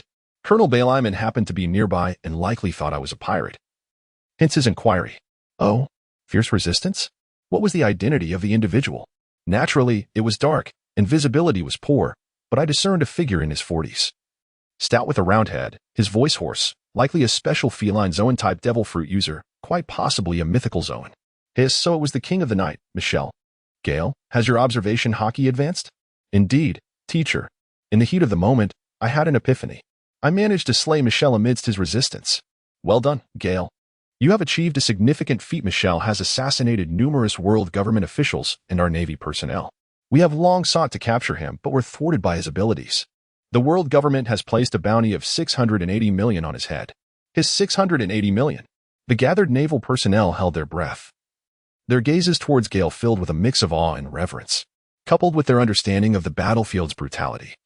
They could hardly fathom that this young colonel was such a superhuman presence. All credit, they believed, was due to their esteemed teachers. Gale was filled with a touch of pride, yet tinged with modesty. "Gale, well done. Excellent work." The familiar voices of Teacher Zeta and Teacher Cap resonated through the telephone. Gale smiled faintly and bowed to the phone book. "Thank you to the 3 esteemed teachers for your guidance." After exchanging a few words, the conversation concluded. In that moment, the atmosphere was thick with silence, as none dared to speak. Gale truly embodied the essence of the highest authority present. Indeed, he held the highest military rank. "Colonel Baylyman, take Michelle's remains back to Marin Fando." "Yes, Colonel Gale. By the way, kindly give me a ride to the Shambadi archipelago." "Damn, Michelle, even you have fallen." Dover, upon reading today's newspaper, furiously shattered the newly acquired table before him while seated on his royal throne. "What a Gale! Is there truly nothing that can be done about you?" The inhabitants of the Don Quixote house below silently endured Dover's wrath, none daring to utter a word. Among them, one Diamante, his expression twisted, gripped the hilt of his sword with a menacing intensity. On the back of the giant elephant, the smoke still lingered over Yuzo. A colossal figure resembling a dog swiftly dashed out after glancing at today's newspaper. Knock, knock, bang, bang, bang. Ashima, recognizing the familiar voice from outside, promptly went to open the door. Just returning home after a long day, Knock set down the towel he had been using to wash his face. The Duke's arrival was undoubtedly connected to that mischievous lad. As Duke Kinlan stepped inside, he excitedly slapped the newspaper onto the table. Ashima immediately picked it up to examine it alongside Knock. Naval Colonel Gale has eliminated the assassin, the king of the night. After a thorough reading, Knock gasped in astonishment. What a lad. 680 million on his head, and he took him out with such ease. Just like his father. My dear, with 600 million belly. How much do you think Gale will collect? Look, does the newspaper not state that the world government has rewarded him 200 million belly? Only 200? What a pity. Gale is truly foolish. He is leaving over 400 million on the table, enough for us to feast for generations. How can you say that? Gale is now a significant figure. I estimate he is on the brink of a promotion to general. Duke Kinlan interjected, jesting. Can the power of authority be compared to mere belly? General? That places him above all. Oh, my dear, how remarkable that Gale has come so far. Indeed. He has only just turned 17. The future is so promising. The couple, inspired by Gale's achievements, sought numerous naval documents from the Duke, eager to understand the naval hierarchy and gain insight into Gale's current standing. You too may not comprehend, but Gale's prowess has already reached that of a vice admiral. Even I would have to exert all my strength to defeat him, and it would undoubtedly take considerable time. To eliminate a bounty of 680 million pirates is undoubtedly the caliber of a vice admiral. In the future, a position as admiral will surely await him. Admiral, one beneath the heavens, above all others? Gale, your mother is proud of you. Ashima, quickly put away the newspaper. We must take it to show the crew tonight, so they can witness how impressive my son has become. Who was it that boasted about their son being a great pirate? With a mere bounty of tens of millions last time? I must show them. I hope their son never crosses paths with our Gale. Ah, but Gale knows them as well. Would he truly capture him? As for that, I cannot say, haha. If Gale were to capture him, I would surely give him a good thrashing upon his return. Chapter 47. Returning to Shambadi near the waters of the Shambadi archipelago, aboard a naval vessel. Two figures were scrutinizing a maritime chart on the deck. After a thorough comparison, Colonel Bailiman stated, "This is where we shall part. There is no need for you to accompany me further. You may report directly to Marin Fando. I will fly there myself." Gale gazed at the map, contemplating their current position. He picked up the permanent pointer towards the Shambodi Islands and addressed Bailman. "Colonel Gale, we shall escort you there." "There is no need for such exertion," Bailman sincerely replied. Initially, his navigational course was set towards the Shambodi Islands. However, at Gale's command, they were now heading directly towards Marlin Vondo. There was little choice, as Gale's formidable presence commanded respect. The Shambodi Islands were in close proximity to Marlin Vondo, and the detour would only add a couple of days to their journey. Thus, his desire to return Gale was genuine, a sign of respect for strength, and an opportunity to boast to his friends in the future. "No, Colonel Bailman, after 4 or 5 days at sea, it would take you another day to reach there. I can fly in just 1 or 2 hours. Please ensure that Michelle's remains are delivered, and convey my regards to Master Zhangua." Gale saluted Bailiman and then turned to salute the gathered crowd. In response, everyone returned the gesture, standing tall despite being soldiers of the Four Seas branch, all eager to leave a favorable impression on Gale. Before Bailiman could utter another word of retention, Gale ascended into the sky with a graceful moonwalk, transforming into a golden thread, soon vanishing from the sight of the onlookers. What an extraordinary young man! Bailiman, who had initially opened his mouth, remained silent for a minute before uttering another phrase. Observing Gale as proficient in fluid moonwalk, coupled with his swift flight, the crowd felt a surge of envy. "Indeed, my lord, Colonel Gale is the youngest formidable individual I have ever encountered, and he possesses such a warm and amiable demeanor." "Yes, Colonel Gale." The Shambodi Archipelago, Navy Base. Gale arrived at the entrance of her office, gazing at the familiar surroundings, feeling a sense of returning home. As she pushed the door open, she discovered that everyone was present. Gale smiled gently. "Many words need not be spoken. After just a few days apart, I already miss everyone dearly." As Gale approached, Gallet ran over and enveloped her in a warm embrace. Gale embraced Gallet, rubbing her face affectionately against Caruccio. After all these years, it seemed they had never been apart from Gallet for such an extended period. Gale. At that moment, although everyone was clad in military uniforms, they simply called out Gale's name. Gale greeted everyone warmly. "Gale, Dasky's sister mentioned that you have become a wealthy individual." "Oh, what is this about? That can't be true." Gale was perplexed, for he had not touched a single cent of the Bailey. In truth, Gale was unaware of the exact amount within, but he surmised that the price of a devil fruit would be around 200 million. For individuals lacking any extraordinary utility, the value would scarcely exceed 300 million. Gale was unaware that there were 800 million berries inside. Otherwise, he would undoubtedly be regretting his actions fervently at this moment. "Have you not seen the newspaper?" At that moment, Dashki also approached, as it was the first time in many years that she had not seen Gale for over half a month, and she wished to step closer to catch a glimpse of him. "What newspaper?" Gale inquired with a sense of confusion, noting that he had not encountered the newsbird on Bellaman's vessel these past few days, and thus had not seen any newspapers. At that moment, Drake picked up a newspaper from the table and handed it to Gale. Upon closer inspection, Gale realized that he had inadvertently gained notoriety, much to his amusement. As he continued reading, he was astounded to discover a bounty of 200 million berries. It became clear why this adversary was so formidable. He recalled hearing from his teacher that the individual in question was a notorious assassin with a staggering bounty of 680 million. To his astonishment, this person was none other than one of the 3 kings of the assassination world, the King of the Night, a being of the mythical beast species, and a master of the nightcat fruit, inherently gifted as a stealthy assassin.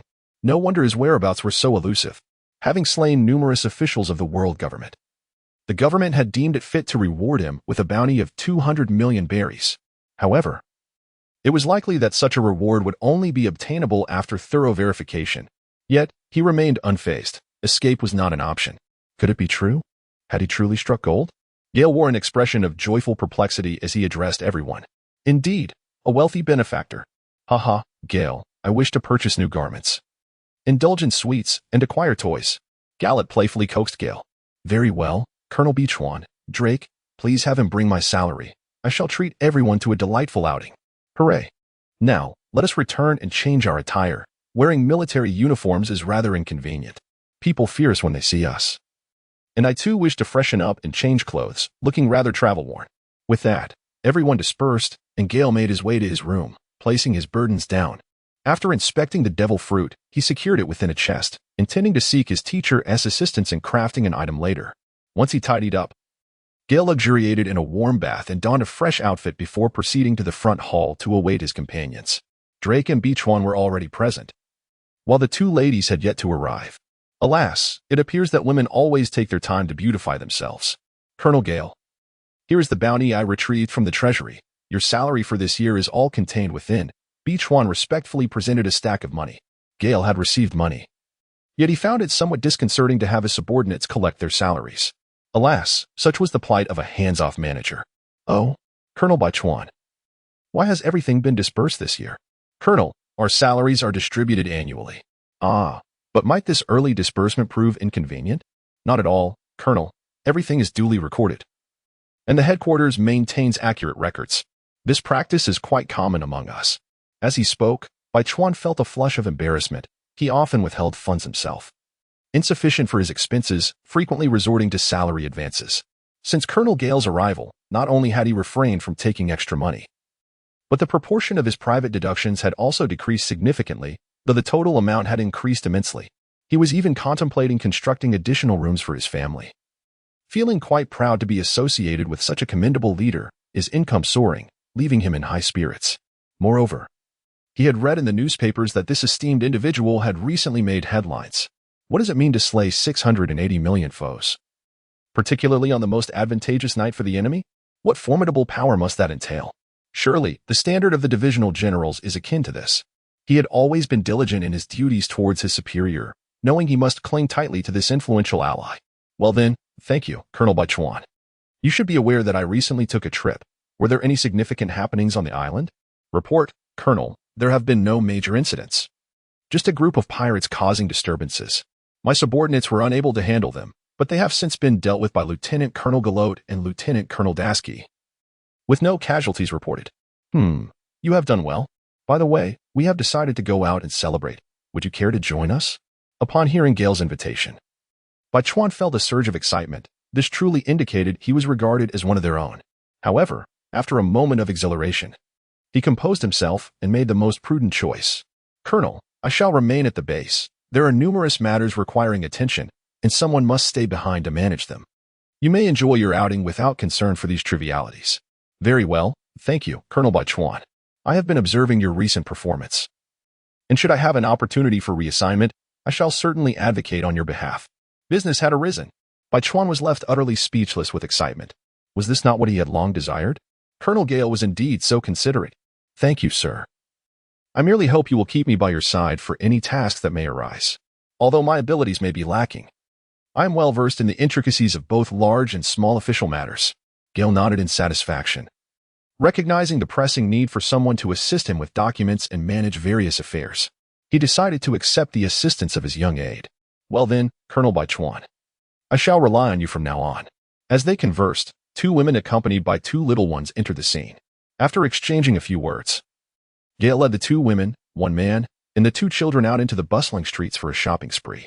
Chapter 48. Celestial Dragons. On a certain street in the Sabaody archipelago, 3 men and 3 women, along with 2 children, strolled leisurely down the thoroughfare. Each person held an assortment of snacks, embodying the essence of true food enthusiasts. Most notably, Gale and Drake stood out. Their appetites were so formidable that others preferred not to associate with them. Have you ever witnessed someone devouring an entire thigh of meat with a single hand? Drake, despite his towering stature of over 2 meters and his robust physique, appeared somewhat harmonious. However, Gale was a different story altogether. His legs were, quite literally, thicker than his head. In a brawl, he could swing them with such force that they would surely incapacitate anyone. Should he strike a civilian, the results would be devastating. While indulging in their snacks, the six of them ambled through the center of the street. Although the thoroughfare was crowded, pedestrians naturally cleared a path for them. Some recognized the group. Despite not being in uniform, many were familiar with their identities. As for those who did not recognize them, they merely sensed the group's audacity and chose to sidestep, sensing an air of intimidation. This sensation was exhilarating.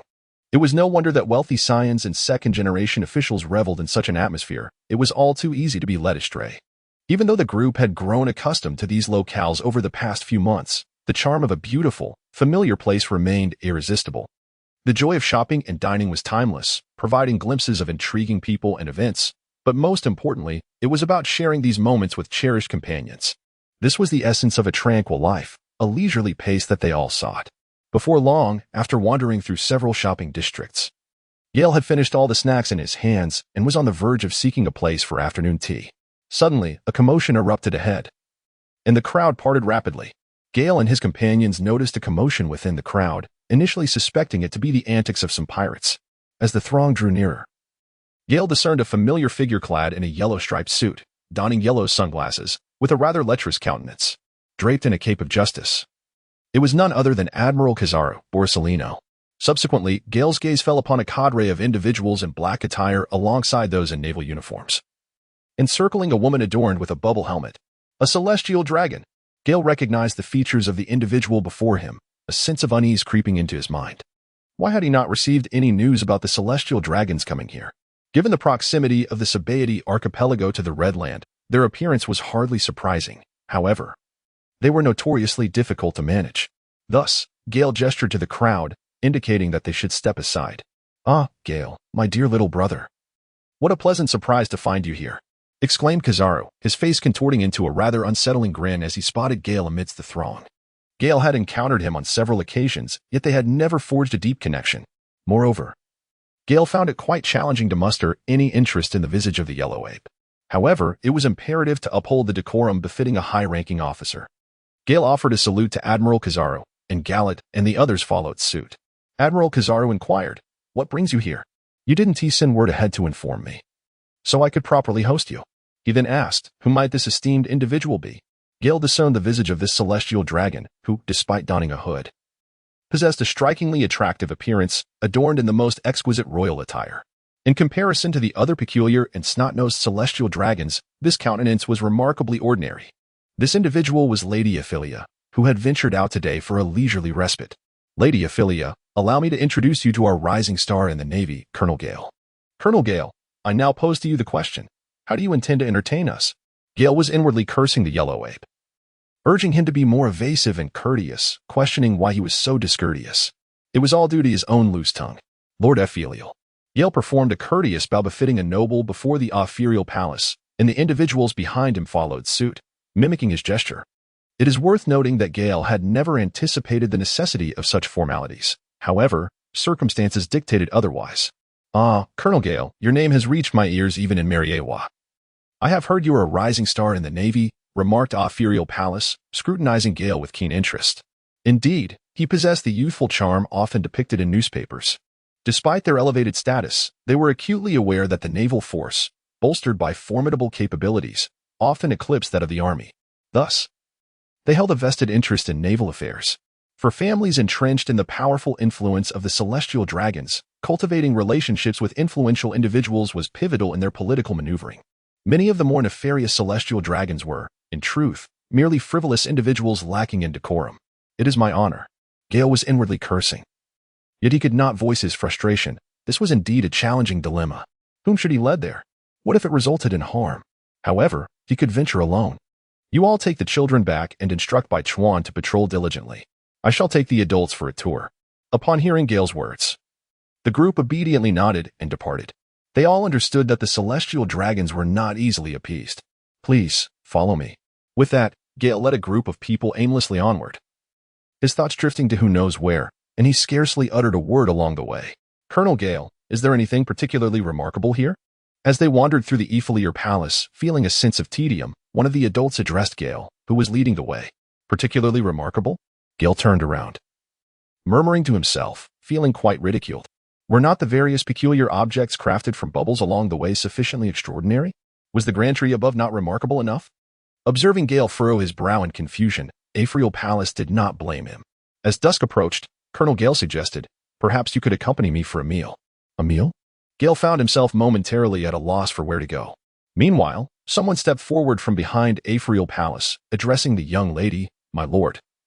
One must not indiscriminately partake of commoners' fare." Gale silently proclaimed, "What a good man, my brother. Does this royal body truly need your unsolicited opinions on what I desire to eat?" With that, Ephriel directed a sharp rebuke towards the cloaked figure, who promptly retreated.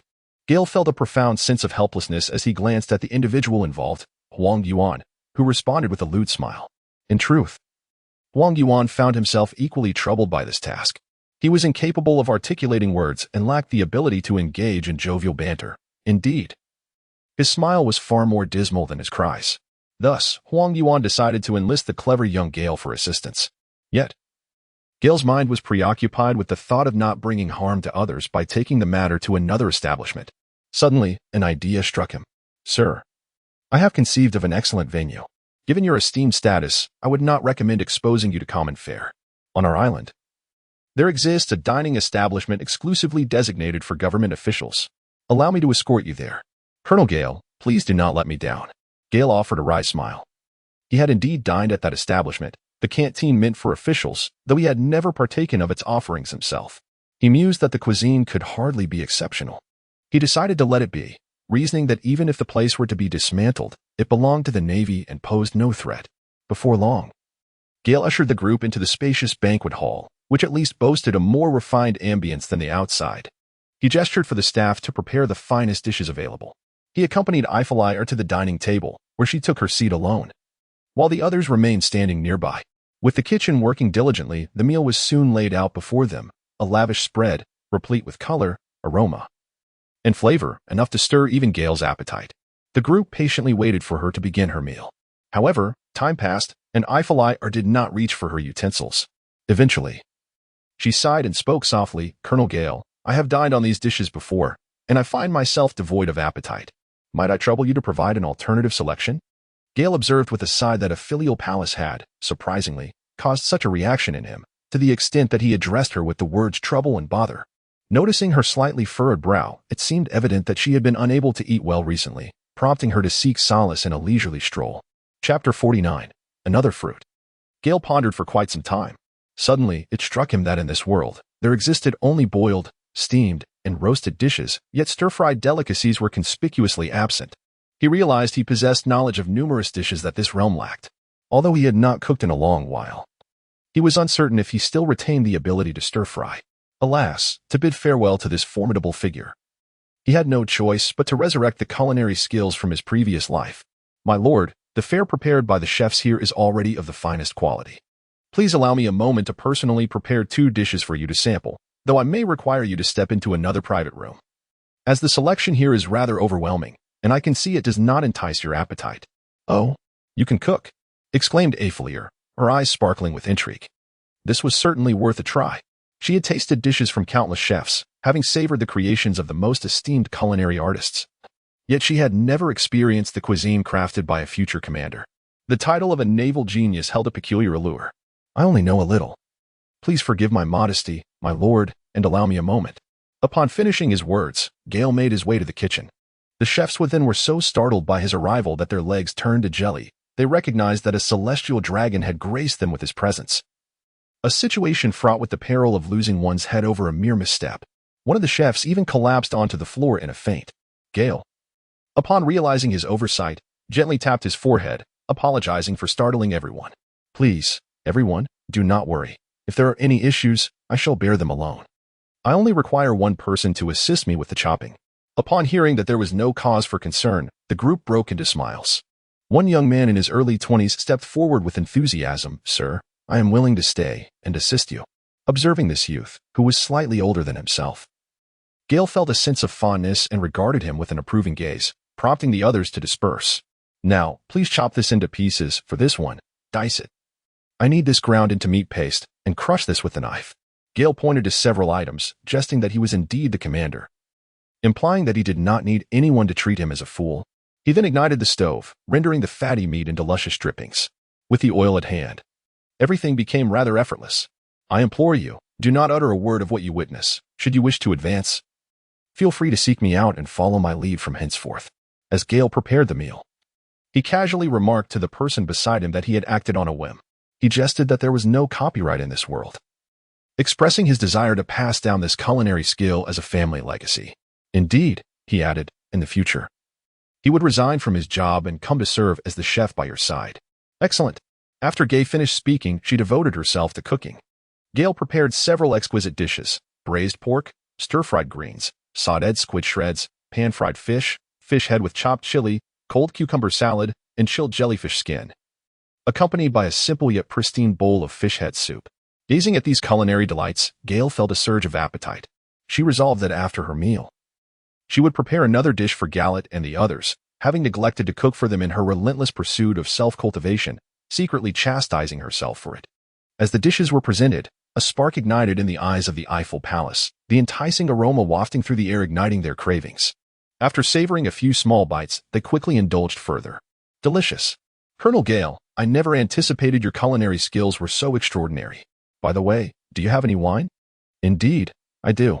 Gale summoned someone to fetch wine, embodying the spirit of hospitality by crafting a cocktail before the assembled guests.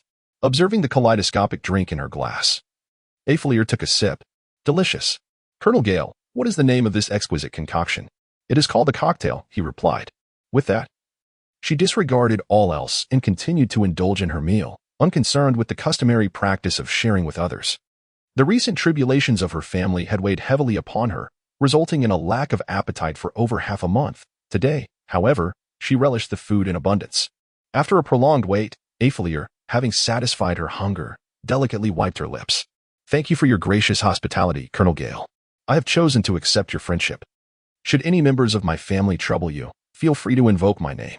I also hope that in the future, we might share more meals such as this one, accompanied by such delightful beverages.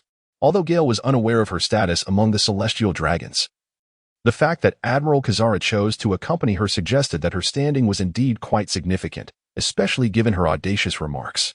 Nevertheless, she had no desire to entangle herself further with the celestial dragons. She expressed her gratitude for the compliments received from the Eiffel Palace. Well then, let us return. Thank you for your efforts today, Admiral Kazara. I shall take my leave now. Gale accompanied the celestial dragon to the Eiffelier Palace and awaited the arrival of others at the dock. After a brief farewell, they finally bid adieu to this nobleman. Fortunately, he was unaccustomed to this locale, or else there could have been unforeseen complications. Once the celestial dragon departed, Gale let out a sigh of relief.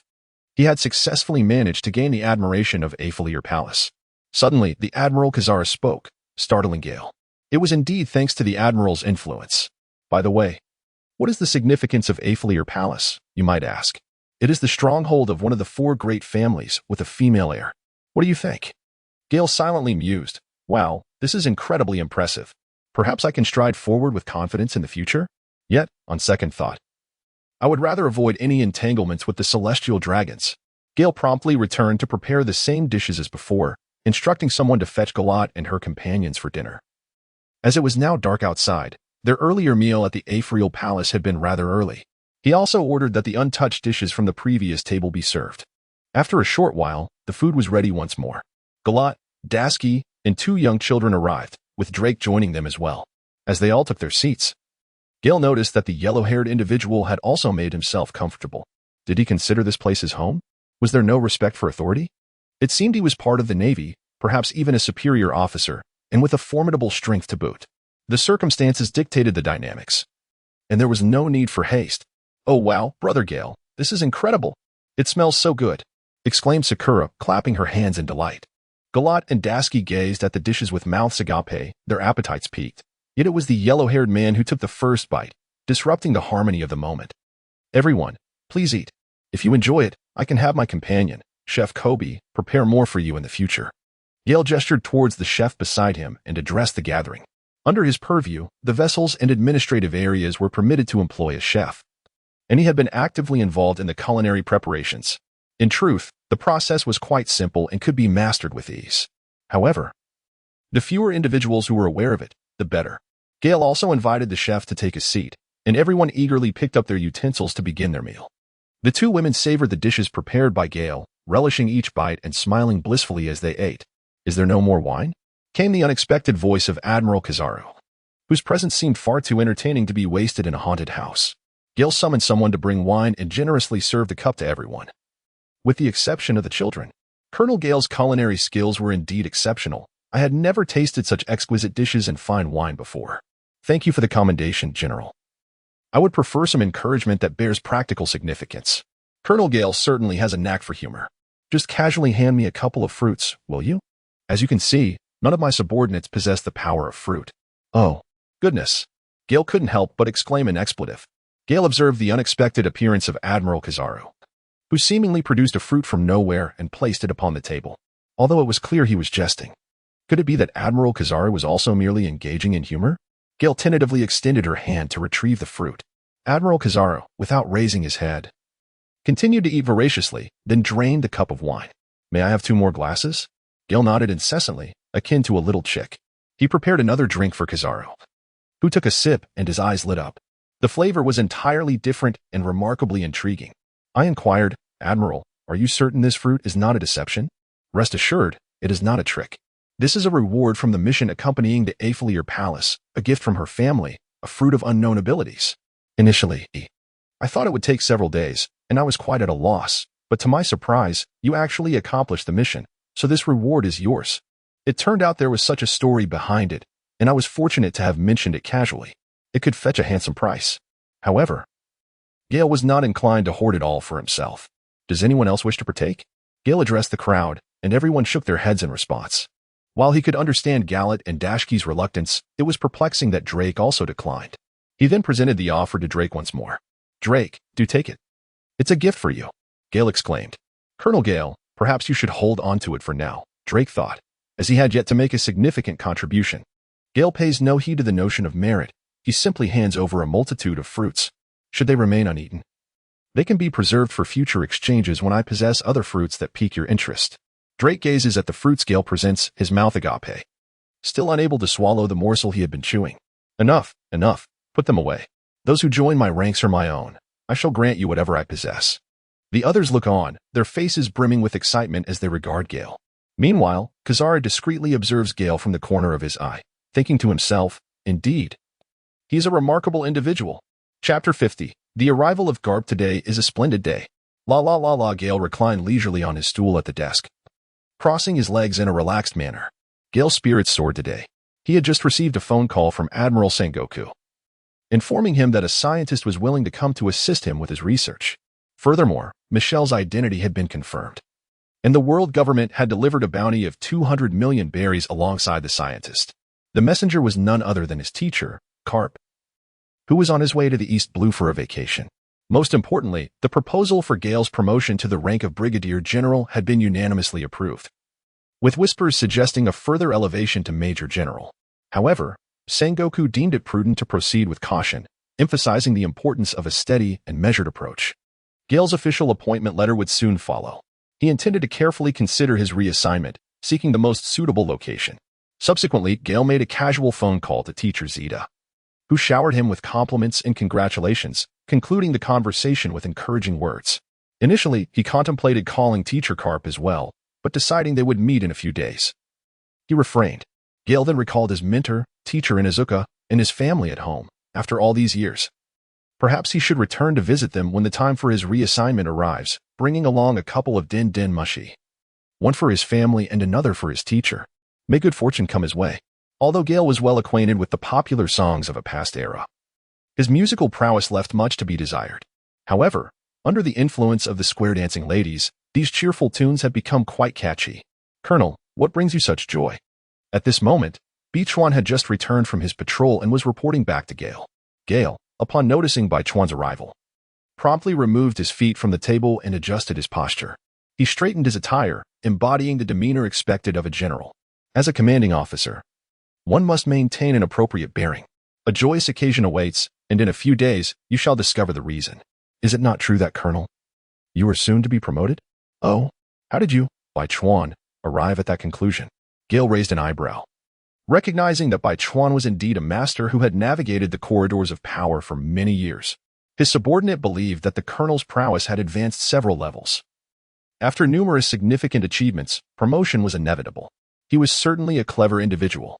Rest assured, if there is a reassignment, I shall apply to have you by my side. Thank you, my lord. Bai Chuan was elated. Gale's promotion was anticipated, and if Gale took him along, his long-held rank of major would soon ascend as well. By the way, Major Bai Chuan, I need you to assist me with a task. Please arrange for a larger room at the base to be prepared, as I intend to establish a scientific research laboratory. Of course, my lord, but we already have a laboratory. It has simply remained and used for research work until now. Oh? Gale was unaware and did not anticipate that the configuration of the sham body archipelago was quite complete. Please have someone tidy up the place, ensuring it is neat. Additionally, assist me in arranging a simple mooring for the boat I brought along. It would be preferable if it is easy to assemble and disassemble, as one can never tell when headquarters might replace my vessel. Yes, my lord, I shall attend to this matter immediately. Gale gazed at the receding figure of Bai Chuan. A sense of contentment washing over him. Having a capable subordinate truly felt splendid. Days elapsed, and on this particular day, Gale led his comrades to the port to welcome his mentor. The white cloaks billowed in the wind, creating a resonant sound, while a regiment of Navy personnel stood resolutely behind him, their military posture unwavering despite the sweltering sun and the torrents of sweat cascading down their brows. These were soldiers personally selected by Gale. The original contingent remained tasked with garrison duties and patrols. His men, accustomed to rigorous training, embodied Gale's exacting standards.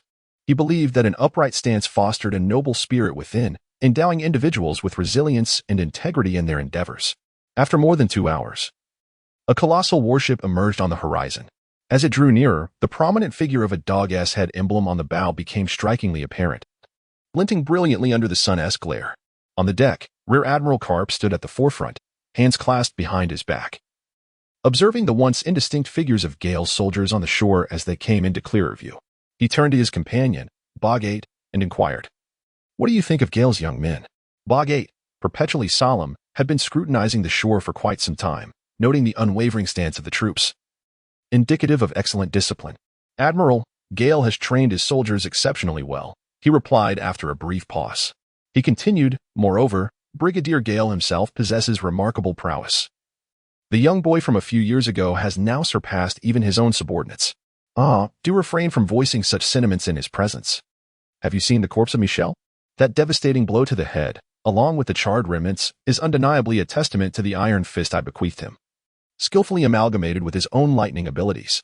Yet, this lad has a fine foundation, and his fruit powers amplify his combat capabilities manifold, making it challenging not to excel. You need not underestimate yourself either. If only my 2 grandsons possessed half of Gale's prowess." As the ship prepared to dock, Gale spotted his mentor at the bow. "Salute." A harmonious chorus resounded without a hint of discord. He maintained his salute until Karp approached and reciprocated, at which point he lowered his hand. "Teacher." After Gale lowered his hand, he uttered a personal address. Despite the multitude present, his intention was not to showcase any formality, but rather to express pure respect. Nevertheless, Karp relished this approach. "Brigadier Gale, this is your appointment from headquarters. And please, refer to me as General." Karp smiled broadly, though his words belied his true feelings. "Indeed." "General," he responded. "By the way, someone, please bring Gale's Bailey for him to count, and also, summon the doctor." Gale received the appointment letter and, after passing it to Gallet, beheld a man with sparse, somewhat disheveled hair. Oh no, judging by his countenance, he appeared to be middle-aged. Yet, the state of his hair made Gale perceive him as an elderly individual, slightly stooped as well. Could this be easily misunderstood? "This gentleman is Dr. Walter, and Doctor. This is Brigadier General Gale." The newcomer had disembarked from the ship and approached Gale and the others. Upon hearing Admiral Karp's words, he understood that this was indeed the protagonist of the occasion, the naval prodigy he had heard so much about.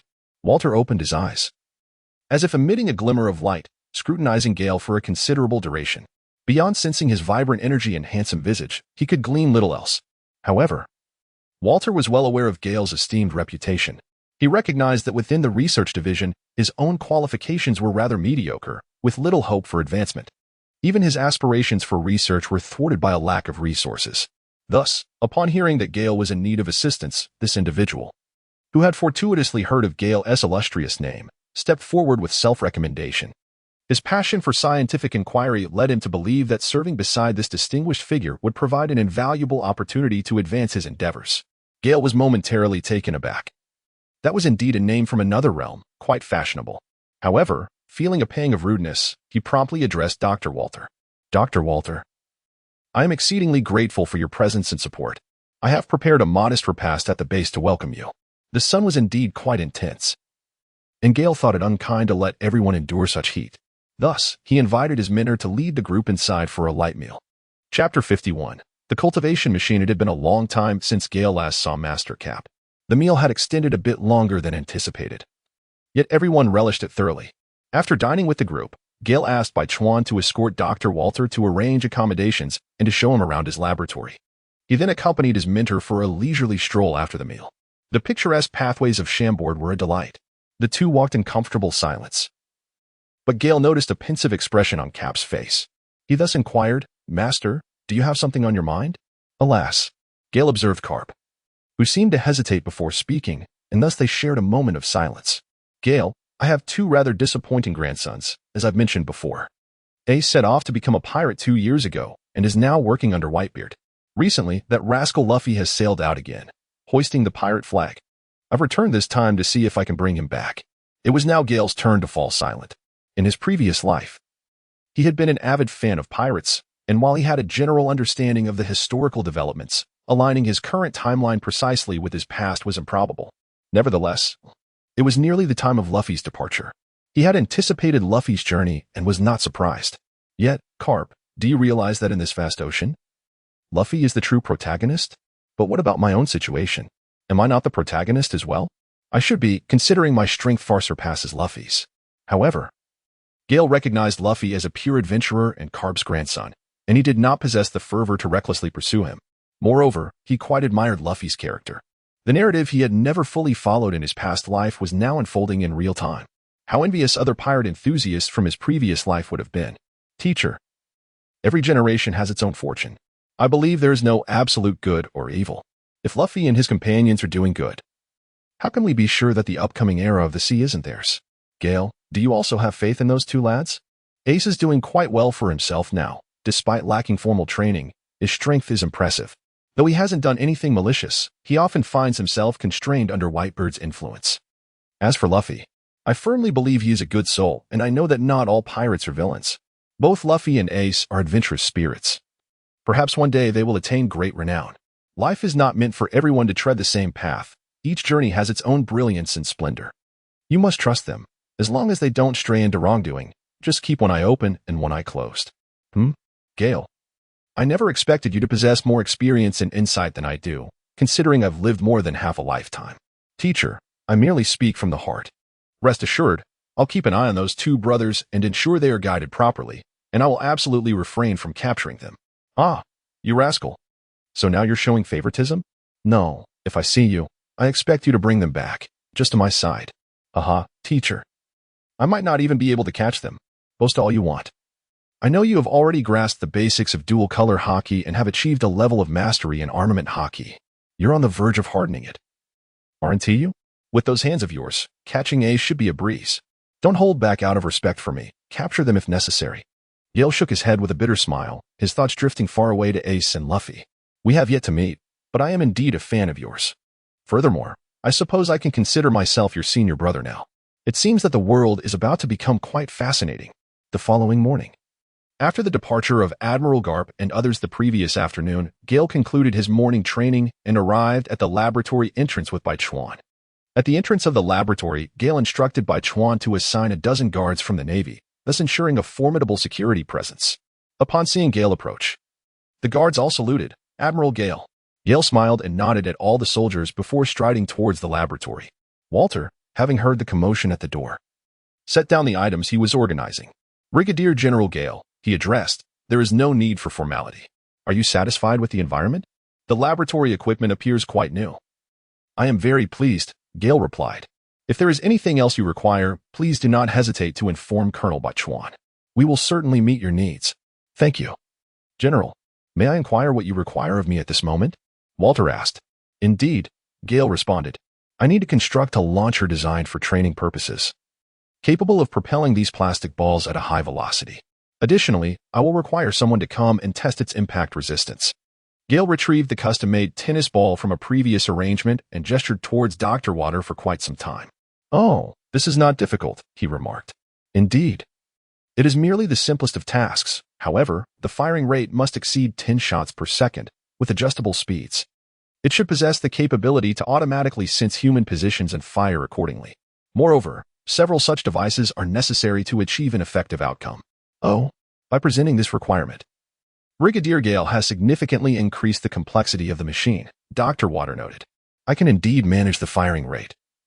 But the automatic targeting technology remains within the realms of scientific troops and is still a core aspect of pacifist technology. Your words carry weight. But I merely require the ability to scan an individual. There is no need for consciousness or imaging systems, nor for discerning features, expressions, or actions. Only the mere knowledge of position suffices." "Oh, Colonel Gale is quite the enigmatic figure," Dr. Water mused. "I comprehend your point. The key challenge lies in the scanning of human bodies. Furthermore, it appears that the Brigadier intends to utilize this himself, and given your speed, capturing a target will indeed prove to be an exceedingly arduous task." Gale nodded slightly, acknowledging the considerable technological disparity in this world. Although computers were non-existent, advancements in robotics had reached impressive heights. Even the pacifists, who had evolved through several generations, would find it challenging to apprehend someone of their own caliber in terms of speed. "Dr. Watt, I believe it is unnecessary for him to analyze objects or individuals. Merely sensing the thermal energy of a person should suffice, without the need to discern friend from foe. This technology should be significantly simplified." "Doctor." Watt's eyes sparkled with surprise. He had not anticipated that Colonel Gale possessed such profound knowledge. While he had only recently encountered thermal sensing, Colonel Gale seemed already well-versed in it. Is the Naval Academy truly imparting such extensive knowledge? "General Gale, this thermal sensing is indeed not overly complex. I have had some exposure to it myself, though I am still in the process of mastering it. I kindly request some time to delve deeper. Then I shall leave it to you, Dr. Watt." Gale then pondered. "Dr. Water, how long would it take to develop a few machines? I fear that your thermal sensing technology may take a considerable time to research." "Colonel Gale," Dr. Water replied, "it would take merely over half a month to construct the machines, but I cannot provide a specific time frame for the thermal sensing technology. How about this, Dr. Water? If you create a docking sensor that all the machines can respond to, it would simplify matters significantly. I can carry it with me, and it would achieve nearly the same effect." Dr. Water's eyes brightened. Indeed, that would make things considerably easier. His gaze toward Gale shifted, revealing a newfound appreciation. The shared understanding fostered a swift rapport between them. "With that in mind, I assure you, I can produce 4 such machines within 2 weeks. Indeed, I have faith in your exceptional capabilities as a scientist, Dr. Water, and I am certain you will also expedite the development of this thermal sensing technology." Chapter 52. Karen's allegiance and role in an indoor training arena. Gale was testing the first generation of training machines crafted by Dr. Water. The air was filled with a flurry of small balls, and Gale deftly dodged them, moving with such speed that it was almost dizzying. The ground was littered with white balls, many of which bounced back up after hitting the floor, reminiscent of a hailstorm. The 4 machines fired at an impressive rate, and Gale only managed to evade about 5 balls per second. Although the arena spanned roughly 300 to 400 square meters, the overwhelming barrage of balls made it all too easy for them to strike Gale. Gale has been training diligently for an entire morning. Although being struck by the balls brings some discomfort, he strives to evade them. His observation hockey seems to extend only about 100 meters in diameter. With numerous balls flying towards him in such dense succession, even the bizarre distortions drawn on paper often prove insufficient for evasion. As time passes, Gale notices a gradual increase in the number of balls he can dodge, a testament to his growing proficiency in observation hockey. Managing his focus on so many projectiles demands immense mental and cognitive resources, often surpassing the strain on his physical body, making it a truly arduous task. After a morning of rigorous training, Gale finds himself drenched in sweat, relishing the invigorating sensation. In this world, the mastery of observation hockey relies solely on human effort, making progress rather challenging. Yet at this moment, Gale can distinctly perceive his advancement. It appears that the effectiveness of this machine surpasses his expectations. Gale paused to wipe the sweat from his brow with a towel. Just as he was about to lift his water cup for a sip, Colonel Baichuan approached him. Gale inquired as Major Baichuan approached. "Major Baichuan, is there something you need?" "Colonel Gale, someone is looking for you at the entrance," replied Major Baichuan. Gale pondered in confusion, wondering who it could be. Could it be a classmate? "Do you know who it is?" The other party did not reveal their identity, merely stating that upon meeting, Gale would surely recognize them. A delightful surprise, indeed. Gale couldn't help but think that it must be a fellow student. "Please let him in," she instructed. "Yes, ma'am," replied Beach One, turning to depart. Gale ceased his training, seeking solace on a nearby stool, and lifted the water he had previously set aside to quench his thirst. Before long, Colonel Beach One entered, accompanied by a middle-aged gentleman. The newcomer appeared to be in his early 30s, sporting a crew cut, with a faint scar adorning his right cheek, exuding an air of masculinity. Gale, upon recognizing the visitor, was momentarily taken aback. It was he, the cunning Karen, who had previously encountered Brigadier Gale. So, his name was Karen, during their hasty parting. Gale had failed to inquire about it. He had left a remark back then, and it seemed that Karen had returned with a purpose aligned with that statement. However, Gale was not inclined to reveal his intentions just yet, as it would curtail their conversation. "Karen, what brings you here this time?" "My lord," Karen replied, "during my time away, I have contemplated extensively. A man ought to venture forth into the world to truly honor his stature. As piracy is not a fitting pursuit for me, I have come to seek your guidance and companionship." "Ah, your words resonate with conviction," Gale responded. "You have made a commendable choice indeed. I have observed you for several days and deemed you a person of merit. Since you have chosen to join me, I shall accept you. However, you must begin your journey as a private." "Thank you, my lord. I am most willing to comply with your directives." Gale observed how understanding Karen was, a truly reassuring presence. Then, a thought crossed his mind. "Karen, how did you know I was here?" "My lord," Karen replied, "after you left that day, I spotted your newspaper on the ship. To think, I was filled with dread, realizing the adversary was a staggering 680 million assassins. Had it not been for you, my lord, we might not have secured that money, and our lives could very well have been forfeit." Gale's face bore a slight blush, as it was evident that the attention was directed towards him. However, there was no necessity to divulge this, explaining it would be overly complicated. Moreover, had it not been for him, that coveted fruit would likely have been seized by the CP, leaving one to wonder if it was indeed Karen who was unfortunate. A mere act of goodwill.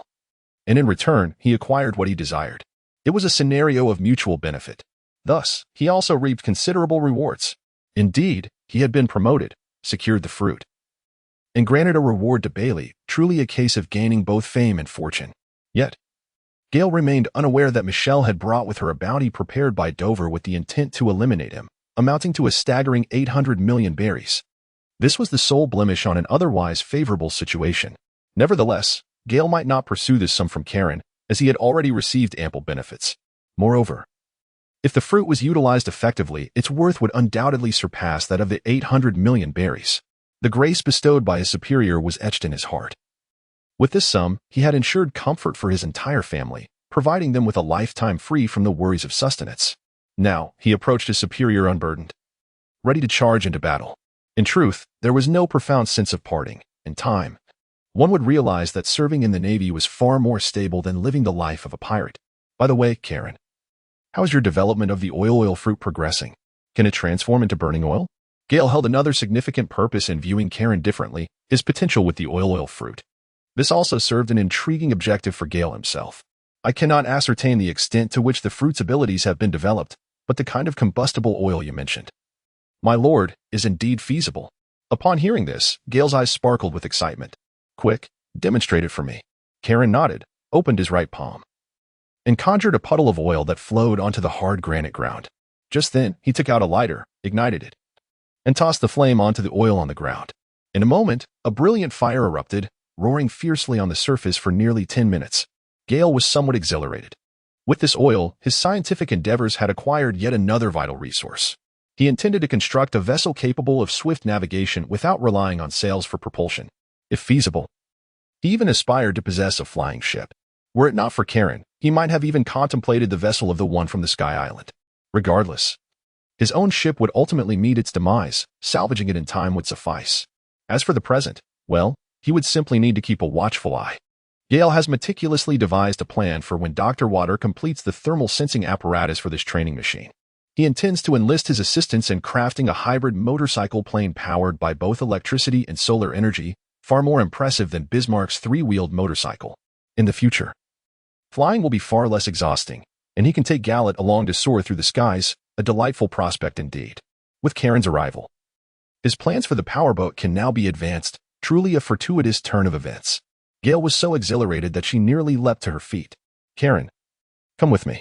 Gale hurriedly led Karen to the laboratory, a sense of urgency evident in his demeanor. Dr. Walter, allow me to introduce someone, he announced even before crossing the threshold. Upon hearing Gale's voice, Dr. Walter set aside the components he had been examining and turned his gaze towards the man behind Gale, a middle-aged individual.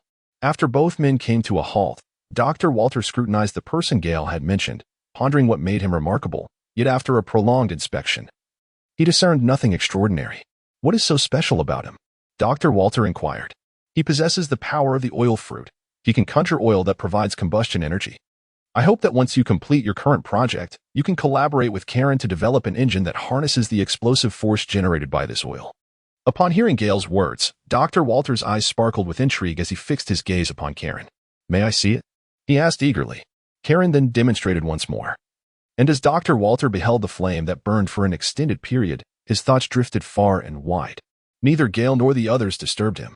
After a brief interlude, Dr. Walter emerged from his reverie. General Gale, once I finalize my current endeavors, I shall devote myself entirely to this engine. This extraordinary ability has inspired a plethora of fascinating research avenues. Moreover, your previous mention of electric propulsion, a technology that is fundamentally straightforward, resonates profoundly with me. I must also dedicate time to further explore solar energy. General Gale, you have indeed bestowed upon me a multitude of surprises. I sense these studies will significantly advance the progress of maritime development. Walter spoke with an air of exuberance. While these inquiries may not be exceedingly profound, they undeniably possess the potential to transform the world. Gale truly is his patron. Chapter 53. The journey. After a delightful exchange, Gale exited the laboratory, feeling a sense of elation. Many concepts that had previously seemed unattainable in his past life now appeared within reach, given the current context and capabilities. Each of these pursuits holds the promise of world-altering impact. Gale and Karen strolled leisurely along the path, with Gale engaging Karen in a discussion about the potential development of his fruit abilities. Karen, he began, your oil can ignite and be harnessed to create numerous explosive fire techniques. Moreover, the oil can be transformed into a mimetic form, such as enlarging your limbs. Delving deeper into its capabilities could lead to solidification, and you may eventually master the art of armament hockey. At that point, combined with the ability to enlarge, your power will be formidable. If you could transform your entire body, it would be akin to donning a robust suit of armor, making you a true powerhouse upon the seas. Additionally, by leveraging the adhesive properties of the oil, you could devise tactics to ensnare your adversaries. Karen listened intently to every word Gale uttered, feeling greatly inspired by his insights. Previously, his understanding of his fruit abilities had been as aimless as a headless fly, resulting in a chaotic development. However, Gale's words illuminated his path forward. As they conversed, Gale led him to the training ground of the naval soldiers. Gale pointed at the soldiers undergoing training and addressed Karen, asking, what do you think of them? Well-trained and full of vigor. Starting today, you shall be one of them. At that moment, Braid approached, typically responsible for training these naval personnel. Given that they were under Gale's command, the standards were stringent, and Braid had always assumed the role of instructor. Brigadier Gale, he exclaimed, this is Karen, a user of the devil fruit, specifically the oil fruit. Please register him, allowing him to commence as a private first class. I have high hopes for him, and I trust you will progress together. Understood, Braid replied.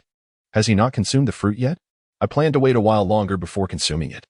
I've recently made breakthroughs in my 6 styles training and wish to maintain my focus. Gale, regardless of the veracity of his claims, places unwavering trust in him. Moreover, the prospect of an unknown consequence is indeed daunting to swallow. Very well, then, I shall leave Karen in your capable hands. I take my leave now. May you proceed with care. Gale turned away, walking slowly, his mind pondering the recent discussion with Karen regarding the abilities of the fruit. His own fruit powers had also awakened some time ago. Over the past few days, he had been diligently familiarizing himself with and honing these abilities, and he sensed that the various energies associated with his diamond transformation were becoming increasingly stable. Teacher Sengoku had mentioned that the awakening of one's fruit abilities occurs multiple times, each time leaning towards different tendencies. The previous awakening had been more inclined towards explosive power. After the diamond transformation, his strength had indeed doubled, with speed following closely behind, though there had been an overall enhancement. However, the improvements were still tendency-based. For his next development, Gale resolved to focus on enhancing his speed. which is why he had been seeking to cultivate his observation hockey in addition to his speed training. Yet, he believed that when the time for awakening came, it would naturally unfold in due course. Gale shook his head, sensing that there were no signs of progress just yet. Perhaps his understanding of speed was still insufficient. Thus, he resolved to continue his diligent training. Gradually, he returned to the training room to resume his practice. Days slipped by quietly. After Dr. Walter's visit, Gale found himself drawn to the lab, enjoying casual conversations with Walter about his imaginative ideas. Although Gale lacked practical experience, his thoughts were deeply rooted in scientific principles. He gradually grew familiar with Walter, who in turn began to accept this young brigadier. Walter did not believe his abilities were inferior to others, yet he had always struggled to demonstrate them. This young brigadier instilled in him a sense of hope. Meanwhile, Gale left behind countless afterimages in the training room. The sound of the phone bug echoed through the space. Bloop, bloop, bloop. Gale halted upon hearing the voice, switched off the device, and approached the table to answer the phone. Hello, this is Gale. Gale, this is Warring States. Teacher, what is the matter? There is a task that requires your attention. Please, go on. A Baroque studio has emerged in the kingdom of Alabasta, suspected of subverting the realm. I suspect their target is the Dark King. The Shichibukai crocodile is untrustworthy. I have reason to believe he is involved. Furthermore, Carp has gone to the East Blue, and the other admirals are occupied with their respective missions, tasked with guarding the New World. Thus, I am sending you to uncover the truth. If necessary, you may employ any means at your disposal. Upon hearing this, Gale was taken aback. He knew Crocodile was the leader, but that was not something he could disclose. How had the narrative shifted? Wasn't Crocodile defeated by Luffy? Could it be that his own existence had been overlooked? Or perhaps there simply weren't enough hands available? Or was it that they arrived too late, only to find Luffy had already vanquished him? A torrent of questions erupted within Gale's mind, filled with confusion and uncertainty. However, regardless of the circumstances, this was a task devoid of peril. This journey would be akin to a leisurely excursion. I accept the mission. Gale. While Alabasta may lack formidable experts, I urge you to exercise caution. Alabasta is a member state of the world government, and it is our duty to protect them from the encroachment of malevolent forces. If the Dark King is indeed involved, it would be prudent to acquire all relevant information. Gale perceived that this task involved certain governmental secrets, necessitating a meticulous approach. Indeed, teacher, I shall assemble a team immediately, he declared. I believe that bringing Gallet and 100 soldiers will suffice to handle the situation. It should be manageable. You may proceed with the arrangements. Take care of yourself. With that, he ended the call and exited the training room, seeking out Colonel Bai Chuan. Colonel Bai, has the training facility aboard my ship been prepared? After Gale completed the installation of the equipment, he instructed Doctor what to create another set for the ship, which was designed to be easily disassembled. This was accomplished the day before. Is Brigadier Gale preparing to depart? Upon hearing Gale mention the training apparatus aboard the vessel, Bai Chuan speculated that it would soon be put to use, perhaps indicating a transfer of duty. This thought filled him with excitement. Yes, a mission has been assigned by the Marshal. Please summon Brad, Gallet, and Dashki to the conference room. I have an announcement to make. At your command. Understanding the situation, Bai Chuan felt no disappointment and promptly turned to call for Brad. Gale arrived early at the conference room, awaiting the others. Shortly thereafter, Brad and Chuan made their entrance, accompanied by Gallet and Dashki. Once everyone had gathered, Gale wasted no time in addressing the matter at hand. Brad, I need you to enlist 100 soldiers to board the ship, as I am scheduled to undertake a mission tomorrow. As Gale's words reached this point, she was taken aback by the fervent expressions of those around her, akin to a pack of wolves scenting fresh meat. Ahem, nonetheless, Gallet. You shall accompany me while the others remain behind. Huzzah! Huzzah! Huzzah! A new journey awaits us. Gallet leaped with joy, nearly causing the rooftop to collapse beneath him. I wish to join as well, Dashki exclaimed, nearly shouting as she stood up, her hands bracing against the table. Gale witnessed Dashki's outburst. He was at a loss for words, feeling quite troubled himself. It would indeed be a dereliction of duty if their combat prowess proved inadequate in this situation. Gale sought assistance from others, yet each of them seemed to be preoccupied with their own distractions. Curse be it, they are all scoundrels. Stuttering, Gale managed to articulate. I believe this place requires your presence. Without you, we cannot possibly contain so many pirates. Dashki deliberately ignored him, her eyes wide with intensity. Nonsense. Brett's strength is formidable enough. If he encounters pirates he cannot subdue, then I am hardly any stronger. Moreover, there are numerous Navy officers present, after all. Captain Beechwan managed to hold them off single-handedly. Upon hearing this, Beechwan felt a slight flush of embarrassment. It is hardly a comparable situation. What then? Gale glanced at everyone once more, then at Garrod, who appeared unopposed. He continued, "Very well, Brett and Captain Beechwan. I entrust this matter to you. I hope to return to a complete sobriety. At your command." Chapter 54. Brook the Waters of the Grand Line. It has been merely 3 days since Gale and his companions departed from Chambord. Gale stood at the bow of the ship, gazing intently ahead. "Gale, what are you looking at?" 2 women's voices called from behind. Gale turned to see the 2 ladies sunbathing in the distance and involuntarily swallowed hard. Sensing a rush of warmth threatening to escape from his nostrils, Gale took a deep breath, striving to regain his composure. After a moment, he diverted his gaze and turned back, facing the vast ocean, no longer regarding the 2 women clad in bikinis. Thankfully, they were on the second deck of the ship, where the soldiers dared not venture. Otherwise, he would find himself in an untenable position with his comrades. Gale assumed an enigmatic demeanor once more. With his hands clasped behind his back, Gale merely lacked the courage to gaze upon the 2 women. It wasn't a matter of desire. Yet, he refrained from articulating such thoughts aloud. "I find myself contemplating the essence of life, pondering why I possess such striking charm." Suddenly, 2 exquisitely alluring figures materialized before me, 2 radiant women in bikinis, their laughter a symphony of delight.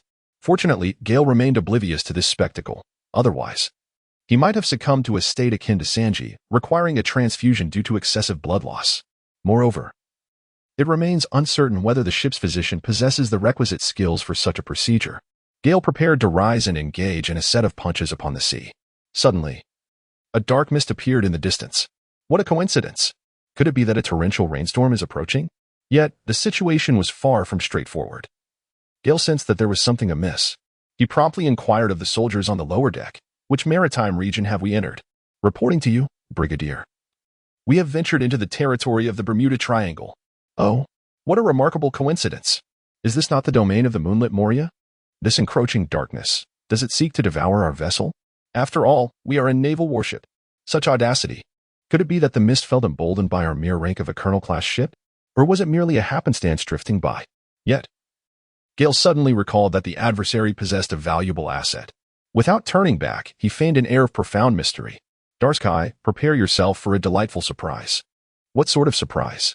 Is it related to that ominous cloud?" At that moment, the 2 women approached gracefully, having also noticed the increasingly ominous mist drawing nearer. An anomaly indeed. Indeed, it seems we are in for quite the spectacle. Gale's words carried a profound significance, leaving both women somewhat perplexed. Yet, there was no doubt that Gale's assertions were infallible. "How remarkable! Admiral," a voice from below inquired, "the ominous fog looms ever closer. Shall we take evasive action?" Gale pondered for a moment. The vessel they were approaching was as large as an island, certainly capable of accommodating their ship. They maneuvered closer to find a suitable spot to dock, instructing all aboard to remain on standby. "Understood," he commanded. "You 2 should change into more suitable attire. This is rather inconvenient." After a brief pause, he added, "And do wear something thicker." The 2 women stared at Gale, momentarily perplexed by his words. Yet they soon complied. Before long, the warship entered a shroud of darkness. An eerie chill enveloped them, causing many soldiers to grip their rifles and weapons tightly. A couple of soldiers involuntarily shivered.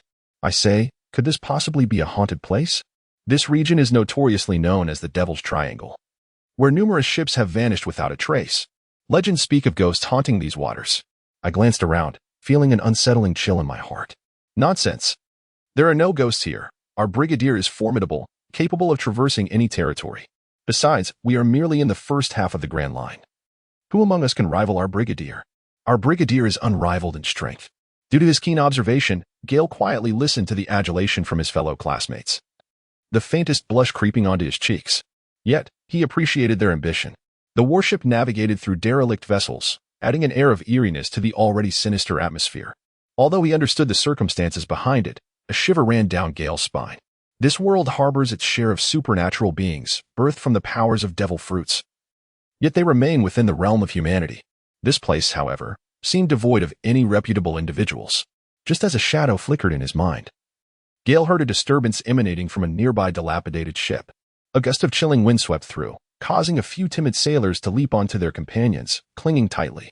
Yet, at that moment, no one paid heed to this. All held their breath in apprehension. Dasky and Gallet had changed into appropriate attire and approached. Observing the uncanny scene before them, they exchanged concerned glances, positioning themselves closely beside Gale, one on each side. Gale felt the warmth of the jade embrace beside him, a subtle smile gracing his lips. He realized he was indeed a man of profound security. The heat radiated from both arms, a delightful sensation. They lingered in tranquil silence for several minutes. Suddenly, a shadow leaped from the dilapidated vessel. "May I have a glimpse of your undergarments?" A haunting voice echoed. Then, a figure materialized, clad in black, sporting an explosive hairstyle, yet curiously devoid of flesh, entirely skeletal. Even more bizarre, it cast no shadow. Ah! The two women gazed at the skeletal apparition. Despite their formidable prowess, they were seized by terror, clutching Gale tightly, burying their heads in his chest, one on either side. Gale felt a tumultuous blend of affection and resentment as he was enveloped by the embrace of the two girls. Should he be vexed by their presence? The mere utterance of Brooke's words ignited a desire within him to confront the situation head-on, yet he found himself pondering the futility of it all. It appeared that the matter at hand was insignificant.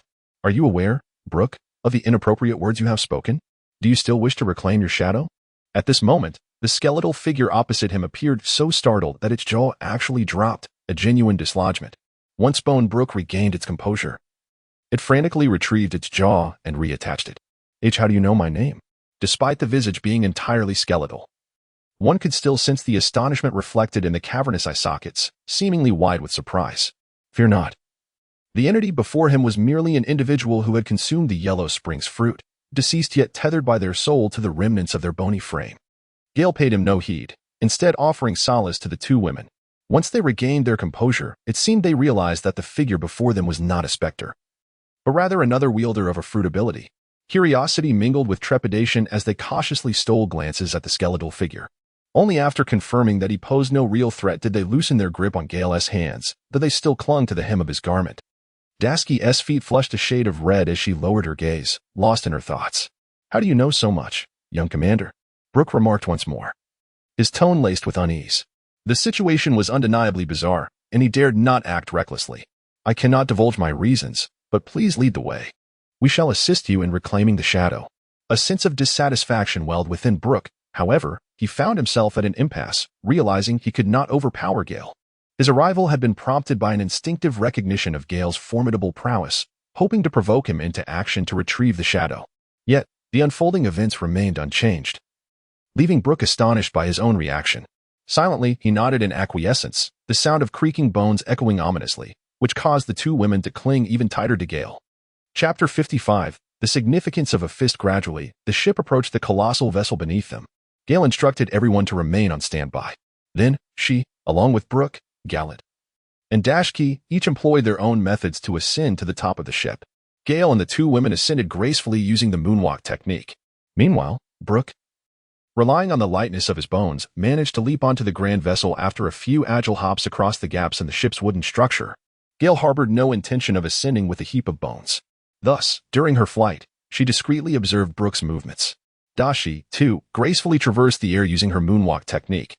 It is conceivable that Dashi's presence might have induced a butterfly effect. She had already mastered the moonwalk and shave techniques along with the Gale step, a choice she made while her primary focus remained on swordsmanship. Furthermore, she had grasped the intricacies of armament hockey, a skill that instills trepidation in many devil fruit users. Shortly after Brooke led the way, they arrived at an expanse dotted with numerous graves, where ancient castles loomed faintly in the distance. Gale grasped the hands of the two women, providing them with a sense of security. Suddenly, his brow furrowed, and he released their hands, vanishing from sight in an instant. He then reappeared behind Gallet, his palm poised as if clutching a mass of air. "How infuriating! How did you perceive my presence?" Gradually, the figure he had ensnared in the air began to materialize, a man adorned with a peculiar white hat, sporting brown hair and a joy reminiscent of a tiger's. This figure was none other than the translucent fruit user, an underling of Moria, who harbored intentions of approaching Gallet with lewd intent. Such audacity! To dare touch the rear of a tiger! As the figure emerged, Gale sensed the invisible projectiles hurtling through the air. With a mere flick of his hand, the trajectory of the projectiles shifted, sending them soaring into the distance. A resounding explosion echoed. An enemy attack. Everyone, prepare for battle. Gale, having spoken, turned to the individual he had apprehended and remarked, "Do you not see the cloaks we wear? How dare you assault a naval officer?" Even more despicable is your attempt to molest a military officer. Upon concluding his statement, Gale tightened his grip on the other's wrist. The individual winced in pain, yet his restrained right wrist could not move an inch. Consequently, his left hand swung toward Gale. Gale suppressed the urge to take his life as he struck him with a powerful punch, rendering his opponent unconscious with a swift blow. The act of killing undeniably evokes a sense of murderous intent, thus affirming the existence of such latent malice. After having taken the lives of 2 or 3 individuals, Gale indeed felt a subtle shift in his state of mind. Meanwhile, the surroundings began to grow tumultuous as countless zombies emerged from the earth. Gallet and Dashki furrowed their brows. Fear not, they are merely ordinary zombies. I leave them to you. Upon hearing this, the 2 women did not hesitate and launched their assaults. With a series of resounding thuds, zombies fell in droves. Gradually, several figures began to materialize, one of whom resembled a petite princess. Gale observed the peculiar poses of the others and could hardly commend their taste. Be cautious of that lowly. She is a wielder of the soul fruit ability, and one must not allow her ethereal form to make contact. Additionally, watch your own shadow closely. By the way, Dashki, did you notice that sword? Defeat him, and the sword shall be yours. Upon finishing her words, Gale left her interlocutors utterly astonished, paralyzed by disbelief. The place was evidently prepared, exuding an air of confidence. Dashki, with keen insight, disowned the sword, her gaze penetrating, and in an instant, she appeared before several individuals. Gallet swiftly dispatched the zombie before him, hastening towards the adversaries behind Dashki. The cacophony of battle swiftly erupted. Gale harbored no concerns regarding the prowess of the 2 adversaries. They were not a match for her and her companion, save for the troublesome invisible man and Moria. The rest posed no threat to them. Beside her, Brooke gazed in astonishment at the unfolding battle, nearly dropping his jaw in disbelief. Moria, are you not yet prepared to emerge? You should be aware that your subordinates stand against us. As Gale's resonant voice echoed, a colossal shadow surged toward her. Yet, she vanished from her position in an instant. Gradually, from within the shadow, a massive figure emerged, its fiery green hair strikingly conspicuous. What an eccentric group indeed. You insolent brat, do you know who I am? I am one of the 7 warlords. What is the meaning of this? Moria snarled, baring his teeth. This troublesome little imp was a first for him. Oh, but is it justified for you to seize others' shadows? Your subordinates have attacked the Navy. With this alone, I can apprehend you. Over the years, how many Navy members have you deprived of their shadows only to dispose of their bodies? Gale appeared somewhat indifferent, speaking with an air of nonchalance. As the weakest among the 7 warlords, he knew that as long as he did not retreat into the shadows, his adversary posed no real threat. You insolent brat. I have no idea what you are babbling about, but you shall pay dearly for your arrogance. Oh, I'm rather curious to see what that cost will be. No sooner had he uttered these words than Gale was met with a swarm of bats descending upon him. With a cold smirk, he unleashed a multitude of ordinary Gale kicks. Gale kick, meteor. Countless bats were shredded into fragments, scattering into the air like confetti. A razor-like Gale suddenly manifested before Moria. His right hand, clenched into a fist, was poised to strike, as Moria's massive form loomed like an enormous target. However, just as Gale's fist was unleashed, that colossal body vanished from view, replaced by a mere shadow. Yet Gale was prepared. He swiftly retracted his fist and pivoted, delivering a powerful blow behind him. With a resounding strike, his iron fist shattered into the air. Moria hastily retaliated with his own punch, resulting in a thunderous clash. The spectacle of their immense sizes created a striking contrast as Moria staggered back several steps, nearly losing his balance. Though both combatants engaged with a sense of caution, it was in that fleeting moment that one could glean much about their capabilities. Damn it! Cease this at once, Moria exclaimed, shaking his numbed arm as recognition dawned upon him. The person before him was none other than the one who had bested both Doflamingo and Mihawk. As Moria's voice echoed, the sounds of battle gradually subsided. Although their adversaries outnumbered them, several lay incapacitated on the ground, leaving only the swordsman Dracul Mihawk and Perona struggling to endure. Garo and Dashki exchanged glances with Gale, who nodded in affirmation, signaling them to halt. You are the illustrious Brigadier Gale, Moria acknowledged, his tone begrudgingly respectful. Indeed. It is I. Today, I concede. After all, I am one of the 7 warlords of the sea, and I have committed no grave transgressions. What must I do to secure my release? Upon hearing this, Gale smiled. I relish engaging with the astute. I desire that autumn water, and also return Brute's shadow to him. Furthermore, you would do well to safeguard the dragon horse's remains. Otherwise, I cannot guarantee that the information will remain concealed. Are you not being excessive? Moria growled through clenched teeth. Excessive? Shall we test the limits of excess through another bout? Did you realize your own excess when you preyed upon the weak? Yet I did not prey upon the Navy. Most of them are pirates. Gale was momentarily taken aback. Pondering the fact that being one of the 7 warlords was akin to being a colleague, he believed that he could capture any pirate, however, one way or another. He was determined to seize the autumn water. Why? Because he possessed unparalleled strength. Moria was undoubtedly no saint. Once I defeat you, I will undoubtedly uncover your crimes. I am aware that among those who have evaded the shadows, many are innocent civilians, and that translucent figure just now even attacked us. I shall ask you but once, will you concede or not? Moria, infuriated, pointed a trembling finger at Gale, yet he remained speechless. Deep down, he realized the likelihood of his defeat, and he understood that his adversary would not grant him the time to unleash his ultimate move. Chapter 56. The autumn water secured in eerie silence enveloped the surroundings. Moria's subordinates anxiously watched Gale and his companions, their bodies tense with fear, dreading the eruption of battle. Having been thoroughly intimidated by Garat and his allies. Very well, I shall acquiesce. Moria finally relented after several minutes of hesitation. Upon uttering those words, he seemed to deflate. After suffering a devastating defeat at the hands of Kaido, resulting in the loss of numerous former crew members, he realized the significance of humility. He understood that yielding, though requiring immense resolve, was a crucial decision. Otherwise, he would be blindly trusting the lives of those he had chosen. Before long, the autumn water was in Gale's possession, and Brute's shadow returned to him.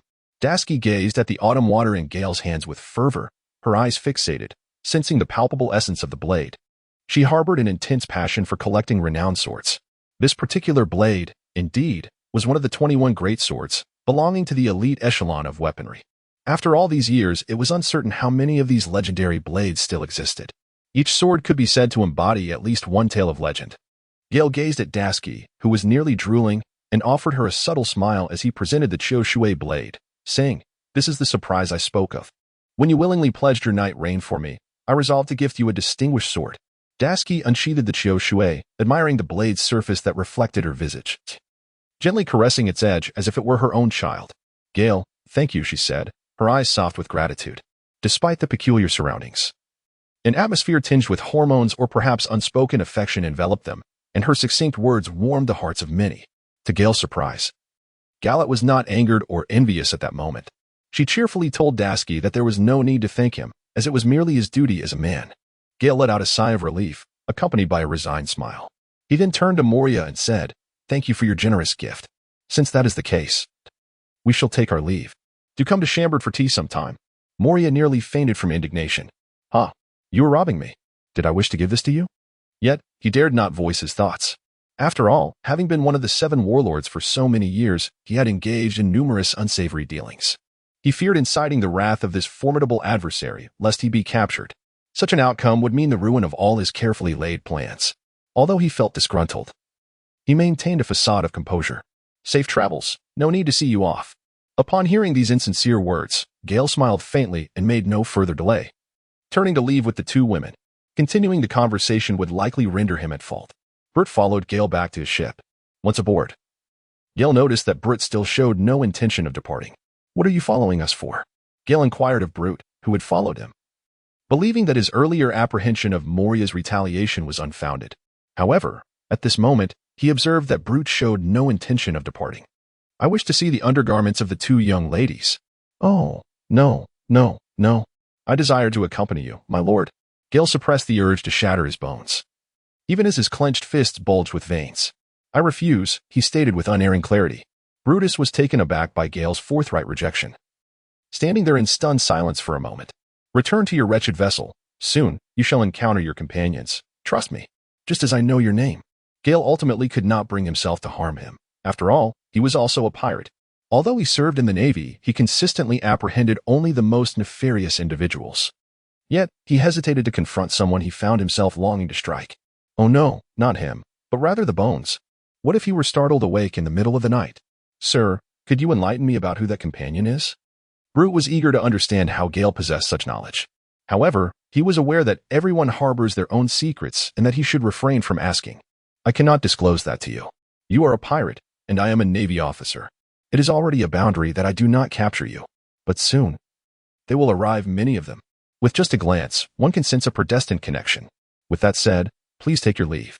Brute ceased his inquiries and, after expressing his gratitude, departed. Thus, Gale's ship resumed its journey towards Alabasta. Where have all the people gone, you little rascal? A burly man surveyed his surroundings, his face a mask of terror and confusion. He had lost his left leg and wore a prosthetic, donning the hat of a pirate captain. As if to ensure no one was unaware of his piratical identity, armed with a large blade, its edge marred by a peculiar nick, he stood amidst his fallen crew, uncertain of their fates. Opposing him were merely 3 individuals. No, to be precise, only 2, both women. The impish figure beside them remained conspicuously inactive. As he gazed upon the sprawled bodies, a wave of regret washed over him. Why had he, after recently pillaging a village and defeating the local navy, felt an insatiable surge of confidence? Upon spotting a navy vessel, he had brazenly charged forth, unafraid. Upon seeing only a gaggle of inexperienced youths and 2 captivating maidens, he boldly instructed his crew to seize their ship, intending to claim the 2 women as his personal prizes. Yet, he had not anticipated that when he attempted to board, the navy showed no sign of fear, instead laughing. At that moment, he had wondered if they were fools or simply stunned by his audacity. In retrospect, they were mocking his arrogance. Their soldiers remained unmoved while 2 of the cloaked youths dispatched his men with ease. The ground bore witness to a chaotic array of positions, some with singed hair and scorched faces, others with eyes rolled back in shock, and a few pierced by sword energy. Yet, they chose not to strike him directly, as if relishing in his torment. Their ship had already sailed far away, and he realized those 3 youngsters remained, merely toying with him. Come out, you wretched little imps. His voice echoed, a blend of terror and a desperate attempt at bravado. Yet, no matter how he scanned his surroundings, no figure appeared. Could they not engage him in a straightforward battle? A swift strike to his demise would suffice. Instead, he had inflicted a wound upon himself, leaving a gash in his own blade while his assailants vanished. Finally, a voice rang out. Are you searching for us? A youthful, handsome face emerged before him, flanked by the 2 alluring maidens. The trio perched on his mast, observing him as if he were a mere jester. Chapter 57. Testing the Sea Kings. The captain pointed his blade at Gale, his trembling hand betraying an unfamiliarity with such intimidation. In the past, he had wielded his weapon with confidence and grace. Now, it required immense courage. What do you truly intend to do? Can we not engage in a proper fight? Is it amusing to toy with someone? I feel as though I am on the brink of madness. Death is not the fear. The uncertainty of whether I shall face it is what haunts me. Do you now realize your error? Gale softly uttered a few words. Throughout this journey, he had long lost count of the number of pirate crews he had dealt with. As a result, the navy aboard his ship had grown accustomed to their encounters with pirates, often casting sympathetic glances towards the unfortunate souls. Thus, their vessel had habitually sailed further away. Gale and his companions possessed the ability to suspend themselves in the air, and it was impractical to detain every band of pirates they encountered. With limited manpower, they could not confine so many prisoners in the ship's hold. Typically, they resorted to dismantling the vessels of these oblivious pirates, leaving them to fate. Or they would conveniently find a nearby naval base to secure them. In truth, Gale seldom resorted to lethal force, always allowing them a chance to survive by damaging their ships. However, on the vast ocean, these pirates were generally adept swimmers and could utilize planks and other debris to sustain themselves. Any accidental fatalities? That was merely an expected outcome. As for the pirate before them, he brazenly threatened the 2 women by his side the moment they drew near. Consequently, neither the naval soldiers nor Gale intervened, allowing the 2 women to handle the situation. Was there any wrongdoing in a pirate's act of theft? If there was indeed an error, it lay with the world itself. Humph. Unrepentant. Gale let out a heavy grunt, realizing that the 2 women had indeed taken revenge, incapacitating everyone except the captain. Yet, he too was a victim in this situation. They demanded his woman, nay, 2 of them. He hadn't even dared to voice his own desires yet. Anger simmered within him. Still unexpressed, Gale gestured for the 2 women to return to the ship, as he prepared to deliver a final blow to this vessel. Whether they would live or die, he decided to leave it to fate. The 2 women nodded and gracefully departed, stepping away like dancers under the moonlight. Farewell, Gale murmured once they were a distance away, ready to administer his ultimate punishment. At that moment, an unforeseen disturbance erupted. The vessel began to tremble violently, and a sensation of weightlessness enveloped Gale, causing the world around him to spin uncontrollably. Suddenly, as if ascending in an elevator, he was lifted to an altitude of 600 or 700 meters. Once the tumult subsided, Gale beheld the source of the commotion. The ship beneath him was being held aloft by a colossal sea creature. The 200-meter-long vessel appeared as though it were adorned with a minuscule hat, with only the creature's head visible, nearly 1,000 meters in width. Gale was also experiencing the sight of the Sea King for the first time, left in awe by the sheer magnitude of this colossal creature. The visual impact of witnessing it in reality was far beyond what any animated depiction on television could convey, rendering Gale momentarily speechless. Meanwhile, the two women who had just distanced themselves were drawn back by the commotion, catching sight of the enormous Sea King. However, they exhibited no fear. Gallet, filled with exuberance, shouted with fervor, "Ha ha ha! Kid, if we're to perish, let us do so together." Upon hearing the wild cacophony nearby, Gale turned to locate the source of the ruckus. There, the one-legged captain leaped onto the creature, landing firmly upon its head, and began to brandish his sword fiercely at the beast. Yet, his efforts proved futile, as he could not even pierce its skin, nor did the creature seem to react. Frustrated, the captain resorted to a barrage of profane insults, whether it was due to an itch or an understanding of the captain's tirade. The Sea King suddenly shook its head violently, sending the captain hurtling away, while the pirate ship beneath Gale swayed perilously to the side. Gale leapt into the air, unfurling the protective shield. Just then, a tremendous splash, stirred up by the movement of the Sea King, surged towards Gale. It seemed a trivial matter. Although the waves appeared daunting, Gale managed to maintain the barrier, preventing the seawater from making contact and avoiding any unfortunate submersion. At that moment, Gale's heart raced with excitement, eager to engage. Initially believing that one could only encounter Sea Kings within the calm belt, he was pleasantly surprised to come across one here as well. While it may not be the colossal Sea Kings of the calm belt, the creature before him was undoubtedly a specimen of the highest caliber. Gale was eager to test whether he could vanquish this Sea King creature. After all, delivering a punch that could shatter a monstrous being the size of a small island would undoubtedly be far more exhilarating and impressive than merely toppling a mountain. Seizing the moment while the beast remained, Gale excitedly raised his fist, exclaiming, "Here comes the hero. Don't run away, great monster." Instantly, a deep ebony hue enveloped him as Gale's right fist tightened, veins bulging with intensity. His muscles swelled slightly, and the previously crackling blue lightning fell silent, now compressed into a dark, ominous shade. This was the culmination of Gale's recent mastery over his mental power, a refined control that transformed the electric discharge into this formidable essence. The inky darkness flowed over his fist like a viscous liquid, concealing the ferocious and terrifying force within, as if he were returning to a primal state. Gale let out a thunderous roar, his feet moving like razors as he bent down, gathering his strength. It was as if, with that mighty shout, all the energy within him surged forth along with his iron fist. His punch landed on the creature of the deep, yet produced no sound. Despite the midday sun, the deep purples and blacks of Gale's fist seemed to radiate and illuminate this small expanse of space. At this moment, one might sense a suspension of time, yet the slight contortion of Gale's face, strained from exertion, revealed that time had not indeed halted. Not enough, not enough. Gale felt his fist gradually sink into the flesh. He understood that the sensation he craved was still insufficient.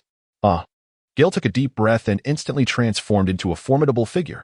His entire body convulsed as an immense force surged into his right fist. It was as though time had been suspended. No, the scene began to shift slightly, the eyes of the sea creature bulging outward, expanding ever larger. Veins coursed through its eyes, and the grotesque contortion of its face vividly expressed its agony. Simultaneously, the colossal form of the sea creature began to ascend. Indeed, it was rising. Gale's punch was not aimed at knocking it down, but rather to see if he could send it soaring. Gradually, the enormous body emerged above the surface of the sea, until it was fully revealed, with Gale's roar reaching its crescendo. That massive form ascended over 200 meters into the air before plummeting back down. For a fleeting moment, the sky was darkened by this gigantic silhouette, as if the very heavens had changed hue, enveloping half the sky in shadow. This was the true meaning of overshadowing the sun. Meanwhile, the captain, who had just been flung into the sea, now floated on the surface, his expression a mix of awe and disbelief. One thought consumed him: the being soaring through the sky was no ordinary creature. On the distant naval warship, excitement and fervor erupted among the crew, for they could discern the vague outline, and without a doubt, they knew that this masterpiece was the work of their esteemed Brigadier General Gale. They were aware that only their general possessed such unparalleled strength. As the sea creature fell from the sky, the once tranquil ocean erupted into towering waves, surging like a tsunami in every direction. Chapter 58. Shanks. The tidal waves were immense, akin to a natural disaster, overwhelming and relentless. The recently fallen sea creature succumbed to the depths, its fate unknown. The warship of Gale was lifted by the waves, swaying violently as it traversed the turbulent sea. Numerous bottles and other items aboard were shattered due to the extreme rocking. The naval vessels truly exemplify the pinnacle of maritime engineering. They are equipped with handrails specifically designed to assist soldiers in maintaining their grip during such tumultuous conditions. Thanks to their rigorous training, the soldiers remained undaunted by the colossal waves, even though their hearts raced with trepidation. Each of them clung steadfastly to the handrails, some even exhibiting a faint thrill amidst the chaos. Meanwhile, Dasky's gallant hovered in the sky, gracefully stepping as if on the moon, observing Gale from above. Having not yet returned to the ship, Gale gazed quietly at his right fist, his state of mind undisturbed by the crashing waves. The recent strike felt as though it had transcended a certain limit within his body. It was not merely a breakthrough in strength, but rather a profound understanding and harmonious application of his physical power. With the execution of such a punch, Gale sensed that he had drained a third of his energy. Yet, this sensation was undeniably exhilarating. Gale was lost in thought for a considerable time. Suddenly, he heard a distinct sound slicing through the air. Although it was merely the whistling of the wind, Gale perceived a uniqueness in this sound. Having trained diligently on the simulator for many days, he had only begun to grasp the rudiments of observation hockey, yet he undoubtedly stood out as one of the few who could master it with such finesse. Gale lowered his fist and turned to face the newcomer. In that fleeting glance, it felt as though they had communicated for an eternity. The moment carried an essence of timelessness. The visitor donned a slightly worn blue long coat, with buttons fastened halfway, while the white shirt beneath was only partially buttoned, revealing a hint of muscular form. He wore brown capri pants and a pair of flip-flops. Strangely, he stood upon the surface of the sea, rising and falling with the undulating waves. This must be some form of technique perfected through rigorous physical training, for he bore 3 scars on his left eye, was one-armed, and sported fiery red hair. Shanks. Gale gently uttered a few words, unexpectedly finding himself in the presence of one of his idols, Shanks. Thus, there was no sense of tension. He naturally spoke the other's name, feeling as though they were old friends, having known each other for decades. Shanks responded with a hearty smile, revealing a row of pearly white teeth, exuding warmth and friendliness. Ah, it is Brigadier General Gale. Who would have thought our first encounter would occur in these waters? I had presumed our meeting would take place in the New World, or perhaps during my passage through Sabaody. Indeed, I too did not anticipate encountering one of the 4 emperors, Shanks, upon this sea. It truly is a remarkable coincidence. Moreover, I was astonished that the recent spectacle of sending a sea king flying originated from such a youthful and spirited individual. You truly embody the strongest and most talented young genius of the Navy. I had imagined you would carry yourself with the same lofty demeanor as the current admirals.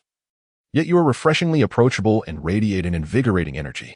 Shanks sincerely replied, his smile unwavering throughout their exchange, mirrored by Gale's own genuine expression. That fleeting glance shared between them revealed an undeniable charm in the other. Indeed, it is a pity there is no wine to celebrate this moment. Gale let out a soft sigh. Ah, let us depart. There is wine aboard my ship, and tonight we shall celebrate. Upon hearing this, Gare's smile blossomed even more brilliantly. Indeed, he truly lived up to being his idol, Shanks.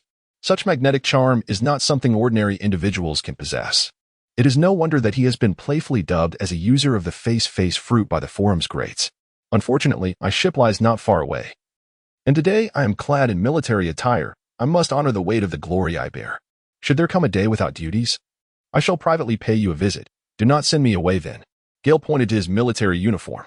At that moment, soaring through the sky, Gale's Justice Cape billowed majestically in the sea breeze, exuding an air of valor. Shanks, with a satisfied nod towards Gale, wore a smile that illuminated his eyes. Indeed, I have decided to forge a friendship with you. I shall await your arrival in the New World, hoping it is not upon the battlefield, but rather at a grand banquet, haha.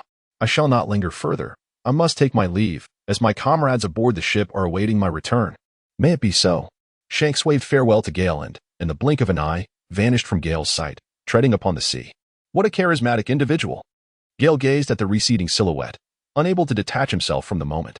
It was not until over half an hour later that he slowly returned to his warship, descending under the exceptionally respectful eyes of the crew, which made him feel somewhat embarrassed under their scrutiny.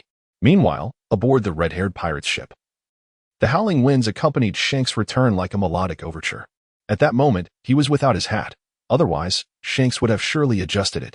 He relished this unrestrained sensation of the wind tousling his hair. Shanks, seeing you so joyful, do you know who stirred up that monstrous wave just now? Spoke a man with long, graying hair tied back in a ponytail, a cigar clenched between his teeth. His fitted tank top accentuated his well-defined 8-pack abs.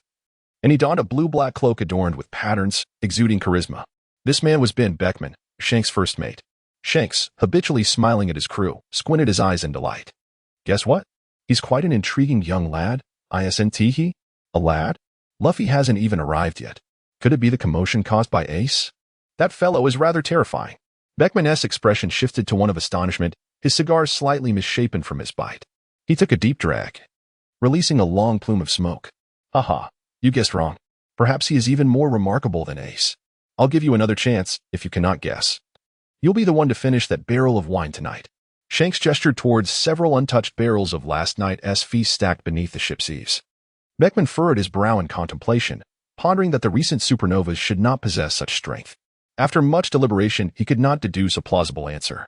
At that moment, Shanks had already opened a barrel, pouring himself a generous glass, drinking alone as if to fill the void left by the earlier encounter. He savored the drink, the significance of which he found quite intricate. Today certainly felt exceptionally amusing. Then, observing Beckman deep in thought, Shanks remarked, "A friendly tip, it's a Navy officer." Beckman's brow furrowed even deeper. A Navy officer? A youth? How could he possibly possess such power? As he spoke, he shook his head, but suddenly a thought struck him. He slapped his forehead. Could it be that naval prodigy, the current Brigadier General, Gale? Upon uttering the name, Beckman himself found it hard to believe. Yet he had provided the only answer that seemed to fit. Bingo! Shanks snapped his fingers, then spoke to himself with a profound tone, an intriguing fellow indeed. I sensed at first glance that he and I share a kindred spirit. The world ahead will undoubtedly belong to them, just as it was for Roger and Garp. And now for us and the three admirals. The coming decades will surely reveal the grand seas that await him and Luffy. Ha ha ha, Beckman. Do you realize how fascinating this is? Chapter 59. The appearance of Blackbeard due to Gale's hockey-infused punch a few days prior, which garnered much admiration. Their warship experienced significant turbulence, resulting in the damage of numerous freshwater barrels that leaked all over the deck. Some preserved food was also rendered inedible due to the broken barrels. Consequently, they were compelled to seek out a nearby island to replenish their resources. This island happened to be Gaia Island, a remarkably unique land. Gale and his companions stood upon the upper deck of the ship, gazing at their soldiers as they busily transported goods to the island. Gale's eyes were somewhat dazed as he unconsciously looked skyward. Should he ascend there? It was a place abundant with immeasurable gold and flying vessels, a testament to the boundless ingenuity of the earth. If only he could obtain the schematics for that ship. He too could construct one to return. Such blueprints would be a significant military achievement for his mentor in the warring states. Moreover, they contained historical texts. Regardless of their nature, the past, whether good or ill, held little relevance to him. His focus must remain steadfast on his own duties. As for everything else, Gale found himself disinclined to concern himself. Yet, if it were for the preservation of the world, then indeed, Gale was engaged in such a pursuit, accumulating small efforts towards a greater good. Though he might not alter the world or transform others, he could at least tend to his own responsibilities, thereby benefiting some. The Sky Island also held the fabled shells, the extraordinary shells, wind shells, sound shells, impact shells, and many more. How he longed for them. It was all so chaotic. However, he could not retrieve them alone. He would certainly need to bring everyone along. Currently, he lacked the means to transport them all.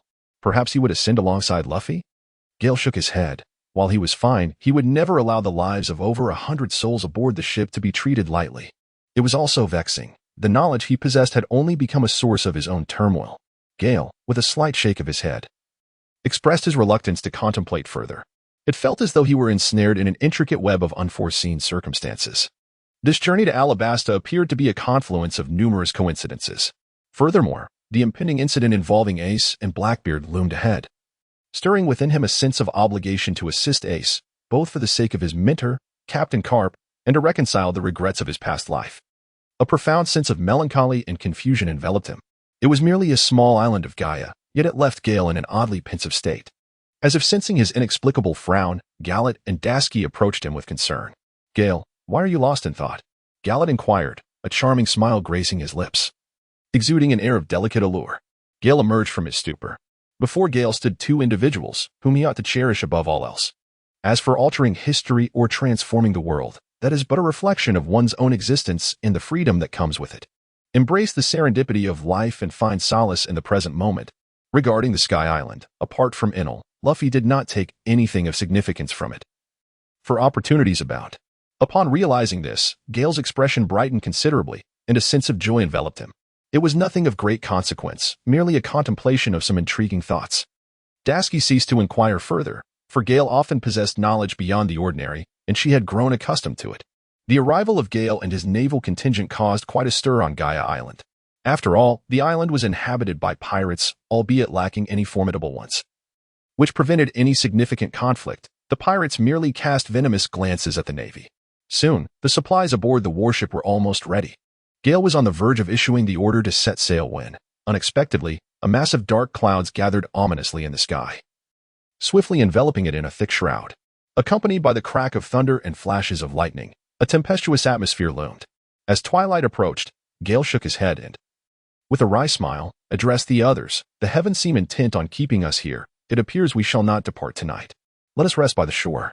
Gale addressed the few individuals before her. Gallet and Dashki were utterly indifferent. On rainy days, there were more tales and activities to partake in. It was a mystery why everyone seemed to revel in the companionship that rainy days fostered. Perhaps the narratives were imbued with countless romantic tales.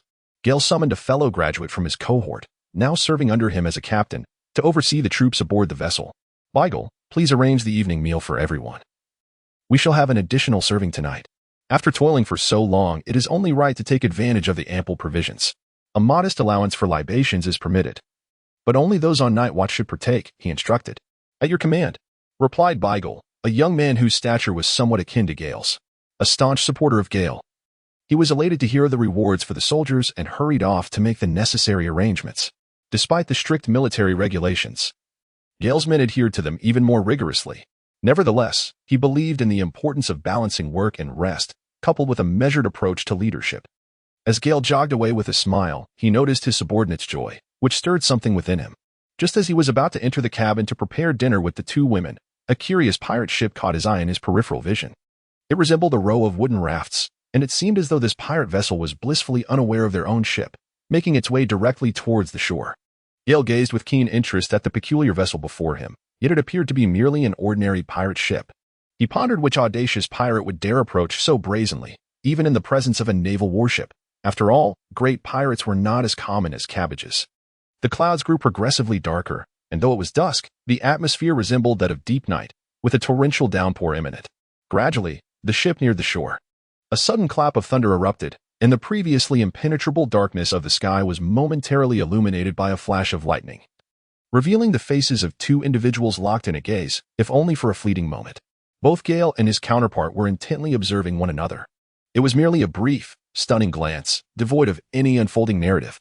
Yet within their hearts, tumultuous waves surged. Clang! Another resounding crash echoed, once more illuminating their faces. This time, the expressions of surprise had vanished. They silently scrutinized one another, though it lasted only for that ephemeral instant. Then the rain began to pour down in torrents, as if their fateful encounter was destined to be accompanied by an intricate display of atmospheric flare. The rain fell in a relentless cascade, as large as beans, drenching everything in its path. Gale had yet to return to his room. During this moment of distraction, the heavy rain had thoroughly drenched him. Yet, he remained utterly oblivious to his condition. It was none other than he, Marshal D. Teach. To those unaware, any officer would dismiss him as merely a petty pirate, for he bore no bounty and had no notable achievements to speak of. However, many were oblivious to the fact that he had just slain the captain of the 4th Division under Whitebeard and had narrowly escaped after evading the dark fruit. Ace was still relentlessly pursuing him across the globe. A future supervillain, he had amassed a bounty exceeding $2 billion before his reincarnation and commanded an extraordinarily vast following. He was indeed a most distinctive individual.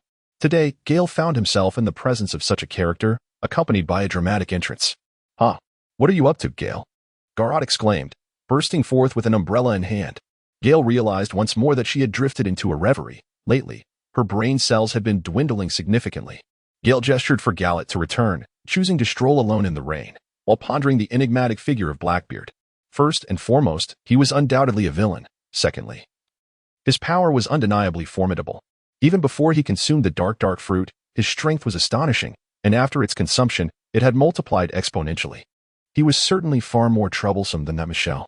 The question remained whether to seize him now, while he was still in the early stages of growth, or to assist Ace in overcoming this life-threatening ordeal. Gale was once again engulfed in contradictions, subsequently shaking his head in dismay. One can only hope he does not bring about his own demise. Chapter 60. A Glimmer of Insight. The rain continued to fall. Gale has emerged from the room, refreshed after a shower and dressed in a new outfit, now feeling invigorated. Gale's nose twitched as a delightful aroma wafted toward her. How exquisite it was. Gale's appetite has been stirred. It is unmistakable that the two women from Gallet are there enjoying a hot pot. Just now, Gale was accompanied by two women when the voice of Gallet echoed in her ears. "Gale, you foolish one. Have you finished washing the ingredients for the hot pot?" Gale immediately headed towards the source of the delightful aroma and sounds. Goodness. The two women who had been by his side for so long were beginning to resemble him in every way. On a rainy day, a hot pot with lamb is indeed a perfect match. Even Garrett, the staunch vegetarian, had begun to indulge in meat to please Gale. It always struck Gale as rather cruel, yet the true cruelty lay within himself, for he could not refrain from consuming meat. Before long, the atmosphere grew lively, filled with laughter and joy. Meanwhile, aboard the Blackbeard's ship, the lights were dim, for individuals sat together, forming a table, while a burly man with a thick beard occupied a boss's stool. "Captain, have you truly made this decision? Why take such a risk?" inquired a man clad in a patterned shirt and suspenders, topped with a magician's hat. "I am also taking a gamble. Much like when I wagered on my ability to obtain this fruit's power. I trust my instincts," Blackbeard declared with fervor. After finishing his drink, he wiped his mouth with one hand, a look of satisfaction on his face. "Raffet, I can hardly wait any longer. There are no vacancies among the 7 warlords, and I seek a legitimate reason to approach the Navy to make room for another to join their ranks. Initially, our plan involved that Brad Ace, but now there is another formidable contender before us. Why? Isn't that exceedingly risky? That is the very man who even Michelle fell before." "Are you certain?" Raffet expressed his concern regarding Blackbeard Teach's strength. It was no wonder Gale had gained such prominence. He was even more formidable than Ace, thus carrying considerable weight. "Heh, I have stated it is a gamble. As long as they possess a fruit's power, there is no one I cannot conquer, barring a few exceptions. Moreover, if I succeed in capturing him, securing a spot among the 7 warlords is absolutely within reach. I have waited far too long. The sea cannot afford to wait for me any longer. I do not have the luxury of time." Teach appeared highly enthusiastic after decades of living undercover. He was thoroughly exhausted, suppressing his true self. Though he was a person who thrived on expression and action, these years had twisted him internally. Silence enveloped the room once more, save for the sounds of chewing and drinking. Life is inextricably linked to sustenance, especially when shared with those one cherishes. The heavy rain had persisted for over 2 hours, with intermittent flashes of lightning and thunder, as if applauding the merriment within. Tap, tap, tap. A loud knocking echoed from outside the door. Who is it? At this moment, Gale had satisfied his hunger and was in the midst of grooming his teeth. "Brigadier Gale." "I am not inferior to Jill," he declared. "What is it?" "It appears that a group of pirates is demanding to see you." Not only Gale, but even the 2 young ladies who were playfully frolicking nearby ceased their frivolous activities, intrigued by the unfolding situation. "Who are they?" "They call themselves the Blackbeard Pirate Crew. A band of pirates of little renown." "Little renown?" It simply means that their notoriety has yet to reach many ears." Gale did not dare to be careless. Where was the opponent? Right beneath the ship. Upon hearing this, Gale stepped out of the room, and Beale promptly held an umbrella over her. Ergolote and Dashkey also produced 2 umbrellas, opening them as they followed suit. Gale ascended to the deck, leaning over to observe the few individuals beneath the ship. "What do you seek from me?" His voice resonated, and Teach recognized that the main figure had arrived. A group, led by several young individuals, was already appearing at the forefront of the deck. Among them stood Gale, whom he had glimpsed earlier in the afternoon, somewhat hurriedly. We harbor no ill intentions. I merely wish to engage the esteemed general in a friendly contest to ascertain who truly excels." Gale was infuriated upon hearing those words. "Are you out of your mind? Can't you see the weather? You say we should strike without hesitation? How utterly disgraceful. Furthermore, how could Blackbeard possibly engage in such bizarre actions? There must be some premeditation involved, and it most certainly pertains to me." As this realization dawned on him, Gale's anger surged. While he had not sought out anyone, it appeared others were now seeking him out. In a fit of rage, Gale crumpled a piece of paper and hurled it down with great force. Teach expertly caught the paper ball, a smile gracing his face as he unfolded it, yet gradually, confusion settled more heavily upon his features. What on earth is this? Teach pondered as he gazed at the 100,000 berries in his hand, struggling to comprehend its significance. He then extended his hand, displaying the berries, and inquired, "Gale, what does this mean?" Gale, in a fit of anger, pointed towards the distant town and exclaimed, "Do you not comprehend? If you cannot understand, then seek treatment. Over there. Do you not see? What madness is this, to engage in a duel under such weather? It appears that your hands, adorned with rings on both sides, are devoid of the means to pay for a physician's services as a pirate. Are they fashioned entirely of iron?" Gale felt an overwhelming sense of irritation. Who were these people? He pondered. He acknowledged his own prowess, whether in character, cunning, or the ability to win hearts, perhaps even luck. He was destined to become a formidable force in the future. Yet, the newly emerging Blackbeard Gale would not cower before anyone. Upon hearing Gale's declaration, the expressions of the four individuals below deck transformed dramatically. Even Lafitte, who typically exuded a facade of charm, was taken aback, causing his umbrella to be swept away by the fierce winds. What was once a shared umbrella between Lafitte and Blackbeard now left both men drenched in the pouring rain. The expressions of the four were indeed remarkable, while Blackbeard Teach's countenance, marred by the rain, revealed gaps where teeth once resided. He heaved heavily, clearly struggling to catch his breath. "Ah-ha-ha." Teach began his maniacal laugh, an unsettling sound that echoed through the storm. His expression was one of madness, likely a reaction to being so thoroughly provoked for the first time, especially by a mere boy under 20. The laughter persisted for a moment before Teach, with a sinister grin, remarked, "I doubt that Major Gale is aware of who we are. Otherwise, you would not dare act so boldly. My perspective has shifted. I now intend to capture all of you. You shall regret your actions tonight. I will torment the two young ladies beside you, eroding your will until it is extinguished. And then I shall compel the Navy to pay a hefty price for the return of a worthless pawn." Gale's eyes narrowed, a glint of murderous intent igniting within them as he fixed his gaze upon Blackbeard, initially reluctant to involve himself in such chaotic affairs. He found that trouble had a way of seeking him out. "Blackbeard Teach, are you scheming to garner the attention of the world government through me, with aspirations of advancing into the ranks of the 7 warlords?" Gale's voice was frigid, even though he had already resolved to kill.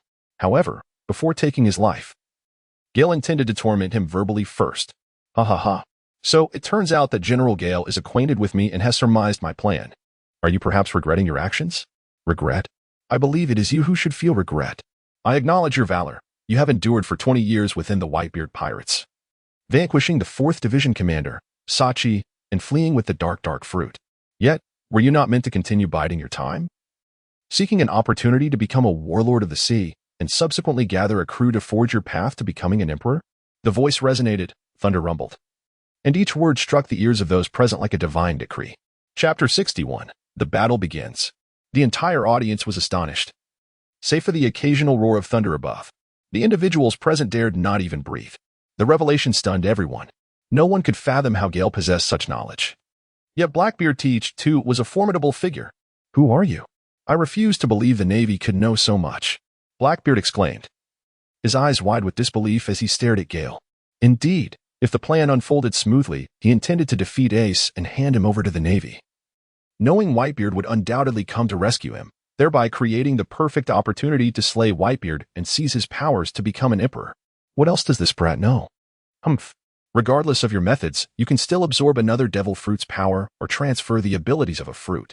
If you had not provoked me today, perhaps you would have become a great warlord. However, that opportunity has slipped through your fingers.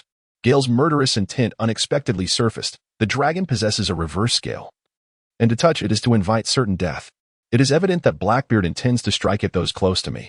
A grudge has been formed, and I must not grant him any opportunity to grow stronger. Otherwise, one cannot guarantee that he will not commit an act that he would regret for a lifetime. Indecision and excessive compassion are undoubtedly detrimental to both oneself and others. Blackbeard Teach's expression is already quite remarkable. His secrets, which he has never shared with anyone, raise questions.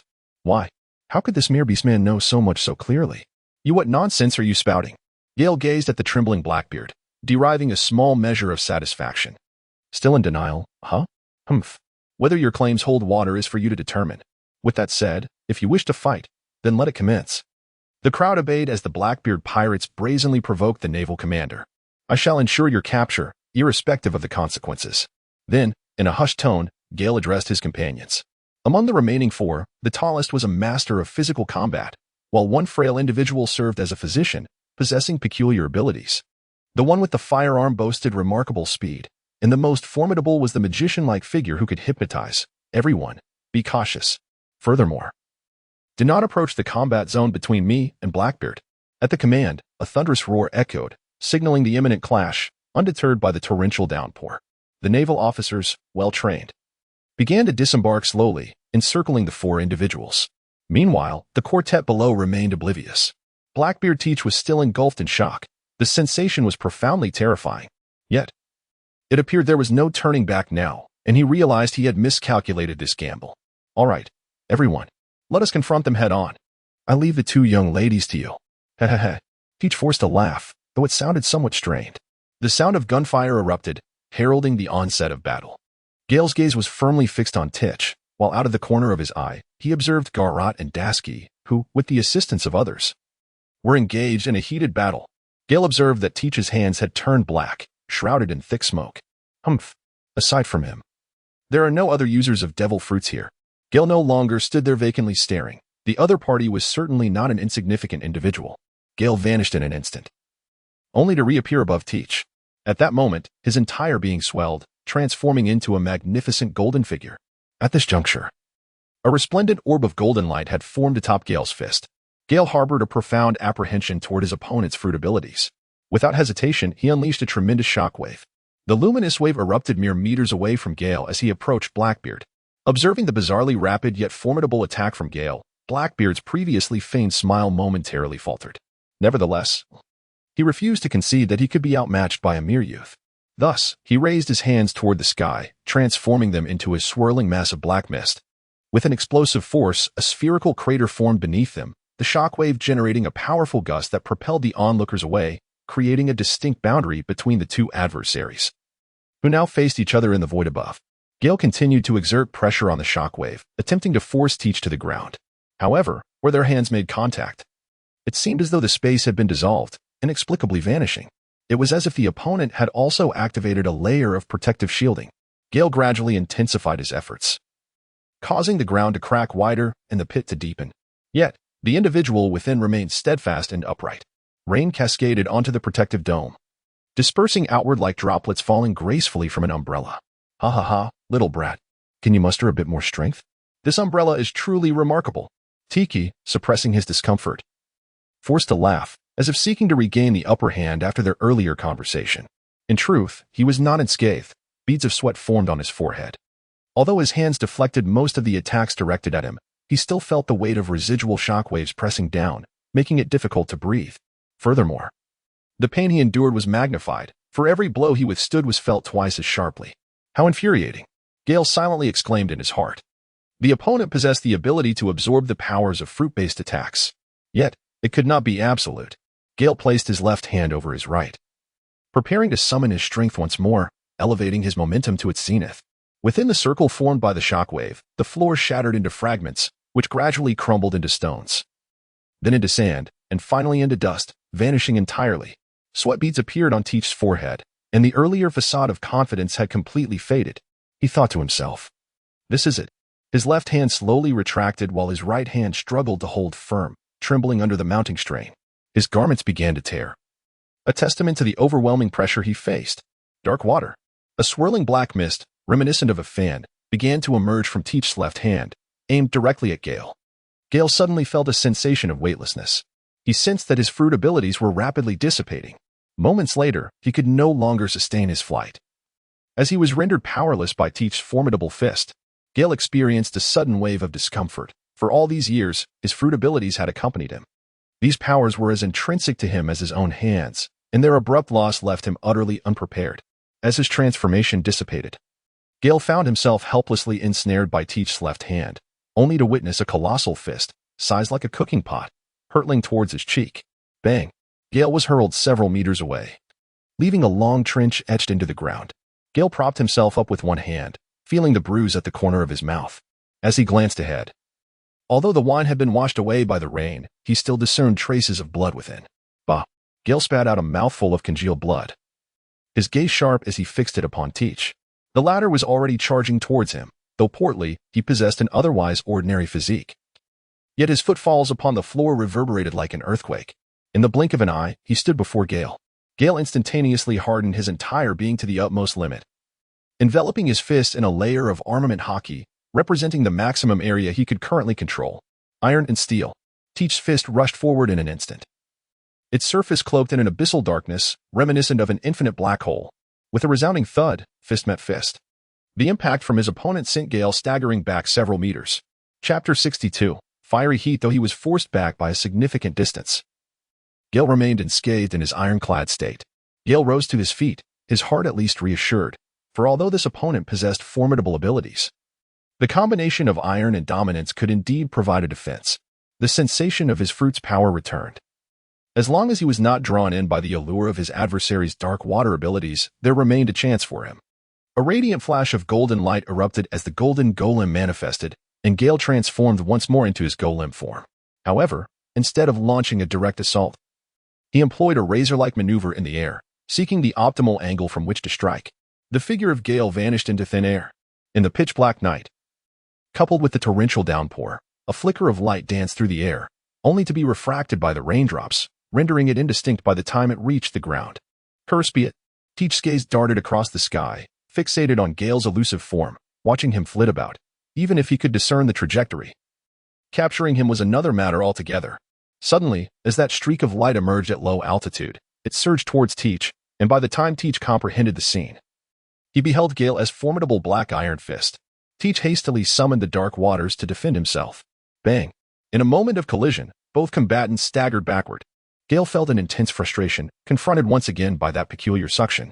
Were it not for the overwhelming aura enveloping him, that last punch would have sent him flying. He could never quite acclimate to that disconcerting sensation of being drained. How infuriating. Once more. Bang, swoosh, bang. This relentless exchange continued until, at last, Teach revealed his back. And Gale charged forward. Gale believed he had seized the opportunity. If this punch connected, he was confident he could send him flying into the sea with a single blow. Gale, already intoxicated, was about to reveal a smile when suddenly, a wave of weakness washed over her once more. How unfortunate. Gale was sent flying by Teach's meticulously prepared shadow water fist. With a hiss, he tumbled through the air, splashing through the lake pit and creating a spray of water. Gale's body was now covered in mud. Gale clutched his abdomen with one hand, a spasm coursing through him. The body struck by his dark water fist exhibited a remarkably sluggish recovery from its fruit-based abilities. What to do? The rain, gradually diminishing, allowed the sounds of the skirmish along the coast to resonate more clearly, prompting many onlookers to emerge and steal glances. On the battlefield, sword energies flew in every direction, while flashes of electric discharge and the spectral shadows of stormy feet wove through the chaos. Dasky faced off against the magician-like Lafitte, while Gallic confronted the gunslinger Oka. Meanwhile, Vigil led numerous soldiers in a siege against the towering ship's doctor, Poison Q, and the imposing basis, providing support to Dasky and Gallet. Although Gale's forces were numerous, they merely held the upper hand, and he had already witnessed two of his subordinates fall to the ground, their fates uncertain. Despite being the initial Blackbeard pirate crew, their combat prowess was undeniably formidable. Ha, little brat. Are you already in despair? Teach wobbled toward Gale, his corpulent form moving with an air of indifference to his crew's current disadvantage. His toothy grin was rather unappealing. Humph, the dark fruit ability is indeed extraordinary. Truly a testament to the might of the strongest natural type. However, you are merely a person who relies on the power of a fruit. Gale clutched his aching abdomen. Yet suddenly he was roused by his own thoughts. Indeed, the power of the devil fruit. He could rely on his own abilities without it. Throughout the years, the immense enhancement granted by the devil fruit had been alluring, and although he was a master of hand-to-hand combat, he had always engaged others using his transformed powers. The temptation of the fruit's multiplied strength was too great.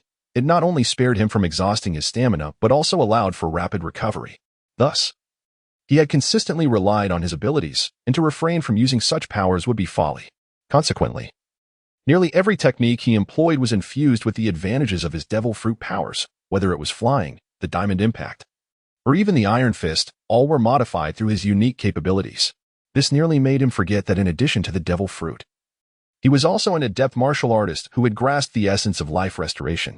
In this battle, the very fruit that had once been his asset had become a burden. Without transformation, relying solely on pure martial arts would yield greater results. With this realization, a spark ignited in Gale's eyes. How could one comprehend the 2 decades of waiting, all for this singular fruit? Had I been willing to compromise, I might have already achieved fame across the seas.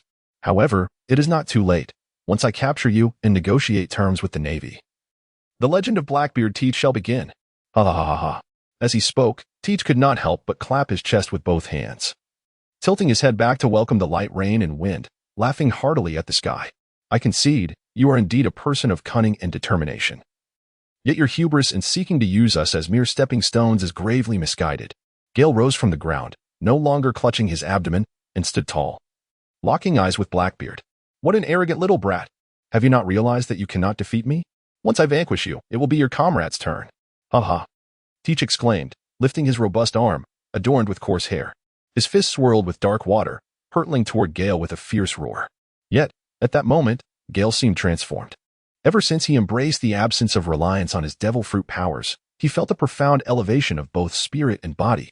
A sinister smile graced his lips. However, as the distance between Gale and Blackbeard diminished, the grin on Blackbeard's face widened, only to freeze in place moments later. Gale evaded his attack with an exceedingly peculiar maneuver, only to vanish from sight moments later. He launched a formidable strike, imbued with an aura of dominance, against Blackbeard's back. The impact was shattering. Blackbeard swiftly turned, using his large, smoke-laden hand to block the blow. Indeed, Blackbeard proved to be a master of physical combat, even a decade and more ago, devoid of any fruit abilities. He had managed to etch 3 scars across Shank's visage, a testament to his formidable prowess.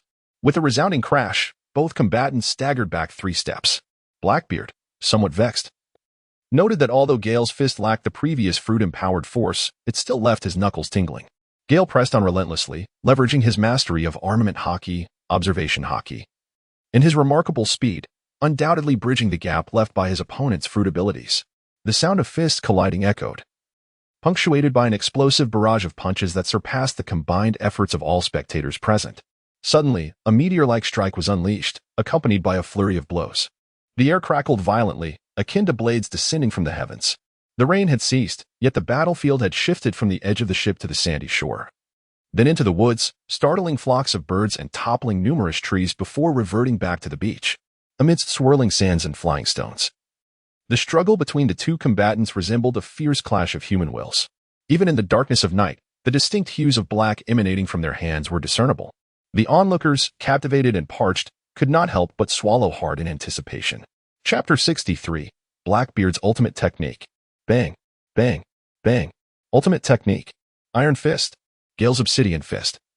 Shrouded not only in an aura of dominance but also shimmering with a deep, luminous electric glow. Unlike Teach's brand of darkness, both are black yet embody a stark contrast of light and shadow. Gale had seized the opportune moment. With a swift kick, he had sent Titch reeling.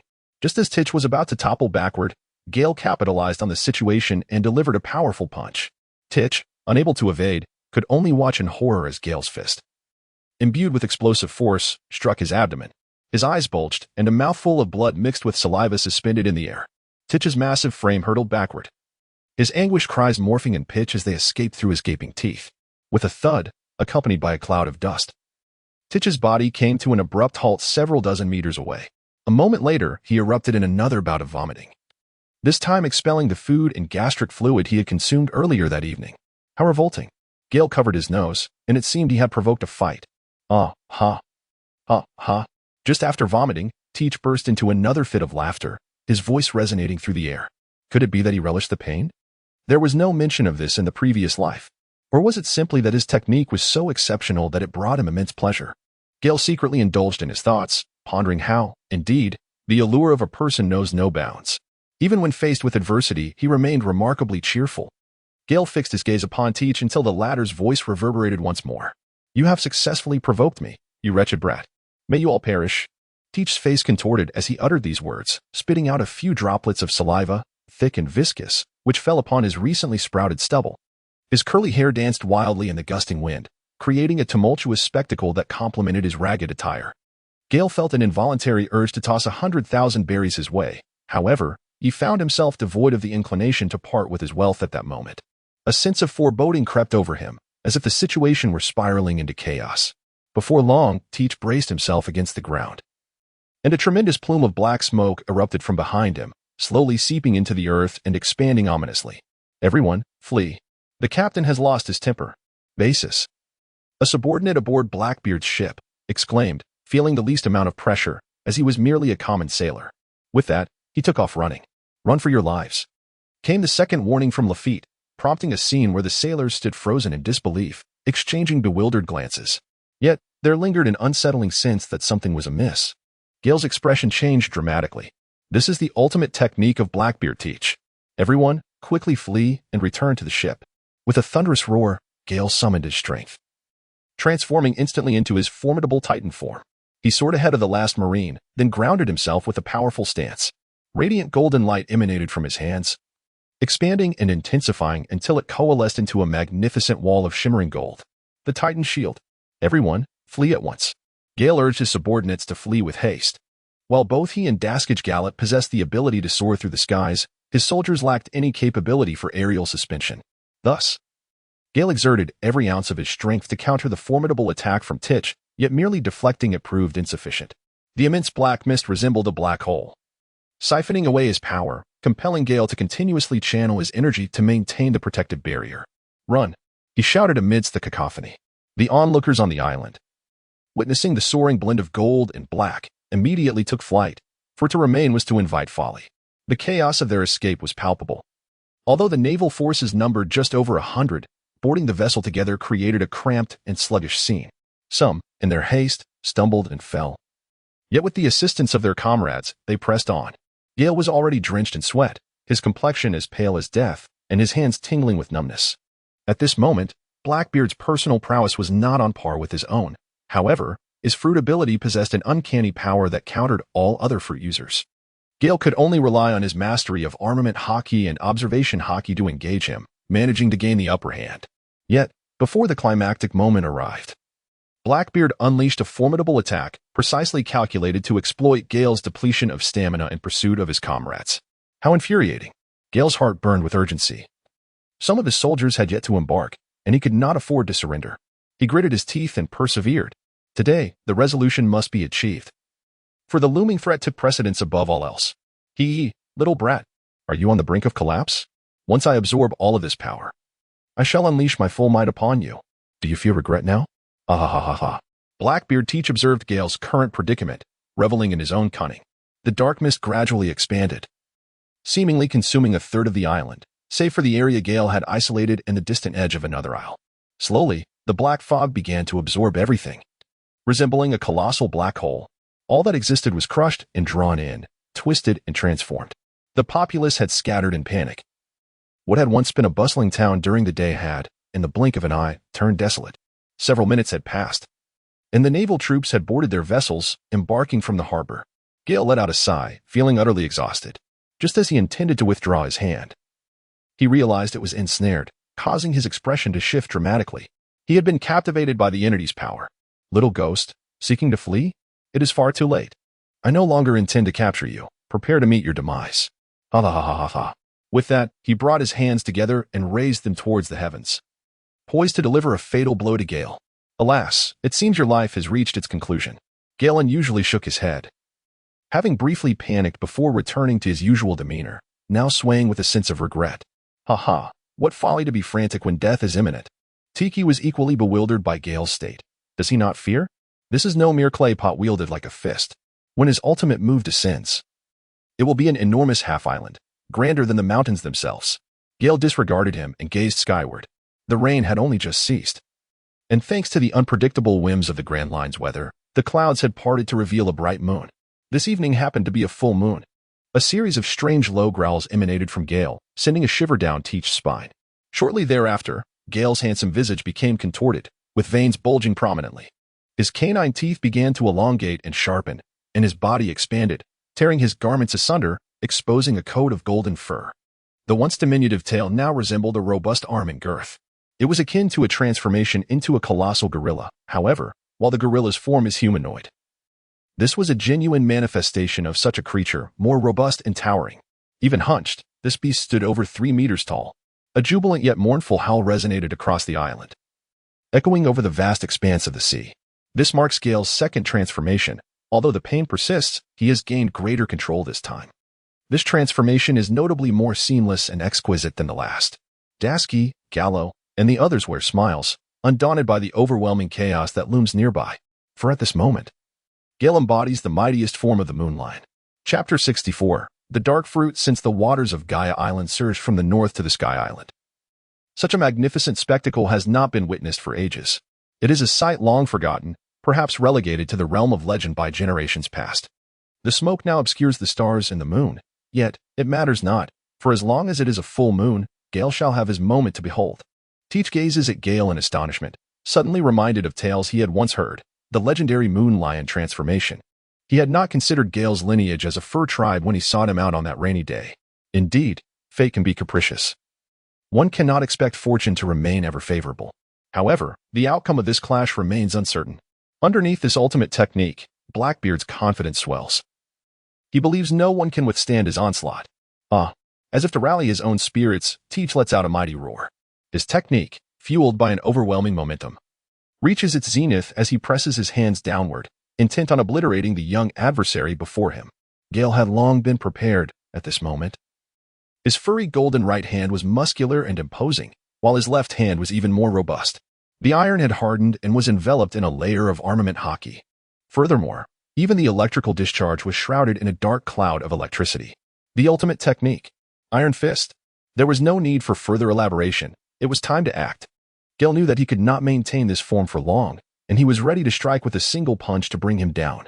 Thus, he met Teach's ultimate move head-on. Thunderous roars echoed like the sound of the apocalypse, accompanied by flashes of purplish-black light. The earth trembled, creating a tumultuous wave of chaos. An unending cacophony resonated in everyone's ears as dust and smoke billowed, engulfing everything like the previous black mist. After a considerable time, the wind arrived, sweeping away the thick clouds of smoke. The first sight to greet the onlookers was a glistening figure suspended in midair, with a fluffy tail trailing behind. At this moment, Gale, having gained experience, covered his lower body. Following a sudden outburst of screams, everyone finally comprehended the dire situation on the ground. It can no longer be referred to as land, for the enormous crater there has confirmed its obliteration. The seawater is now flooding in. And once the water fills this diminutive expanse, a tenth the size of the island, there will be no more land. Thus, Gaia Island will lose yet another fragment of its territory. Gale suppressed the chilling sensation of nakedness, using his left hand to shield his lower body, and swiftly darted towards Teach, who was on the verge of being engulfed by the sea. He promptly soared back to the ship. At that moment, Teach had become unrecognizable. And barring unforeseen circumstances, he was likely beyond salvation. Gale instructed the two women to keep an eye on Teach, and with a swift movement, he slipped away into the bathroom to bathe and change clothes, all under the watchful gaze of the Marines and the muffled giggles of the two women. What scoundrels they were! After a considerable time, Gale emerged, enveloped in a fragrant aura, a towel in hand as he tousled his hair. Gale gestured towards Blackbeard, who was now on the brink of death. As Gale felt for his heartbeat, he discovered that it had ceased, however. The act of breathing indicated that he still clung to life. Take him into a room, he commanded, and everyone else should go apprehend the remaining remnants. If you cannot handle them, summon me. Just one person is needed to prepare my meal. Gale was aware that Blackbeard's days were numbered. Yet he harbored a notion he wished to validate. Indeed, my lord. Upon hearing this, Galataski and the others disembarked with exuberant spirits to apprehend the target. Unlike previous endeavors, this time they brimmed with confidence. With such an impressive brigadier at their helm, what was there to fear? They could simply hone their skills. Gale entered the room where they had brought Teach, a chamber designated for prisoners. Gale instructed them to carry him inside, as she wished to validate a hypothesis. At that moment, the surroundings were devoid of any presence. Gale entered the room, holding an apple. Tiki's heart had already ceased to beat. He had been hanging on by sheer will. However, upon seeing the fruit in Gale's hand, his eyes widened in astonishment. A final thought flashed through Tiki's mind. Why? I am the one who understands the dark fruit better than anyone in this world. Why does that little brat know as well? Why? Gale succumbed to a fatal collapse. Gale hastily placed the apple into Blackbeard's hand. Suddenly, a surge of dark mist erupted from Teach's forehead, swiftly entering the apple. The fruit began to enlarge, its shape transforming. Adorned with intricate purple patterns, resembling the fabled dark fruit Gale had once glimpsed on television in a past life. Gale grasped the fruit, suppressing the surprise that surged within him. This singular fruit possessed the potential to empower a formidable being solely through its innate abilities. Indeed, the dark fruit was undoubtedly the most extraordinary of the natural types. Being aware of the narrative, he comprehended that Blackbeard had the capacity to seize others' powers.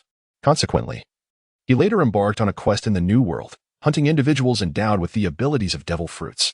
Apart from the dual fruit powers that Gale could not verify, It was certain that the ability to commandeer powers was a testament to the capabilities of the dark fruit, likely akin to the ability to absorb powers. Moreover, special fruits must possess unique traits. The dark fruit could very well be the force that appropriates the powers of deceased users, manifesting anew as a devil fruit without the need for the nurturing of the ocean. Unlike other natural fruits, the peculiar dark fruit could not elementalize. Rather, it may not have undergone the process of rebirth, but, akin to its capacity to usurp powers, could directly attach itself to nearby fruits. Gale once harbored doubts about the overwhelming power of the dark fruit, questioning whether even the vast ocean would reject such a formidable entity, which led to the fruit's extraordinary method of cultivation. However, Gale's intuition proved correct. The fruit in his possession was indeed the legendary dark fruit. Regrettably, he lacked the courage to consume two fruits simultaneously. Even Blackbeard himself had refrained from hastily devouring other fruits, enduring 2 decades of patience before finally obtaining and consuming this one. Gale pondered whether he should request his teacher to attach it to other weapons. However, he shook his head in disapproval. This device, comparable to a nuclear bomb, if entrusted to his teacher and subsequently handed over to the scientific division, could easily fall into the hands of the world government and the celestial dragons. Gale had long harbored doubts about their benevolence. His skepticism was not directed towards his teacher, for he understood that many circumstances were beyond one's control. The temptation to experiment on himself was enticing. He constantly contemplated whether he could consume 2 devil fruits. Why was Blackbeard able to do so? Was it due to the power of the Yami no Mi? Or was it because of his physical constitution that could withstand the burden of 2 fruits? There have been speculations in the past regarding the existence of 2 hearts, 2 personalities, or even 2 souls. Gale found the notion of 2 souls particularly plausible, especially considering Brooke's fruit ability, which was intricately linked to the soul and independent of the body. Numerous other fruit abilities, such as Big Mom's Sara no Mi and Perona's Horo no Mi, further suggested a connection to the soul. When a soul perishes, the power of the devil fruit would likely re-emerge from some unknown origin. Moreover, the phenomenon of Zoan-type fruits attaching themselves to inanimate weapons, creating objects that appeared to possess life, could very well be attributed to the soul of the devil fruit itself. Thus, Gale surmised that the profound mysteries surrounding devil fruit abilities were undoubtedly tied to the essence of the soul. If these abilities were indeed anchored in the soul, then Gale was certain he could consume a second fruit. For he was well aware that he possessed 2 souls, one from his past life and one from his current existence. Chapter 65, The Second Devil Fruit Ability. Gale hesitated to make an attempt.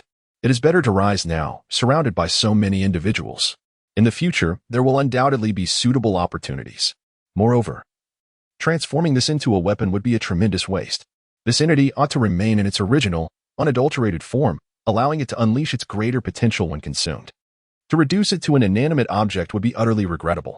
Furthermore, it is essential to acknowledge that he still harbors a sense of hope. Gale must take great care. This journey has proven to be extraordinary even before reaching its destination, yielding immense rewards and altering the course of history.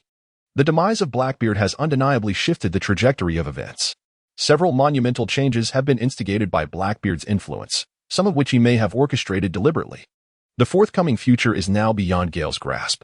It appears that his adventure has only just commenced. A brand new world awaits, and it promises to be truly captivating. Over 2 hours have already elapsed. Gale stood by the window, gazing intently at the dark purple fruit for quite some time. Indeed, the allure of power is truly captivating. Gale was contemplating where to place this fruit, akin to handling $1 trillion fortune, feeling utterly at a loss. At that moment, a shadow emerged from the window, causing Gale to narrow his eyes. Just as he was about to strike down this intruder, a gust of wind whooshed from behind, accompanied by a commanding voice. "Stop. Do not flee." Gale recognized the voice of Gallet, and thus did not take any precautions. However, an unforeseen change occurred. Gale felt a sudden force strike him from behind, catching him off guard and causing him to tumble unceremoniously.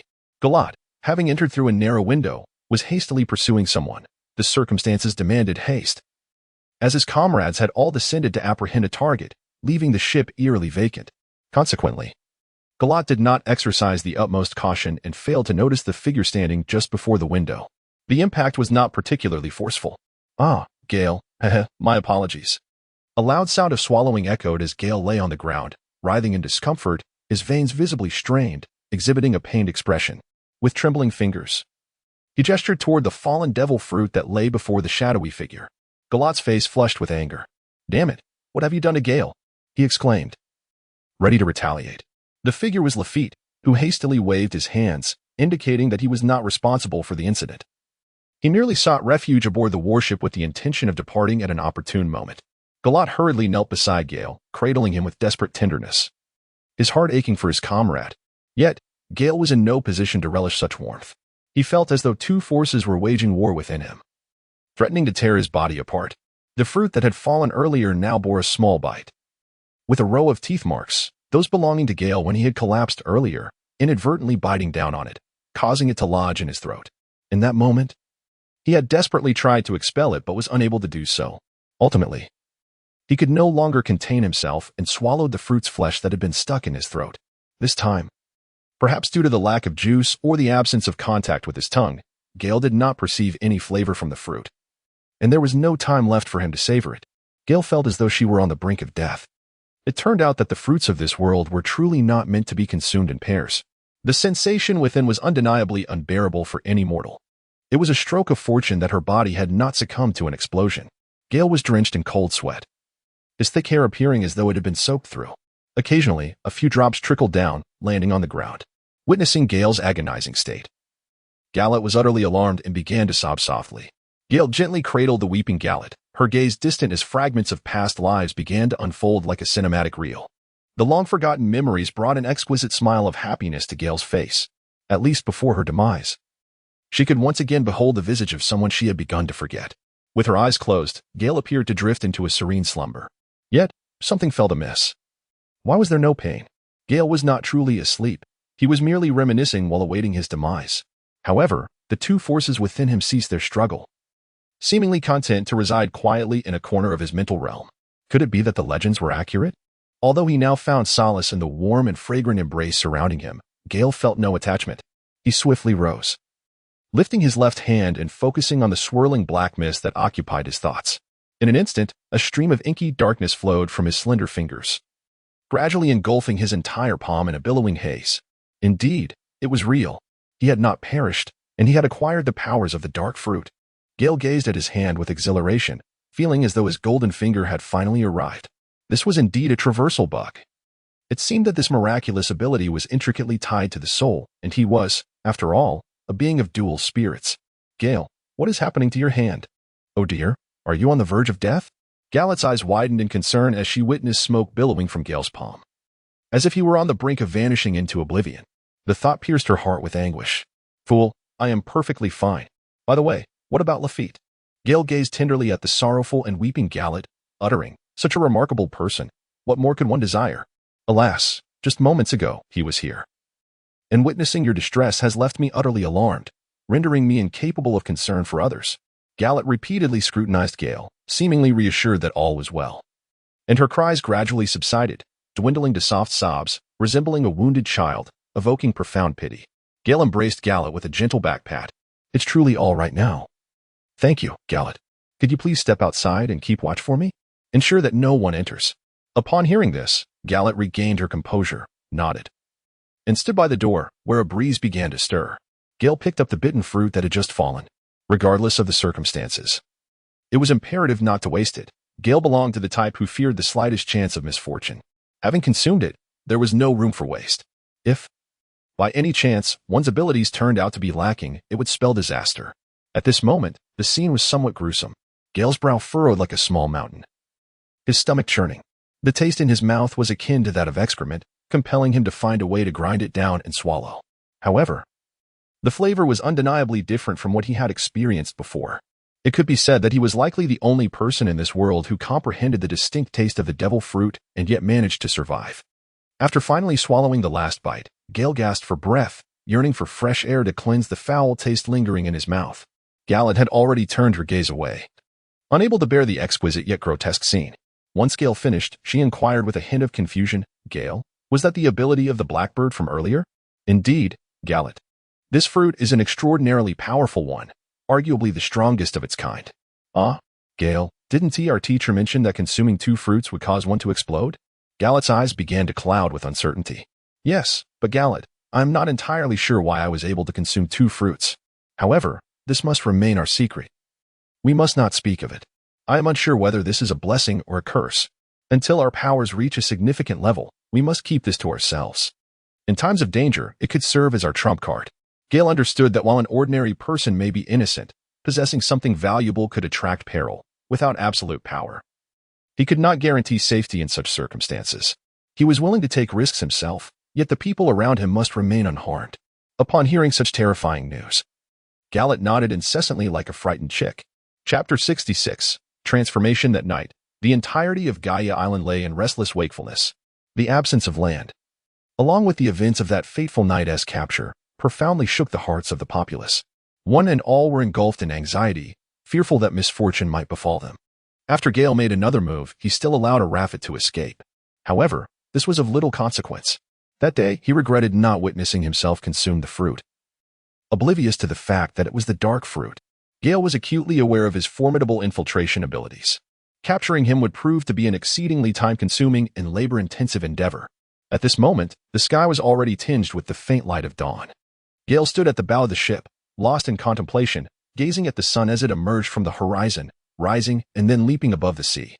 A cascade of golden light danced upon the shimmering waves. Behind him, Gaia Island was shrouded in a mist reminiscent of a mythical paradise, ethereal and dreamlike. The battles from the previous night lingered in his mind, yet despite the exhaustion from a sleepless night, Gale found himself ensnared in profound reflection, unable to extricate himself from its depths. For reasons unknown, Gale did not perceive his presence as having any significant impact on the world around him. Though he yearned for formidable power, he preferred to assume the role of an observer, witnessing the unfolding of this world's narrative. Yet, he sensed that the gears of fate were inexorably propelling the plot forward. With the demise of Blackbeard, Gale was acutely aware that he had altered the course of history, and he would remain oblivious to the future developments of this world. Had Blackbeard survived, many subsequent events would have revolved around him, creating a tempest that would unfold step by step. Now, with Blackbeard's death and the acquisition of the Dark Fruit's powers, would the center of this world now revolve around him? Even if he was reluctant, fate would undoubtedly continue to drive forward. The golden dawn was slowly ascending, and behind Gale stood rows upon rows of Marines, all silent and respectful, not daring to disturb the man illuminated by the sunlight, as if he were cloaked in divine radiance. To them, he was a god, omnipotent and revered. Gale's strength had profoundly reshaped their perception of his power. As if his mere presence rendered their forces invincible, Gallet and Dasky remained equally silent, captivated by the man they deemed perfect in every way. Gale remained lost in thought for over an hour. Her eyes flickered momentarily. Gale emerged from his trance, lifting his gaze to confront the blazing morning sun. Suddenly, a surge of audacity radiated from him. Since he had the opportunity to traverse this world, he resolved to embrace the role of a protagonist. The ordinariness of his past life was a distant memory. He had thought he would remain indifferent to the world as he once was. However, in this life, endowed with the powers of two extraordinary fruits, he was no longer mundane. Why not battle and see what this vast ocean has to offer? The crowd seemed to sense an inexplicable breeze, their spirits lifted. They gazed at Gale, who had turned to smile at them, and despite their daily encounters, he appeared to possess something more. Thank you all for your hard work. Let us tidy up and prepare for departure. We have lingered too long. Now, how many casualties did we incur? Vigil? Reporting to you, General Gale.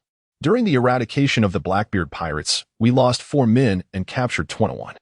As these words escaped his lips, Vigil felt a pang of sorrow. Of those who perished, 2 were his own students, still so young, and the memories of their camaraderie felt as vivid as if they were still present. Oh, for lives lost, indeed. Gale fell into a moment of contemplative regret, feeling a profound sense of loss.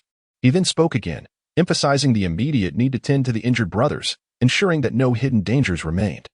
As for the fallen comrades, their compensation should be doubled. Let us return and arrange this with Colonel Baichuan. Thank you, Brigadier General Gale. At that moment, everyone erupted in unison. This was a testament to their resolute commitment as men, a man who genuinely regarded them as brothers. The phrase "a soldier dies for his confidant" perfectly encapsulated their sentiments towards Gale at that moment. Let us gather our things and set forth. Indeed, with a grand gesture, Gale commanded the sailors to line up neatly and board the vessel. Soon after, the ship set sail. The pirates, concealed behind the walls, breathed a sigh of relief as they witnessed the formidable warship departing. The pressure had been immense. They felt utterly powerless against such overwhelming strength. In a dimly lit corner, behind a crumbling wall, a man wearing a magician's hat emerged from the shadows, peering intently in the direction of the warship's retreat. He was lost in thought. reminiscing about the scenes he had witnessed aboard the ship, although he was unaware of the nature of the fruit in question. The fact that the brigadier general was still alive indicated that he had stumbled upon an astonishing secret, the existence of individuals capable of wielding the powers of two devil fruits. However, his own situation had grown perilous. It appeared imperative for him to seek a formidable ally, or, perhaps, even consider joining the Navy. Yet, he found himself more inclined towards the former option, having become accustomed to the shadows of the underworld. He harbored a deep-seated fear of being silenced should he align himself with the Navy. With that apprehension weighing heavily on him, he quietly receded back into the shadows. Disappearing from sight, Gale did not sleep in his own chamber. Even during the day, slumber eluded him. He is currently in the training room, yet at this moment, the room is sealed on all sides. Gale was endeavoring to comprehend the powers of the dark fruit. Last night, in the haste of his departure, he had not the opportunity to conduct thorough research before setting out with Gallet to continue the pursuit of the remnants of the Blackbeard pirates. It was only now, at this moment, that he could carve out some time for reflection. He attempted to utilize the dark water, but without the presence of other ability users. The sensations were not particularly discernible. Nonetheless, he felt that Blackbeard's mastery of the fruit was somewhat lacking. He had merely grasped its general direction. Gale was well aware of the existence of black holes, and the powers of the dark fruit bore a resemblance to such phenomena. Should an attack from the fruit's abilities be directed at him, it could be entirely absorbed by a black hole. Physical assaults, including blades and bullets, could also be absorbed, albeit at the cost of enduring double the pain. Furthermore, the black hole's gravitational pull was significant and its range could be expanded. When he absorbed damage during combat, it seemed diminished, likely due to the influence of his haki, which was a common drawback of all fruit abilities. However, even if he could not elementalize, the differences were negligible. The same constraints of haki applied. Physical attacks could be disregarded, painful, yes, but not injurious. The primary concern remained the nemesis of all fruit abilities. Additionally, it possessed the advantages of a natural fruit, namely, a calamitous coverage area. Unfortunately, Gale found himself unable to experiment aboard the ship. Moreover, the power to seize fruit abilities was undoubtedly linked to dark water, yet that too could not be explored at present. Nonetheless, Gale harbored an unshakable conviction that the dark fruit held far greater potential than what Blackbeard had uncovered. One capability, in particular, stood out: the ability to absorb and release. It was reminiscent of the fabled storage rings from his previous life, capable of drawing items within and releasing them at will. Such a skill was nothing short of essential for both domestic life and travel. Chapter 67. Narahara in the vast desert, the solitary smoke rises straight, and the setting sun appears round over the long river. The endless expanse of sand mirrored the ocean, and traversing this arid land, one could scarcely speak of the heat and thirst. The profound solitude was an equally painful affliction. Two women and a man advanced slowly through the desert, all clad in matching light blue jackets, adorned with delicate white clouds, enveloping their forms completely. Each wore a casual round hat and carried a small backpack. Despite their striking appearances, the relentless erosion of the sand rendered it difficult for passers-by to discern that their complexions were more hydrated than those of the locals, even that of the man among them. These three were Gale, Gallet, and Dasky. Nearly 10 days had elapsed since the incident at Gaia Island. In truth, Gale and the others need not carry packs, for the space within Gale's dark fruit was unfathomably vast, capable of swallowing a multitude of items. Yet, as a precaution, he had discreetly stored some food and water, intending to inform Dasky at a more opportune moment. The other naval officers had been instructed to retreat to Alabasta, where they could lay low and await further orders amidst the bustling population. Alabasta, being a formidable superpower with a garrison exceeding 600,000, had been embroiled in turmoil affecting over 1 million souls. With merely 100 soldiers at their disposal, despite their formidable weaponry and armament, they were still woefully underprepared. Furthermore, they could not afford to clash with civilians. Hence, they chose to hide until the moment arose to call upon their strength. Though Gale grasped the underlying circumstances, he recognized the necessity of a gradual approach toward their objectives. Foreknowledge would be too astonishingly outlandish. Thus, Gale and his companions disembarked early, embarking on foot to explore the country and the desert, gathering intelligence as they meandered. If fortune favored them, perhaps they might encounter someone Gale wished to see. Their journey was unremarkable, yet after 2 hours of walking, they finally approached the small town of Narahara. Come take a look. Selling fabric here. Fresh styles just in. Water for sale. The desert city, in contrast to the waterborne cities Gale had previously encountered, featured vendors displaying their wares along the streets, with relatively few shops. The populace here embodied the essence of ordinary humanity. Apart from the dryness of their skin and a slight wheatish hue, Gale found this to be the most natural appearance. One he favored. Behold the dancers, truly captivating. Their figures were perfectly accentuated, curvaceous yet graceful, exuding an allure that was both modest and enticing. Their physiques, appearances, fashion, and even their culinary choices mirrored the essence of the nation Gale had known in his past life. 3 years without rain had left the town somewhat desolate. Even beneath the clear blue skies and radiant sunshine, a palpable gloom seemed to shroud the city. The townsfolk moved with a languid air, not due to illness or hunger, but rather a profound absence of hope. The passage of the three Gale did not attract the attention of others on the street. Yet, in tumultuous times, there are always those who thrive on chaos and bloodshed. For within Gale's keen perception, he sensed that they had already caught the eye of an onlooker, who hesitated to strike. Alas, where has that foolish Luffy run off to? Why has he yet to catch up? Gale's ears involuntarily twitched. Gale's eyes sparkled with intrigue as he turned towards the source of the sound. In a corner, he observed 2 women and 3 men engaged in a hushed discussion, accompanied by a small deer and a large duck. The voice that had captured Gale's attention belonged to a young girl clad in an orange dancer's outfit. She was none other than the enchanting goddess Nami, who had haunted his dreams in a previous life. However, the current Nami appeared rather innocent, despite Gale being of a similar age. Beside her was a girl with blue hair named Vivi, and there was Sanji, dressed in a black suit, casually puffing on a cigarette.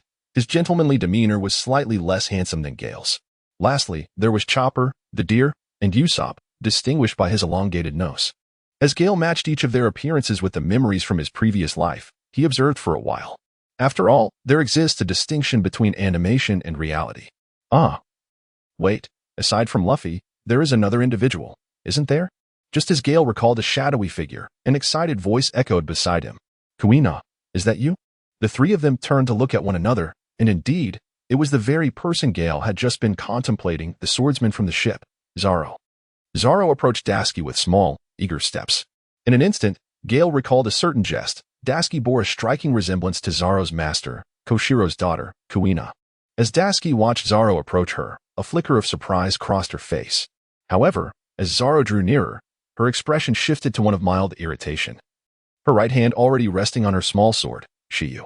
Just as Dasky grasped the hilt of her weapon, she noticed the 3 swords at Zoro's waist. One of the scabbards and hilts was particularly eye-catching, an exquisite sword, Wado Ikamanji. A gasp escaped her lips, and she instinctively covered her mouth, realizing her lapse in composure. Yet, upon recognizing that he too was a swordsman, her wariness diminished significantly. In the eyes of a swordsman, there exists a profound respect and a sense of camaraderie. Is it truly you, Kuina? Zoro seemed to confirm her identity upon hearing Dasky's soft exclamation, as if he had finally acknowledged the person he had long refused to accept as gone. Dasky appeared to grasp the situation, removing her hat to reveal her long hair, which she had kept at Gale's suggestion, accompanied by her striking red eyes. She wished to ensure he recognized her clearly. I apologize. My name is Dasky. I believe you may have mistaken me for someone else.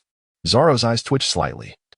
As if he had come to a painful realization, he had longed to believe in a truth he was reluctant to accept. I see. I mistook you for another. I am Zoro. A pleasure to meet you, and I look forward to your guidance. After a prolonged silence, Zoro finally spoke. I look forward to your guidance. At this moment, Dasky, feeling slightly uncomfortable under the sun's glare, politely responded, revealing her kind-hearted nature. Gale, do you know them? Galad inquired. Observing the slight smile on Gale's lips, a hint of curiosity in his heart. Gale always seemed to possess an uncanny knowledge of people and events. Indeed, Galad. They are quite an intriguing group of pirates. Ah, they are pirates? Dasky turned to Gale, astonished that someone who appeared so amiable was indeed a pirate. However, they are not necessarily bad individuals. Every person possesses both good and bad qualities. We can take the time to observe. With that, Gale smiled and led the 2 women toward a nearby restaurant. Chapter 68, the first encounter between the protagonist and the sidekick in a restaurant located in Alabastus, Nanohara. The crowd had already erupted into 2 minor frays. At that moment, a young lad was devouring his meal with an insatiable appetite, his mouth agape in an extraordinary manner. MMM. The food here is exquisite. His plates were piled high, and he attempted to express his admiration, albeit with garbled words. The surrounding patrons cast worried glances at him, especially after witnessing another individual consume an excessive amount of food only moments before. They had grown somewhat accustomed to such voracious eaters, yet their primary concern was his well-being. "Little brother, you should really leave." "Yes, you ought to depart." A number of people began to urge him to leave, the first being the proprietor behind the counter. "Huh? Leave? Why would I leave?" he replied, stuffing his mouth while looking utterly bewildered. The shopkeeper pointed to the wall beside them, which bore a gaping hole, revealing a series of identical breaches. "Well, this place is special," he exclaimed, still oblivious to the chaos he had caused. "Is this your doing?" "Huh? Me?" The boy had evidently forgotten about everything prior. He was simply ravenous, and now, with a hint of regained clarity, he continued to eat. Moments later, a loud crash resonated as a bare-chested youth with a large tattoo on his back was shoved to the ground by another. "Straw Hat Kid." The boy continued to eat, albeit at a gradually decreasing pace, beads of sweat forming on his temples. Suddenly, he stretched his arms wide, encircling all the food on the table and stuffing it into his mouth, puffing up like a balloon. He then dashed out the restaurant door in a flash. "Stop. Don't run." The clumsy exclamation only seemed to spur him on, his retreat echoing as his voice grew fainter. A soft giggle erupted from a corner table where 3 individuals, 2 women and 1 man, sat. They had witnessed the entire spectacle, initially intending to dine but now too engrossed to take a single bite, as 2 of them chased after the boy. The earlier scene caused the 2 women to stifle their laughter. "How amusing these individuals are," Dasky whispered, covering her mouth in delight. Just as Gale was about to respond, he heard a few rustling sounds. The boy who had been pinned to the ground was now standing. He had noticed the table in the corner, where 3 individuals remained remarkably composed amidst the excitement of everyone else. He had also caught the sound of their laughter moments ago. However, being a magnanimous person prone to making blunders himself, he merely cast a glance at the corner and exchanged a brief gaze with one of the men, who seemed somewhat familiar yet was undoubtedly a stranger. With a polite smile and nod, he turned and made his way toward the door. "Oh, ha ha ha." Aside from Gale and the others, more laughter erupted from those nearby. The only one wearing a frown was the owner, for not only had these 3 caused damage, but 2 of them had consumed an extravagant amount of food without offering any payment, given that it had not rained for 3 years. Every morsel of food was exceedingly precious, and the quantity they had consumed could easily feed dozens. Gale was aware that it was time to continue dining, planning to meet them later. What an intriguing first encounter this was. "Please indulge in some food. I shall introduce you to them shortly." Who exactly are Gale's companions? And why is Colonel Smoker unable to capture that rascal? After all, Colonel Smoker wields the powers of the smoke fruit.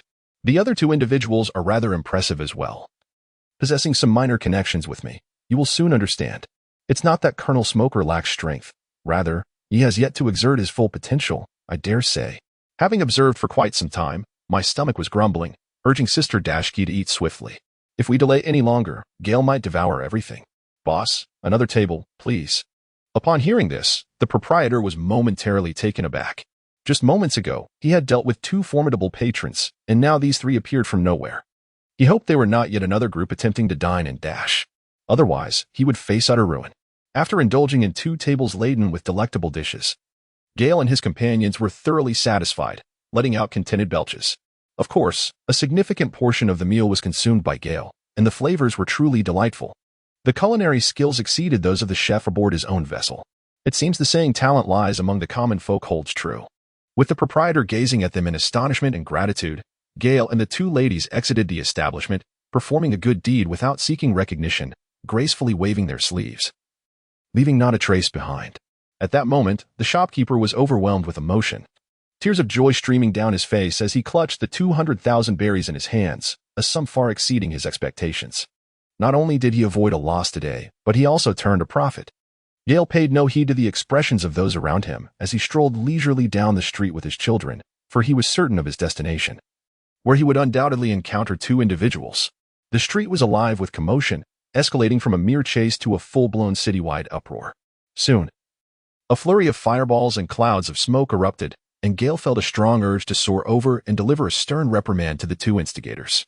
Must they engage in such brawls and disturb the peace? Nevertheless, he restrained himself from intervening. After meandering for over half an hour, Gale finally recognized a somewhat familiar alleyway. Though uncertain, he felt compelled to investigate. How nostalgic it was. "By the way, aren't your companions searching for you?" he mused. But Ace, what brings you to this country?" "What do you mean?" Ace replied, "Did you not receive my message from Magnetic Drum Island?" "What?" Ace shrugged nonchalantly. "No matter. I too have some official business that has brought me to this region, and I wish to see you as well." "Official business?" At this juncture, both men instinctively held their breath, directing their gazes toward a particular spot. From the corner of the alley came the unmistakable sound of footsteps, steady and unhurried, rather than furtive. The two exchanged puzzled glances as three figures gradually emerged. Leading the trio was a man, and all three were clad in enveloping outer garments. Despite the brisk winds of the city, the gusts billowed around them, imparting an air of mystery. "Is that them?" Ace thought, recognizing the man from their previous encounter at the restaurant, though he was certain he did not know them well. What could they want? They appeared to harbor no ill intentions. As the trio approached, stopping just a few meters away from the two brothers, the leading man removed his hat, offering them a warm smile. "Luffy, Ace, it is a pleasure to meet you at last. I look forward to our acquaintance."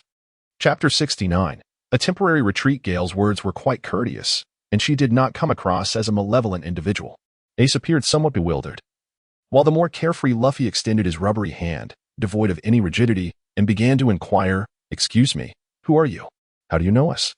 Gale gazed at the two individuals before him. They were his idols from a past life. Ace was older, while Luffy was slightly younger. This connection was imparted to him by his mentor, Carp. In this life, the bond he shared with Carp rendered the fact that they were pirates inconsequential, as it did not diminish his heartfelt affinity towards them. His eyes gleamed with joy, narrowing into crescent shapes as he placed his right hand over his chest. "Forgive my lack of introduction, I am Gale." At that moment, Ace inhaled sharply, recognizing the resemblance between Gale and the photographs he had seen. The individual before him was none other than the Navy's most formidable newcomer, Brigadier General Gale. Prior to embarking on this journey, Ace was unaware of the relationship between Gale and Carp, as it was around that time that Gale had become Carp's disciple. Consequently, Ace's hands tightened nervously, ready to spring into action. Despite possessing the powers of the Marimara no Mi, he was not foolish enough to be overconfident. For the reputation of his opponent was well-earned. Gale had vanquished assassins worth 600 to 700 million berries. This was a daunting realization, particularly with his brother Luffy present. Gale, such a familiar name. Where have I heard it before? Luffy pondered, resting his chin on his hand, seemingly lost in thought. His lips pursed. He shifted between sitting on the ground and lying down, before leaping onto a clothesline strung overhead, dangling from it with both hands, his feet inverted. The onlookers couldn't help but sweat nervously, while the two women stifled their laughter. Ace felt the tense atmosphere dissipate, disrupted by Luffy's antics, and his lips twitched in annoyance. He longed to reprimand him, but found himself unable to do so, letting out a resigned chuckle as he pointed at Gale, preparing to inform Luffy. "He is a Navy officer. Oh, I remember. You're the Gale my grandpa spoke of." Ace's words were abruptly interrupted by Luffy, who had finally descended from the clothesline, scratching his head as the realization dawned upon him. He pointed towards Gale alongside Ace, his eyes sparkling with a golden gleam as he spoke. "Brother?" Ace was momentarily taken aback, observing Luffy's exuberance and feeling reassured that he had not erred. Embarrassed, he sheepishly withdrew his finger. Gale burst into laughter, finding Luffy's antics utterly delightful, making it hard not to like him. "Indeed, Luffy and Ace, I am Gale, a disciple of Master Carp." Ace's jaw nearly dropped to the floor, astonished to discover that the illustrious Colonel Gale was also a pupil of the old man. In that case, one might consider him an ally. "Ah, ha ha ha, at last, I meet this brother of mine. Let me take a look. There seems to be no difference, 2 eyes, a nose, and a mouth, so why does Grandpa always speak so highly of you, urging me to learn from you?" At this moment, Gale found himself in an awkward predicament, having somewhat underestimated Luffy's boisterous nature. Luffy was inspecting him with curious glances, climbing onto him, poking and prodding here and there. Suddenly, a gasp escaped his lips. "What is this?" Luffy had discovered Gale's tail beneath his clothing, and without hesitation, he reached in and tugged at it with considerable force. A sharp hiss echoed in the air. Not only Gale, but everyone present felt the sting, as if it were on the verge of snapping. Gale's complexion had turned ashen. Were it not for the dark fruit's ability to absorb damage, he might have been torn apart, suffering only the double agony it brought. This was also Gale's first experience. "Luffy, release that. It's Gale's tail. If this continues, it will surely snap." Ace could no longer bear to watch and urgently reprimanded Luffy. If Luffy persisted in this manner, the tail might indeed break. Wow, that SA tail. How impressive. Upon hearing this, Luffy's eyes sparkled with excitement. But after a lingering glance, he reluctantly let go. Gale hastily tucked his tail back into his clothing. In fact, he had almost instinctively used his tail to swat away Luffy, but he managed to restrain himself. Although it was somewhat awkward, Gale understood that this was simply Luffy's nature. It truly is not easy to be his companion. Gale, do tell, without your tail, I am at a loss, Luffy exclaimed, his hands bent and his stance slightly crouched. Reminiscent of a martial arts stance, yet he was indeed bouncing up and down, his mouth wide open in a beaming smile, exuding an air of insatiable curiosity. Luffy, I belong to the monkey fur tribe, which is distinct from your race, and my appearance bears the traits of various animals. Furthermore, look at Gallet. She even has rabbit ears atop her head.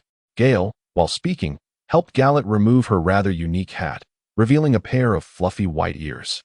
Upon having her hat taken off, Gallet shyly smiled at the two, a natural and endearing blush gracing her cheeks. How impressive!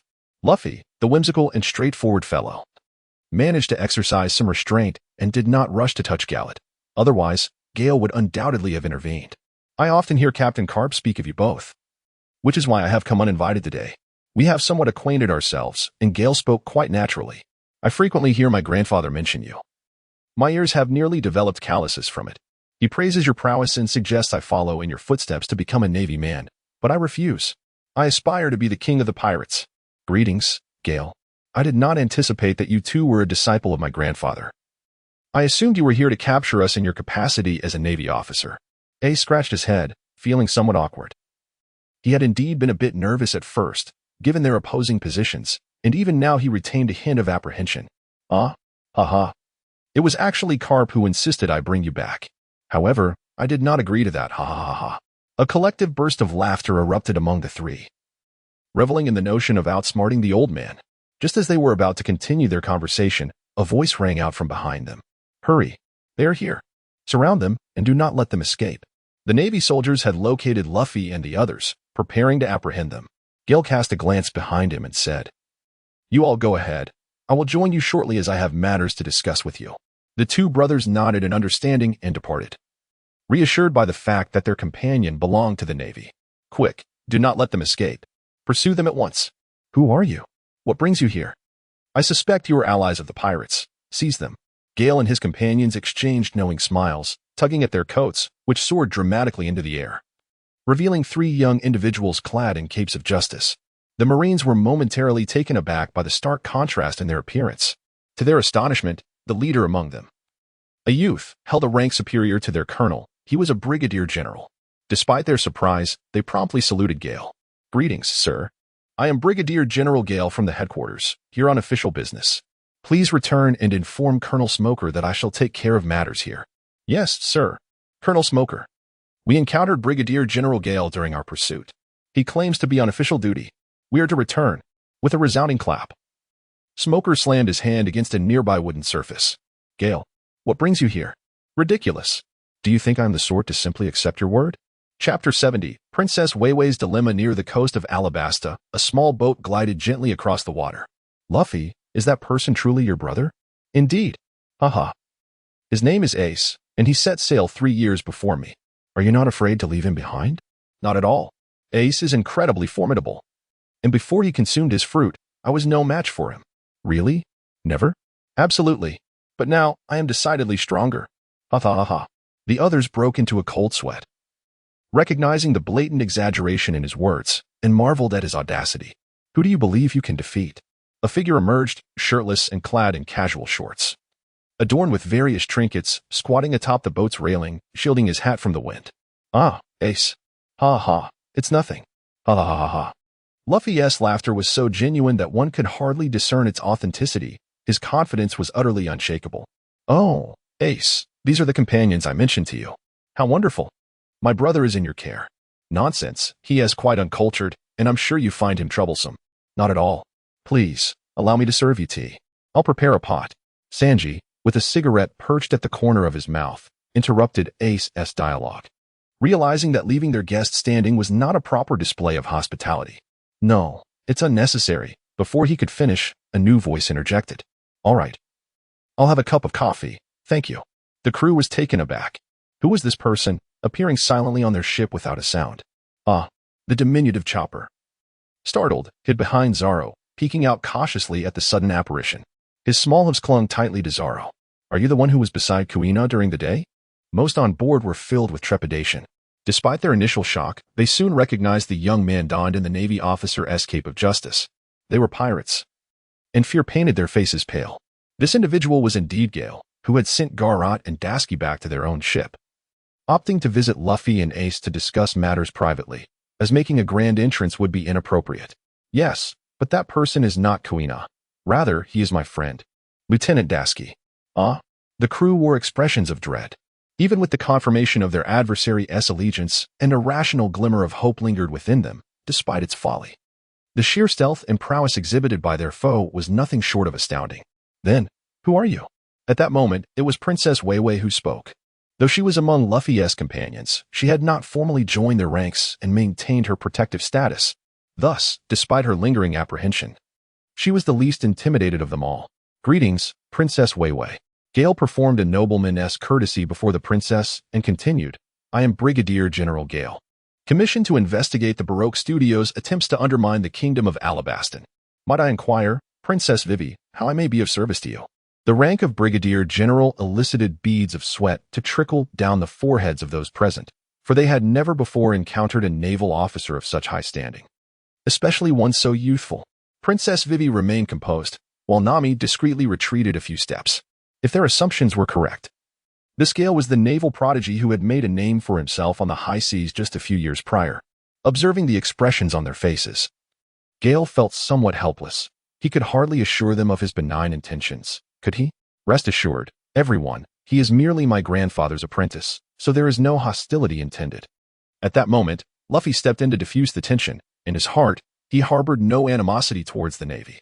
He embraced the life of a pirate solely for the thrill of adventure, and had he not chosen this path, he would have likely become a naval officer himself.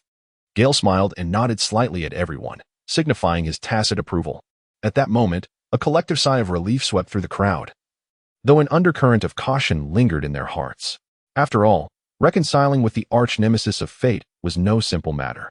A million elders, Princess Weiwei exclaimed in astonishment, her finger trembling as she pointed towards the front of the ship.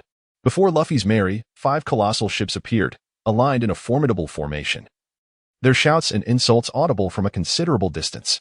The atmosphere turned peculiar, teetering on the brink of retreat. Gale prepared to disembark and confront them, but was halted by his own hand. Ace, they are my responsibility. Although their current target is you, allow me to handle it, he declared. Before Ace could respond, Gale vanished in an instant, reappearing above the 5 ships. Raging Gale Meteor. With a swift motion, 5 vacuum slashes expanded in the wind and descended upon the vessels. Simultaneously, the ships erupted in a cacophony of explosions, sinking beneath the waves. Terrifyingly, Gale appeared as though he had never moved, still standing there with a serene smile. Before the attack had even landed, he returned, as if he had never departed.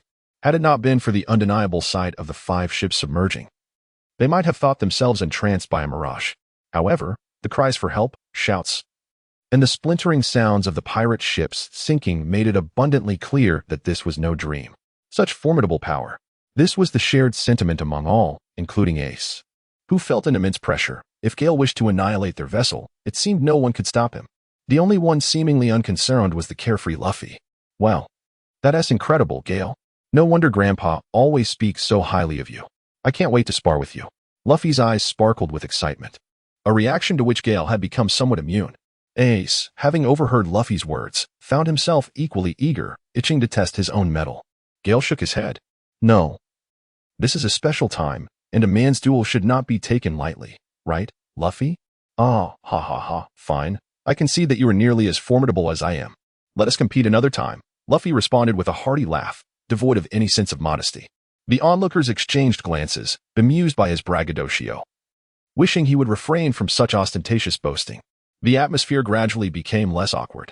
Gale took a few steps forward and addressed Princess Weiwei. Princess Weiwei, regarding the Baroque works inciting the rebel army with the intent to overthrow the kingdom, it is indeed the doing of Crocodile, is it not? How do you know this? Yes, it is true. Mr. Zero of Baroque Works is none other than the Shichibukai, Crocodile. In that case, you can testify that Crocodile's criminal activities have been confirmed. Will you accompany me to apprehend him and thwart the rebel army? Princess Weiwei felt taken aback by the sudden turn of events. For someone who had been wearing a frown, this was indeed the most uplifting news she had heard, especially considering the evident strength of this young major. Chapter 71. The News of Blackbeard's Demise. Gale had already settled down by the small table, while the ever-gentle Sanji graciously presented a cup of coffee, elegantly crossing his legs. He gently stirred the freshly brewed coffee with a spoon, then delicately blew on it. After taking a small sip, he set the cup back down. Gazing at the hesitant Princess Weiwei, "General Gale, I do not wish to abandon my companions. I promised them we would embark on this adventure together," Princess Weiwei murmured. Her head bowed, having forgotten her friends for quite some time.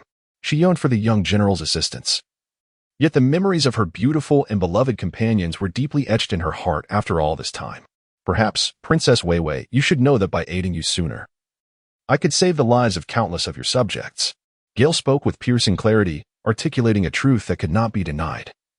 Had Princess Weiwei possessed even the slightest evidence, he would have apprehended Crocodile in advance, thereby saving countless lives. "I am aware of this. Yet the turmoil has become so entrenched that even in Crocodile's absence, it would be exceedingly challenging to halt the chaos. As long as the rain continues to elude us, the unrest will persist unabated. I lack direct evidence to substantiate that this is Crocodile's conspiracy, but I yearn to work alongside my comrades to gradually unravel their deceit, enabling everyone to recognize this for what it truly is, a conspiracy. At the very least, it is vital for the long-term prosperity of our nation. Brigadier Gale, may I beseech you to allow my companions and me to undertake this perilous endeavor, while you observe from the sidelines and lend us your assistance if necessary." Princess Weiwei spoke with fervor, her hands and feet trembling with emotion. Her struggle, excitement, and uncertainty were palpable. Alas, Gale let out a soft sigh. Indeed. Even if he were to personally apprehend Crocodile, the war would persist, and without substantial evidence, internal strife would remain unyielding. He could only address the symptoms but not the root cause. Moreover, as a member of the Navy, he was bound by the regulations that forbade interference in domestic turmoil. Otherwise, the alliance of the world government would be rendered meaningless. "Yes, Gale, I must personally send that Crocodile flying," Luffy exclaimed, spinning his arms in circles like a fan. Unabashedly declaring his intentions, Gale chuckled softly. Luffy's demeanor was undeniably amusing, yet her laughter was not at his expense, for his words held a profound truth. "I shall await your arrival in Alabasta, and Luffy, once you have dispatched Crocodile, might I entrust them all to me? After all, it is my mission." Gale addressed Luffy with a tone imbued with warmth, akin to the soothing embrace of a hot spring. The reason for his unwavering support remained a mystery to Gale himself. Perhaps it was a subconscious instinct. "Of course, haha. Just watch me send him flying," he declared. Everyone observed Luffy, whose earnestness was palpable. Despite the implausibility of his words, they believed in him unconditionally. Such is his charm. Princess Weiwei tightened her grip on her garment, her eyes glistening with unshed tears as she softly murmured, "Everyone." Gale felt that his position as a Navy officer was no longer tenable and yearned to depart. Just as he stood, the thought of Ace pursuing Blackbeard's whereabouts crossed his mind. Instead of moving aside, Gale found himself walking directly towards Ace, scrutinizing him intently. The freckles beneath his eyes, the hat he wore, his tattoos, and his trousers all radiated a vibrant personality. This was a regret from Gale's previous life concerning pirates. And in this lifetime, he had directly aided in eliminating Blackbeard because of his own actions. Ace, typically cheerful, wore an uncommon seriousness at that moment. Struggling to comprehend that this Navy Commodore could be considered an ally, he observed Gale closely, the golden hair, the oval face, and the light yellow suit that lent him an air of nobility. Gale, is there something you need?" The question sounded somewhat abrupt. For since consuming the Marimara Nomi, he had not felt pressure from his peers, but rather sensed an unusual danger. The bizarre speed and formidable martial prowess exhibited earlier had left him wary, particularly the menacing force of Haki. "Ace, are you pursuing Blackbeard?" "Ah, yes. He killed Sachi to escape with the fruit. He was my subordinate, and I must capture him myself. Do you have any information about him?" Ace's grip tightened at the mere mention of Blackbeard, unable to contain his emotions. "Actually, I wanted to inform you that Blackbeard has already been slain by me on Jai Island." Gale's demeanor was as serene as a gentle breeze. Yet to the ears of the onlookers, it resonated like a thunderclap. This was the formidable adversary that Ace had pursued for so long without success. Was it truly possible to kill so casually? Such a refined individual, devoid of any moral burden in taking a life? Ace, taken aback, found himself at a loss for words. He had traversed half the route over an extended period, Although he was aware that this Brigadier General Gale possessed the strength to eliminate Blackbeard, he still found it somewhat difficult to comprehend. Was this reality? Indeed, it was indisputable. Initially, Gale intended to capture either Luffy or you to present to the world government, aiming to forge amicable relations and thereby ascend to the ranks of the Seven Warlords, becoming a legitimate pirate. However, upon encountering me on Gaia Island, he altered his strategy, opting instead to defeat me to negotiate with the Navy.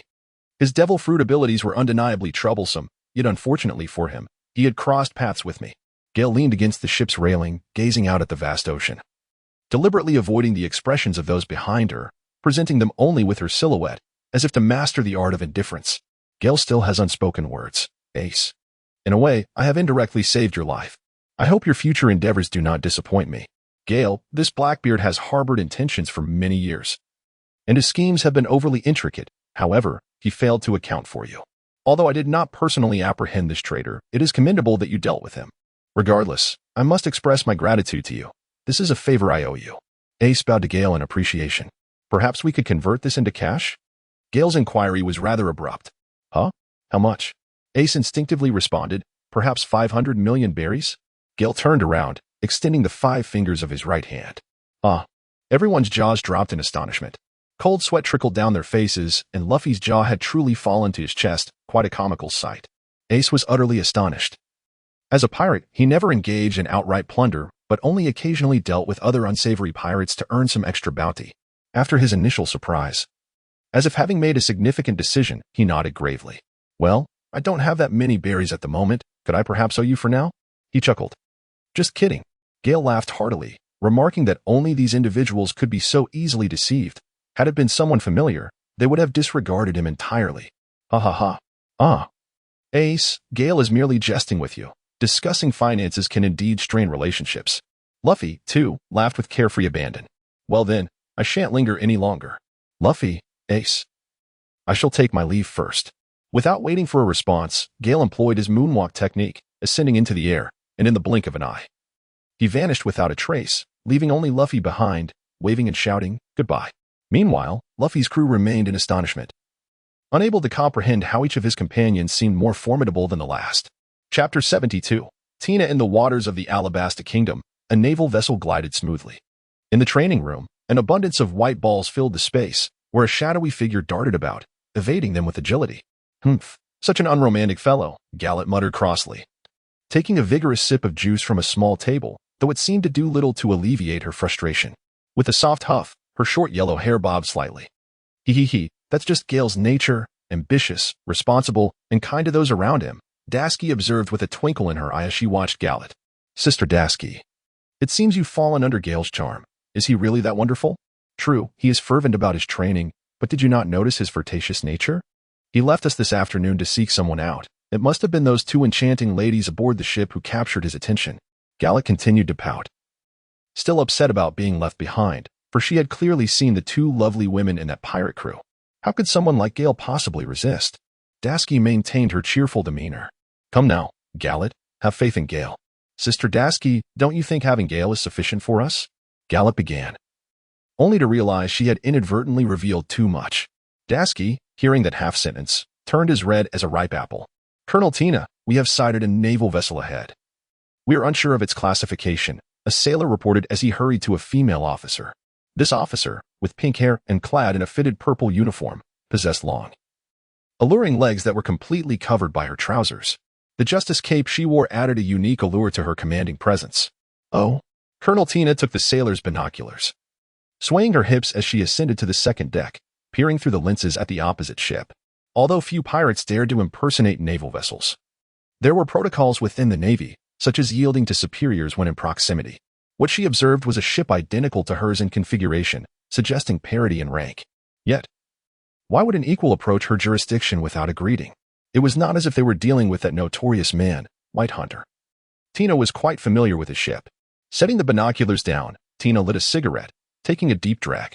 She pondered who could be approaching, but she would have to wait until they were closer to ascertain their identity. After a while, both vessels slowed their pace, preparing to encounter one another. Dasky and Gallet stood at the bow, curious about the identity of the approaching ship, though they recognized few officers, most of whom were classmates. Moments later, The three women on the decks of the opposing ships exchanged glances, and Tina, surprised, noted that she had never seen the two young colonels before. Who might their superior be? At that moment, Gale sensed the shift in atmosphere, having just concluded his training session. He grabbed a towel and emerged, nonchalantly draping it over his shoulders. Humph, Gallet remarked, spotting yet another beautiful colonel, but Gale had an uncanny knack for finding himself in the company of alluring women. Gale wiped the sweat from his brow with a towel as he ambled onto the deck, yet he couldn't shake the unsettling feeling in the air. Right before him lay a warship. It wasn't until he reached the bow of the vessel that the truth became apparent. The true nature of the swine was laid bare. Gale's gaze was unwavering, and saliva nearly escaped his lips. Indeed, this Tina was undeniably the embodiment of Gale's preferred type. With her alluring curves and the commanding presence of a mature woman, why did he not feel the same attraction towards Miwei and Nami? It was simply because they were still young, just as Gallet and Dasky were. What captivated him most were those voluptuous, sophisticated women, exuding the charm of maturity. Oh! Gale let out a pained exclamation, for it was Gallet who had pinched him sharply at the waist. Tina gazed at the handsome young man with golden hair, and the sight of his tail led her to an immediate realization of his identity. Tina had encountered Brigadier Gale before. As a disciplined officer, she was accustomed to maintaining decorum, even when faced with slightly discourteous behavior. After all, countless individuals had regarded her with similar expressions, and she had grown used to it. Who could blame her? Tina's charm was simply irresistible. With her salute, the other sailors aboard the vessel were equally astonished to discover that the remarkably youthful individual before them was indeed a brigadier. Had it not been for the absence of other young men nearby, they might have found this revelation hard to believe. Colonel Tina, there is no need for formality. We are all comrades here. Gale scratched his head. Just now, the encounter with the boorish fellow was abruptly interrupted by Gallet, which spared him from embarrassment. He had no time to engage in conversation with Gallet.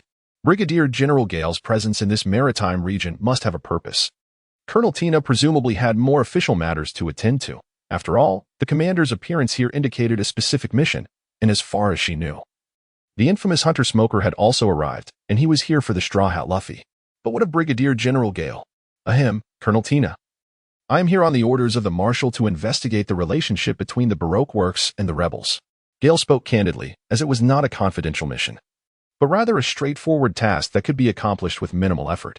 Why then, did the Marshal not assign the mission directly to me? I have been diligently suppressing and apprehending members of the Baroque studio, and although the endeavor has been ongoing, it has yielded considerable results. Tina's concerns were indeed valid.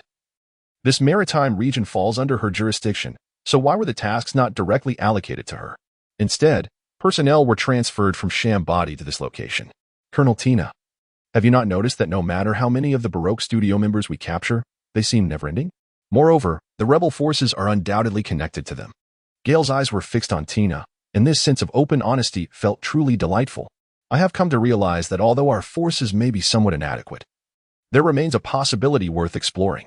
However, the owner of the Baroque studio possesses a rather intricate background, and this situation involves significant ramifications. Thus, it pertains to matters of confidentiality, and I am unable to disclose any further information. Gale has kept a small secret, yet as he stated, it pertains to Pluto, and any general would exercise utmost caution. Well, it seems Tina was a bit too forward. Since Colonel Gale has arrived, does he require Tina's assistance? Tina spoke with great formality, which is characteristic of her demeanor. Of course, one must first treat me to a meal, so we may converse in earnest. In a fleeting moment, Gale's true self was revealed, but scarcely had the words left his lips when he felt a sharp pain in his sides. Caught between two fronts. Brigadier General Gale possesses quite the sense of humor. Now that he has entered Tina's domain, it is only fitting that I extend my hospitality. I implore you, Brigadier General, to honor us with your presence. Observing Gale's awkwardness, Tina understood the situation well, and she found a certain pleasure in it. Her allure evoked envy and admiration. How delightful.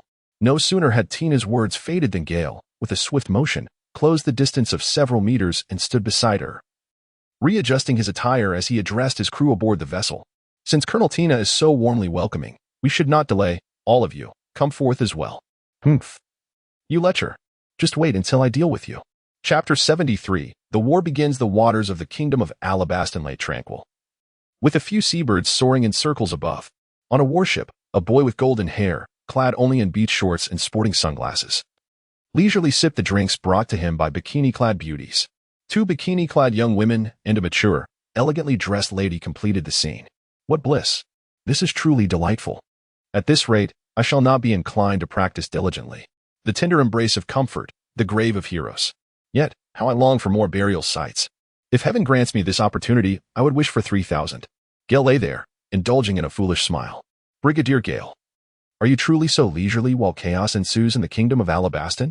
Colonel Tina questioned, her arms crossed, gazing down at the excessively relaxed brigadier. What time is it? According to my subordinates, we are on the brink of combat, with a war looming that could claim the lives of hundreds of thousands, if not millions. Oh? Do you have any objections, Colonel Tina? Gale pushed his sunglasses upward, gazing at Colonel Tina from this angle, the peak of the mountain obscuring half of her face. No. He could feel a nosebleed imminent, yet he must endure. He needed to keep watching. Unbeknownst to Tina, Gale was embroiled in an internal struggle. There was a flicker of annoyance towards General Gale, although Tina was of limited strength and could not intervene in the internal strife.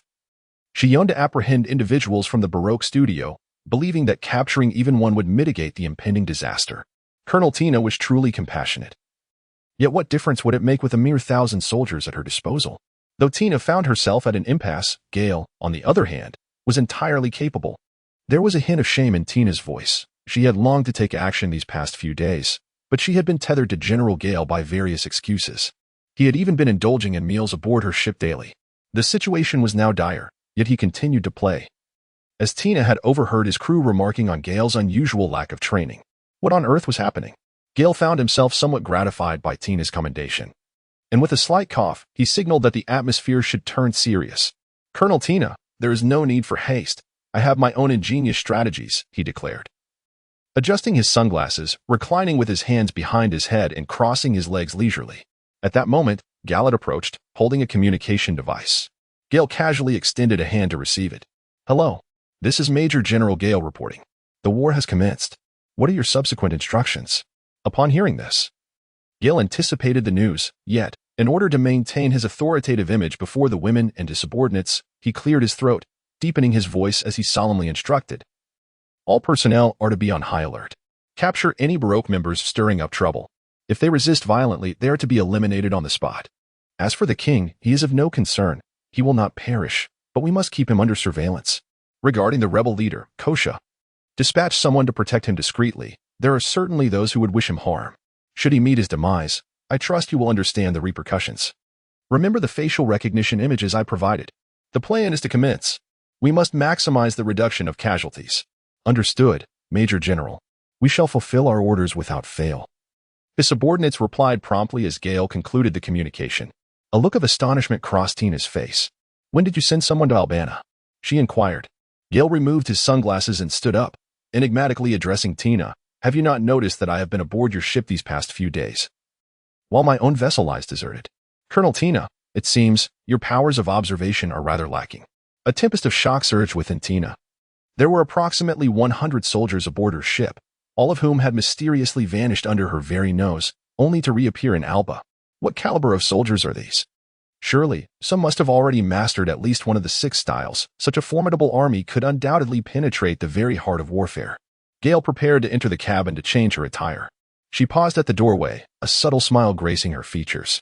Colonel Tina, shall we witness a historic feast together? Without waiting for Tina's response, Gale entered the cabin with the 2 women to refresh themselves. Gale remained unhurried, for in this battle, he was not the protagonist. Thus, he proceeded at his usual leisurely pace. By the time he emerged, Tina had been anxiously waiting at the door for quite some time, evidently prepared to accompany him. Before he could utter a word, Tina exclaimed, Brigadier Gale, will we make it in time? Even with relentless marching, it would surely take a whole day to arrive. Wouldn't it? Gale leisurely dried his hair and methodically donned his attire, relishing the admiration of the beautiful woman as he changed clothes. What a delightful experience it was. We are not leading any troops. After all, I have numerous companions present, and Colonel Smog should still have hundreds of soldiers lurking about, wouldn't he? Ah, but without soldiers. How shall we proceed? Upon hearing Gale's words, he pointed towards the sky, a slight smile gracing his lips, yet he uttered not a single word. This left Tina in a deeper state of confusion. By the way, Colonel Tina, you should instruct your subordinates that Colonel Smoker is likely to arrive shortly with a matter to discuss. Allow your subordinates to comply with his wishes. Why? Although you are my superior, I remain unaware of the current affairs, and I cannot blindly acquiesce, Tina replied. her resolve unyielding. Gale's single remark sent a shiver down his spine, leaving onlookers to wonder what unsavory intentions he might harbor. Shall we wait for Colonel Smoker here? Or should we take her leave? You, vile creature. Ha. Gallet and Dasky had already donned their military attire and wrapped themselves in overcoats as they emerged. Their mission was to undertake a task of significance. Gale observed the two individuals, signaling to Tina with his gaze that he was prepared to set forth. Tina clenched her fists tightly, then relaxed them. Very well, I shall comply with your request. Allow me a moment, and I will issue the necessary instructions. Perhaps there were additional matters to attend to, for Tina's absence extended to half an hour. Gale simply waited, for there was no alternative. If Tina did not finalize the arrangements, the unfolding events might deviate from the intended narrative, potentially spiraling into chaos. After all, Smoker was on his way to locate the Rainmaker. Brigadier Gale, Tina is ready. How shall we proceed? Tina gracefully ascended the stairs, her voice preceding her arrival. Come up. Gallet. Dasky, you shall take your position to my left. Upon hearing this, Gallet chuckled and effortlessly leaped onto Gale's back, while Dasky positioned herself at Gale's left side. Gale extended his right hand and beckoned Tina. Still perplexed, Tina walked over gracefully and arrived beside Gale. Gale swiftly grasped Tina's delicate, smooth hand and caressed it gently a few times. Are you ready? Let us embark. Gale leapt vigorously into the air, employing the moonstep technique to elevate himself and the three women alongside him. It was not that Gale desired to fly directly, rather, the force beneath his feet risked damaging the vessel below, despite bearing the weight of three beautiful companions. His previous training with weighted moonsteps had prepared him for far greater burdens. Although Garrot and Dasky were also adept at the moonstep, the conventional method of traversal proved exceedingly exhausting and was only suitable for brief moments of suspension in the air. Long-distance flight was simply impractical. Tina, in a state of panic, gazed down at the ascending figures, her mind reeling in astonishment. What a remarkable mastery of the moonstep! Before she could fully process her thoughts, a sudden sensation of weightlessness enveloped her, prompting an involuntary scream. Gale has unleashed his abilities, propelling himself forward with an astonishing speed akin to that of a small diamond. Tina felt as if the world was spinning around her, unable to distinguish anything beyond the golden desert and the azure sky behind her. Chapter 74, Crocodile in the Kingdom of Alabasta, in the city of Alubarna.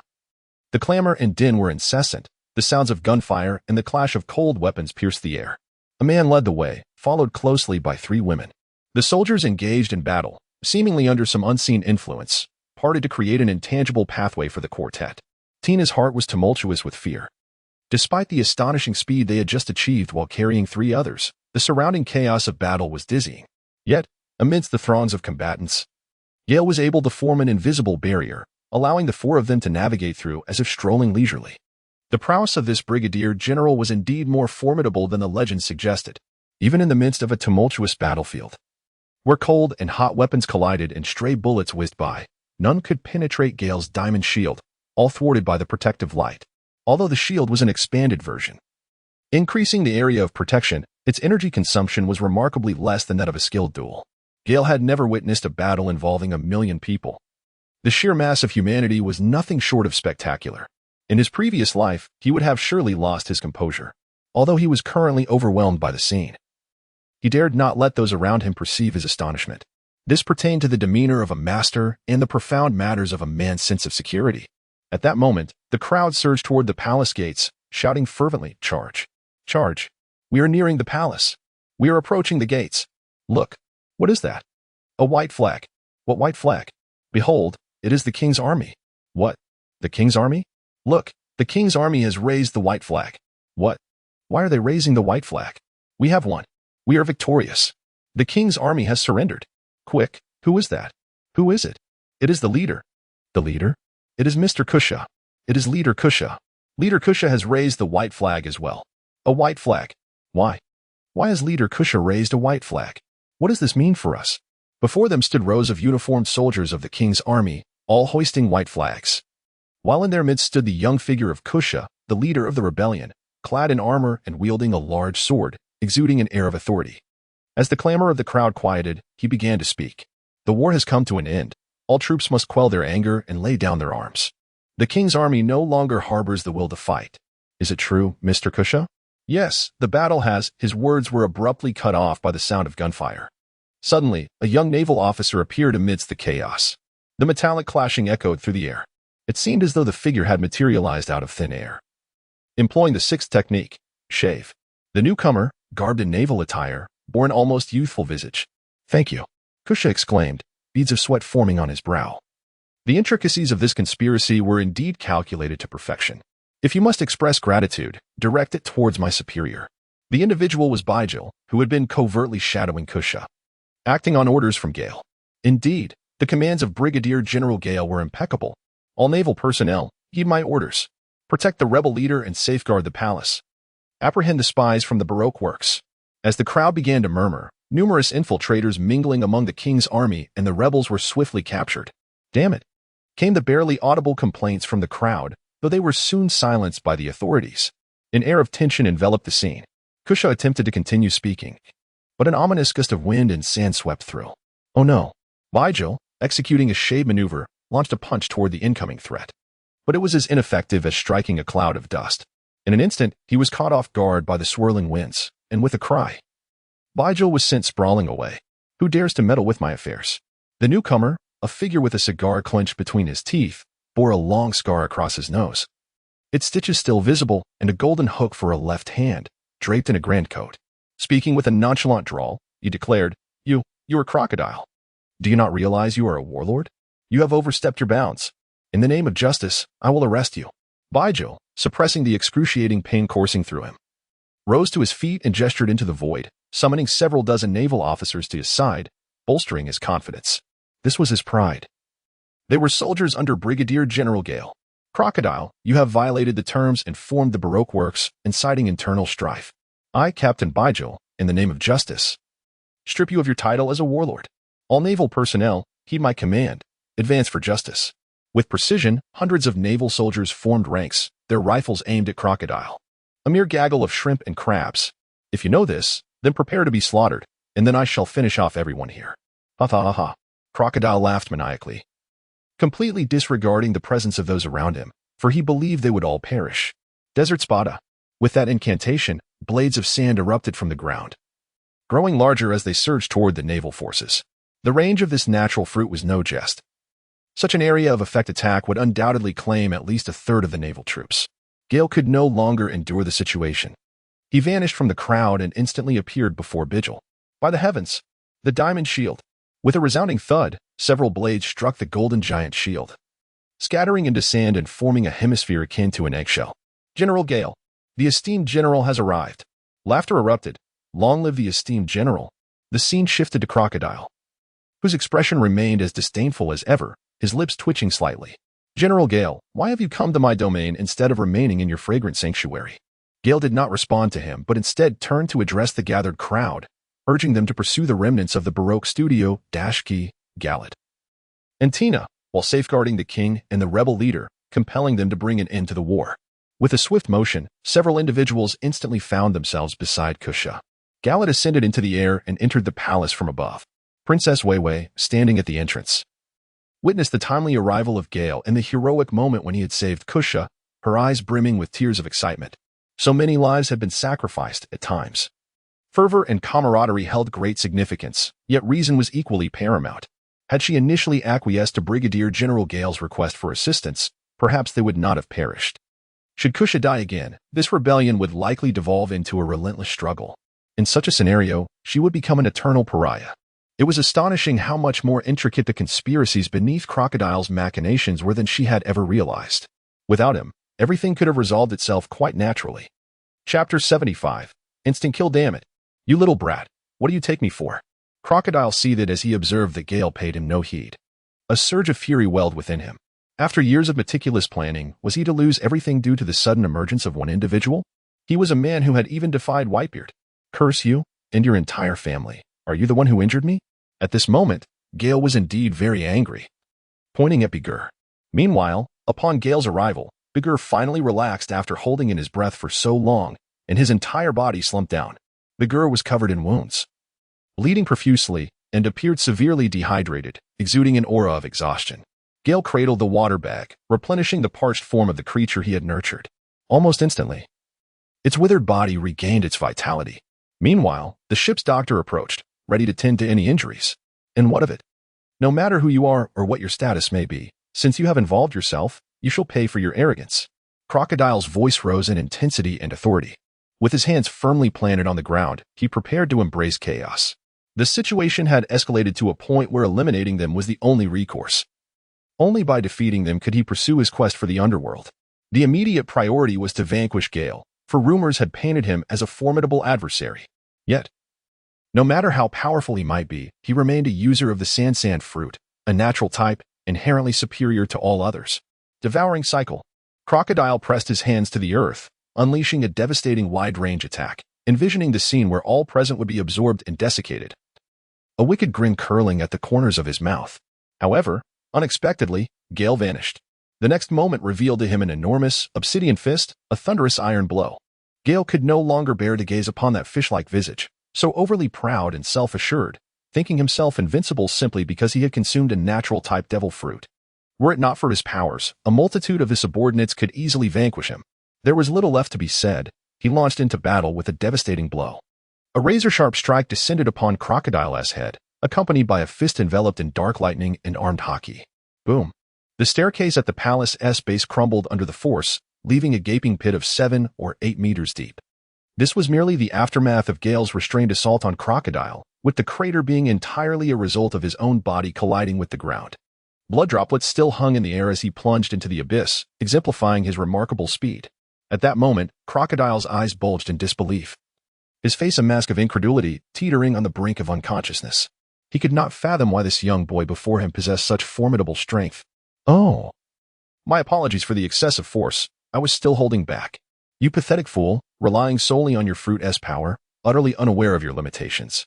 For daring to injure me and incite my wrath, you may as well resign yourself to a life behind bars. At that moment, millions of eyes were fixated on the young lad, whose might had reduced the once mighty Crocodile to a pitiful state, stripped of his will to fight. Could a natural-type fruit user truly be bested? Crocodile had not suffered such a defeat in years. It must have been painfully humiliating. Gale's subordinates gazed at their commander with admiration, reveling in his overwhelming prowess, which brought them pride as his followers. A commander who fiercely protected his own only garnered greater respect. Regrettably, their opponent was a formidable natural-type pirate. Had it been anyone else, they would have showcased their abilities with great flair. Thus, they rolled up their sleeves, invigorated to capture more members of the Baroque works. Before long, as they witnessed Crocodile being felled in a single blow, the king emerged slowly with the assistance of Gallet and the princess. Meanwhile, Luffy burst forth with a resounding shout. "Where's that dead Crocodile? I want to send him flying." Luffy scanned the surroundings, and Princess Vivi awkwardly pointed towards the staircase below. Upon Luffy's wide-eyed glance, he exclaimed, "Ah, this Crocodile is truly dead." Who? Following Vivi's gesture, he rushed toward the pit and discovered Crocodile, bewildered at who had so thoroughly defeated his intended target, until his gaze landed upon Gale. "It's Gale. Didn't you say to send him flying?" "Ah ha ha ha. I accidentally knocked him underground. You had already worn him out, and he couldn't withstand my punch." Gale, feeling somewhat awkward, confessed that he had yet to fulfill a promise and could not help but strike a blow. However, this scene appeared quite peculiar to onlookers. A formidable rear admiral conversing so courteously with a pirate? Ha ha ha. Well, it was our joint efforts that led to your advantageous position. Ha ha ha. Luffy, with his remarkable audacity, left one speechless. Gale could only manage a wry smile and shake his head. You all are going to die. Ah, ha, ha, ha, came the intermittent voice of Crocodile, weakly uttering his final words from within the cave. He still possessed a trump card, a contingency that involved a bomb capable of engulfing a span of several kilometers. That bomb posed no threat to him, a wielder of the natural type. Should it detonate, everyone would perish, yet he would endure. The expressions of Makuri, the kings, and Kusha shifted in alarm. "Rear Admiral Gale, there is a cannon at the clock tower, ready to fire. Its coverage exceeds 3,000 meters. Makuri, realizing the gravity of the situation, exerted nearly all his strength to shout. Oh, Gale had indeed forgotten about this matter, and following the subtle indication of the princess, he cast his gaze towards the clock tower across the way. He recalled that the bomb was, after all, a time device. Very well. He resolved to assist them in resolving this predicament. Gale strolled beneath the bell tower, executing a sidestep that sliced through the air at a 45-degree angle. This breathtaking maneuver captured the astonished gaze of millions who stood in awe. Gale clasped his hands together, raising them high. A magnificent wave of golden light erupted from his fists, soaring skyward. The mighty shockwave propelled half of the clock tower, weighing several tons, into the heavens. This force was meticulously controlled. The tower remained encased, untouched, while the thrust enveloped both the tower and the two Baroque individuals within, launching them thousands of meters into the air. Subsequently, Gale withdrew the protective barrier, and the shockwave penetrated the bomb. Boom! A blinding radiance transformed the daylight into a blank canvas of white. Then, the horizon erupted into a colossal mushroom cloud, dazzling and deafening, reminiscent of a nuclear explosion from a bygone era. Those who gazed upon it felt their vision blur, as if witnessing a grand spectacle. The thunderous blast seemed to herald a rebirth for Alabasta, a celebration for the entire nation. Crocodile, witnessing Gale's extraordinary feat, could no longer sustain his fade. He succumbed and fainted. Gale surveyed his masterpiece, a wave of satisfaction washing over him as he clapped his hands before leisurely strolling back to the palace. At this moment, Tina, Gallet, and Dasky approached him. Tina, genuinely impressed by the formidable General Gale, acknowledged that a man's striking appearance is indeed most captivating when accompanied by remarkable strength. Gale approached the king and bowed before him.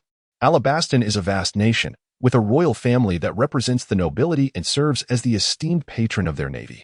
Gale rose to her feet amidst the king's heartfelt gratitude.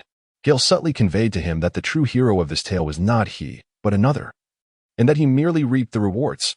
He urged him to first address the matter of the rebellious forces and clarify the reasons behind the current situation. Chapter 76. The conclusion of the incident. Seize them all and confine them with sea prism stone. Gale pointed at Crocodile and others, addressing his subordinates. As Crocodile was restrained with sea stone handcuffs, Gale noticed a lack of manpower and began to survey his surroundings. Suddenly, he spotted a few figures in the corner. Hey, it's you. Stop looking around. You must be Smoker's subordinates. Come over quickly and assist in escorting the prisoners. There are simply too many of them. Gale pointed frantically at the corner where they were gathered.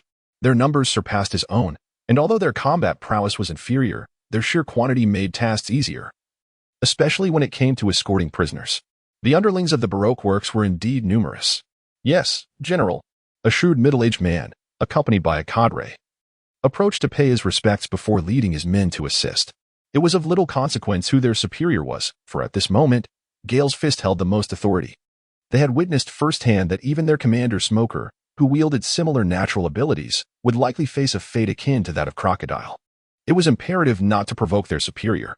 After a while, the sky darkened abruptly, and the rumble of thunder heralded a long-awaited downpour in Alabasta. Rain, how wonderful! Indeed. It has finally come. The kingdom is saved. We are all saved. Rain. I crave the rain. I long to drink the raindrops. Ah, how refreshing. At last. This day has arrived. The rain arrived just in time, a much-needed blessing. Despite the intensity of the downpour and the oppressive darkness that loomed low, it could not overshadow the joyous smiles. This rain in Alabasta quelled the internal strife at the smallest cost. For the explanations of Chief Koza and the defeat of Crocodile could not have pacified the situation as swiftly as this rain did. Gale and his companions stood in the rain, their heads sheltered beneath a luminous canopy. They appeared extraordinarily striking, yet none dared to intrude upon their presence, for all had witnessed the extraordinary power that transcended humanity. Brigadier General Gale indeed embodied the essence of a youthful hero, possessing not only formidable martial prowess but also the remarkable ability to deftly resolve crises of internal strife. Tina was filled with admiration. As she approached gracefully, she felt as though she was witnessing a miracle. The sheer strength that allowed him to shatter Crocodile with a single blow was one thing, but his astonishing feat of propelling a bell tower weighing dozens of tons into the sky left her utterly astounded. Moreover, he seemed to manage the turmoil with impeccable precision. Whether it was safeguarding the assassinated rebel leader or handling the bomb in the bell tower, he executed everything with remarkable skill. It was as if he were omnipotent. Such a person exuded an undeniable charm. I also hold great affection for Colonel Tina's forthright disposition. Gale gazed at Tina's graceful figure, feeling slightly emboldened. Tina was also taken aback by Brigadier General Gale's wit. Reporting to you, Brigadier General, the Straw Hat crew has collapsed by the roadside. Should we arrest them? At that moment, Vigil approached. Having observed Luffy's actions during these days of concealment, he found himself uncertain about apprehending them, so he sought Gale's counsel. Oh? Gale feigned contemplation for a moment before responding. They are heroes. Let them go. Yes, sir. Vigil appeared quite pleased and swiftly returned to continue apprehending other criminals. Brigadier General Gale, why did you let the Straw Hat crew go? Tina inquired, her confusion apparent. Because that is my sense of justice, he replied. Gale was at a loss as to how to respond to the intricacies of the situation, however, even without a past life. He resolutely refused to apprehend these heroes at this moment. Tina's expression was somewhat captivating, for she herself lacked an unwavering belief, only aware of the necessity to obey. Perhaps this young man would lead the Navy along a more righteous path. The rain poured relentlessly, and the pursuit was equally fervent, in the blink of an eye. An entire afternoon had slipped away. Gale observed that the events were drawing to a close, and the rebellion in the kingdom of Alabasta was nearing its end. Even if there were a few insignificant remnants left, they posed no real threat. Their combined forces were sufficient to quell any disturbances. Once the leading figures were eliminated, no significant upheaval could arise. Otherwise, Alabasta would have ceased to exist long ago. Thus, he strolled to stand before the king. Esteemed king, I believe what you require at this moment is a grand feast, while we, in turn, should take our leave. Gale performed a noble salute before King Cobra. Thank you for your assistance, General Gale. Might you grace the palace with your presence, allowing me to extend a modicum of hospitality? King Cobra, weary and solemn, implored the man who had the power to alter everything. Princess Weiwei, too, was eagerly awaiting the young general's acquiescence. Every detail unfolded under his meticulous planning. A thought that was both awe-inspiring and somewhat terrifying. I appreciate your kind offer, Your Majesty, but I must soon take my leave. My visit was solely to address matters concerning the Baroque studio, and having nearly apprehended the necessary individuals, I find it inappropriate to impose further. There are regulations within the military that prohibit such actions, and it is our duty to serve you. General Gale, must you truly depart? I am sincerely grateful for your efforts. Princess Weiwei exclaimed as she hurried closer, her rain-soaked form exuding a newfound femininity. Yet, Gale restrained himself, offering her a smile. Princess Weiwei, I believe your gratitude should be directed towards those who have accompanied and supported you throughout this journey, sacrificing much for your sake. Our differing statuses render my presence here unsuitable. It is time for me to bid farewell. With that, Gale straightened his posture, saluted the kingdom and the princess, and then led his team away, gradually vanishing into the curtain of rain amidst the gaze of many. On a certain coast of the Alabastan kingdom, a figure donned in a white crew cut and a white coat, with 2 cigars clasped in his mouth, appeared shrouded in smoke, his expression one of deep frustration. General Gale, has your reach become somewhat excessive? You have my soldiers detain all members of the Baroque studio while preventing my men from apprehending the Straw Hats. Do you not realize the toil I have endured in pursuing them to this very place? Gale and the other girls ventured far away, sensing that the young man seemed intent on causing trouble. It matters not. After all, we are all engaged in the pursuit of capturing wrongdoers, are we not? Gale scratched his head, feeling somewhat embarrassed for not allowing others to capture Luffy and his crew, as it was his own idea. However, the Straw Hats presented such a splendid opportunity. Colonel Smoker forcefully struck the wooden bench beneath him, causing a corner to break off immediately. Gale gazed at Smoker, a hint of amusement flickering within, for it was evident that he did not genuinely wish to apprehend them. Colonel Smoker, you ought not to question the commander's decisions. Moreover, for a hero such as yourself, it would be beneath you to capture them, wouldn't it? I will not play the villain. And I trust you shall not embrace that role either, correct? You scoundrel! How dare you attribute such words to me? Smoker retorted, a flush of indignation washing over him. Gale understood that this was a display of skill, so he decided to offer him a way out. After all, they were comrades. Colonel Smock, this is your justice as well. Gale revealed a significant smile, and surprisingly, Smoker did not retort this time. He merely struggled slightly, then took a deep puff of smoke and fell silent. Chapter 77. Departure to the Sky Island. The desk beneath the bold words of absolute justice was occupied by a man with a beard styled into braids, who had just finished his task. This was Sengoku. Sir. Gale, what is the situation? Reporting to the Marshal, all members of the Baroque Works, aside from the deceased Mr. 3, including the secret leader Crocodile, have been apprehended. Crocodile. It is indeed him, that treacherous scoundrel. Sengoku appeared quite furious, the intensity of his braided hair swinging revealing his agitation. Yes, and he himself claimed he would seek out the king of the underworld, intending to establish a military kingdom in Alabasta. His ambitions are truly grandiose. Humph. Did he manage to uncover any information in the end? None. He was thwarted by the Straw Hat crew, who continuously impeded his plans, forcing him to alter his strategies until I was able to capture him. Among them, Colonel Smoker also encountered and assisted in the capture during his pursuit of the Straw Hats, while Colonel Tina played a significant role as well. Gale gazed at Colonel Tina, who was intently focused on him, while Smoker, standing nearby, appeared rather despondent. The credit for their accomplishments must be shared. One cannot indulge in solitary glory. Very well. Let us swiftly apprehend Crocodile and return to Impel Down, followed by a direct report to Marineford. This time, you and your few commanding subordinates will each be promoted by 1 rank. Upon your advancement to Rear Admiral, I intend to assign you to the New World. As for Smoker and Tina, they too shall receive a promotion. Yes, Marshal. Hurry back, lad. By the way, have the Straw Hat crew been captured? Not yet, sir. Why is that? Gale, with your capabilities, they cannot possibly evade capture. I apologize, sir, for disappointing you. I am willing to forfeit this promotion opportunity. But I cannot bring myself to arrest a group of heroes. What nonsense are you spouting? This promotion is imperative. Is it because of your connection to Garp that you are going easy on them? I'm sorry, sir. Get back here immediately. With that, Sengoku ended the call in frustration, panting heavily. Gale had always been a compliant and sensible young man. Yet this time he had somewhat recklessly allowed the Straw Hat crew to escape, despite it not being within his designated responsibilities. Sigh. Gale, this boy. Sengoku found himself at a loss for words. As the Marshal, he hoped for Gale to be a commendable officer, dedicated to upholding justice through the capture of pirates. However, over the years, he had come to regard Gale as his own child, yearning for him to bear responsibilities akin to that of family. The grandson of Garp.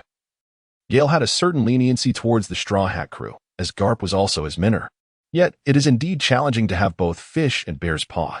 After Gale ended the call, he couldn't help but smile wryly, having provoked the teacher's ire for the first time. His heart was brimming with unspoken words. Gale, why did you take it upon yourself to claim credit for our work? Smoker, that troublesome young man, was once again grumbling without cause. Did he not understand the value of silence? If you wish to be obstinate, so be it. I shall report back, stating that you exhibit a blatant disregard for discipline and demonstrate rudeness in the presence of superiors. This could very well jeopardize your promotion. Smoker, enraged, but the tip of his cigar clean off. Can you not find a moment of peace? Tina approached gracefully, a cigarette delicately perched between her lips, freshly lit. She held a genuine admiration for the young brigadier, Gale. He was indeed an admirable leader. Moreover, from his recent conversation with Sengoku, it was evident that Gale possessed formidable connections, far beyond the ordinary. The rumors proved true. He was a protege of the 3 elder statesmen of the Navy. It could almost be said that he could navigate the seas with ease. Remarkably, he exhibited none of the arrogance typical of one so privileged. He operated with a distinct methodology, the cornerstone of which was his undeniable strength. Even his recent promotion to Rear Admiral paled in comparison to his true capabilities. What a formidable young man. Indeed, one must learn from Colonel Tina. Gale effortlessly snatched the cigarette from Tina's lips and placed it between his own. He savored the exquisite pleasure of the smoke. In his past life, he too had been a smoker, yet in this life, he had yet to indulge. Whether it was the flavor of the tobacco or the lingering essence from Colonel Tina's mouth, this cigarette was particularly delightful and soothing. Gale exhaled a puff of smoke towards Smoker, seemingly conveying with his gaze that he was indirectly kissing Colonel Tina. Tina, infuriated, was about to express her discontent when he began to act frivolously. Consequently, she turned cold, crossed her arms, and averted her gaze from the 2 miscreants. What an absurdity! Smoker, with his mouth agape for quite some time, felt an overwhelming urge to retaliate. However, he sensed his inability to prevail and could only utter the feeble words. Gale relished the sight of him in dismay, for he perpetually wore a sour expression. Moreover, this fellow, despite his evident affection for Tina, remained tight-lipped. If it weren't for the fact that I am 5 or 6 years his junior, he might find himself in quite a different predicament. Gallant, let us indulge in a grand feast. I shall personally prepare the meal. Colonel Tina, would you care to join me for a toast? This dinner is truly one of a kind in the entire world. Gale rose, brushed off his trousers, and departed with Gallant, leaving behind a remark that left Smog in a state of confusion amidst the wind. After only a few steps, he returned with a lively bounce. Smog, I was merely jesting. Let us go together. By the way, did you capture Mr. 11 and acquire a splendid blade from Flower State? Oh, a comrade indeed. Present it to me. Thus, it was settled, for what bonds we share. Oh my goodness, how high we are. How exhilarating. A girl adorned with 2 fluffy ears perched atop her head was currently sprawled across a boy. Beneath them, the clouds rushed downward, while their figures soared through layer upon layer of mist. Ah, so beautiful. The girl exclaimed with excitement, eagerly rubbing her small hands against Gale's cheeks to express her delight. Be careful. Don't fall. If you drop, I can't guarantee that I can catch you. The boy's words were somewhat slurred, as his face was being squished by the exuberant girl, making speech difficult. And thus, they were none other than Gale and Gallet, as Gaius traversed Gaia Island. He longed to ascend, yet he refrained, fearing that any delay might jeopardize the mission of the Uralisthan kingdom, having already squandered too much time on the journey. At that moment, having just acquired the powers of the Shadow Fruit, his heart brimmed with excitement, rendering the comparatively unique Sky Island somewhat less captivating. Now, on his return journey, as he passed Gaia once more, Gaius commanded the warship to retrace its original course. Amidst Daski's discontent, he took to the skies with Gallet, who playfully exclaimed, "Not at all. Haha, I can also perform the moonwalk. I won't fall." Gallet clasped his arms around Gaius's neck, burying his head beside him. Gale was uncertain of how high she had soared. She simply continued to fly with relentless vigor. Oh, Gale emitted a long, triumphant cry. For the breathtaking vista at such lofty heights was indeed a rare spectacle. When he first set sail, the floating islands had been one of his aspirations. To possess strength, to soar through the skies, to revel in unrestrained freedom alongside those dear to him. What a wondrous endeavor. Ah, how delightful. The encompassing white, the romance shrouded in mist. This was a realm meant for two. Gallet's grip on Gale's hand softened, embodying the life she yearned for, a shared existence that had inspired her to accompany him on this journey. Chapter 78. The Power Bank. Inalu. A quarter of an hour later, a vast expanse of boundless clouds materialized above them, a magnificent sight resembling a grand quilt, while the clouds below appeared as if cotton was cascading down. From Gale's experience, this was the White Sea. They were nearly there. Hold on tight. Gale firmly grasped Gallet's posterior with both hands, momentarily disregarding the astonishing elasticity in his grasp. The shockwave beneath their feet suddenly intensified, and a small canopy unfurled above them, allowing them to swiftly slip inside. It felt akin to crashing into a block of tofu, only to instantaneously mend. The two found themselves enveloped in a blinding whiteness. However, this state did not endure for long, as they soon emerged from the sea of clouds. Gale cast a fleeting glance, yet did not pause, continuing to ascend through the skies. Wow, Gale, is this the sea in the sky? It resembles the ocean. Vast and expansive. Gallet wrapped one arm around Gale's neck while pointing towards the White Sea below. The clouds within the ocean appeared tranquil, though certain areas churned and rolled, as if something were swimming within. Indeed, but there exists another layer above. The upper stratum is the White Sea. Once we break through that layer, we shall reach our destination. Gale exclaimed loudly. The rapid flight, coupled with the significant altitude, left them somewhat oxygen-deprived, causing Gale's voice to rise above the usual decibel. Had it not been for the prior experience on Siong Island, which boasted a similar elevation, they might have been susceptible to altitude sickness at this moment. Ha, Gale. You are truly remarkable. It seems you possess an innate knowledge of everything. Ha, indeed. Have you forgotten who I am? Humph. You are foolish, Gale. Stinky Gale. And lewd Gale. Oh, are you feeling a bit envious now that you haven't been taken under my wing? Gale firmly grasped Gallet's posterior, eliciting a soft gasp from her. Gallet couldn't help but let out a delicate exclamation, before burying her flushed face against Gale's shoulder, falling silent. Their intentions were unmistakably clear to each other, however. The nature of such an embarrassing matter left her too bashful to articulate her thoughts. Gale was aware that the atmosphere was somewhat ambiguous at this moment, as the hands that had just playfully pinched her bottom now gently caressed her, as if concerned about causing her any discomfort. After approximately another half-hour had passed, Gale, at long last, traversed the expanse of the White Sea with Gallet, arriving at the periphery of the Sky Island. However, due to the vastness surrounding them, Gale ascended to a greater altitude in search of the island. Fortuitously, upon reaching a higher elevation, Gale spotted a verdant speck, if fate were kind. It would undoubtedly be the fabled island of the gods, Apaya. Gale's lips curled upward, and if it weren't for this easily recognizable feature, distinguishing direction amidst the vast expanse of white would indeed be a formidable challenge. Wow, Gale, is that an island over there? Gallet also spotted a hint of green in the distance. Indeed. Hee, Gallet, let us embark on an adventure. Onward, Gale. A streak of golden light emerged in the boundless white world. Though it appeared distant, under Gale's swift flight, it soon dwindled to less than a kilometer. Suddenly, Gale's trajectory shifted abruptly. A thick bolt of lightning erupted from where Gale had just been. With a thunderous boom, it was not as terrifying as nature's own thunder. Yet it was scarcely less daunting. Gallet's face turned pale with fright as he clutched Gale tightly. Goodness, I do not wish to be struck by lightning again. It seems we are not welcome here. When Gale was still a student, he nearly got struck by lightning, and at that time, his classmates laughed at him. If it weren't for his mastery of observation hockey, he would have certainly been hit by that bolt. It seems that fellow's observation hockey is indeed quite formidable. Gale no longer lingered, sensing that the next bolt of lightning was imminent.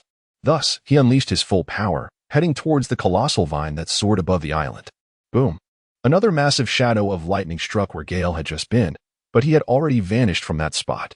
At the pinnacle of the enormous vine, a vast cloud formed, within which a man draped in a white headscarf with elongated earlobes and 4 large drums embellished with 3 spiral symbols on his back lazily opened his eyes. It was a man from the sky of Qinghai. Before he could utter a word, 2 figures appeared before him. Hello, a cheerful face greeted him, casually picking a few fruits from a large pile before indulging in them. Qinghai man, what brings you here? This individual was Inal, the god of the Sky Island. He was somewhat astonished by the speed of this Qinghai man, and it seemed he possessed the same unique ability to connect through the mind. Don't be so hostile, Inal. Gale bit into the apple in his hand with great enthusiasm, devouring it in a single bite, and tossed a few to Galat, the ignorant Qinghai man. Do you dare to utter the name of the divine? Inalu observed this bothersome Qinghai man before him, who had the audacity to speak his name. It had been years since anyone had dared to address him in such a manner. Thus, he raised his hand and unleashed a surge of electricity. With a swift whoosh, Gale employed the technique of shave, vanishing from his original position and reappearing behind him. I ask you, is this how you treat your guests? Gale's demeanor exudes a languorous air, reminiscent of Inal, for he has yet to regard him with any seriousness. Humph, do not cast such a gaze upon this deity. Divine retribution. A series of blinding flashes, even more intense than before, erupted. Boom, boom, boom, each strike manifested at the very spot where Gale had just appeared. Boom. A bolt of lightning descended, catching Gale off guard as he met the electric force head-on with his right hand. A wave of tingling pain coursed through his body, leaving him momentarily stunned.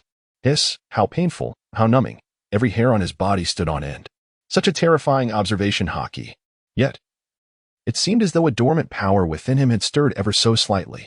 Upon contemplating this, Gale resolutely braced himself for yet another assault. Boom, boom, boom. A figure emerged, having endured a dozen strikes of lightning, still the same individual who had willingly subjected himself to such torment. At this moment, Gale was not in a pleasant state either. Although the power of the dark fruit rendered lightning ineffective against him, the intense and overwhelming pain still left him quite uncomfortable.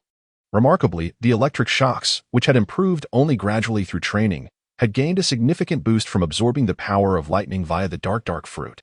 Goodness. Inal turned out to be a blessing. A mobile power bank. If this continued, it would be akin to consuming half of the thunder fruit. What? Inal was taken aback. The person from the Blue Sea had withstood over a dozen of his divine punishments without so much as a scratch. This was unprecedented since he had acquired the powers of the thunder fruit. However, after a brief moment of contemplation, he realized that in this world, no one could harm his body. With that revelation, he regained his composure. Blue Sea Dweller, what is your purpose for coming here? Purpose? Let me think. My initial intention was simply to have some fun. Oh, and by the way, it's quite entertaining when you strike me a few times. Gale had yet to fully appreciate the moment when it was abruptly taken from him. His intention was merely to bring Galat here for a bit of amusement. If there was a goal in mind, it was to acquire the shellfish of this place, and perhaps the gold as well. Of course. Observing this, Inal was also part of the plan. He harbored aspirations of subduing Inal, for such a potent fruit ability should not be squandered. After enduring a few blows moments ago, his desire to conquer Inal intensified. Chapter 79, The Battle with the God. The humble denizens of the Blue Sea, upon arriving here, spouted nonsense. Inal's temper flared. The misfortunes of his childhood had left him scorned, enduring various torments. He had vowed that all who looked down upon him would descend into oblivion. Thus, his first act with the formidable power of the rumble fruit was to obliterate Baika, annihilating those who once belittled and bullied him, erasing the places of memories he wished never to revisit. His body shimmered faintly, electric arcs crackling around him, ready to unleash his wrath. Wait. Gale raised his hand towards Inal, signaling him to remain still. Haha. Are you regretting your confrontation with the divine? Young one. Submit to me, the great deity, and I shall lead you to the boundless land, where you shall attain unparalleled glory. Inal, picking at his earwax, let out an unsightly laugh. He too was harboring the desire to cultivate talent, having always considered himself a god. He had recently completed the arcs prophesies and was contemplating the selection of individuals to accompany him to the infinite land of his dreams. Oh, I merely wish to inquire if you desired to become my subordinate, yet it seems you spoke first. Gale, regaining his composure, scratched his head in disbelief. This fellow truly has the audacity to seize his own lines, as if he had choreographed his movements with great care. Such words, when spoken, lack the requisite flair. What? Damn Qingdao resident! You shall pay for your folly. I shall make you aware that infringing upon the divine is an unforgivable transgression. 30 million volts. Thunderbird. Inalu's chest heaved with rage, his temper flaring as he unleashed his power at the slightest provocation. Gale scoffed disdainfully, swiftly dodging the attack and positioning himself behind his opponent. His right hand lifted, enveloped in an abyss of darkness. Iron Fist. However, the anticipated sequence did not unfold. Inal had already perceived Gale's assault through his keen sensory network, preemptively phasing out of existence. Moreover, the velocity of lightning surpassed Gale's expectations. Gale instantaneously transformed into his formidable form during the movement. Razor. Gale unleashed the swift six-style combination. Ripper. In an instant, he appeared before Inal, his fist transformed into an obsidian hue, poised to subdue him with sheer force. Whoosh. Yet, he was deftly evaded once more. It seems that Luffy's victory over him was indeed a profound injustice. Despite the innate advantage of elemental affinity, Inal, endowed with the speed of lightning and the mastery of observation haki, honed to an extraordinary level, proved to be an exceptionally formidable opponent even without the use of armament haki. For armament haki does not signify supremacy in all matters. At this moment, Inal was drenched in cold sweat, astounded by the velocity. He sensed the explosive power emanating from his adversary, whose techniques were unlike anything he had ever encountered. 30 million volts, lightning beast. A creature of pure electric energy surged toward Gale's trajectory. Gale clenched his right fist, channeling his strength into an iron punch as he advanced toward the Thunder Beast. The iron fist swiftly shattered the creature, propelling itself directly before Inal. With a resounding crash, Inal, caught off guard by the assault, was struck by Gale's fist, causing him to spew a mouthful of blood midair before being hurled several meters away, shattering his own surrounding walls in the process. How infuriating! Inal's heart raced with shock. Why? Why was this man from the East Blue able to strike him? After years devoid of pain, he now found himself overwhelmed by agony, one he had never experienced before, not even prior to consuming the fruit. Now, perhaps, a proper conversation could ensue. Gale halted his movements, standing before Inal, brushing off his hands as if he had merely accomplished a trifling task. Indeed, Inal was a formidable opponent. Without the prowess of armament haki, one might truly find oneself kneeling before him. His observation haki was extraordinary, and his devil fruit abilities were equally astonishing. Even with the mastery of armament haki, striking him would undoubtedly prove to be a considerable challenge, though this was, of course, under the assumption that one was not endowed with the powers of the dark fruit. Gale had no intention of launching an immediate assault. He even had the opportunity to savor a meal. Inal was infamous for his bloodthirsty ruthlessness, having sunk his own homeland of Burka, leaving behind a veritable mountain of corpses and a sea of blood. Furthermore, if Gale did not intervene, Inal would embark on his arc maxim towards the Endless Land, intending to obliterate this sky island on his way out. Such merciless cruelty instilled fear in Gale, for he dreaded the potential butterfly effect triggered by his presence. Should Luffy fail to vanquish Inal, the entire populace would face dire consequences. Thus, Gale resolved to subdue him or perish in the attempt. He would show no mercy in eliminating a heinous criminal responsible for countless atrocities. Moreover, he was exceedingly eager to acquire Inal's formidable ability. To his astonishment, he discovered that the unique physiology of the fur tribe, when combined with the absorption of the rumble fruit, could significantly enhance the storage of electrical energy. Gale could scarcely fathom the state of affairs if he were to reach the utmost limits of his capacity. After struggling for some time, Inal slowly rose to his feet, wiping the blood from the corner of his mouth. As a great god, how can I submit? I do not comprehend how you managed to strike me. But as long as I evade your blows and subsequently defeat you, I shall remain invincible. 16 million volts, Raijin. With that, Inal launched another attack. Enraged, truly enraged. He could not tolerate this insolent sea monkey's blasphemy against divinity, an affront he had not endured in years, and this humiliation demanded retribution. However, Gale, possessing the observation haki, would never fall prey to Inal's assault. With a swift whoosh, he vanished from sight, reappearing instantaneously behind Inal, delivering a powerful punch. A flash of electricity illuminated the air as Inal too vanished from his original position. The scene was filled only with the fleeting afterimages of the two combatants and the faint flicker of electric arcs overhead. Their battle resembled a game of hide-and-seek, as they exchanged blows in a relentless dance of evasion. Gallet, witnessing the spectacle, could not suppress a stifled chuckle. How infuriating! Inal's cold sweat poured down his brow. At this rate, he couldn't even graze the hem of his opponent's garment, and his attack seemed utterly ineffectual. Just as he felt cornered, Inal's gaze fell upon Gallet, who was indulging in his fruit.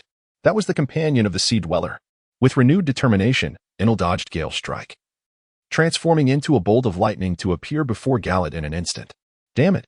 Gale was infuriated. Why is it that nowadays, when people are unable to win, they resort to targeting the relatives of their opponents? Gale resolved to no longer engage with him. Dark water, a small black hole, slightly larger than Gale's palm, materialized in his other hand. This was Gale's enhanced version of dark water, possessing a suction power far superior to that of Blackbeard's previous iteration. Had Blackbeard employed Gale's refined formula, it is conceivable that Gale would not have survived to transform under the full moon. Inal's forward momentum faltered, his eyes widened in disbelief, and his body became uncontrollable, with his fruit abilities spiraling him backward toward Gale, who seized it with a firm grip. How could this be?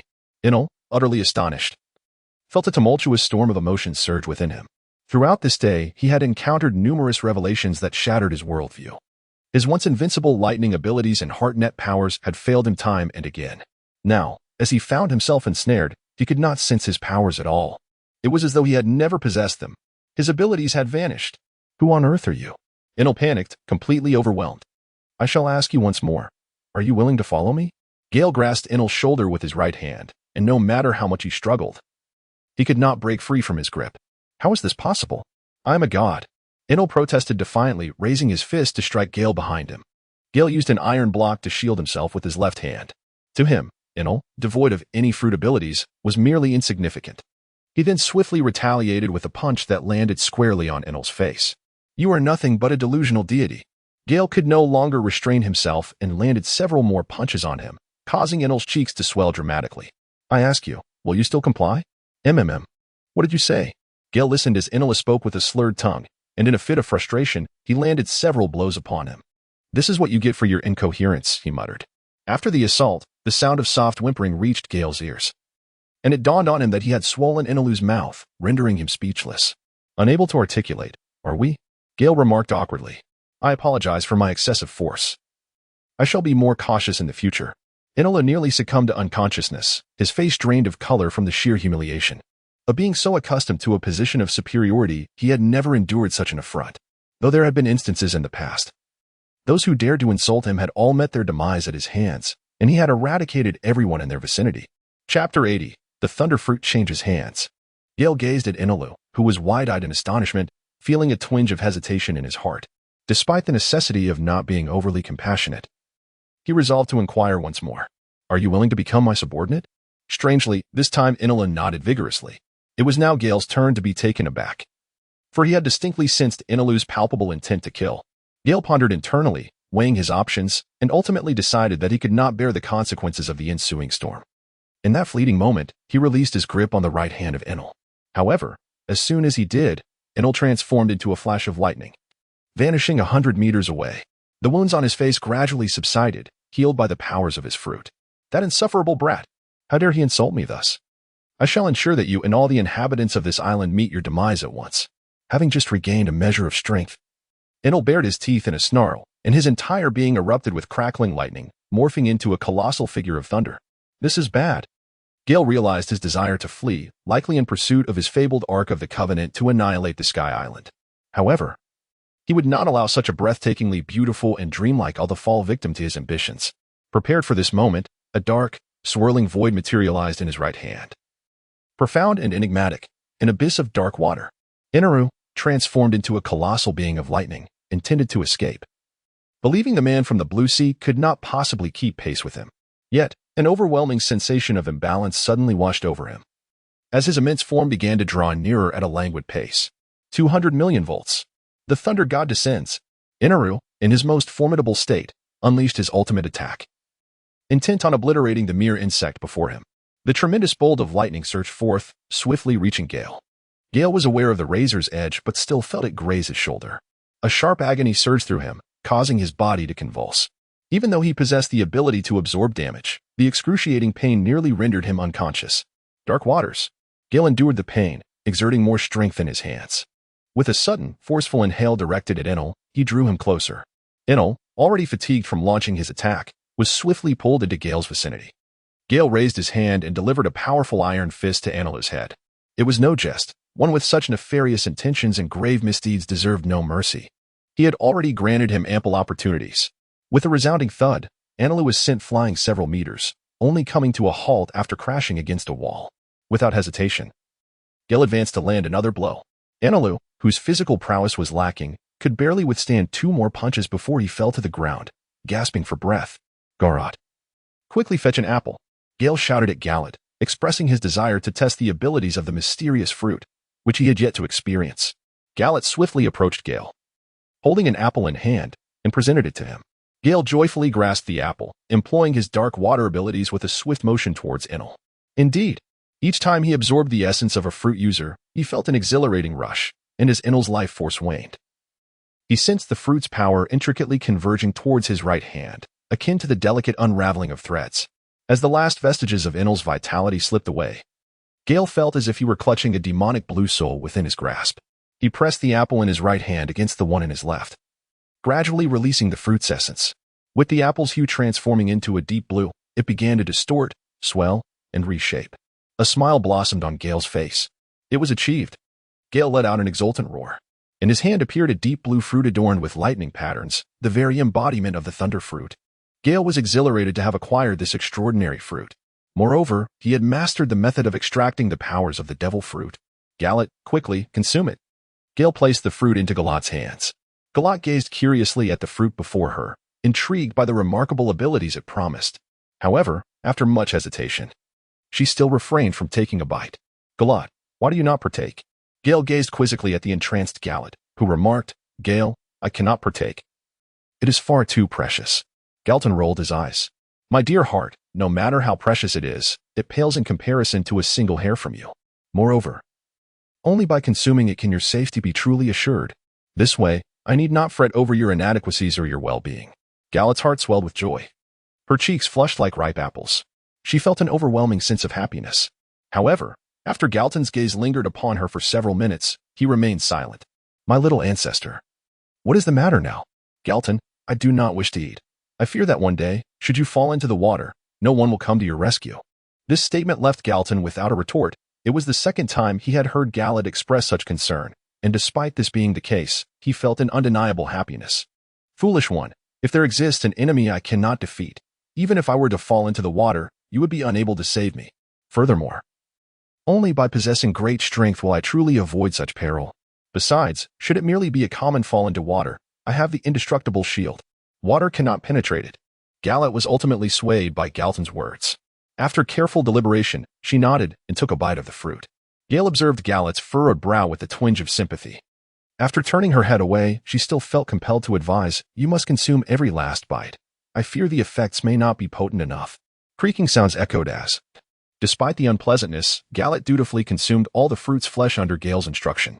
Although Gallet had heard tales of the fruit's unpalatability, it was only upon tasting it that she truly comprehended its wretched flavor. "Oh, how utterly repulsive!" Gallet exclaimed, sticking out her tongue in disgust. Gale gazed at Gallet with a gleeful expression and curiously urged, "Gallet, do try out your abilities." Gallet nodded in response. Suddenly, his body began to shimmer with electric light. And with a whoosh, he instantly appeared several dozen meters away, even swifter than Enel just moments before. This was the true manifestation of his newly mastered powers. "Quickly, Gallet, unleash your thunder for me to witness." Gale gestured towards Gallet, asserting his own strength. "No, I can sense the tempestuous electric energy within you as 100-fold. Even 1,000-fold, compared to my own." Gallet vigorously shook his head. "Fear not, for I have consumed the dark fruit. Its powers are ineffective against me.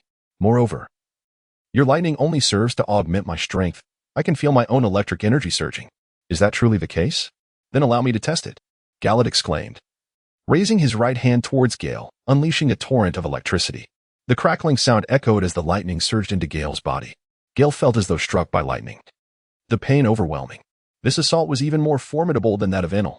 Indeed, Enel's physical prowess was rather lacking. Even the casual strike from Gallet, who had just consumed the fruit, surpassed his strength.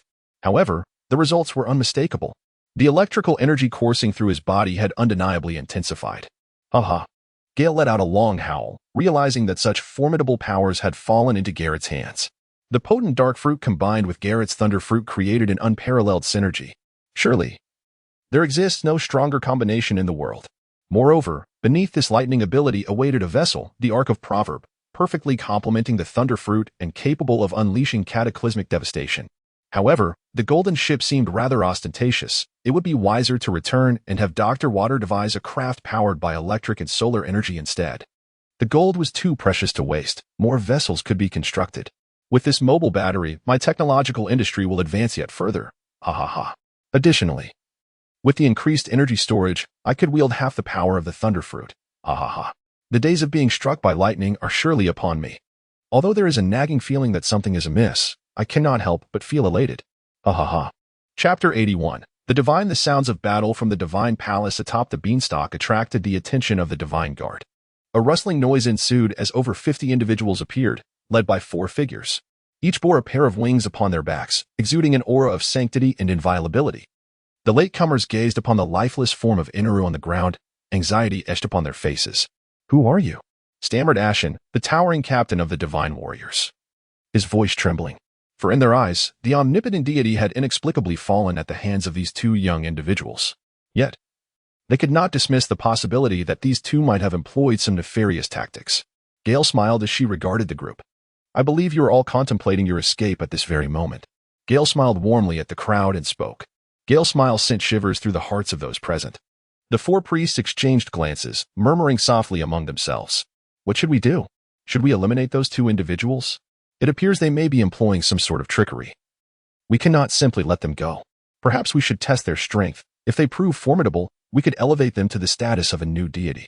However, what if engaging them directly results in offense? Regardless, let us defeat them and subsequently decide among ourselves who shall assume the divine position." "Very well." Agreed. After their furtive whispers, they assumed a posture of aggression. Gale had already perceived their conversation through his observation hockey. He quietly urged Galat, "Why not test her new abilities?" Galat nodded, her excitement palpable. Having relied on electric shocks for so long, she felt a surge of amplified lightning coursing through every fiber of her being, as if each cell within her was imbued with explosive power. She could hardly contain her eagerness. Gale turned and walked to where Anila had been, finding a comfortable position to sit down. He took a piece of fruit and bit into it. "Ah, that little brat looks down on us, sending a delicate girl to face us. He will soon have reasons to regret this. Charge." With these exclamations, a large group surged forward. The sound of jets echoed as 2 figures dashed towards Galat. One wielding a blade and the other a gun, both aimed menacingly at him. The girl before them appeared startled, frozen in place, which elicited expressions of exhilaration from the attackers, as if they envisioned themselves ascending to the heights of divinity.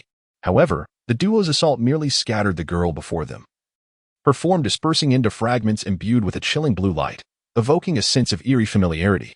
Astonishment replaced their earlier enthusiasm, cold sweat trickling down their brows. The fragmented Dasky, amidst a flurry of blue lightning, reassembled in an instant, the remnants of the storm intertwining before her. Galat's face lit up with a smile. Exhilarated by the ethereal sensation that coursed through her, the essence of nature itself. Before anyone could comprehend the unfolding events, she transformed into a bolt of lightning, weaving through the throngs of onlookers. All present stood in stunned silence, paralyzed by the spectacle. As the latter group snapped back to reality, they found themselves unable to evade her onslaught. The lightning danced, leaving behind scorched bodies in its wake, their faces etched with terror and helplessness. Within mere seconds, only 4 astonished officials remained on the scene, engulfed in fear, uncertainty, regret, and despair. This was divine power, and it was swifter than the original deity. My heart's network could scarcely keep pace with such velocity. I too struggled against the overwhelming force. A clatter echoed as someone led the way, discarding their weapon, prompting the remaining 3 to follow suit. This was an admission of defeat. There was no longer a fight to be had. "We are willing to acknowledge you as the new deity." The 4 bowed simultaneously to Galat. Yet, Galat paid them no heed, transforming into a flash of electricity that instantly appeared before Gale, crackling with arcs of energy that refused to dissipate. The 4 turned once more, bowing deeply to Gale, too fearful to rise. Gale has just finished another piece of fruit, spitting the pit far away. "Come down." A soft voice emerged from Gale, prompting a wave of puzzled glances among the crowd, which then shifted to a more frantic search. Ultimately, their gaze settled upon a knight riding a pink-spotted Pegasus suspended in midair. "Ganfuer?" one individual instinctively uttered. Ganfuer hesitated in the air for a considerable time before finally guiding his Pegasus down. Upon landing, he dismounted and clasped his fists in respect towards Gale. "What is the matter, my lord, that you summon me? Are you Ganfuer, the former deity of the Sky Island?" "Indeed. Do not be overly formal. You are aware that I hail from Qinghai.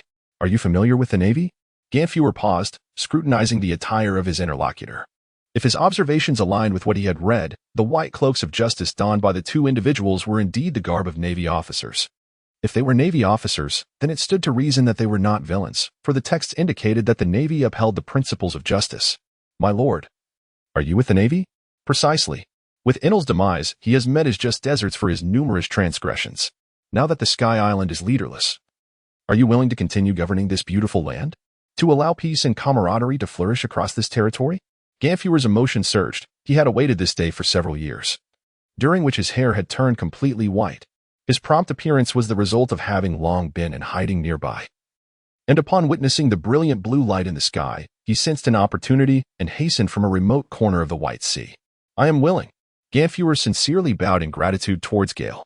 "And what of you?" Gale turned to gaze at the four priests. After a brief moment of hesitation, "We are willing to offer ourselves to Ganfu." Gale nodded. However, from that moment forth, the term deity ceased to exist in the Sky Island, as it bore too great a significance.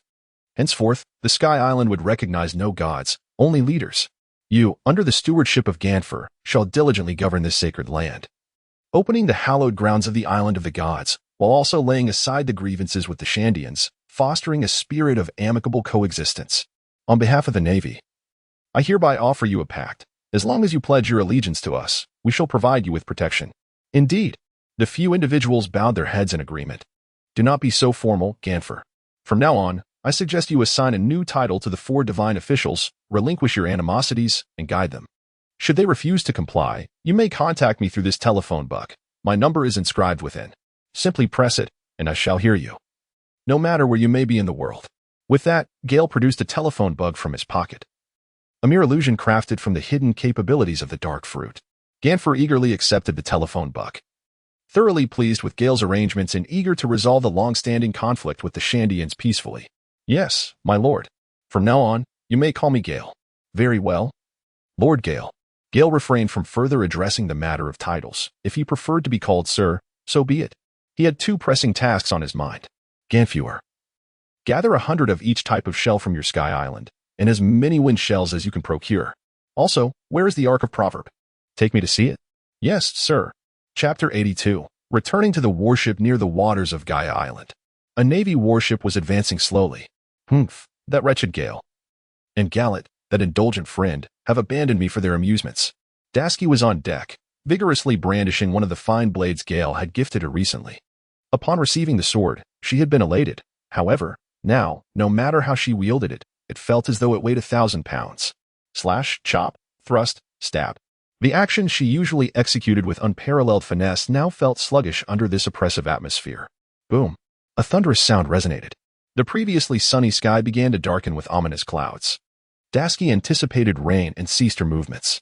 Yet, as she gazed at the clouds, she perceived two beams of light rapidly approaching their vessel. "Prepare yourselves. Possible enemy attack." Dasky's immediate reaction was that of a formidable opponent. An unfamiliar sensation enveloped her. Despite a hint of familiarity in the energy, an overwhelming pressure surrounded her.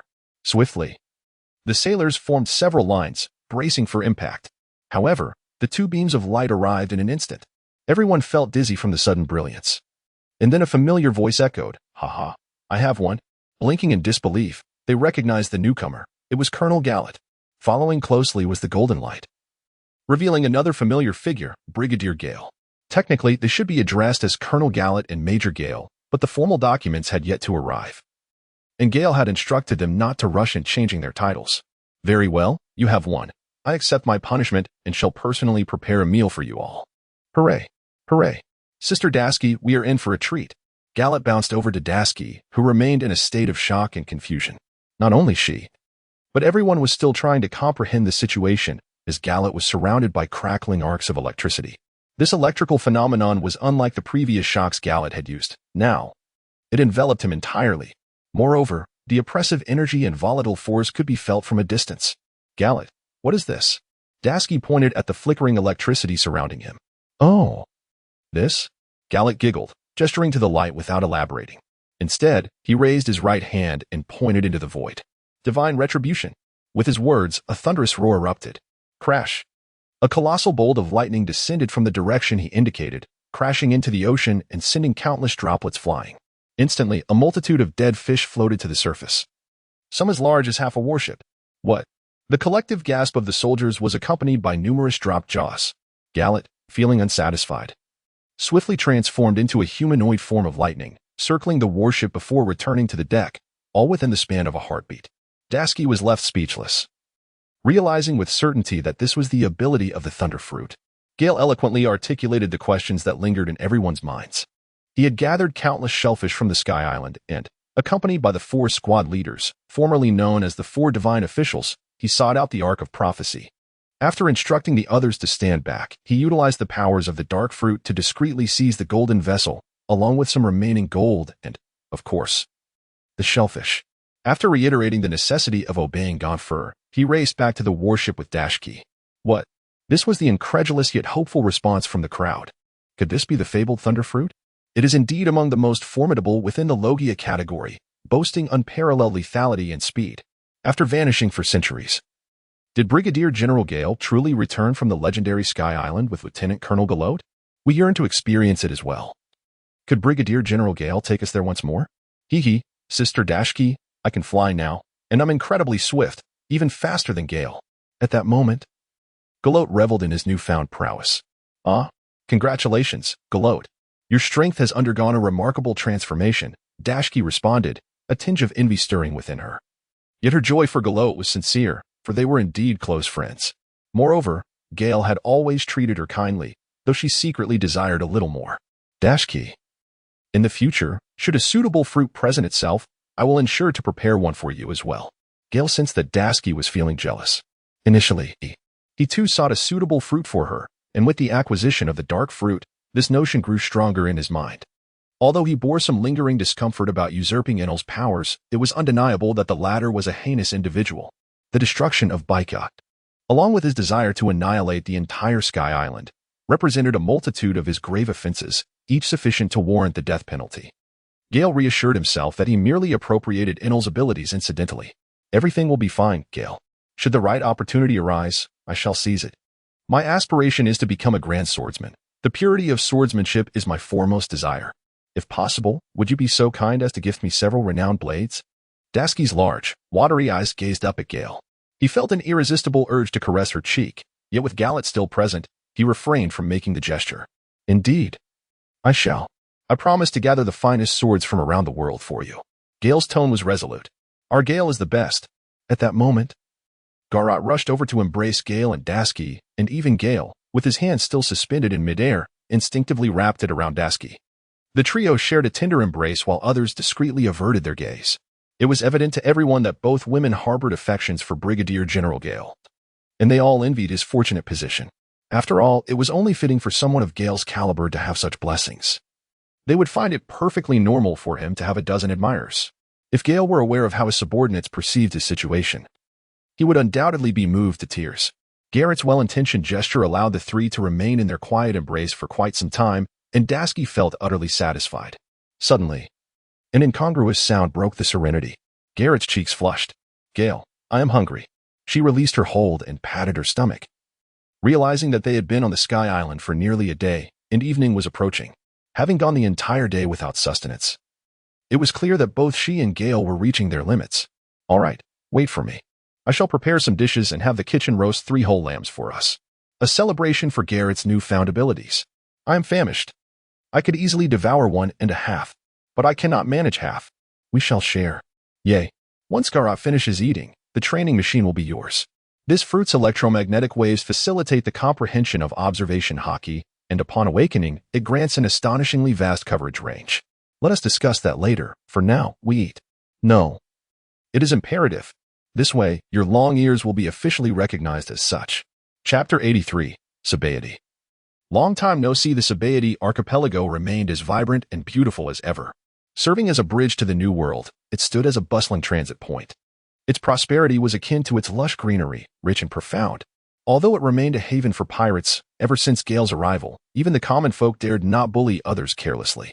The pirates focused on their own enterprises, engaging in trade and commerce while quietly passing through. Gale had departed for over 6 months.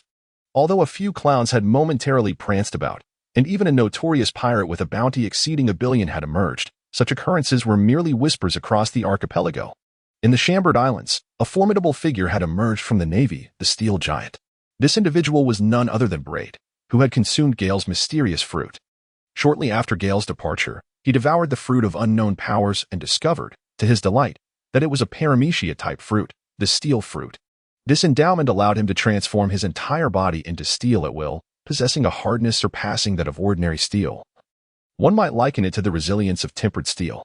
As a practitioner of pure physical combat, he grew enamored with this newfound ability, relishing the opportunity to engage in battle while clad in a knightly armor-like form. The advantages it conferred were not limited to an extraordinary increase in defense. His fist wielded a destructive force akin to that of an advanced hockey, although it lacked the capacity to interact with the bodies of Logia fruit users. He could assume any shape he desired, and when combined with the iron block technique from the Six Styles, his defenses became impervious to even cannon fire. He eagerly anticipated mastering the application of hockey, for it would elevate his combat prowess to an entirely new echelon, despite his current capabilities representing a remarkable leap. His recent sparring with their old comrade Drake, who had recently assumed Gale's position, resulted in a stalemate, merely a friendly exchange. All of this stemmed from the influence of the individual he had once followed. This fruit was an unexpected gift, his most cherished ability. Today marked a momentous occasion. He led the remnants of Gale's crew alongside Drake to the port, awaiting the arrival of the warrior he admired. "Braid, how I envy you," Drake remarked. "To be by Gale's side. Who would have thought that you, once an average student in the elite class, would acquire the fruit most suited to your nature? Even my ancient Zoan-type prowess as a Tyrannosaurus Rex pales in comparison to confronting you directly." Standing at the port's edge, Drake and Braid observed Gale's crew, each member standing tall and brimming with fighting spirit. "I once shared your ambition, eager to carve my own path, yet I find myself nowhere near Gale's stature. While your subordinates have caught up," he mused, a bitter smile crossing his face. "Opportunities are elusive, and although his efforts had led to a promotion, it merely placed him in Gale's former role while also bearing the orders for his advancement to Rear Admiral. Drake, you two are formidable," he continued. "I may not possess much intellect, merely a knack for cultivation, relying heavily on Colonel Baichuan's decisions for matters at hand. I am but a brawny man with a modicum of strength." Braid scratched his head, feeling a sense of joy at the praise. Colonel Baichuan, hearing this, smiled at Braid, equally pleased with his own advancement, having benefited from Gale's promotion. Soon, he would accompany him to Marineford for his new assignment. Over the past 6 months since Gale's departure, he had diligently attended to his instructions, and upon Gale's return, he hoped to earn renewed recognition. Drake, however, coughed lightly, opting for silence thereafter. The sea lay calm, and the once bustling port, now witnessing the grand presence of the Navy, saw ships retreating to seek refuge elsewhere. Just then, a familiar silhouette emerged upon the water, stirring a myriad of emotions within the three of them. At last, the warship had returned. Gale stood upon the deck, hands clasped behind his back. Today, he was impeccably attired in formal military garb, complemented by a meticulously arranged cloak. A gentle breeze swept by, causing the 3 cloaks to billow gracefully, alongside the 2 women beside him, who exuded a captivating elegance. "Indeed, after being away for over half a year, my beloved Shambadi, I have returned." Gallet cupped his hands into a circle and shouted towards the shadow of Shambadi across the sea. Dasky maintained a serene smile, sharing in the sentiment of returning home. As time flowed, the ship gradually approached the harbor. The trio spotted 3 familiar figures on the opposite shore. Gale was also eager to return home. Before the warship had even docked, he accompanied 2 women as they gracefully stepped onto the port under the moonlight. They paid their respects to Major General Gale, with Braid, Baichuan, and Drake saluting him in unison. Gale returned the salute and bowed to the crowd. "You have all worked hard. We do not feel weary. It is you, Major Gale, who has endured such toil." A chorus of soldiers exclaimed in unison. "Colonel Drake, I did not expect that you would be the one to take my place." Gale turned to Drake and remarked that their relationship had always been amicable during their school days. Although he was already aware that Drake would be taking over his position, he feigned surprise. "Indeed, Major Gale, as you take the reins, your old classmate revels in your good fortune." Drake wore a beaming expression in response. "Haha. Now you can truly enjoy the comforts of life. Shambadi is a splendid place, My subordinates have diligently managed it well. You were fortunate to inherit such a splendid role. Gale, after speaking to Drake, turned to address Major Bai Chuan and Brad. Major Bai Chuan, you have performed admirably. The orderly state of Shambodi owes much to your efforts. And Brad, you have excelled. I truly did not misjudge you. I have heard that your strength has surged tremendously. Do share the details with me. Thank you for your kind words, my lord, Bai Chuan replied, and then Brad's voice resonated once more. I am grateful for the acknowledgement from Major General Gale. This fruit I have consumed is the steel fruit of the superhuman type, which harmonizes perfectly with my combat style. As he spoke, Brad transformed, showcasing his form as the Steel Knight for Gale to behold. Gale gazed intently at Brad for a considerable time, feeling a profound satisfaction within. To his astonishment, it was indeed the steel fruit, reminiscent of Luffy's ability to transform one's very essence. The capacity to freely alter one's physical form was akin to that of a colossal steel automaton. After a brief pause, he remarked, "Your fruit ability is remarkably perfect, surpassing my expectations. A fine sword deserves a skilled wielder. This is undoubtedly the most fitting for you. Furthermore, I believe you could infuse a touch of creativity into your transformations. For instance, when morphing your limbs, you might incorporate springs at the joints, enhancing agility and minimizing impact. Additionally, your fist could transform into drill bits. Imagine the devastating power of a high-speed drill." Gale's words awakened the dreamer, while Brad slapped his forehead in realization. Look at my mind, always failing to conjure up brilliant ideas. The moment General Gale arrived, he offered me 2 splendid suggestions. I shall practice them as soon as I return. Gale chuckled and turned to Major Bai Chuan, saying, "Haha, let us forego practice today. Major Bai Chuan, is dinner ready? It has been ages since we last met. Tonight, we shall indulge until we are inebriated." Upon hearing Gale's words, Bai Chuan silently commended himself for his cleverness. As he had already prepared the banquet, his superior was renowned for his hearty appetite. It would be remiss not to have a feast and wine upon his return. Although Gale did not advocate excessive drinking, a celebratory gathering certainly warranted a little indulgence. "It is all ready, my lord," he replied. Thus, Gale, eschewing any pretense, led the way to the dining hall. Chapter 84. The flying motorcycle on the night of his return, after a sumptuous feast. Gale arose early to hand over duties to Drake before taking Brad and the 2 ladies on a swift ride to Dr. Waters' laboratory.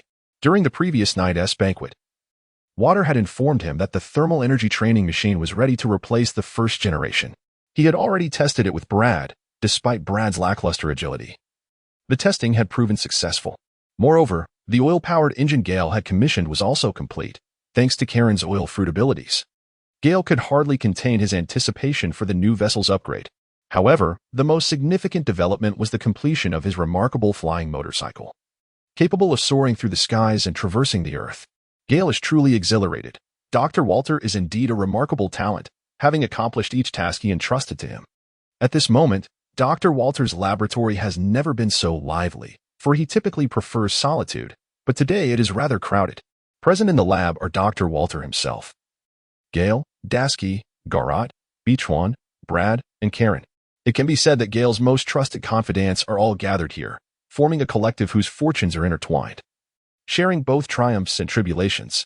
And Gale's eyes sparkled like tiny stars as he gazed at the object before him, reminiscent of a motorcycle from a past life. He was nearly drooling with excitement. In stark contrast to his exuberant expression, those around him regarded him with bewilderment, unable to fathom why Major Gale exhibited such a keen interest in this motorcycle-like contraption.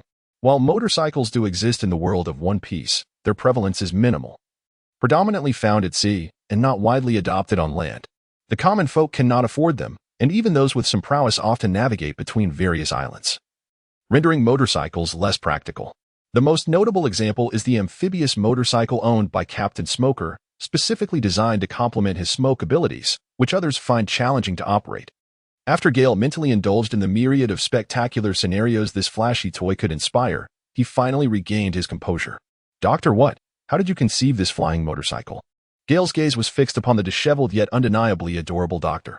"Esteemed Major General," he reported, "this motorcycle is equipped entirely with solar panels that encompass its structure, generating electricity to sustain its normal operations. For instance, it can hover with minimal energy consumption at altitudes ranging from 10 to 200 centimeters. And it operates sophisticated internal programs, such as facial recognition, which allows for the identification of authorized drivers. However, the daily solar energy harvested is insufficient for continuous travel. It can only support a speed of 100 kilometers per hour for 1 hour of flight. To maintain normal operation, it is necessary to utilize the electrical energy from your own body, with speeds contingent upon the available power, potentially reaching up to 260 kilometers per hour. What? At last, everyone comprehended the remarkable capabilities of this motorcycle. It can fly. Moreover, it can soar for an hour without external energy. And with the electrical power from the fur tribe, it can remain airborne even longer. If we were to possess a fleet of such motorcycles, the naval air superiority would be unparalleled. Ah, Doctor, what? You have done splendidly. I can scarcely contain my eagerness to test it out. Is it operational now? Gale had already removed his cloak, balancing on one foot as he turned to sit upright. He caressed the sleek contours of the motorcycle, which resonated profoundly with his aesthetic sensibilities. All that remained was for Dr. What to give the signal, and he would be ready to soar. Indeed, everything was in readiness. General Gale simply pressed the red button designated for the Lieutenant General. Upon facial recognition, it shall ignite instantly, Dr. What stated with a beaming smile. Gesturing toward the crimson button, the admiration of his creation by a superior was a testament to his own capabilities. Gale eagerly pressed the button, and a small display screen in the speedometer illuminated, instantly revealing the words facial recognition. A low hum resonated as the motor activated. Inside the laboratory, a gentle gust of air began to circulate. The vehicle lifted Gale slowly off the ground, pausing at approximately 1 meter in height. Then, a blue light flickered in Gale's hand, followed by a resounding roar. Everyone immediately understood what was happening and quickly formed 2 rows. With a swift whoosh, only a fleeting shadow and a gust of wind remained. Gale had vanished, while the objects in the laboratory continued to sway, producing crisp sounds of impact. The onlookers exchanged glances, wondering if the Major General had met with an unfortunate mishap. Just then, an incongruous voice broke the silence. It was Bai Chuan voicing his concern. Get lost. Both women retorted in unison before dashing out the door. At that moment, Gale was soaring through the skies on a dazzling flying motorcycle, gracefully gliding above the base, completing 2 loops. The naval soldiers gazed upward, enviously admiring the figure soaring above them. Meanwhile, the others from the laboratory had emerged into the open, watching Gale, who was as exuberant as a child in the sky, and they all exhaled in relief, their faces adorned with smiles. Gale circled twice, familiarizing herself with the controls. The throttle and steering were identical to those of a motorcycle. Feeling a twinge of boredom, she sped off to explore other areas. Upon reaching the neighborhood, Gale deliberately lowered her speed, causing passers-by to glance up in curiosity at the sound. Later, she ascended near a grand tree, elegantly maneuvering to the outermost branch, where she took a moment to admire the towering beauty of the tree. After some time, Gale returned to the entrance of the laboratory. Unlike her takeoff, her landing was flawlessly executed, smooth and controlled. She dismounted coolly, tossing her bangs aside, and playfully remarked to the onlookers, "It seems I still need a leather jacket and a pair of sunglasses. Is there anyone willing to gift them to me?" "Wow, Gale. That's so cool. Teach me how to ride fast." As Gale's voice faded, Gallo jumped onto the platform, fervently pressing the red button. Yet, the display persistently indicated a recognition error. "Gallo, can you ride?" "Humph. If you can, so can I. Besides, my electricity can obliterate you in an instant." Gallo retorted with an exaggerated huff, and after that, he playfully raised his tiny fists, as the surroundings were engulfed in a profound, azure glow of lightning. Gale addressed Dr. Walter, saying, "Doctor, could you please add an identity recognition feature for Gallet? Even without the electric shock, she is now a wielder of the Thunder Fruit. Perhaps you should also enhance the motorcycle's power." What a revelation! No one anticipated that over the past 6 months, the delicate and adorable Colonel Gallet would transform into a user of a top-tier natural ability, the Thunder Fruit. There was no envy among the onlookers, only a sense of anticipation for the future, as they wondered if tomorrow would bring even greater wonders. Indeed, she has become a wielder of the Thunder Fruit. Does this mean my research has expanded possibilities? Dr. Walter, momentarily stunned, soon erupted in joy. "Yes, indeed, Dr. Walter, I must commend you for your remarkable work. I truly adore this motorcycle. Gale holds this grand toy in the highest regard. No need for further elaboration. I believe it is an immense honor to be in the presence of General Gale. The research resources are abundant, and with the remarkable abilities of both individuals involved, I find it truly splendid to reflect upon my own position." Walter is genuinely elated, as his initial purpose in joining Gale was to facilitate better experimental research. The myriad of surprises he has encountered has far surpassed his expectations. Chapter 85. Unintentionally becoming a tycoon. As for rewards based on merit, Gale am not a stingy individual. Gale gently patted Walter's shoulder, encouraging him to persevere. Then, a thought struck him. "Oh, Doctor, let me show you something. I believe you will find it quite delightful." With that, Gale retrieved a shell from his pocket and placed it on the ground. Under the curious gazes of the onlookers, Gale pressed down on the center of the shell. Suddenly, a gust of wind swept through, causing Brad, who had been leaning in closer with curiosity, to lose his balance and tumble to the ground in a rather awkward manner. Laughter erupted spontaneously, and even Brad, feeling a bit embarrassed, sat up and sheepishly scratched his head, his robust frame reddening slightly. However, amidst the laughter, one individual remained serious, picking up the shell with intrigue and gazing at it intently. He then mimicked Gale's earlier action, pressing on the protruding center.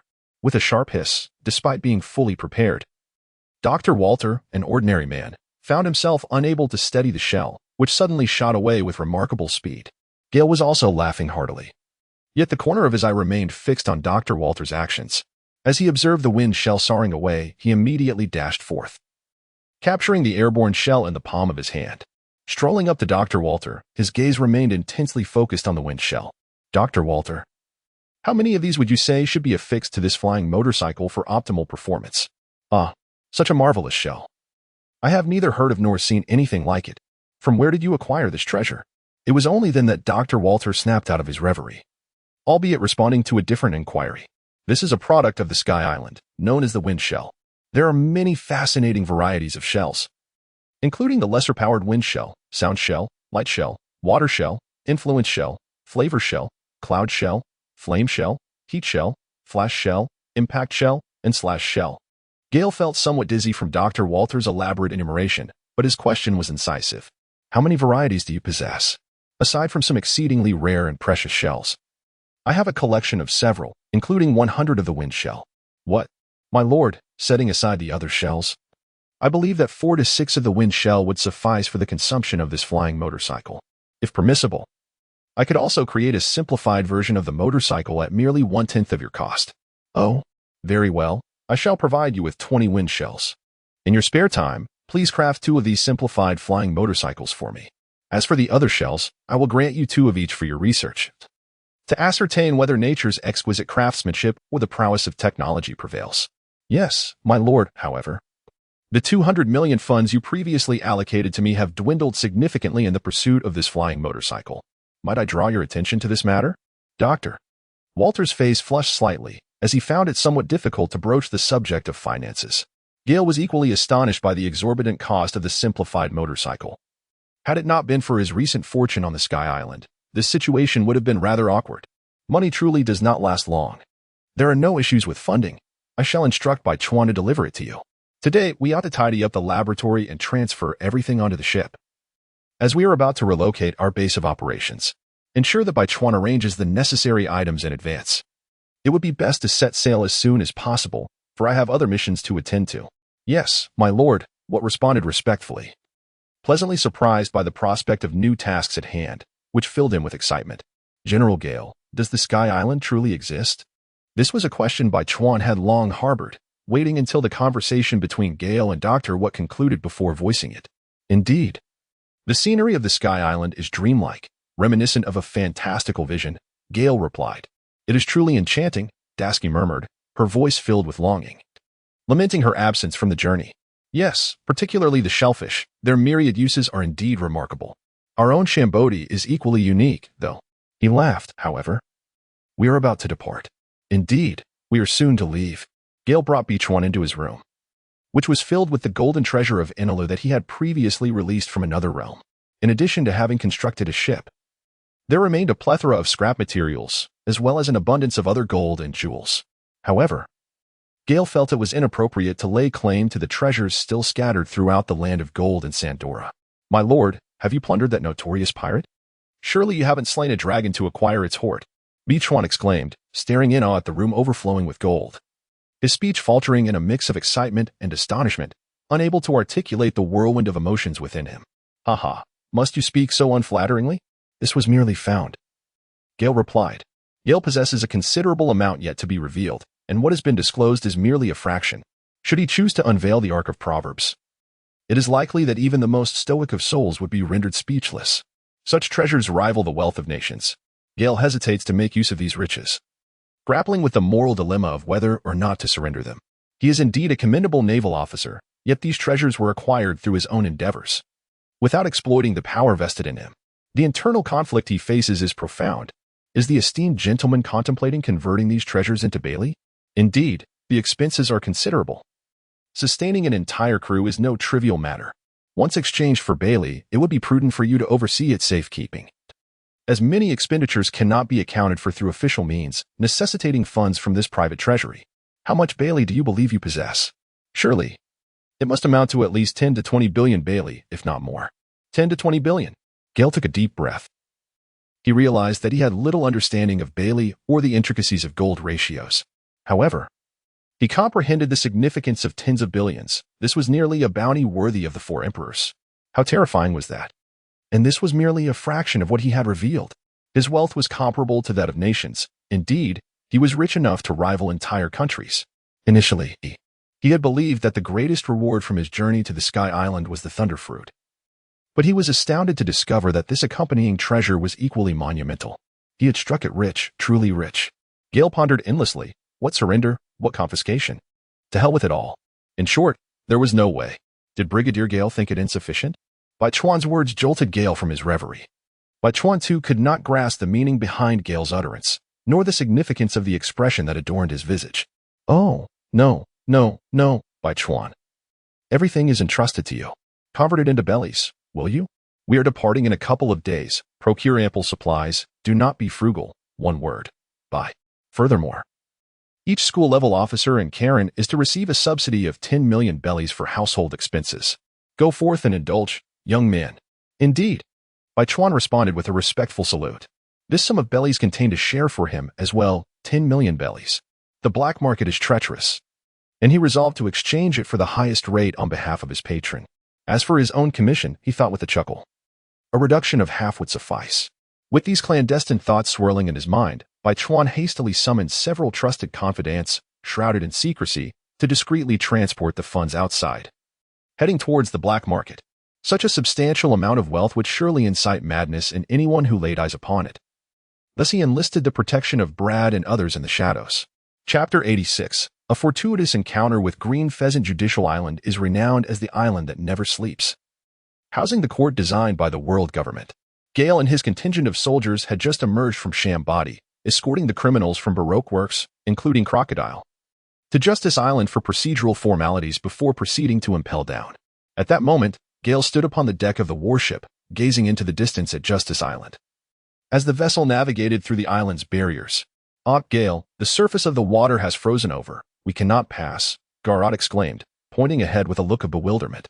Having been in the midst of his push-ups, Gale wiped the sweat from his neck with a towel upon hearing Garrett's words. He then focused his gaze in the direction indicated by Garrot.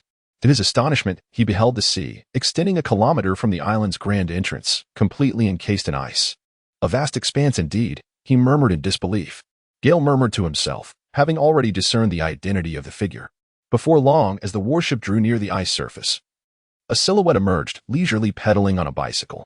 The individual was clad in a blue shirt and a white vest, draped in a cloak of righteousness upon his back. However, an oddity lingered. It was truly peculiar. Despite the warship's approach, he remained utterly still, as if the wheels had not turned at all. The ice had seemingly frozen the bicycle in place, rendering it motionless. Gale has once again surmised the situation. A bead of awkward cold sweat seems to have formed on his forehead. What on earth is he doing? Indeed, if this continues, our vessel will never make it through. Shall we simply crash into it? The two women are chattering animatedly about the matter. Gale shook his head, realizing there was no option but to refrain from waiting alongside him. The warship could advance no further, despite being less than a kilometer from Justice Island. Thus, Gale swiftly wiped down his body, donned his attire, and draped a cloak over himself. Under the watchful eyes of the crowd, he employed the moonwalk to approach the figure. He gently patted it. The figure's eyelids fluttered, opening slightly before closing again. Then, as if recollecting something, it opened its eyes wide. Ah! He softly patted his already parted lips, his face still clouded with drowsiness. Alas, I inadvertently succumbed to slumber. Gale yearned to strike him. Were it not for the disparity in their strengths, he would eagerly impart the lesson that children should never slumber upon the ocean's surface, for it is perilous. Admiral Akiji, do you intend to continue your slumber? At this, Akiji slowly opened his eyes, gradually discerning the previously indistinct figure before him. Ah, young Gale. Have you come to accompany me on a mission? Let me see if our paths align. Take me along for a while. During his time in Marineford, Akiji had encountered Gale on several occasions while with the Admiral and Zeta, and being somewhat of a comrade. He held a modicum of interest in this vibrant and renowned individual. Having shared a meal together, they had grown somewhat familiar. Akiji, where are you headed? Perhaps it's a matter of poor timing. I am en route to Justice Island. Gale felt that it was impossible for him to travel alongside him, for his destination lay just ahead, while Akiji seemed to have only just embarked on his journey. Additionally, he disliked the presence of a leader aboard the vessel. It felt rather stifling. In that case, it appears our paths do not align. Very well, you may proceed ahead. I shall rest a little longer. Upon finishing his words, Akiji donned his eye mask, and soon the sound of soft snoring filled the air. Gale finds it utterly speechless. This Akiji is indeed quite an eccentric character.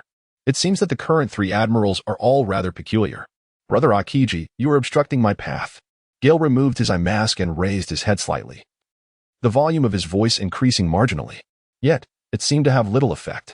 This was indeed awkward. Then, a smile crept onto Gale's lips, as if he had recalled something amusing. With a swift motion, he leaped into the air, his right foot soaring as he aimed a kick at the ice block behind the bicycle. He intended to shatter the ice and see if Akiji would sink. A slender line, imbued with a bluish glow, shot forth from Gale's foot, slicing down in a fan-like manner. At that moment, Akiji also made his move. A long ice blade emerged from his hand, vaguely resembling a knife, and he swung it toward the slender line. A crisp sound resonated as the crescent-shaped force dissipated, leaving a notch in the ice blade. Initially, Gale had thought it was a surprise attack. Although Akiji's demeanor remained languid, Gale discerned the cunning glint in his eyes. He must have done that on purpose. Akiji, are you attempting to offer some guidance? Oh, how embarrassing it is to have been seen through. Unfazed, Akiji casually picked his nose with his pinky and flicked it away. Subsequently, the notch in the ice blade restored itself, and a chill enveloped him, revealing a vast expanse of white as he turned to lunge at Gale. With a swift kick, Gale evaded like a razor, moving in a zigzag pattern. Meanwhile, the ice blocks beneath Kazan surged upward, propelling his form toward Gale with great force. Observing the relentless advance of Kazan, Gale's fighting spirit soared. In an instant, he transformed into his formidable form, raising his hand to unleash a powerful shockwave. A brilliant column of golden light erupted, swiftly reaching Kazan's position. Undeterred, Kazan charged forward, raising his ice blade to strike. The luminous orb merely deflected momentarily before being pierced in half, scattering in all directions. While the ice blade continued its relentless trajectory toward Gale's palm, Gale was acutely aware that the situation would not be easily resolved. He swiftly retracted his right hand, choosing not to evade, for his fist was enveloped in an inky darkness that contrasted starkly with his radiant golden aura. This shadow extended all the way to his elbow, rendering it conspicuously prominent. Moreover, his fist crackled with an abundance of black lightning, a result of 2 months of intensive electrical infusion under Galet's guidance. Consequently, the potency of this electric discharge had more than doubled compared to Gale's prowess 2 months prior. Furthermore, the relentless strikes of lightning over these 2 months had not been in vain. Although his physical cultivation had initially stagnated, the electrical energy served to refine his very being. Thus, Gale now stood at the zenith of his strength. Gale directed the ice blade with a swift motion of his right hand. In an instant, a powerful energy surged forth, and a dark light spilled out. The warship swayed precariously, while beneath, the ice began to fracture. With a resounding crack, the ice blade shattered. Aside from the area within a meter beneath Qingji's feet, the surrounding ice lay in ruins. Gale, having retreated several meters in mid-air, finally came to a halt. Wow! Exclaimed General Qingji, expressing amazement. Gale has grown so strong. As he spoke, he did not forget to enlarge the ice beneath him by several meters, for the minimal support was becoming rather unstable. Yet, he still found himself slightly at a disadvantage. Gale was acutely aware that Akiji was merely testing him, not exerting his full strength, and he could not ascertain the extent of Akiji's power. Meanwhile, his own punch was infused with all his might. As he spoke, Gale swiftly approached Akiji, shedding his transformation. Oh dear, what a modest lad you are. I shall no longer engage with you. I have a mission to attend to. Without someone to accompany me, it will take quite some time for me to reach my destination. Farewell for now, young Gale. With that, he activated his bicycle and began to glide away, albeit at a reduced pace that would no longer hinder the progress of Gale's vessel. Otherwise, It would be an interminable wait for Gale to set sail. Travel safely. Be sure to return with a gift on our next encounter. Gale waved farewell to Aokiji. A figure worthy of respect. Although he may appear somewhat lethargic, he is an exceptionally amiable companion, characterized by his integrity and righteousness. He is indeed one of Gale's favorite generals. Aokiji, without turning his head, merely gestured with his hand. Gale smiled knowingly and turned his sword back to the warship, which began to glide smoothly through the waters. That Aokiji is quite peculiar, Garat remarked as he approached Gale. Yet, he possesses a remarkable charm. Gale's gaze remained fixed upon the silhouette of Aokiji. His pace was so leisurely, one wondered how long it would take him to reach his destination. Indeed, how amusing. If he were pursuing pirates, he would undoubtedly fail to capture them, as they would have long since fled. Perhaps this was his intention all along. Gale's gaze was distant, fixated on the figure until it vanished from sight. Chapter 87. Advancing into the city. The gates of Justice Island swung open, revealing two lines of personnel at the entrance. One line donned naval uniforms, while the other was adorned in sleek black suits. At the forefront, Gale led two women alongside a contingent of soldiers, escorting several individuals from the Baroque studio down from the warship. Meanwhile, Dr. Walter remained aboard, engrossed in his work, reluctant to disembark and squander his precious time. The recent turbulence of the vessel had prompted his complaints. "Welcome, Major General Gale, to Justice Island," announced a middle-aged man with short purple hair, appearing at the entrance. Gale, through Beechwan's reminder, recognized that this individual was none other than Spandam, the commander of CP-9. Commander Spandam. The affairs concerning these Baroque works criminals and the former warlord Crocodile have been entrusted to you. It is only appropriate, General Gale. Please come in and join us for a meal. Gale nodded, choosing not to engage in further conversation, each pursuing their own agenda. Harboring no fondness for this unscrupulous individual seeking power, under Spandam's leadership, the group proceeded through the towering entrance. Upon entry, they were met with a breathtaking spectacle. An island hovered in midair, connected only by a narrow pathway, encircled by a colossal circular waterfall. Before this island stood a massive gate, leading into the courthouse and tribunal. The small island, supporting several grand structures and numerous houses, was precariously tethered to the land below by a slender path, with no further support beneath. The circular waterfall appeared remarkably peculiar when juxtaposed with the horizon, as if an unfathomable abyss lay beneath, endlessly consuming the cascade's waters. The overall impression was one of striking oddity and awe. The onlookers were rendered speechless by the scene before them, halting in their tracks, entranced by the bizarre sight. Spandam, however, did not urge them to continue, for he was well accustomed to witnessing the astonishment that this judicial island evoked in others.